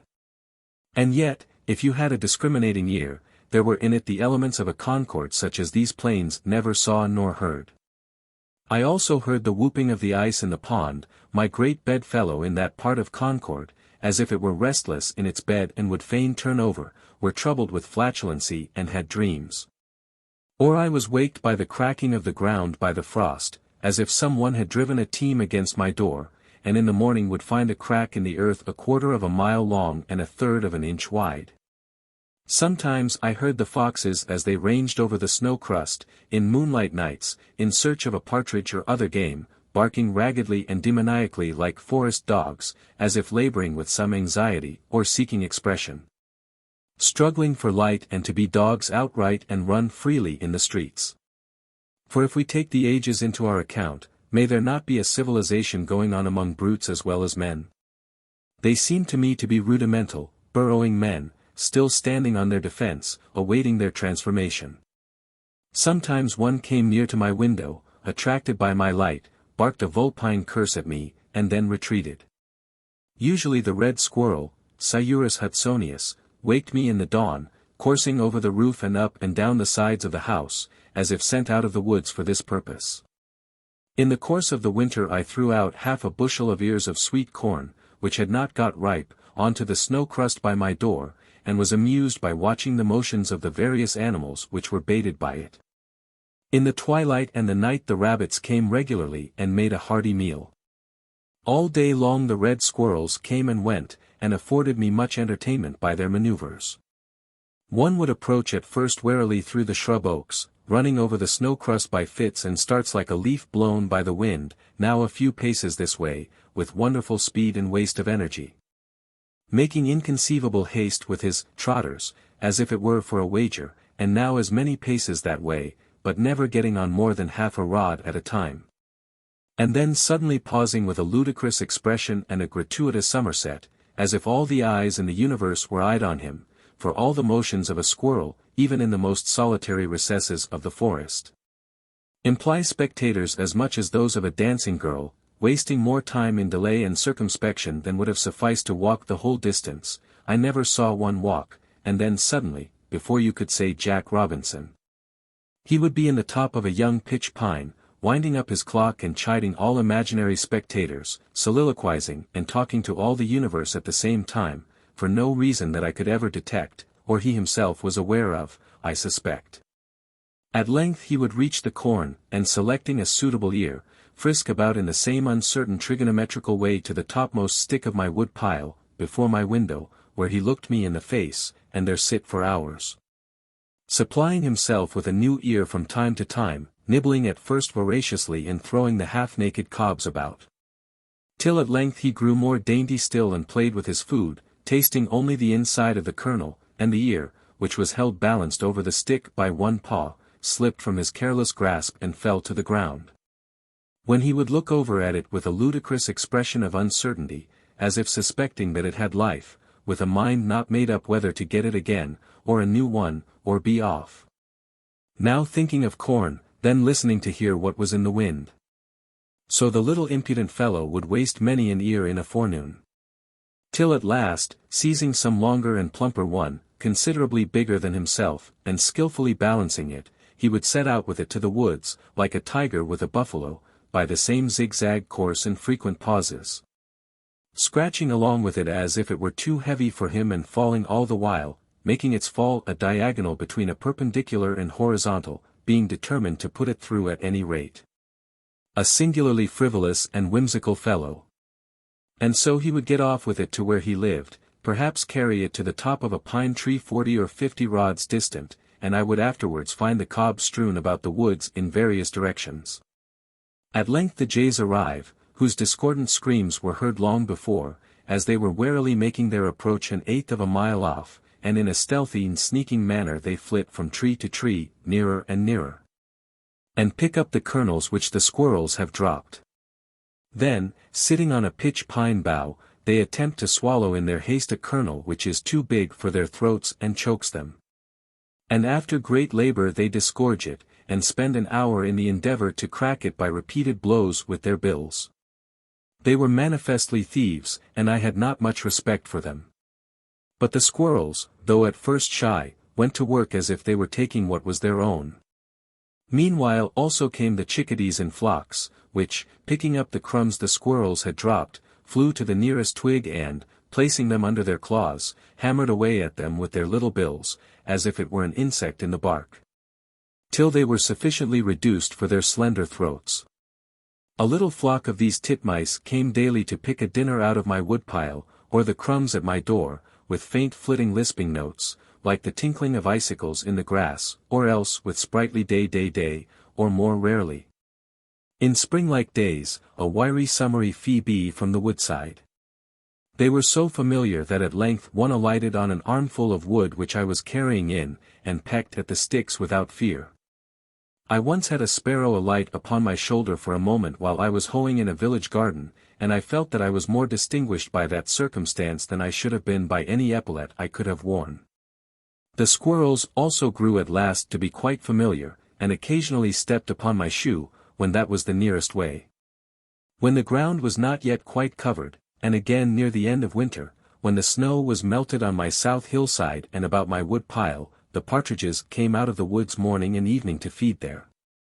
Whichever side you walk in the woods the partridge bursts away on whirring wings, jarring the snow from the dry leaves and twigs on high, which comes sifting down in the sunbeams like golden dust, for this brave bird is not to be scared by winter. It is frequently covered up by drifts, and, it is said, sometimes plunges from on wing into the soft snow, where it remains concealed for a day or two. I used to start them in the open land also, where they had come out of the woods at sunset to bud the wild apple trees. They will come regularly every evening to particular trees, where the cunning sportsman lies in wait for them, and the distant orchards next the woods suffer thus not a little. I am glad that the partridge gets fed, at any rate. It is nature's own bird which lives on buds and diet drink. In dark winter mornings, or in short winter afternoons, I sometimes heard a pack of hounds threading all the woods with hounding cry and yelp, unable to resist the instinct of the chase, and the note of the hunting horn at intervals, proving that man was in the rear. The woods ring again, and yet no fox bursts forth on to the open level of the pond, nor following pack pursuing their Actaeon. And perhaps at evening I see the hunters returning with a single brush trailing from their sleigh for a trophy, seeking therein. They tell me that if the fox would remain in the bosom of the frozen earth he would be safe, or if B would run in a straight line away no foxhound could overtake him. But, having left his pursuers far behind, he stops to rest and listen till they come up, and when he runs he circles round to his old haunts, where the hunters await him. Sometimes, however, he will run upon a wall many rods, and then leap off far to one side, and he appears to know that water will not retain his scent. A hunter told me that he once saw a fox pursued by hounds burst out onto Walden when the ice was covered with shallow puddles, run part way across, and then return to the same shore. Ere long the hounds arrived, but here they lost the scent. Sometimes a pack hunting by themselves would pass my door, and circle round my house, and yelp and hound without regarding me, as if afflicted by a species of madness, so that nothing could divert them from the pursuit. Thus they circle until they fall upon the recent trail of a fox, for a wise hound will forsake everything else for this. One day a man came to my hut from Lexington to inquire after his hound that made a large track, and had been hunting for a week by himself. But I fear that he was not the wiser for all I told him, for every time I attempted to answer his questions he interrupted me by asking, "What do you do here?" He had lost a dog, but found a man. One old hunter who has a dry tongue, who used to come to bathe in Walden once every year when the water was warmest, and at such times looked in upon me, told me that many years ago he took his gun one afternoon and went out for a cruise in Walden Wood.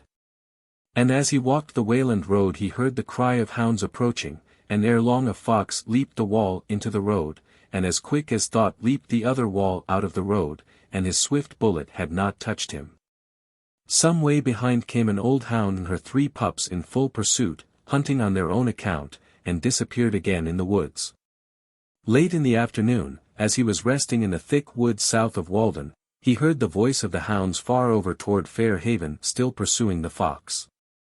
And on they came, their hounding cry which made all the woods ring sounding nearer and nearer, now from Well Meadow, now from the Baker farm.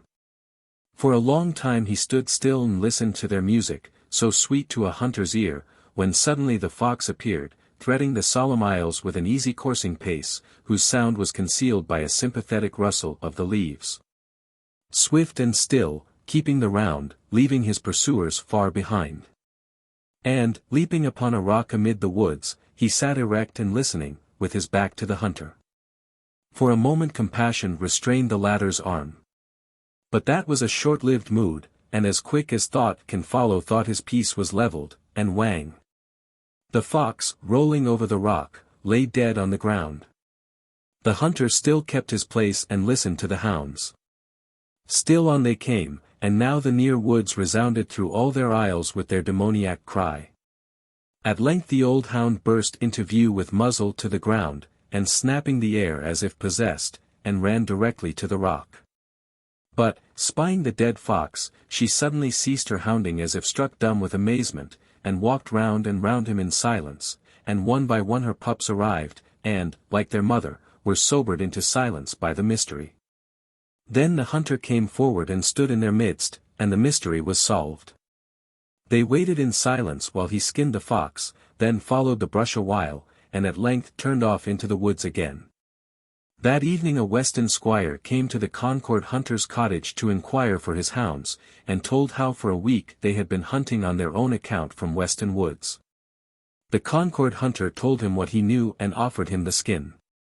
But the other declined it and departed. He did not find his hounds that night, but the next day learned that they had crossed the river and put up at a farmhouse for the night, whence, having been well fed, they took their departure early in the morning.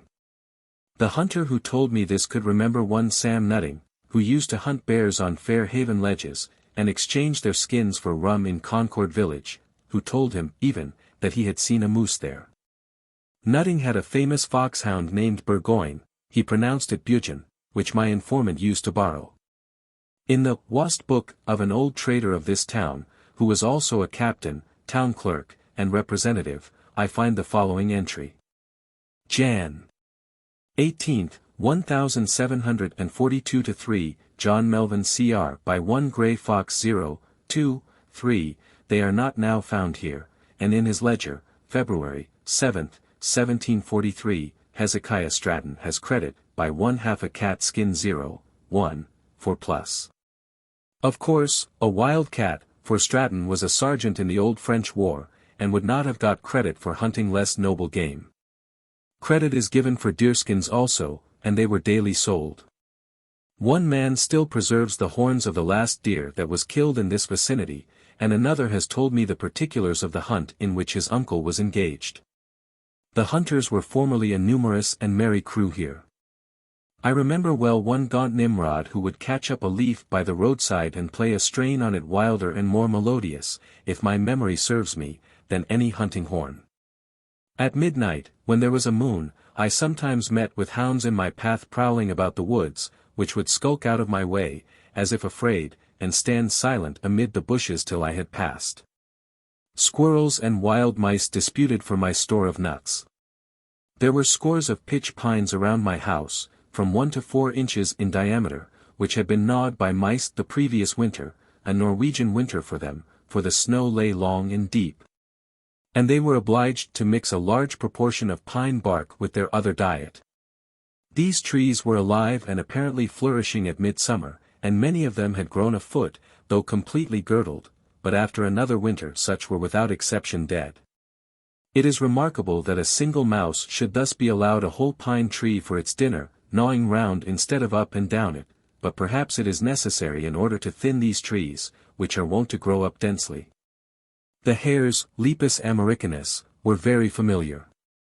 One had her form under my house all winter, separated from me only by the flooring, and she startled me each morning by her hasty departure when I began to stir, thump, thump, thump, striking her head against the floor timbers in her hurry. They used to come round my door at dusk to nibble the potato parings which I had thrown out, and were so nearly the color of the ground that they could hardly be distinguished when still. Sometimes in the twilight I alternately lost and recovered sight of one sitting motionless under my window. When I opened my door in the evening, off they would go with a squeak and a bounce. Near at hand they only excited my pity.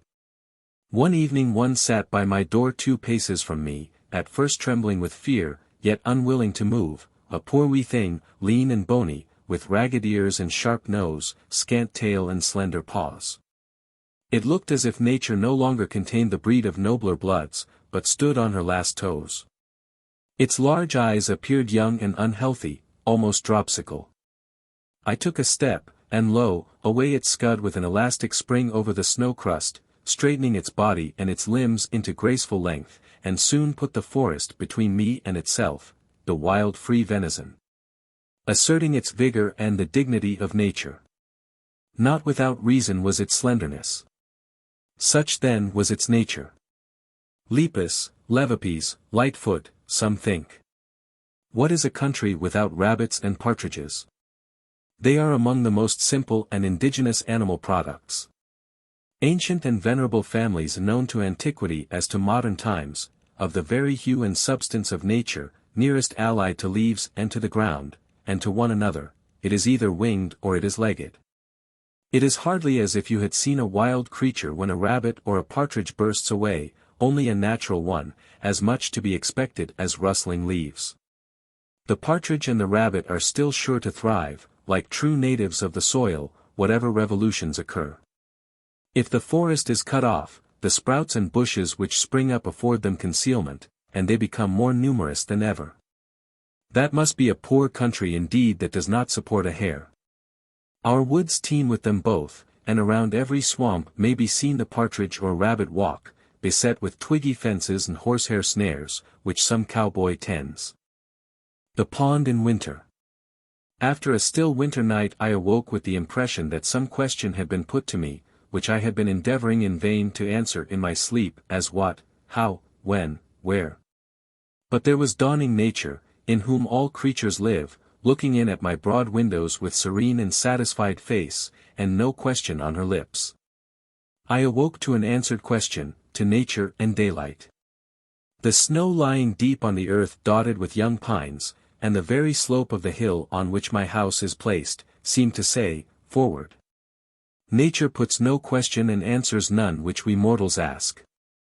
She has long ago taken her resolution. O Prince, our eyes contemplate with admiration and transmit to the soul the wonderful and varied spectacle of this universe. The night veils without doubt a part of this glorious creation. But day comes to reveal to us this great work, which extends from earth even into the plains of the ether. Then to my morning work. First I take an axe and pail and go in search of water, if that be not a dream. After a cold and snowy night it needed a divining rod to find it. Every winter the liquid and trembling surface of the pond, which was so sensitive to every breath, and reflected every light and shadow, becomes solid to the depth of a foot or a foot and a half, so that it will support the heaviest teams. And perchance the snow covers it to an equal depth, and it is not to be distinguished from any level field. Like the marmots in the surrounding hills, it closes its eyelids and becomes dormant for 3 months or more. Standing on the snow-covered plain, as if in a pasture amid the hills, I cut my way first through a foot of snow, and then a foot of ice, and open a window under my feet, where, kneeling to drink, I look down into the quiet parlor of the fishes. Pervaded by a softened light as through a window of ground glass, with its bright sanded floor the same as in summer. There a perennial waveless serenity reigns as in the amber twilight sky, corresponding to the cool and even temperament of the inhabitants. Heaven is under our feet as well as over our heads. Early in the morning, while all things are crisp with frost, men come with fishing reels and slender lunch, and let down their fine lines through the snowy field to take pickerel and perch. Wild men, who instinctively follow other fashions and trust other authorities than their townsmen, and by their goings and comings stitch towns together in parts where else they would be ripped. They sit and eat their luncheon in stout fear-noughts on the dry oak leaves on the shore, as wise in natural lore as the citizen is in artificial. They never consulted with books, and know and can tell much less than they have done. The things which they practice are said not yet to be known. Here is one fishing for pickerel with grown perch for bait. You look into his pail with wonder as into a summer pond, as if he kept summer locked up at home, or knew where she had retreated. How, pray, did he get these in midwinter? Oh, he got worms out of rotten logs since the ground froze, and so he caught them. His life itself passes deeper in nature and the studies of the naturalist penetrate, himself a subject for the naturalist.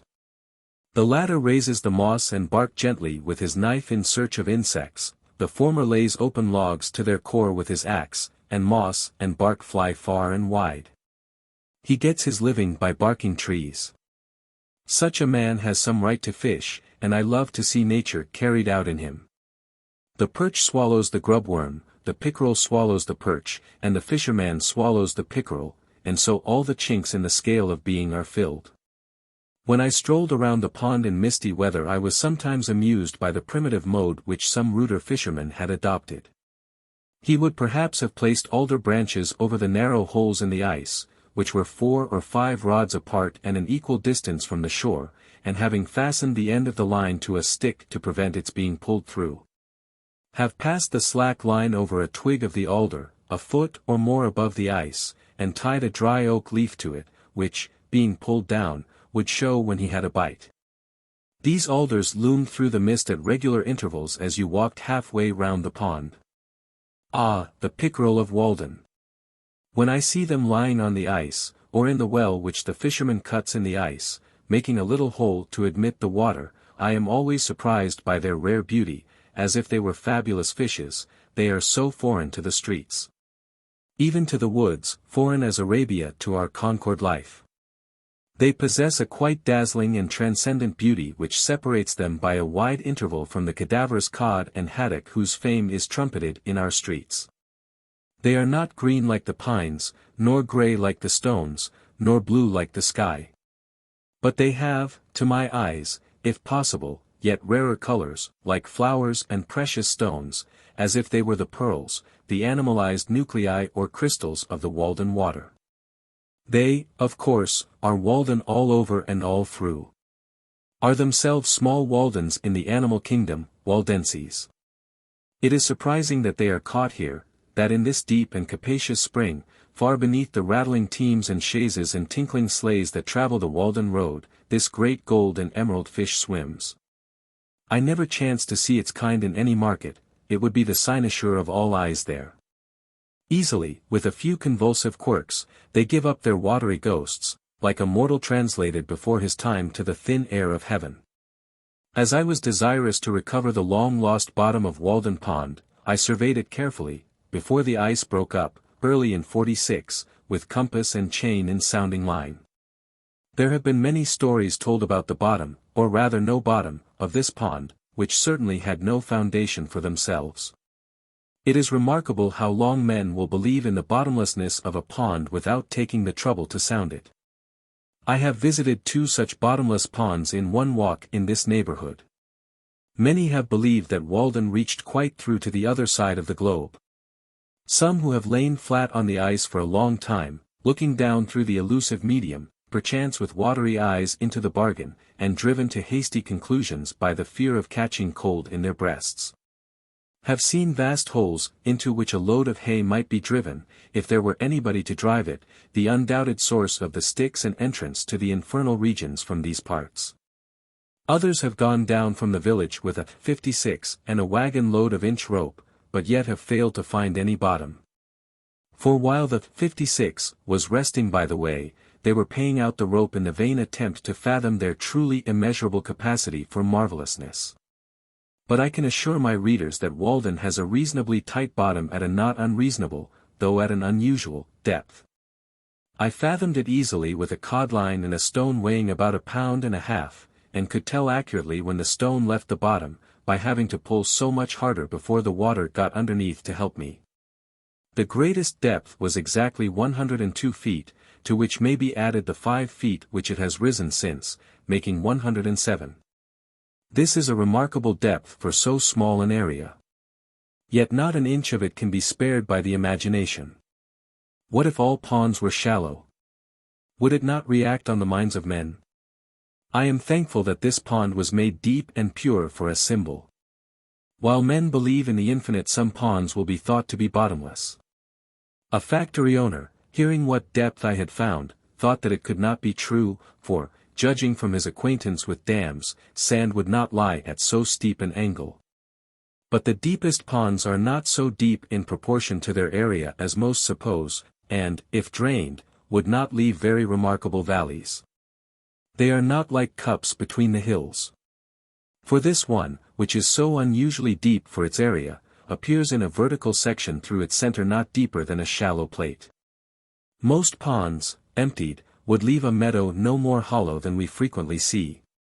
William Gilpin, who is so admirable in all that relates to landscapes, and usually so correct, standing at the head of Loch Fyne, in Scotland, which he describes as a bay of salt water, 60 or 70 fathoms deep, 4 miles in breadth, and about 50 miles long, surrounded by mountains, observes, if we could have seen it immediately after the diluvian crash, or whatever convulsion of nature occasioned it, before the waters gushed in, what a horrid chasm must it have appeared. So high as heaved the tumid hills, so low down sunk a hollow bottom broad and deep, capacious bed of waters. But if, using the shortest diameter of Loch Fyne, we apply these proportions to Walden, which, as we have seen, appears already in a vertical section only like a shallow plate, it will appear 4 times as shallow. So much for the increased horrors of the chasm of Loch Fyne when emptied. No doubt many a smiling valley with its stretching cornfields occupies exactly such a horrid chasm, from which the waters have receded. Though it requires the insight and the far sight of the geologist to convince the unsuspecting inhabitants of this fact. Often an inquisitive eye may detect the shores of a primitive lake in the low horizon hills, and no subsequent elevation of the plain have been necessary to conceal their history. But it is easiest, as they who work on the highways know, to find the hollows by the puddles after a shower. The amount of it is, the imagination give it the least license, dives deeper and soars higher than nature goes. So, probably, the depth of the ocean will be found to be very inconsiderable compared with its breadth. As I sounded through the ice I could determine the shape of the bottom with greater accuracy than is possible in surveying harbors which do not freeze over, and I was surprised at its general regularity. In the deepest part there are several acres more level than almost any field which is exposed to the sun, wind, and plough. In one instance, on a line arbitrarily chosen, the depth did not vary more than 1 foot in 30 rods. And generally, near the middle, I could calculate the variation for each 100 feet in any direction beforehand within 3 or 4 inches. Some are accustomed to speak of deep and dangerous holes even in quiet sandy ponds like this, but the effect of water under these circumstances is to level all inequalities. The regularity of the bottom and its conformity to the shores and the range of the neighboring hills were so perfect that a distant promontory betrayed itself in the soundings quite across the pond. And its direction could be determined by observing the opposite shore. Cape becomes bar, and plain shoal, and valley, and gorge deep water and channel. When I had mapped the pond by the scale of 10 rods to an inch, and put down the soundings, more than 100 in all, I observed this remarkable coincidence. Having noticed that the number indicating the greatest depth was apparently in the center of the map, I laid a rule on the map lengthwise, and then breadthwise, and found, to my surprise, that the line of greatest length intersected the line of greatest breadth exactly at the point of greatest depth, notwithstanding that the middle is so nearly level, the outline of the pond far from regular. And the extreme length and breadth were got by measuring into the coves. And I said to myself, who knows but this hint would conduct to the deepest part of the ocean as well as of a pond or puddle? Is not this the rule also for the height of mountains, regarded as the opposite of valleys? We know that a hill is not highest at its narrowest part. Of 5 coves, 3, or all which had been sounded, were observed to have a bar quite across their mouths and deeper water within, so that the bay tended to be an expansion of water within the land not only horizontally but vertically. And to form a basin or independent pond, the direction of the 2 capes showing the course of the bar. Every harbor on the sea-coast, also, has its bar at its entrance. In proportion as the mouth of the cove was wider compared with its length, the water over the bar was deeper compared with that in the basin. Given, then, the length and breadth of the cove, and the character of the surrounding shore, and you have almost elements enough to make out a formula for all cases. In order to see how nearly I could guess, with this experience, at the deepest point in a pond, by observing the outlines of a surface and the character of its shores alone, I made a plan of White Pond, which contains about 41 acres, and, like this, has no island in it, nor any visible inlet or outlet. And as the line of greatest breadth fell very near the line of least breadth, where 2 opposite capes approached each other and 2 opposite bays receded, I ventured to mark a point a short distance from the latter line. But still on the line of greatest length, as the deepest. The deepest part was found to be within 100 feet of this, still farther in the direction to which I had inclined, and was only 1 foot deeper, namely, 60 feet. Of course, a stream running through, or an island in the pond, would make the problem much more complicated. If we knew all the laws of nature, we should need only one fact, or the description of one actual phenomenon, to infer all the particular results at that point. Now we know only a few laws, and our result is vitiated, not, of course, by any confusion or irregularity in nature, but by our ignorance of essential elements in the calculation. Our notions of law and harmony are commonly confined to those instances which we detect. But the harmony which results from a far greater number of seemingly conflicting, but really concurring, laws, which we have not detected, is still more wonderful. The particular laws are as our points of view, as, to the traveler, a mountain outline varies with every step, and it has an infinite number of profiles, though absolutely but one form. Even when cleft or bored through it is not comprehended in its entireness. What I have observed of the pond is no less true in ethics. It is the law of average. Such a rule of the two diameters not only guides us toward the sun in the system and the heart in man, but draws lines through the length and breadth of the aggregate of a man's particular daily behaviors and waves of life into his coves and inlets. And where they intersect will be the height or depth of his character. Perhaps we need only to know how his shores trend in his adjacent country or circumstances, to infer his depth and concealed bottom. If he is surrounded by mountainous circumstances, an Acalian shore, whose peaks overshadow and are reflected in his bosom, they suggest a corresponding depth in him. But a low and smooth shore proves him shallow on that side. In our bodies, a bold projecting brow falls off to and indicates a corresponding depth of thought. Also there is a bar across the entrance of our every cove, or particular inclination.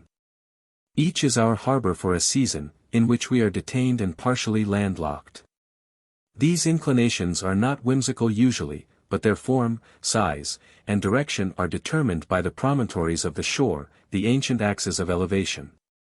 When this bar is gradually increased by storms, tides, or currents, or there is a subsidence of the waters, so that it reaches to the surface. That which was at first but an inclination in the shore in which a thought was harbored becomes an individual lake, cut off from the ocean, wherein the thought secures its own conditions, changes, perhaps, from salt to fresh, becomes a sweet sea, Dead Sea, or a marsh. At the advent of each individual into this life, may we not suppose that such a bar has risen to the surface somewhere? It is true, we are such poor navigators that our thoughts, for the most part, stand off and on upon a harborless coast, are conversant only with the bights of the bays of poesy, or steer for the public ports of entry. And go into the dry docks of science, where they merely refit for this world, and no natural currents concur to individualize them. As for the inlet or outlet of Walden, I have not discovered any but rain and snow and evaporation, though perhaps, with a thermometer and a line, such places may be found. For where the water flows into the pond it will probably be coldest in summer and warmest in winter. When the icemen were at work here in 46-7, the cakes sent to the shore were one day rejected by those who were stacking them up there, not being thick enough to lie side by side with the rest. And the cutters thus discovered that the ice over a small space was 2 or 3 inches thinner than elsewhere, which made them think that there was an inlet there.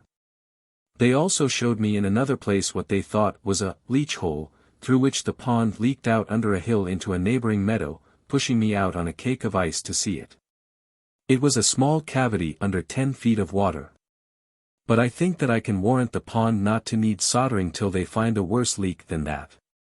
One has suggested, that if such a leach hole should be found, its connection with the meadow, if any existed, might be proved by conveying some colored powder or sawdust to the mouth of the hole, and then putting a strainer over the spring in the meadow, which would catch some of the particles carried through by the current. While I was surveying, the ice, which was 16 inches thick, undulated under a slight wind like water. It is well known that a level cannot be used on ice. At 1 rod from the shore its greatest fluctuation, when observed by means of a level on land directed toward a graduated staff on the ice, was 3/4 of an inch, though the ice appeared firmly attached to the shore. It was probably greater in the middle. Who knows, but if our instruments were delicate enough we might detect an undulation in the crust of the earth. When 2 legs of my level were on the shore and the third on the ice, and the sights were directed over the latter, a rise or fall of the ice of an almost infinitesimal amount made a difference of several feet on a tree across the pond. When I began to cut holes for sounding there were 3 or 4 inches of water on the ice under a deep snow which had sunk it thus far. But the water began immediately to run into these holes, and continued to run for 2 days in deep streams, which wore away the ice on every side, and contributed essentially, if not mainly, to dry the surface of the pond. For, as the water ran in, it raised and floated the ice. This was somewhat like cutting a hole in the bottom of a ship to let the water out. When such holes freeze, and a rain succeeds, and finally a new freezing forms a fresh smooth ice over all, it is beautifully modeled internally by dark figures, shaped somewhat like a spider's web, what you may call ice rosettes. Produced by the channels worn by the water flowing from all sides to a center. Sometimes, also, when the ice was covered with shallow puddles, I saw a double shadow of myself, one standing on the head of the other, one on the ice, the other on the trees or hillside. While yet it is cold January, and snow and ice are thick and solid, the prudent landlord comes from the village to get ice to cool his summer drink. Impressively, even pathetically, wise, to foresee the heat and thirst of July now in January, wearing a thick coat and mittens. When so many things are not provided for. It may be that he lays up no treasures in this world which will cool his summer drink in the next. He cuts and saws the solid pond, unroofs the house of fishes, and carts off their very element and air, held fast by chains and stakes like corded wood, through the favoring winter air, to wintry cellars, to underlie the summer there. It looks like solidified azure, as, far off, it is drawn through the streets. These ice cutters are a merry race, full of jest and sport, and when I went among them they were wont to invite me to saw pit fashion with them, I standing underneath. In the winter of 46-7 there came 100 men of Hyperborean extraction swoop down on to our pond one morning, with many carloads of ungainly-looking farming tools, sleds, plows, drill barrows, turf knives, spades, saws, rakes. And each man was armed with a double-pointed pike-staff, such as is not described in the New England Farmer or the Cultivator. I did not know whether they had come to sow a crop of winter rye, or some other kind of grain recently introduced from Iceland. As I saw no manure, I judged that they meant to skim the land, as I had done, thinking the soil was deep and had lain fallow long enough. They said that a gentleman farmer, who was behind the scenes, wanted to double his money, which, as I understood, amounted to $500,000 already. But in order to cover each one of his dollars with another, he took off the only coat, the skin itself, of Walden Pond in the midst of a hard winter.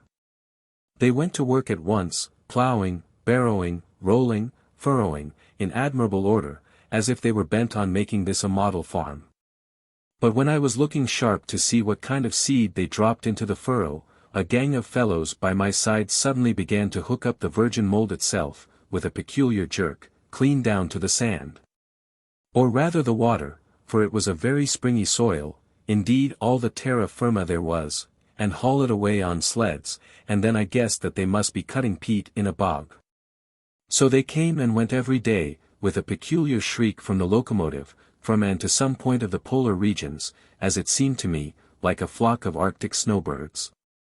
But sometimes Squaw Walden had her revenge, and a hired man, walking behind his team, slipped through a crack in the ground down toward Tartarus, and he who was so brave before suddenly became but the 9th part of a man.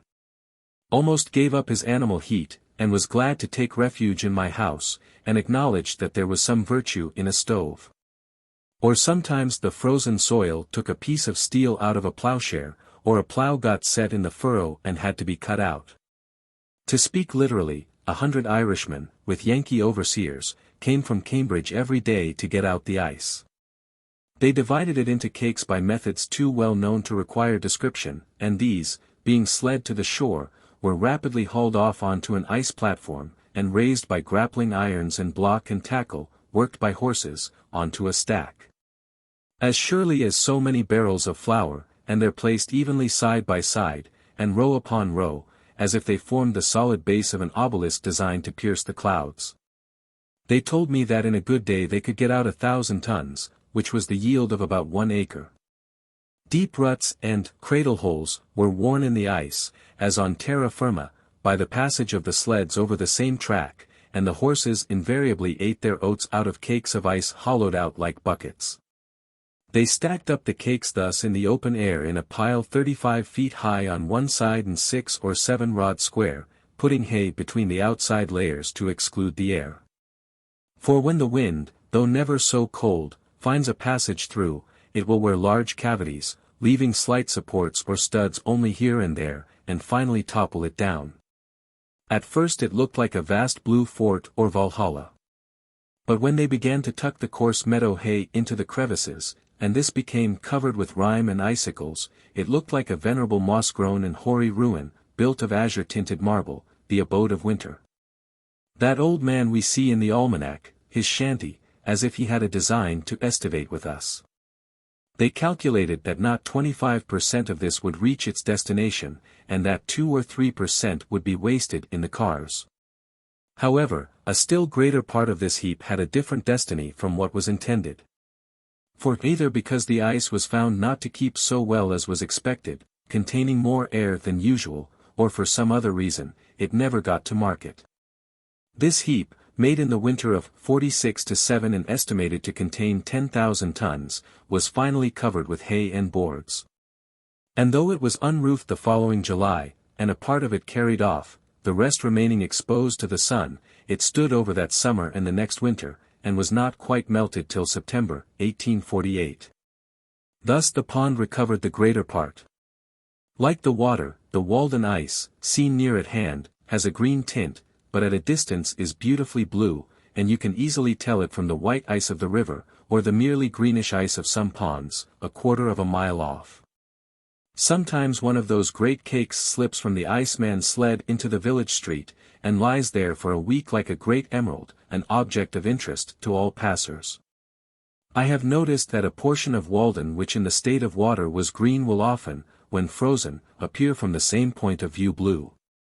So the hollows about this pond will, sometimes, in the winter, be filled with a greenish water somewhat like its own, but the next day will have frozen blue. Perhaps the blue color of water and ice is due to the light and air they contain, and the most transparent is the bluest. Ice is an interesting subject for contemplation. They told me that they had some in the icehouses at Fresh Pond 5 years old which was as good as ever. Why is it that a bucket of water soon becomes putrid, but frozen remains sweet forever? It is commonly said that this is the difference between the affections and the intellect. Thus for 16 days I saw from my window 100 men at work like busy husbandmen, with teams and horses and apparently all the implements of farming, such a picture as we see on the first page of the almanac. And as often as I looked out I was reminded of the fable of the lark and the reapers, or the parable of the sower, and the like. And now they are all gone, and in 30 days more, probably, I shall look from the same window on the pure sea-green Walden water there, reflecting the clouds and the trees, and sending up its evaporations in solitude. And no traces will appear that a man has ever stood there. Perhaps I shall hear a solitary loon laugh as he dives and plumes himself, or shall see a lonely fisher in his boat, like a floating leaf, beholding his form reflected in the waves, where lately 100 men securely labored. Thus it appears that the sweltering inhabitants of Charleston and New Orleans, of Madras and Bombay and Calcutta, drink at my well.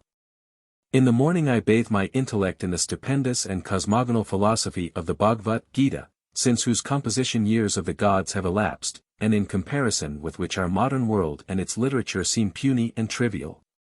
And I doubt if that philosophy is not to be referred to a previous state of existence, so remote is its sublimity from our conceptions. I lay down the book and go to my well for water, and lo! There I meet the servant of the Brahmin, priest of Brahma and Vishnu and Indra, who still sits in his temple on the Ganges reading the Vedas, or dwells at the root of a tree with his crust and water jug. I meet his servant come to draw water for his master, and our buckets as it were grate together in the same well. The pure Walden water is mingled with the sacred water of the Ganges. With favoring winds it is wafted past the site of the fabulous islands of Atlantis and the Hesperides, makes the periplus of Hanno, and, floating by Ternate and Tidor and the mouth of the Persian Gulf, melts in the tropic gales of the Indian seas. And is landed in ports of which Alexander only heard the names. Spring. The opening of large tracks by the ice cutters commonly causes a pond to break up earlier, for the water, agitated by the wind, even in cold weather, wears away the surrounding ice. But such was not the effect on Walden that year, for she had soon got a thick new garment to take the place of the old.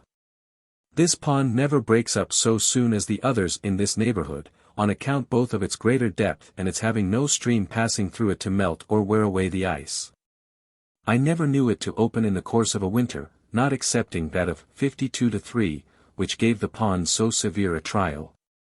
It commonly opens about the 1st of April, a week or 10 days later than Flint's Pond and Fair Haven, beginning to melt on the north side and in the shallower parts where it began to freeze. It indicates better than any water hereabouts the absolute progress of the season, being least affected by transient changes of temperature.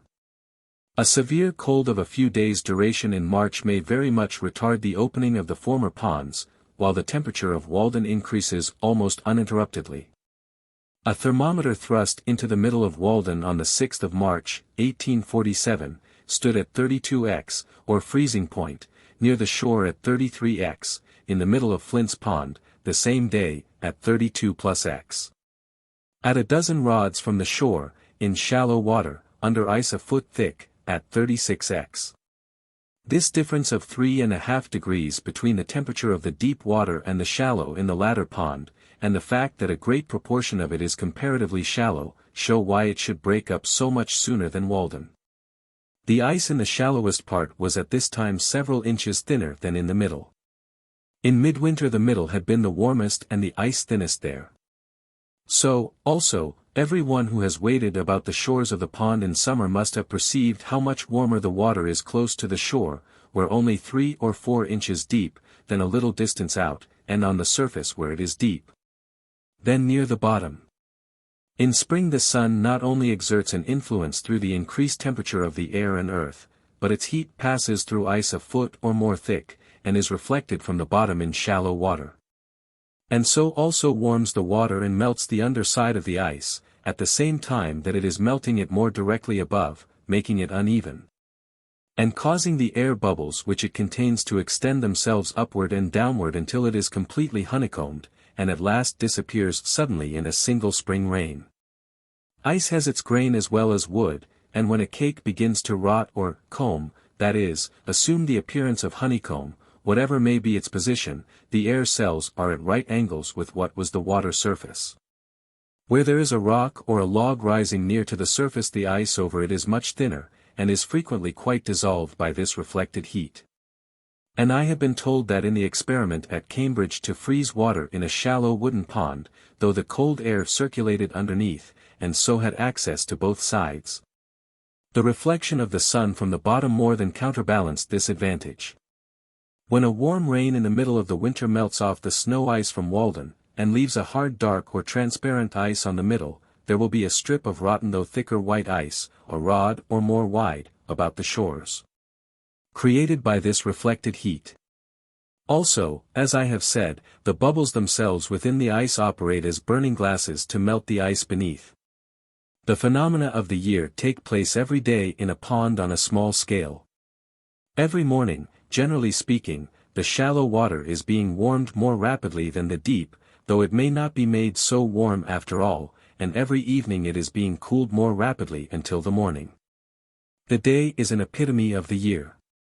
The night is the winter, the morning and evening are the spring and fall, and the noon is the summer. The cracking and booming of the ice indicate a change of temperature. One pleasant morning after a cold night, February 24, 1850, having gone to Flint's Pond to spend the day, I noticed with surprise, that when I struck the ice with the head of my axe, it resounded like a gong for many rods around, or as if I had struck on a tight drum head. The pond began to boom about an hour after sunrise, when it felt the influence of the sun's rays slanted upon it from over the hills. It stretched itself and yawned like a waking man with a gradually increasing tumult, which was kept up 3 or 4 hours. It took a short siesta at noon, and boomed once more toward night, as the sun was withdrawing his influence.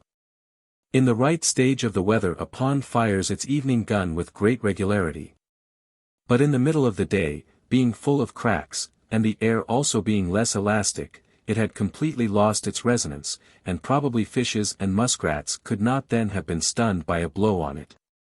The fishermen say that the thundering of the pond scares the fishes and prevents their biting. The pond does not thunder every evening, and I cannot tell surely when to expect its thundering. But though I may perceive no difference in the weather, it does. Who would have suspected so large and cold and thick-skinned a thing to be so sensitive? Yet it has its law to which it thunders obedience when it should, as surely as the buds expand in the spring. The earth is all alive and covered with papillae. The largest pond is as sensitive to atmospheric changes as the globule of mercury in its tube.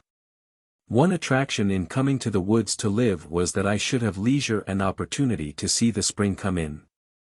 The ice in the pond at length begins to be honeycombed, and I can set my heel in it as I walk. Fogs and rains and warmer suns are gradually melting the snow, the days have grown sensibly longer. And I see how I shall get through the winter without adding to my wood pile, for large fires are no longer necessary. I am on the alert for the first signs of spring, to hear the chance note of some arriving bird, or the striped squirrel's chirp, for his stores must be now nearly exhausted, or see the woodchuck venture out of his winter quarters. On the 13th of March, after I had heard the bluebird, song sparrow, and redwing, the ice was still nearly a foot thick. As the weather grew warmer it was not sensibly worn away by the water, nor broken up and floated off as in rivers, but, though it was completely melted for half a rod in width about the shore. The middle was merely honeycombed and saturated with water, so that you could put your foot through it when 6 inches thick. But by the next day evening, perhaps, after a warm rain followed by fog, it would have wholly disappeared, all gone off with the fog, spirited away. One year I went across the middle only 5 days before it disappeared entirely. In 1845 Walden was first completely open on the 1st of April, in 46, the 25th of March, in 47, the 8th of April, in 51, the 28th of March, in 52, the 18th of April, in 53, the 23d of March, in 54, about the 7th of April. Every incident connected with the breaking up of the rivers and ponds and the settling of the weather is particularly interesting to us who live in a climate of so great extremes. When the warmer days come, they who dwell near the river hear the ice crack at night with a startling whoop as loud as artillery, as if its icy fetters were rent from end to end, and within a few days see it rapidly going out. So the alligator comes out of the mud with quakings of the earth. One old man, who has been a close observer of nature, and seems as thoroughly wise in regard to all her operations as if she had been put upon the stocks when he was a boy, and he had helped to lay her keel, who has come to his growth, and can hardly acquire more of natural lore if he should live to the age of Methuselah, told me, and I was surprised to hear him express wonder at any of nature's operations. For I thought that there were no secrets between them, that one spring day he took his gun and boat, and thought that he would have a little sport with the ducks. There was ice still on the meadows, but it was all gone out of the river, and he dropped down without obstruction from Sudbury, where he lived, to Fair Haven Pond, which he found, unexpectedly, covered for the most part with a firm field of ice. It was a warm day, and he was surprised to see so great a body of ice remaining. Not seeing any ducks, he hid his boat on the north or back side of an island in the pond, and then concealed himself in the bushes on the south side, to await them. The ice was melted for 3 or 4 rods from the shore, and there was a smooth and warm sheet of water, with a muddy bottom, such as the ducks love, within, and he thought it likely that some would be along pretty soon. After he had lain still there about an hour he heard a low and seemingly very distant sound, but singularly grand and impressive, unlike anything he had ever heard. Gradually swelling and increasing as if it would have a universal and memorable ending, a sullen rush and roar, which seemed to him all at once like the sound of a vast body of fowl coming in to settle there, and, seizing his gun, he started up in haste and excited. But he found, to his surprise, that the whole body of the ice had started while he lay there, and drifted in to the shore, and the sound he had heard was made by its edge grating on the shore, at first gently nibbled and crumbled off, but at length heaving up and scattering its wrecks along the island to a considerable height before it came to a standstill. At length the sun's rays have attained the right angle, and warm winds blow up mist and rain and melt the snowbanks, and the sun, dispersing the mist, smiles on a checkered landscape of russet and white smoking with incense. through which the traveler picks his way from islet to islet, cheered by the music of 1,000 tinkling rills and rivulets whose veins are filled with the blood of winter which they are bearing off. Few phenomena gave me more delight than to observe the forms which thawing sand and clay assume in flowing down the sides of a deep cut on the railroad through which I passed on my way to the village. A phenomenon not very common on so large a scale, though the number of freshly exposed banks of the right material must have been greatly multiplied since railroads were invented. The material was sand of every degree of fineness and of various rich colors, commonly mixed with a little clay. When the frost comes out in the spring, and even in a thawing day in the winter, the sand begins to flow down the slopes like lava, sometimes bursting out through the snow and overflowing it where no sand was to be seen before. Innumerable little streams overlap and interlace one with another, exhibiting a sort of hybrid product, which obeys halfway the law of currents and halfway that of vegetation. As it flows it takes the forms of sappy leaves or vines, making heaps of pulpy sprays a foot or more in depth, and resembling, as you look down on them, the laciniated, lobed, and imbricated thalluses of some lichens. Or you are reminded of coral, of leopard's paws or bird's feet, of brains or lungs or bowels, and excrements of all kinds. It is a truly grotesque vegetation, whose forms and color we see imitated in bronze, a sort of architectural foliage more ancient and typical than acanthus, chicory, ivy, vine, or any vegetable leaves. Destined perhaps, under some circumstances, to become a puzzle to future geologists. The whole cut impressed me as if it were a cave with its stalactites laid open to the light. The various shades of the sand are singularly rich and agreeable, embracing the different iron colors, brown, gray, yellowish, and reddish.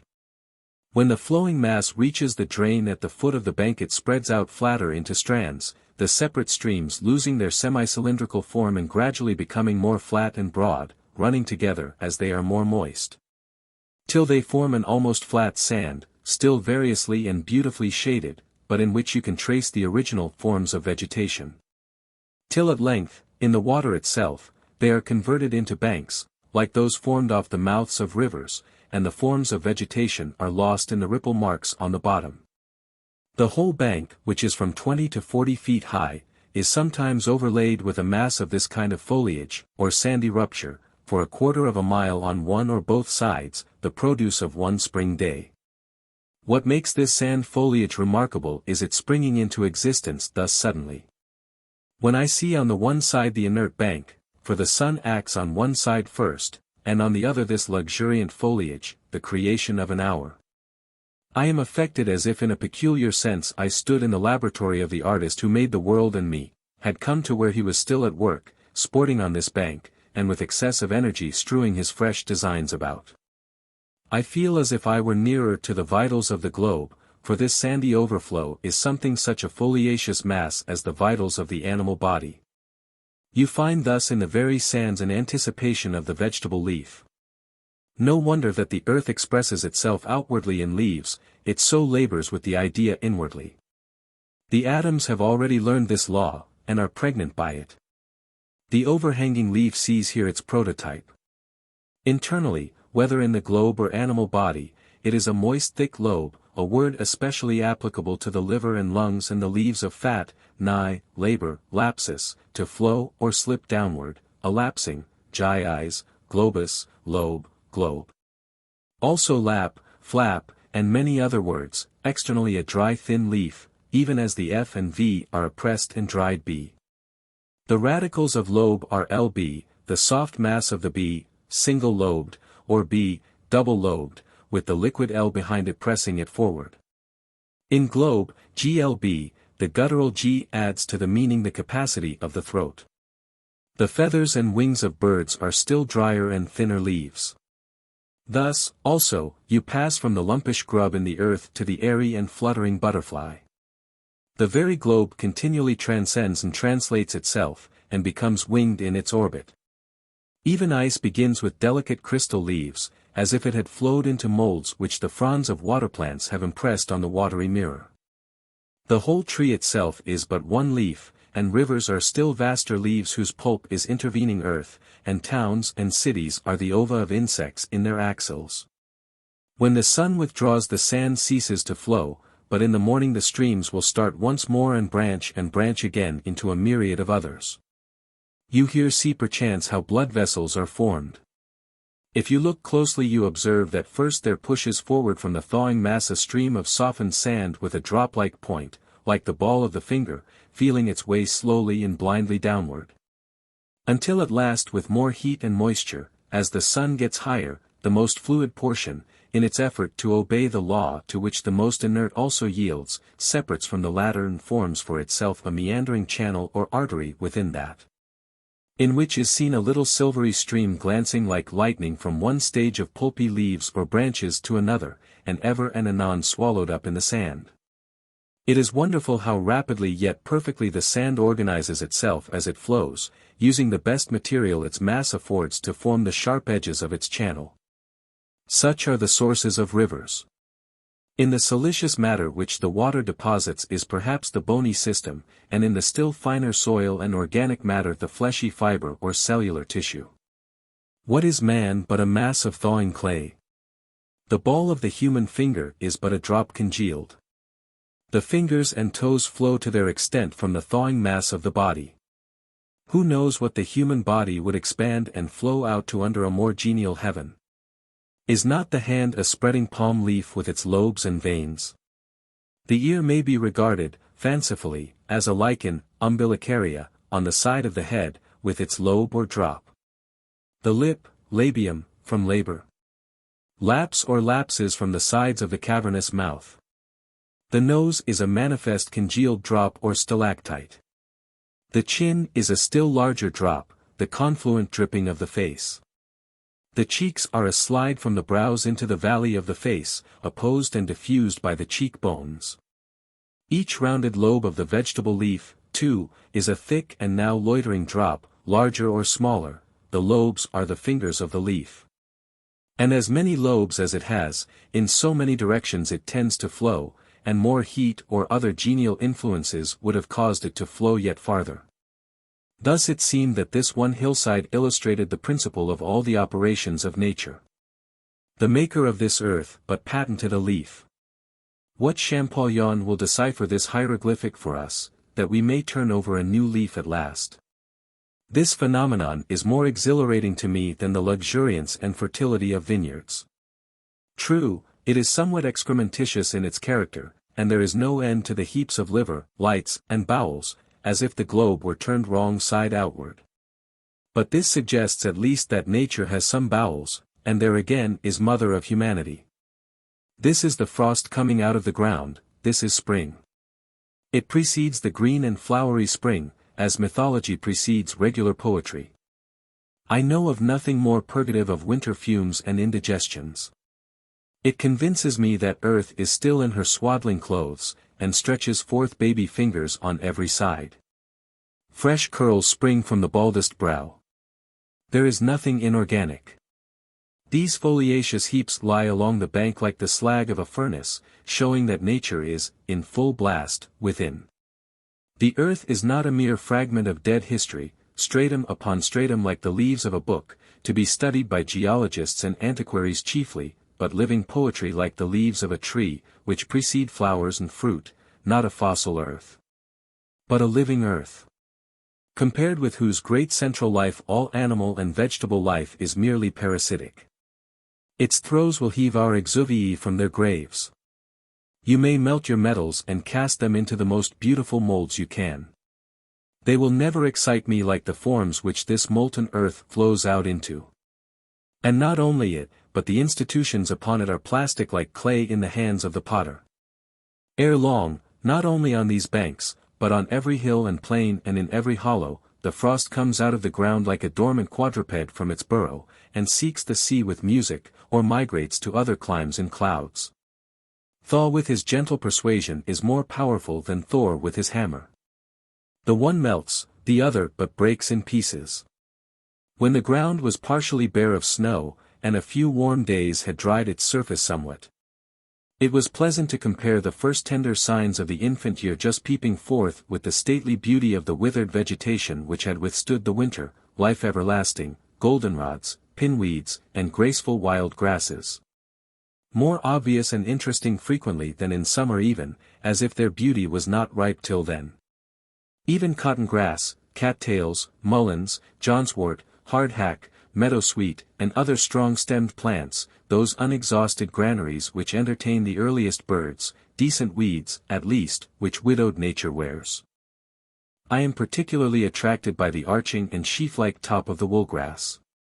It brings back the summer to our winter memories, and is among the forms which art loves to copy, and which, in the vegetable kingdom, have the same relation to types already in the mind of man that astronomy has. It is an antique style, older than Greek or Egyptian. Many of the phenomena of winter are suggestive of an inexpressible tenderness and fragile delicacy.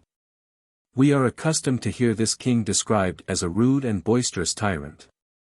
But with the gentleness of a lover he adorns the tresses of summer.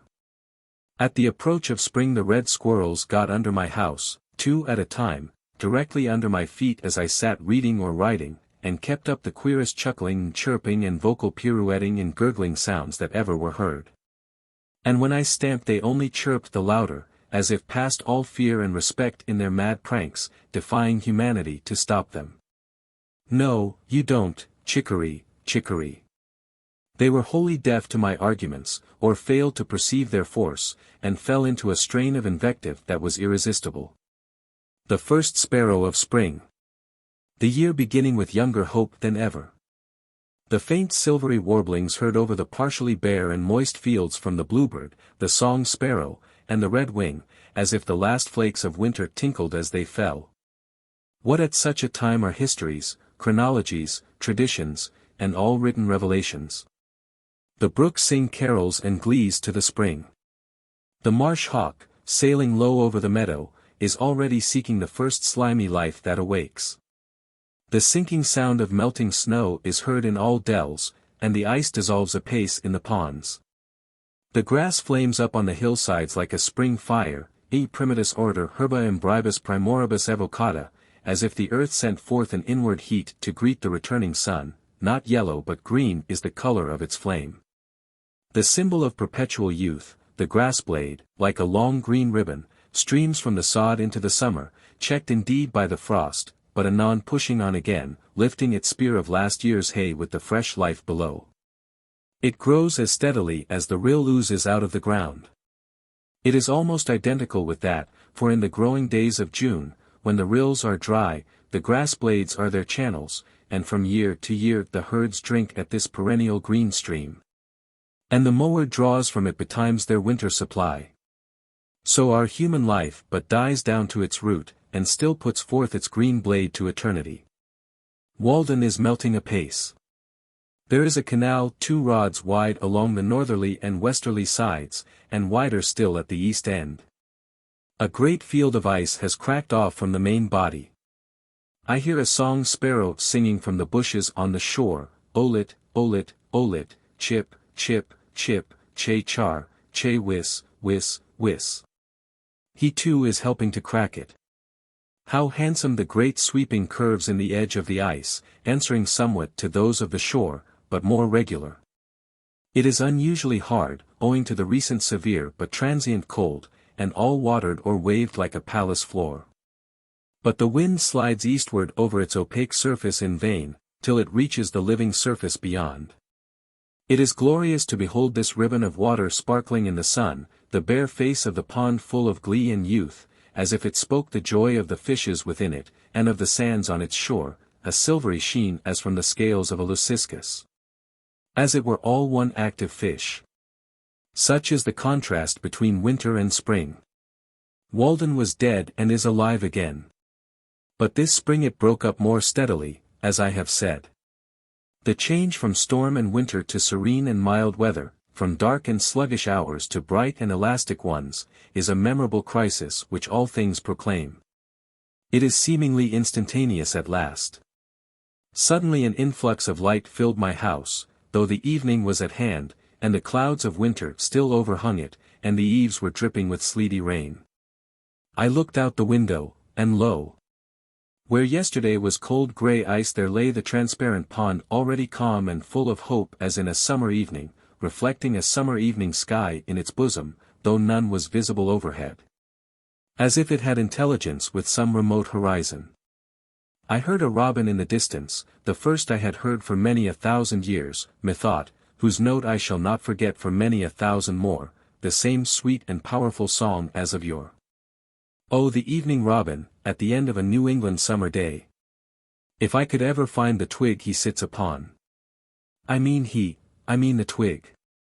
This at least is not the Turdus migratorius. The pitch pines and shrub oaks about my house, which had so long drooped, suddenly resumed their several characters, looked brighter, greener, and more erect and alive, as if effectually cleansed and restored by the rain. I knew that it would not rain any more. You may tell by looking at any twig of the forest, at your very wood pile, whether its winter is past or not. As it grew darker, I was startled by the honking of geese flying low over the woods, like weary travelers getting in late from southern lakes, and indulging at last in unrestrained complaint and mutual consolation. Standing at my door, I could bear the rush of their wings, when, driving toward my house, they suddenly spied my light, and with hushed clamor wheeled and settled in the pond. So I came in, and shut the door, and passed my first spring night in the woods. In the morning I watched the geese from the door through the mist, sailing in the middle of the pond, 50 rods off, so large and tumultuous that Walden appeared like an artificial pond for their amusement. But when I stood on the shore they at once rose up with a great flapping of wings at the signal of their commander, and when they had got into rank circled about over my head, 29 of them, and then steered straight to Canada. With a regular honk from the leader at intervals, trusting to break their fast in muddier pools. A plump of ducks rose at the same time and took the route to the north in the wake of their noisier cousins. For a week I heard the circling, groping clangor of some solitary goose in the foggy mornings, seeking its companion, and still peopling the woods with the sound of a larger life than they could sustain. In April the pigeons were seen again flying express in small flocks, and in due time I heard the martins twittering over my clearing, though it had not seemed that the township contained so many that it could afford me any. And I fancied that they were peculiarly of the ancient race that dwelt in hollow trees ere white men came. In almost all climes the tortoise and the frog are among the precursors and heralds of this season, and birds fly with song and glancing plumage, and plants spring in bloom, and winds blow. To correct this slight oscillation of the poles and preserve the equilibrium of nature. As every season seems best to us in its turn, so the coming in of spring is like the creation of cosmos out of chaos and the realization of the golden age. Juris ad auroram nabathec regna recessit. Persidake, edi radiis juga subdita machetinis. The east wind withdrew to Aurora and the Nabathean kingdom. And the Persian, and the ridges placed under the morning rays. Man was born. Whether that artificer of things. The origin of a better world, made him from the divine seed. Or the earth, being recent and lately sundered from the high ether, retained some seeds of cognate heaven. A single gentle rain makes the grass many shades greener. So our prospects brighten on the influx of better thoughts. We should be blessed if we lived in the present always, and took advantage of every accident that befell us, like the grass which confesses the influence of the slightest dew that falls on it. And did not spend our time in atoning for the neglect of past opportunities, which we call doing our duty. We loiter in winter while it is already spring. In a pleasant spring morning all men's sins are forgiven. Such a day is a truce to vice. While such a sun holds out to burn, the vilest sinner may return. Through our own recovered innocence we discern the innocence of our neighbors. You may have known your neighbor yesterday for a thief, a drunkard, or a sensualist, and merely pitied or despised him, and despaired of the world. But the sun shines bright and warm this first spring morning, recreating the world, and you meet him at some serene work, and see how it is exhausted and debauched veins expand with still joy and bless the new day. Feel the spring influence with the innocence of infancy, and all his faults are forgotten.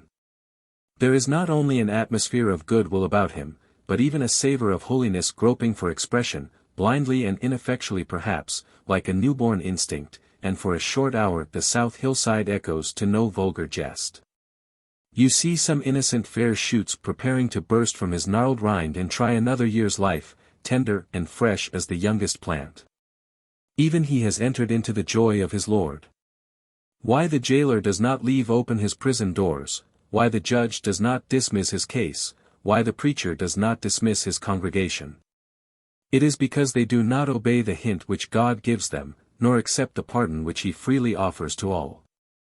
A return to goodness produced each day in the tranquil and beneficent breath of the morning, causes that in respect to the love of virtue and the hatred of vice, one approaches a little the primitive nature of man. As the sprouts of the forest which has been felled. In like manner the evil which one does in the interval of a day prevents the germs of virtues which began to spring up again from developing themselves and destroys them. After the germs of virtue have thus been prevented many times from developing themselves, then the beneficent breath of evening does not suffice to preserve them. As soon as the breath of evening does not suffice longer to preserve them, then the nature of man does not differ much from that of the brute. Men seeing the nature of this man like that of the brute, think that he has never possessed the innate faculty of reason. Are those the true and natural sentiments of man? The golden age was first created, which without any avenger, spontaneously without law cherished fidelity and rectitude.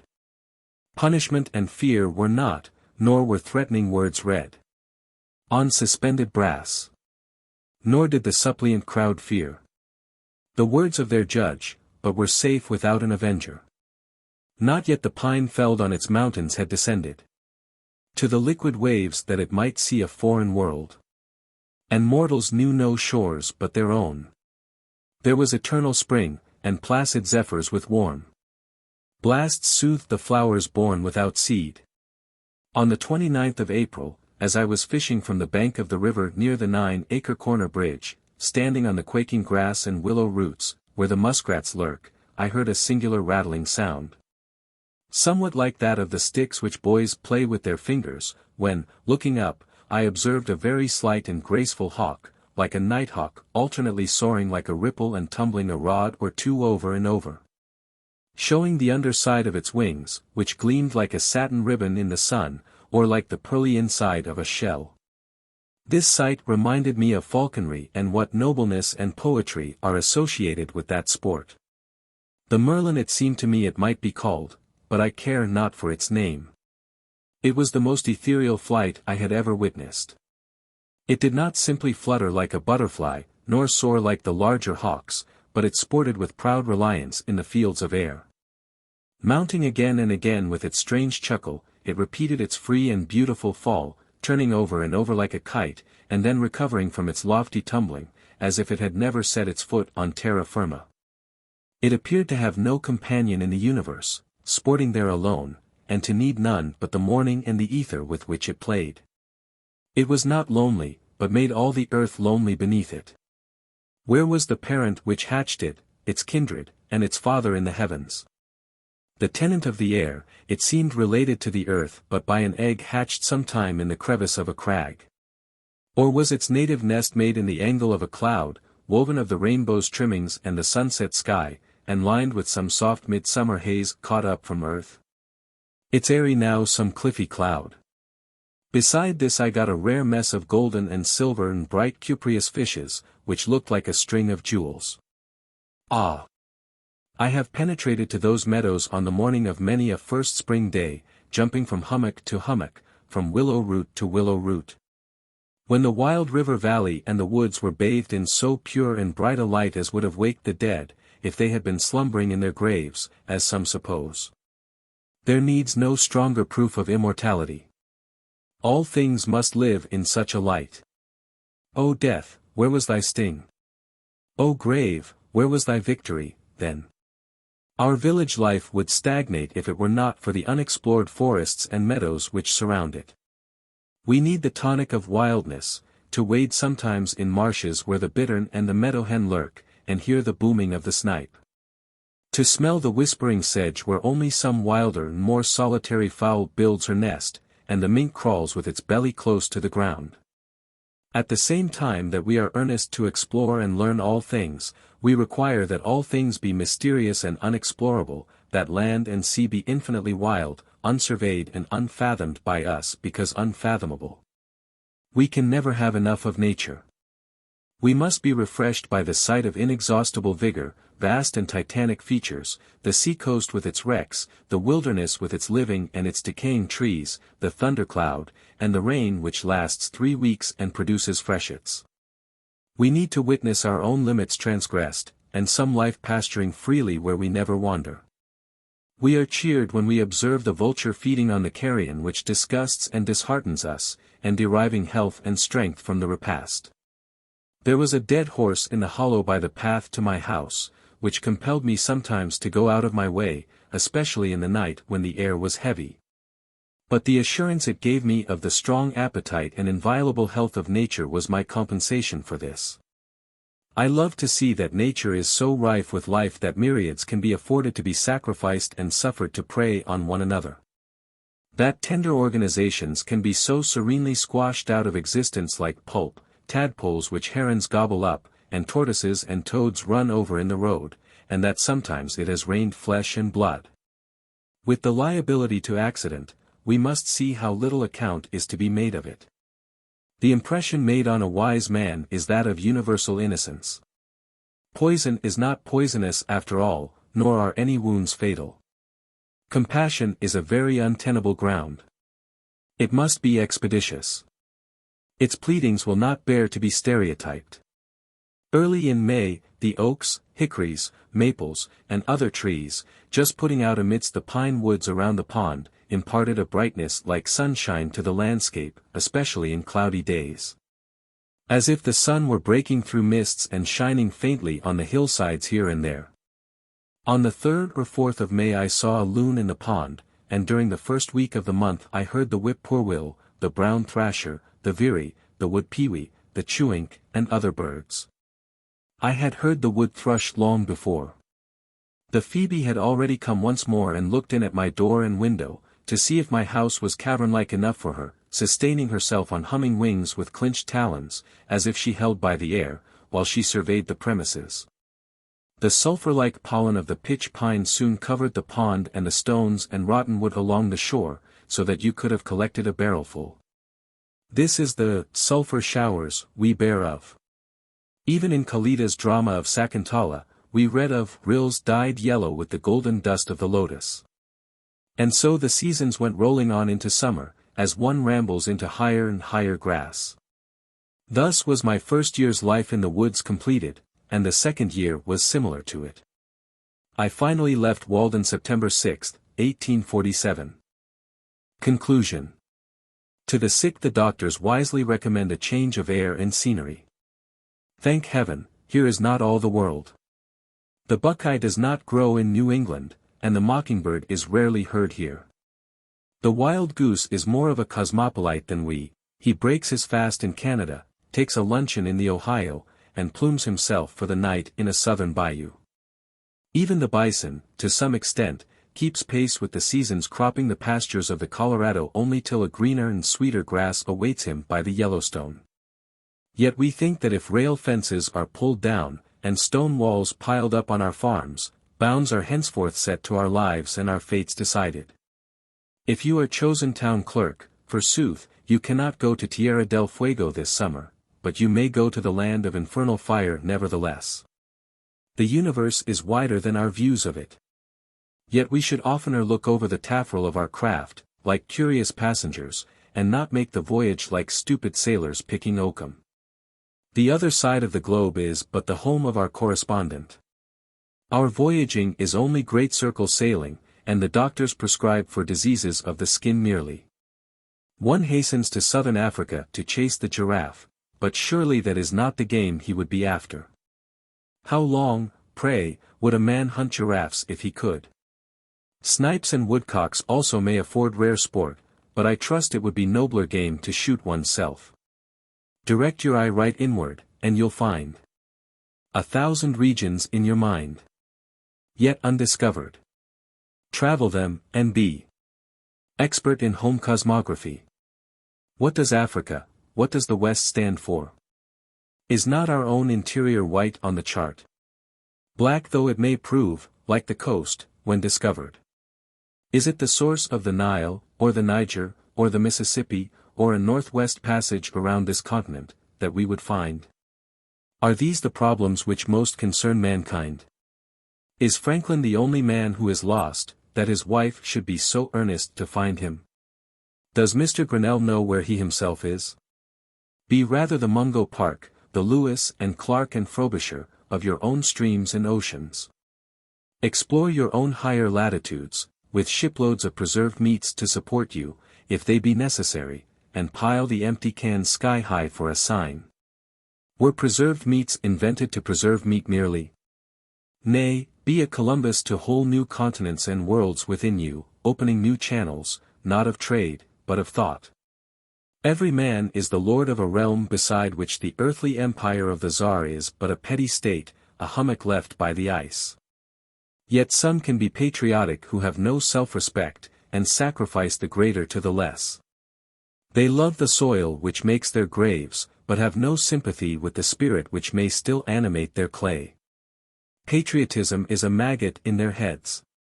What was the meaning of that South Sea exploring expedition, with all its parade and expense, but an indirect recognition of the fact that there are continents and seas in the moral world to which every man is an isthmus or an inlet? Yet unexplored by him, but that it is easier to sail many thousand miles through cold and storm and cannibals, in a government ship, with 500 men and boys to assist one, than it is to explore the private sea. The Atlantic and Pacific Ocean of one's being alone. Erit, et extremos alter scritetur iberos. Plus habet hic vitae, plus habet al vaii. Let them wander and scrutinize the outlandish Australians. I have more of God, they more of the road. It is not worth the while to go round the world to count the cats in Zanzibar. Yet do this even till you can do better, and you may perhaps find some Sims hole, by which to get at the inside at last. England and France, Spain and Portugal, Gold Coast and Slave Coast, all front on this private sea, but no bark from them has ventured out of sight of land, though it is without doubt the direct way to India. If you would learn to speak all tongues and conform to the customs of all nations, if you would travel farther than all travelers, be naturalized in all climes, and cause the Sphinx to dash her head against a stone.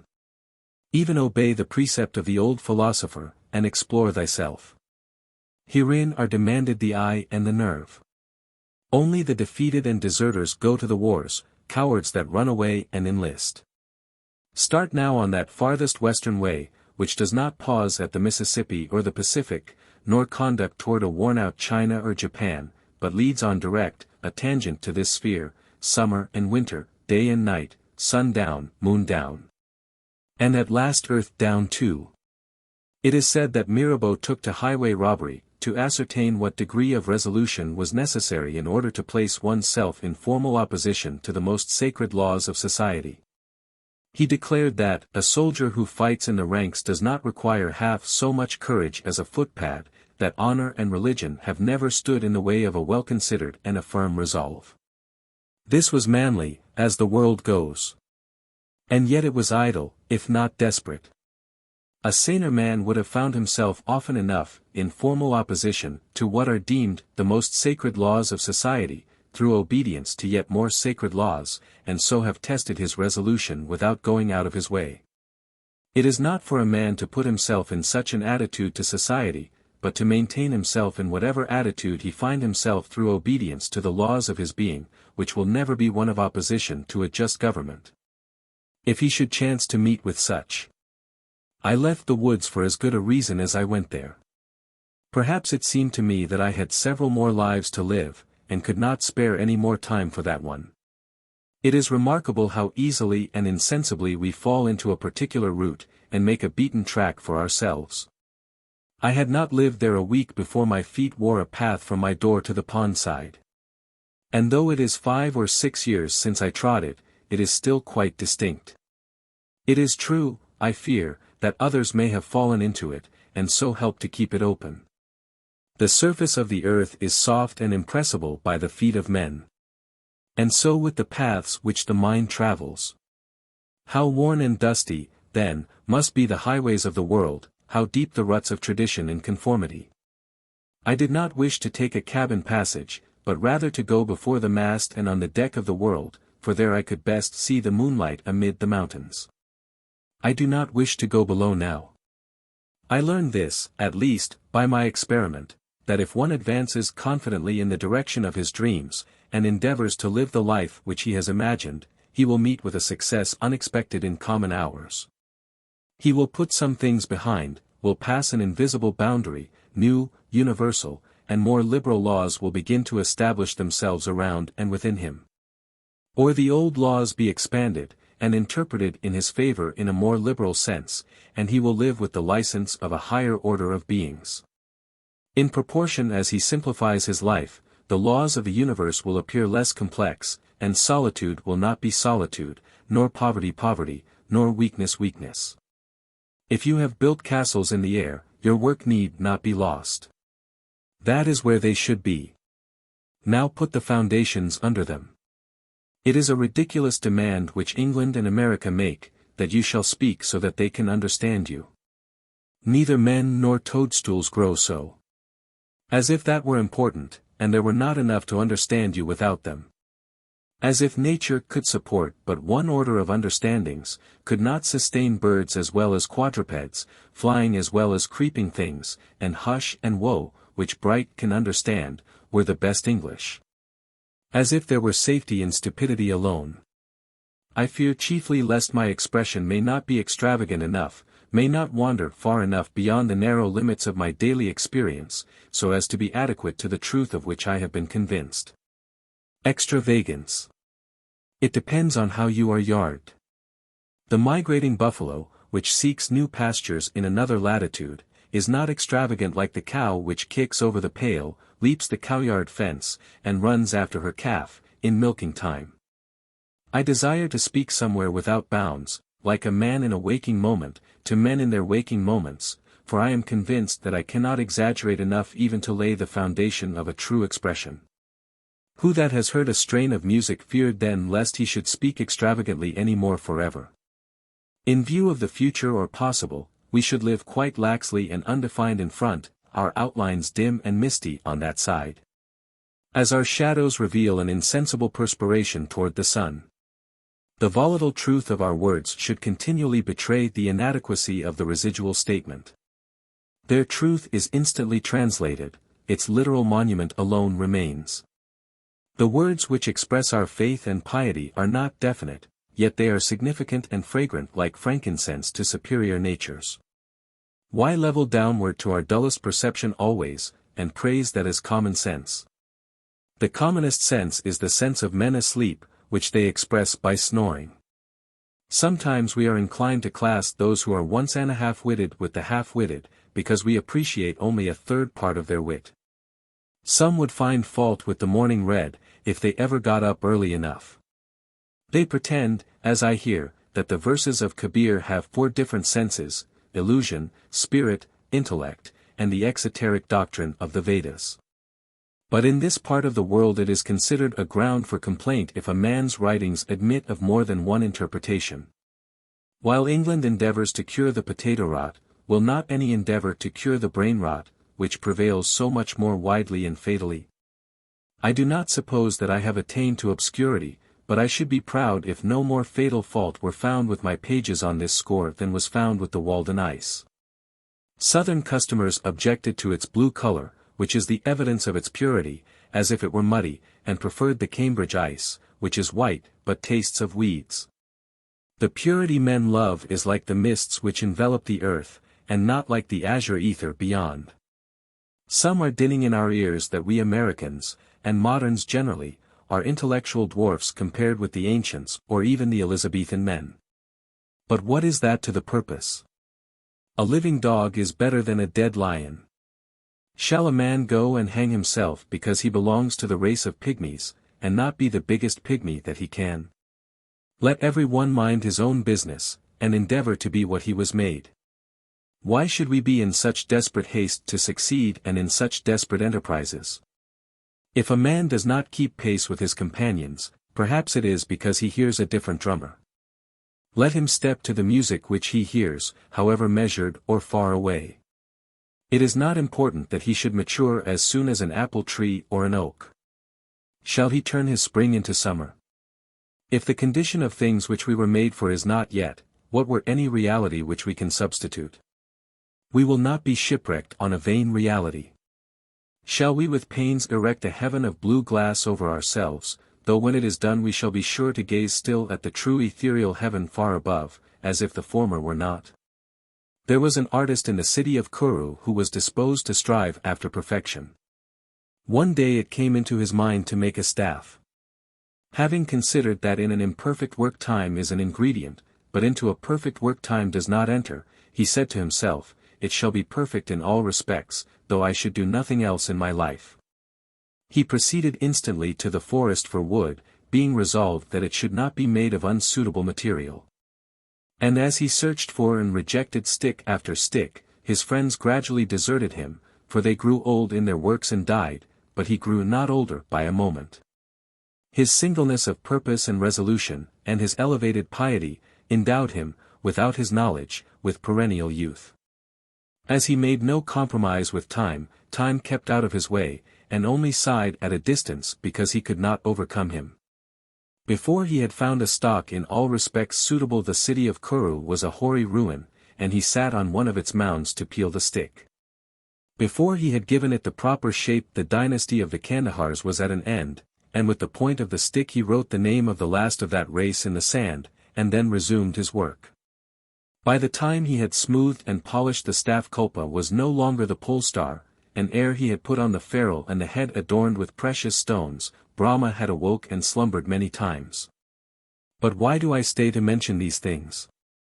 When the finishing stroke was put to his work, it suddenly expanded before the eyes of the astonished artist into the fairest of all the creations of Brahma. He had made a new system in making a staff, a world with full and fair proportions.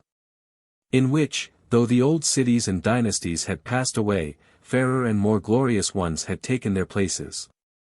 And now he saw by the heap of shavings still fresh at his feet, that, for him and his work, the former lapse of time had been an illusion. And that no more time had elapsed than is required for a single scintillation from the brain of Brahma to fall on and inflame the tinder of a mortal brain. The material was pure, and his art was pure. How could the result be other than wonderful? No face which we can give to a matter will stead us so well at last as the truth. This alone wears well. For the most part, we are not where we are, but in a false position. Through an infinity of our natures, we suppose a case, and put ourselves into it, and hence are in two cases at the same time, and it is doubly difficult to get out. In sane moments we regard only the facts, the case that is. Say what you have to say, not what you ought. Any truth is better than make-believe. Tom Hyde, the tinker, standing on the gallows, was asked if he had anything to say. "Tell the tailors," said he, "to remember to make a knot in their thread before they take the first stitch." His companion's prayer is forgotten. However mean your life is, meet it and live it, do not shun it and call it hard names. It is not so bad as you are. It looks poorest when you are richest. The fault-finder will find faults even in paradise. Love your life, poor as it is. You may perhaps have some pleasant, thrilling, glorious hours, even in a poor house. The setting sun is reflected from the windows of the almshouse as brightly as from the rich man's abode, the snow melts before its door as early in the spring. I do not see but a quiet mind may live as contentedly there, and have as cheering thoughts, as in a palace. The town's poor seem to me often to live the most independent lives of any. Maybe they are simply great enough to receive without misgiving. Most think that they are above being supported by the town, but it oftener happens that they are not above supporting themselves by dishonest means, which should be more disreputable. Cultivate poverty like a garden herb, like sage. Do not trouble yourself much to get new things, whether clothes or friends. Turn the old, return to them. Things do not change, we change. Sell your clothes and keep your thoughts. God will see that you do not want society. If I were confined to a corner of a garret all my days, like a spider, the world would be just as large to me while I had my thoughts about me. The philosopher said, from an army of 3 divisions one can take away its general, and put it in disorder, from the man the most abject and vulgar one cannot take away his thought. Do not seek so anxiously to be developed, to subject yourself to many influences to be played on, it is all dissipation. Humility like darkness reveals the heavenly lights. The shadows of poverty and meanness gather around us, and lo! Creation widens to our view. We are often reminded that if there were bestowed on us the wealth of Croesus, our aims must still be the same, and our means essentially the same. Moreover, if you are restricted in your range by poverty, if you cannot buy books and newspapers, for instance, you are but confined to the most significant and vital experiences. You are compelled to deal with the material which yields the most sugar and the most starch. It is life near the bone where it is sweetest. You are defended from being a trifler. No man loses ever on a lower level by magnanimity on a higher. Superfluous wealth can buy superfluities only. Money is not required to buy one necessary of the soul. I live in the angle of a leaden wall, into whose composition was poured a little alloy of bell metal. Often, in the repose of my midday, there reaches my ears a confused tintinnabulum from without. It is the noise of my contemporaries. My neighbors tell me of their adventures with famous gentlemen and ladies, what notabilities they met at the dinner table, but I am no more interested in such things than in the contents of the Daily Times. The interest and the conversation are about costume and manners chiefly, but a goose is a goose still, dress it as you will. They tell me of California and Texas, of England and the Indies, of the Honorable Mr. of Georgia or of Massachusetts, all transient and fleeting phenomena, till I am ready to leap from their courtyard like the Mameluke Bey. I delight to come to my bearings, not walk in procession with pomp and parade, in a conspicuous place, but to walk even with the builder of the universe, if I may, not to live in this restless, nervous, bustling, trivial 19th century. But stand or sit thoughtfully while it goes by. What are men celebrating? They are all on a committee of arrangements, and hourly expect a speech from somebody. God is only the president of the day, and Webster is his orator. I love to weigh, to settle, to gravitate toward that which most strongly and rightfully attracts me, not hang by the beam of the scale and try to weigh less, not suppose a case, but take the case that is. To travel the only path I can, and that on which no power can resist me. It affords me no satisfaction to commerce to spring an arch before I have got a solid foundation. Let us not play at Kitley-Benders. There is a solid bottom everywhere. We read that the traveler asked the boy if the swamp before him had a hard bottom. The boy replied that it had. But presently the traveler's horse sank in up to the girths, and he observed to the boy, "I thought you said that this bog had a hard bottom." "So it has," answered the latter, "but you have not got half-way to it yet." So it is with the bogs and quicksands of society, but he is an old boy that knows it. Only what is thought, said, or done at a certain rare coincidence is good. I would not be one of those who will foolishly drive a nail into mere lath and plastering, such a deed would keep me awake nights. Give me a hammer, and let me feel for the furring. Do not depend on the putty. Drive a nail home and clinch it so faithfully that you can wake up in the night and think of your work with satisfaction, a work at which you would not be ashamed to invoke the muse. So will help you God, and so only. Every nail driven should be as another rivet in the machine of the universe, you carrying on the work. Rather than love, than money, than fame, give me truth. I sat at a table where were rich food and wine in abundance, and obsequious attendants, but sincerity and truth were not, and I went away hungry from the inhospitable board. The hospitality was as cold as the ices. I thought that there was no need of ice to freeze them. They talked to me of the age of the wine and the fame of the vintage, but I thought of an older, a newer, and purer wine, of a more glorious vintage, which they had not got and could not buy. The style, the house and grounds and entertainment pass for nothing with me. I called on the king, but he made me wait in his hall, and conducted like a man incapacitated for hospitality. There was a man in my neighborhood who lived in a hollow tree. His manners were truly regal. I should have done better had I called on him. How long shall we sit in our porticos practicing idle and musty virtues, which any work would make impertinent? As if one were to begin the day with long suffering, and hire a man to hoe his potatoes, and in the afternoon go forth to practice Christian meekness and charity with goodness aforethought. Consider the China pride and stagnant self-complacency of mankind. This generation inclines a little to congratulate itself on being the last of an illustrious line. And in Boston and London and Paris and Rome, thinking of its long descent, it speaks of its progress in art and science and literature with satisfaction. There are the records of the philosophical societies, and the public eulogies of great men. It is the good Adam contemplating his own virtue. Yes, we have done great deeds, and sung divine songs, which shall never die, that is, as long as we can remember them. The learned societies and great men of Assyria, where are they? What youthful philosophers and experimentalists we are! There is not one of my readers who has yet lived a whole human life. These may be but the spring months in the life of the race. If we have had the 7 years itch, we have not seen the 17-year locust yet in Concord. We are acquainted with a mere pellicle of the globe on which we live. Most have not delved 6 feet beneath the surface, nor leaped as many above it. We know not where we are. Beside, we are sound asleep nearly half our time. Yet we esteem ourselves wise, and have an established order on the surface. Truly, we are deep thinkers, we are ambitious spirits.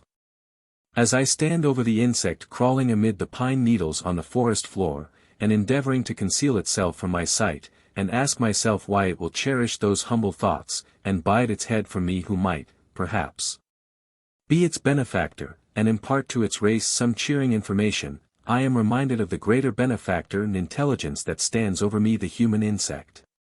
There is an incessant influx of novelty into the world, and yet we tolerate incredible dullness. I need only suggest what kind of sermons are still listened to in the most enlightened countries. There are such words as joy and sorrow, but they are only the burden of a psalm, sung with a nasal twang, while we believe in the ordinary and mean. We think that we can change our clothes only.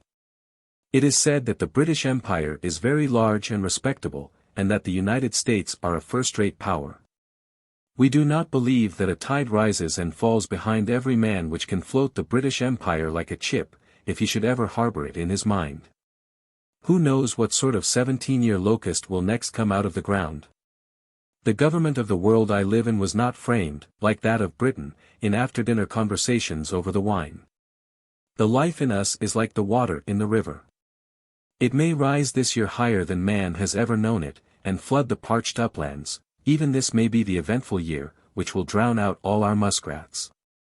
It was not always dry land where we dwell. I see far inland the banks which the stream anciently washed, before science began to record its freshets. Every one has heard the story which has gone the rounds of New England, of a strong and beautiful bug which came out of the dry leaf of an old table of apple tree wood, which had stood in a farmer's kitchen for 60 years, first in Connecticut, and afterward in Massachusetts, from an egg deposited in the living tree many years earlier still, as appeared by counting the annual layers beyond it, which was heard gnawing out for several weeks, hatched perchance by the heat of an urn. Who does not feel his faith in a resurrection and immortality strengthened by hearing of this? Who knows what beautiful and winged life, whose egg has been buried for ages under many concentric layers of woodenness in the dead dry life of society, deposited at first in the alburnum of the green and living tree, which has been gradually converted into the semblance of its well-seasoned tomb, heard perchance gnawing out now for years by the astonished family of man, as they sat round the festive board, may unexpectedly come forth from amidst society's most trivial and handselled furniture, to enjoy its perfect summer life at last. I do not say that John or Jonathan will realize all this, but such is the character of that morrow which mere lapse of time can never make to dawn. The light which puts out our eyes is darkness to us. Only that day dawns to which we are awake. There is more day to dawn. The sun is but a morning star.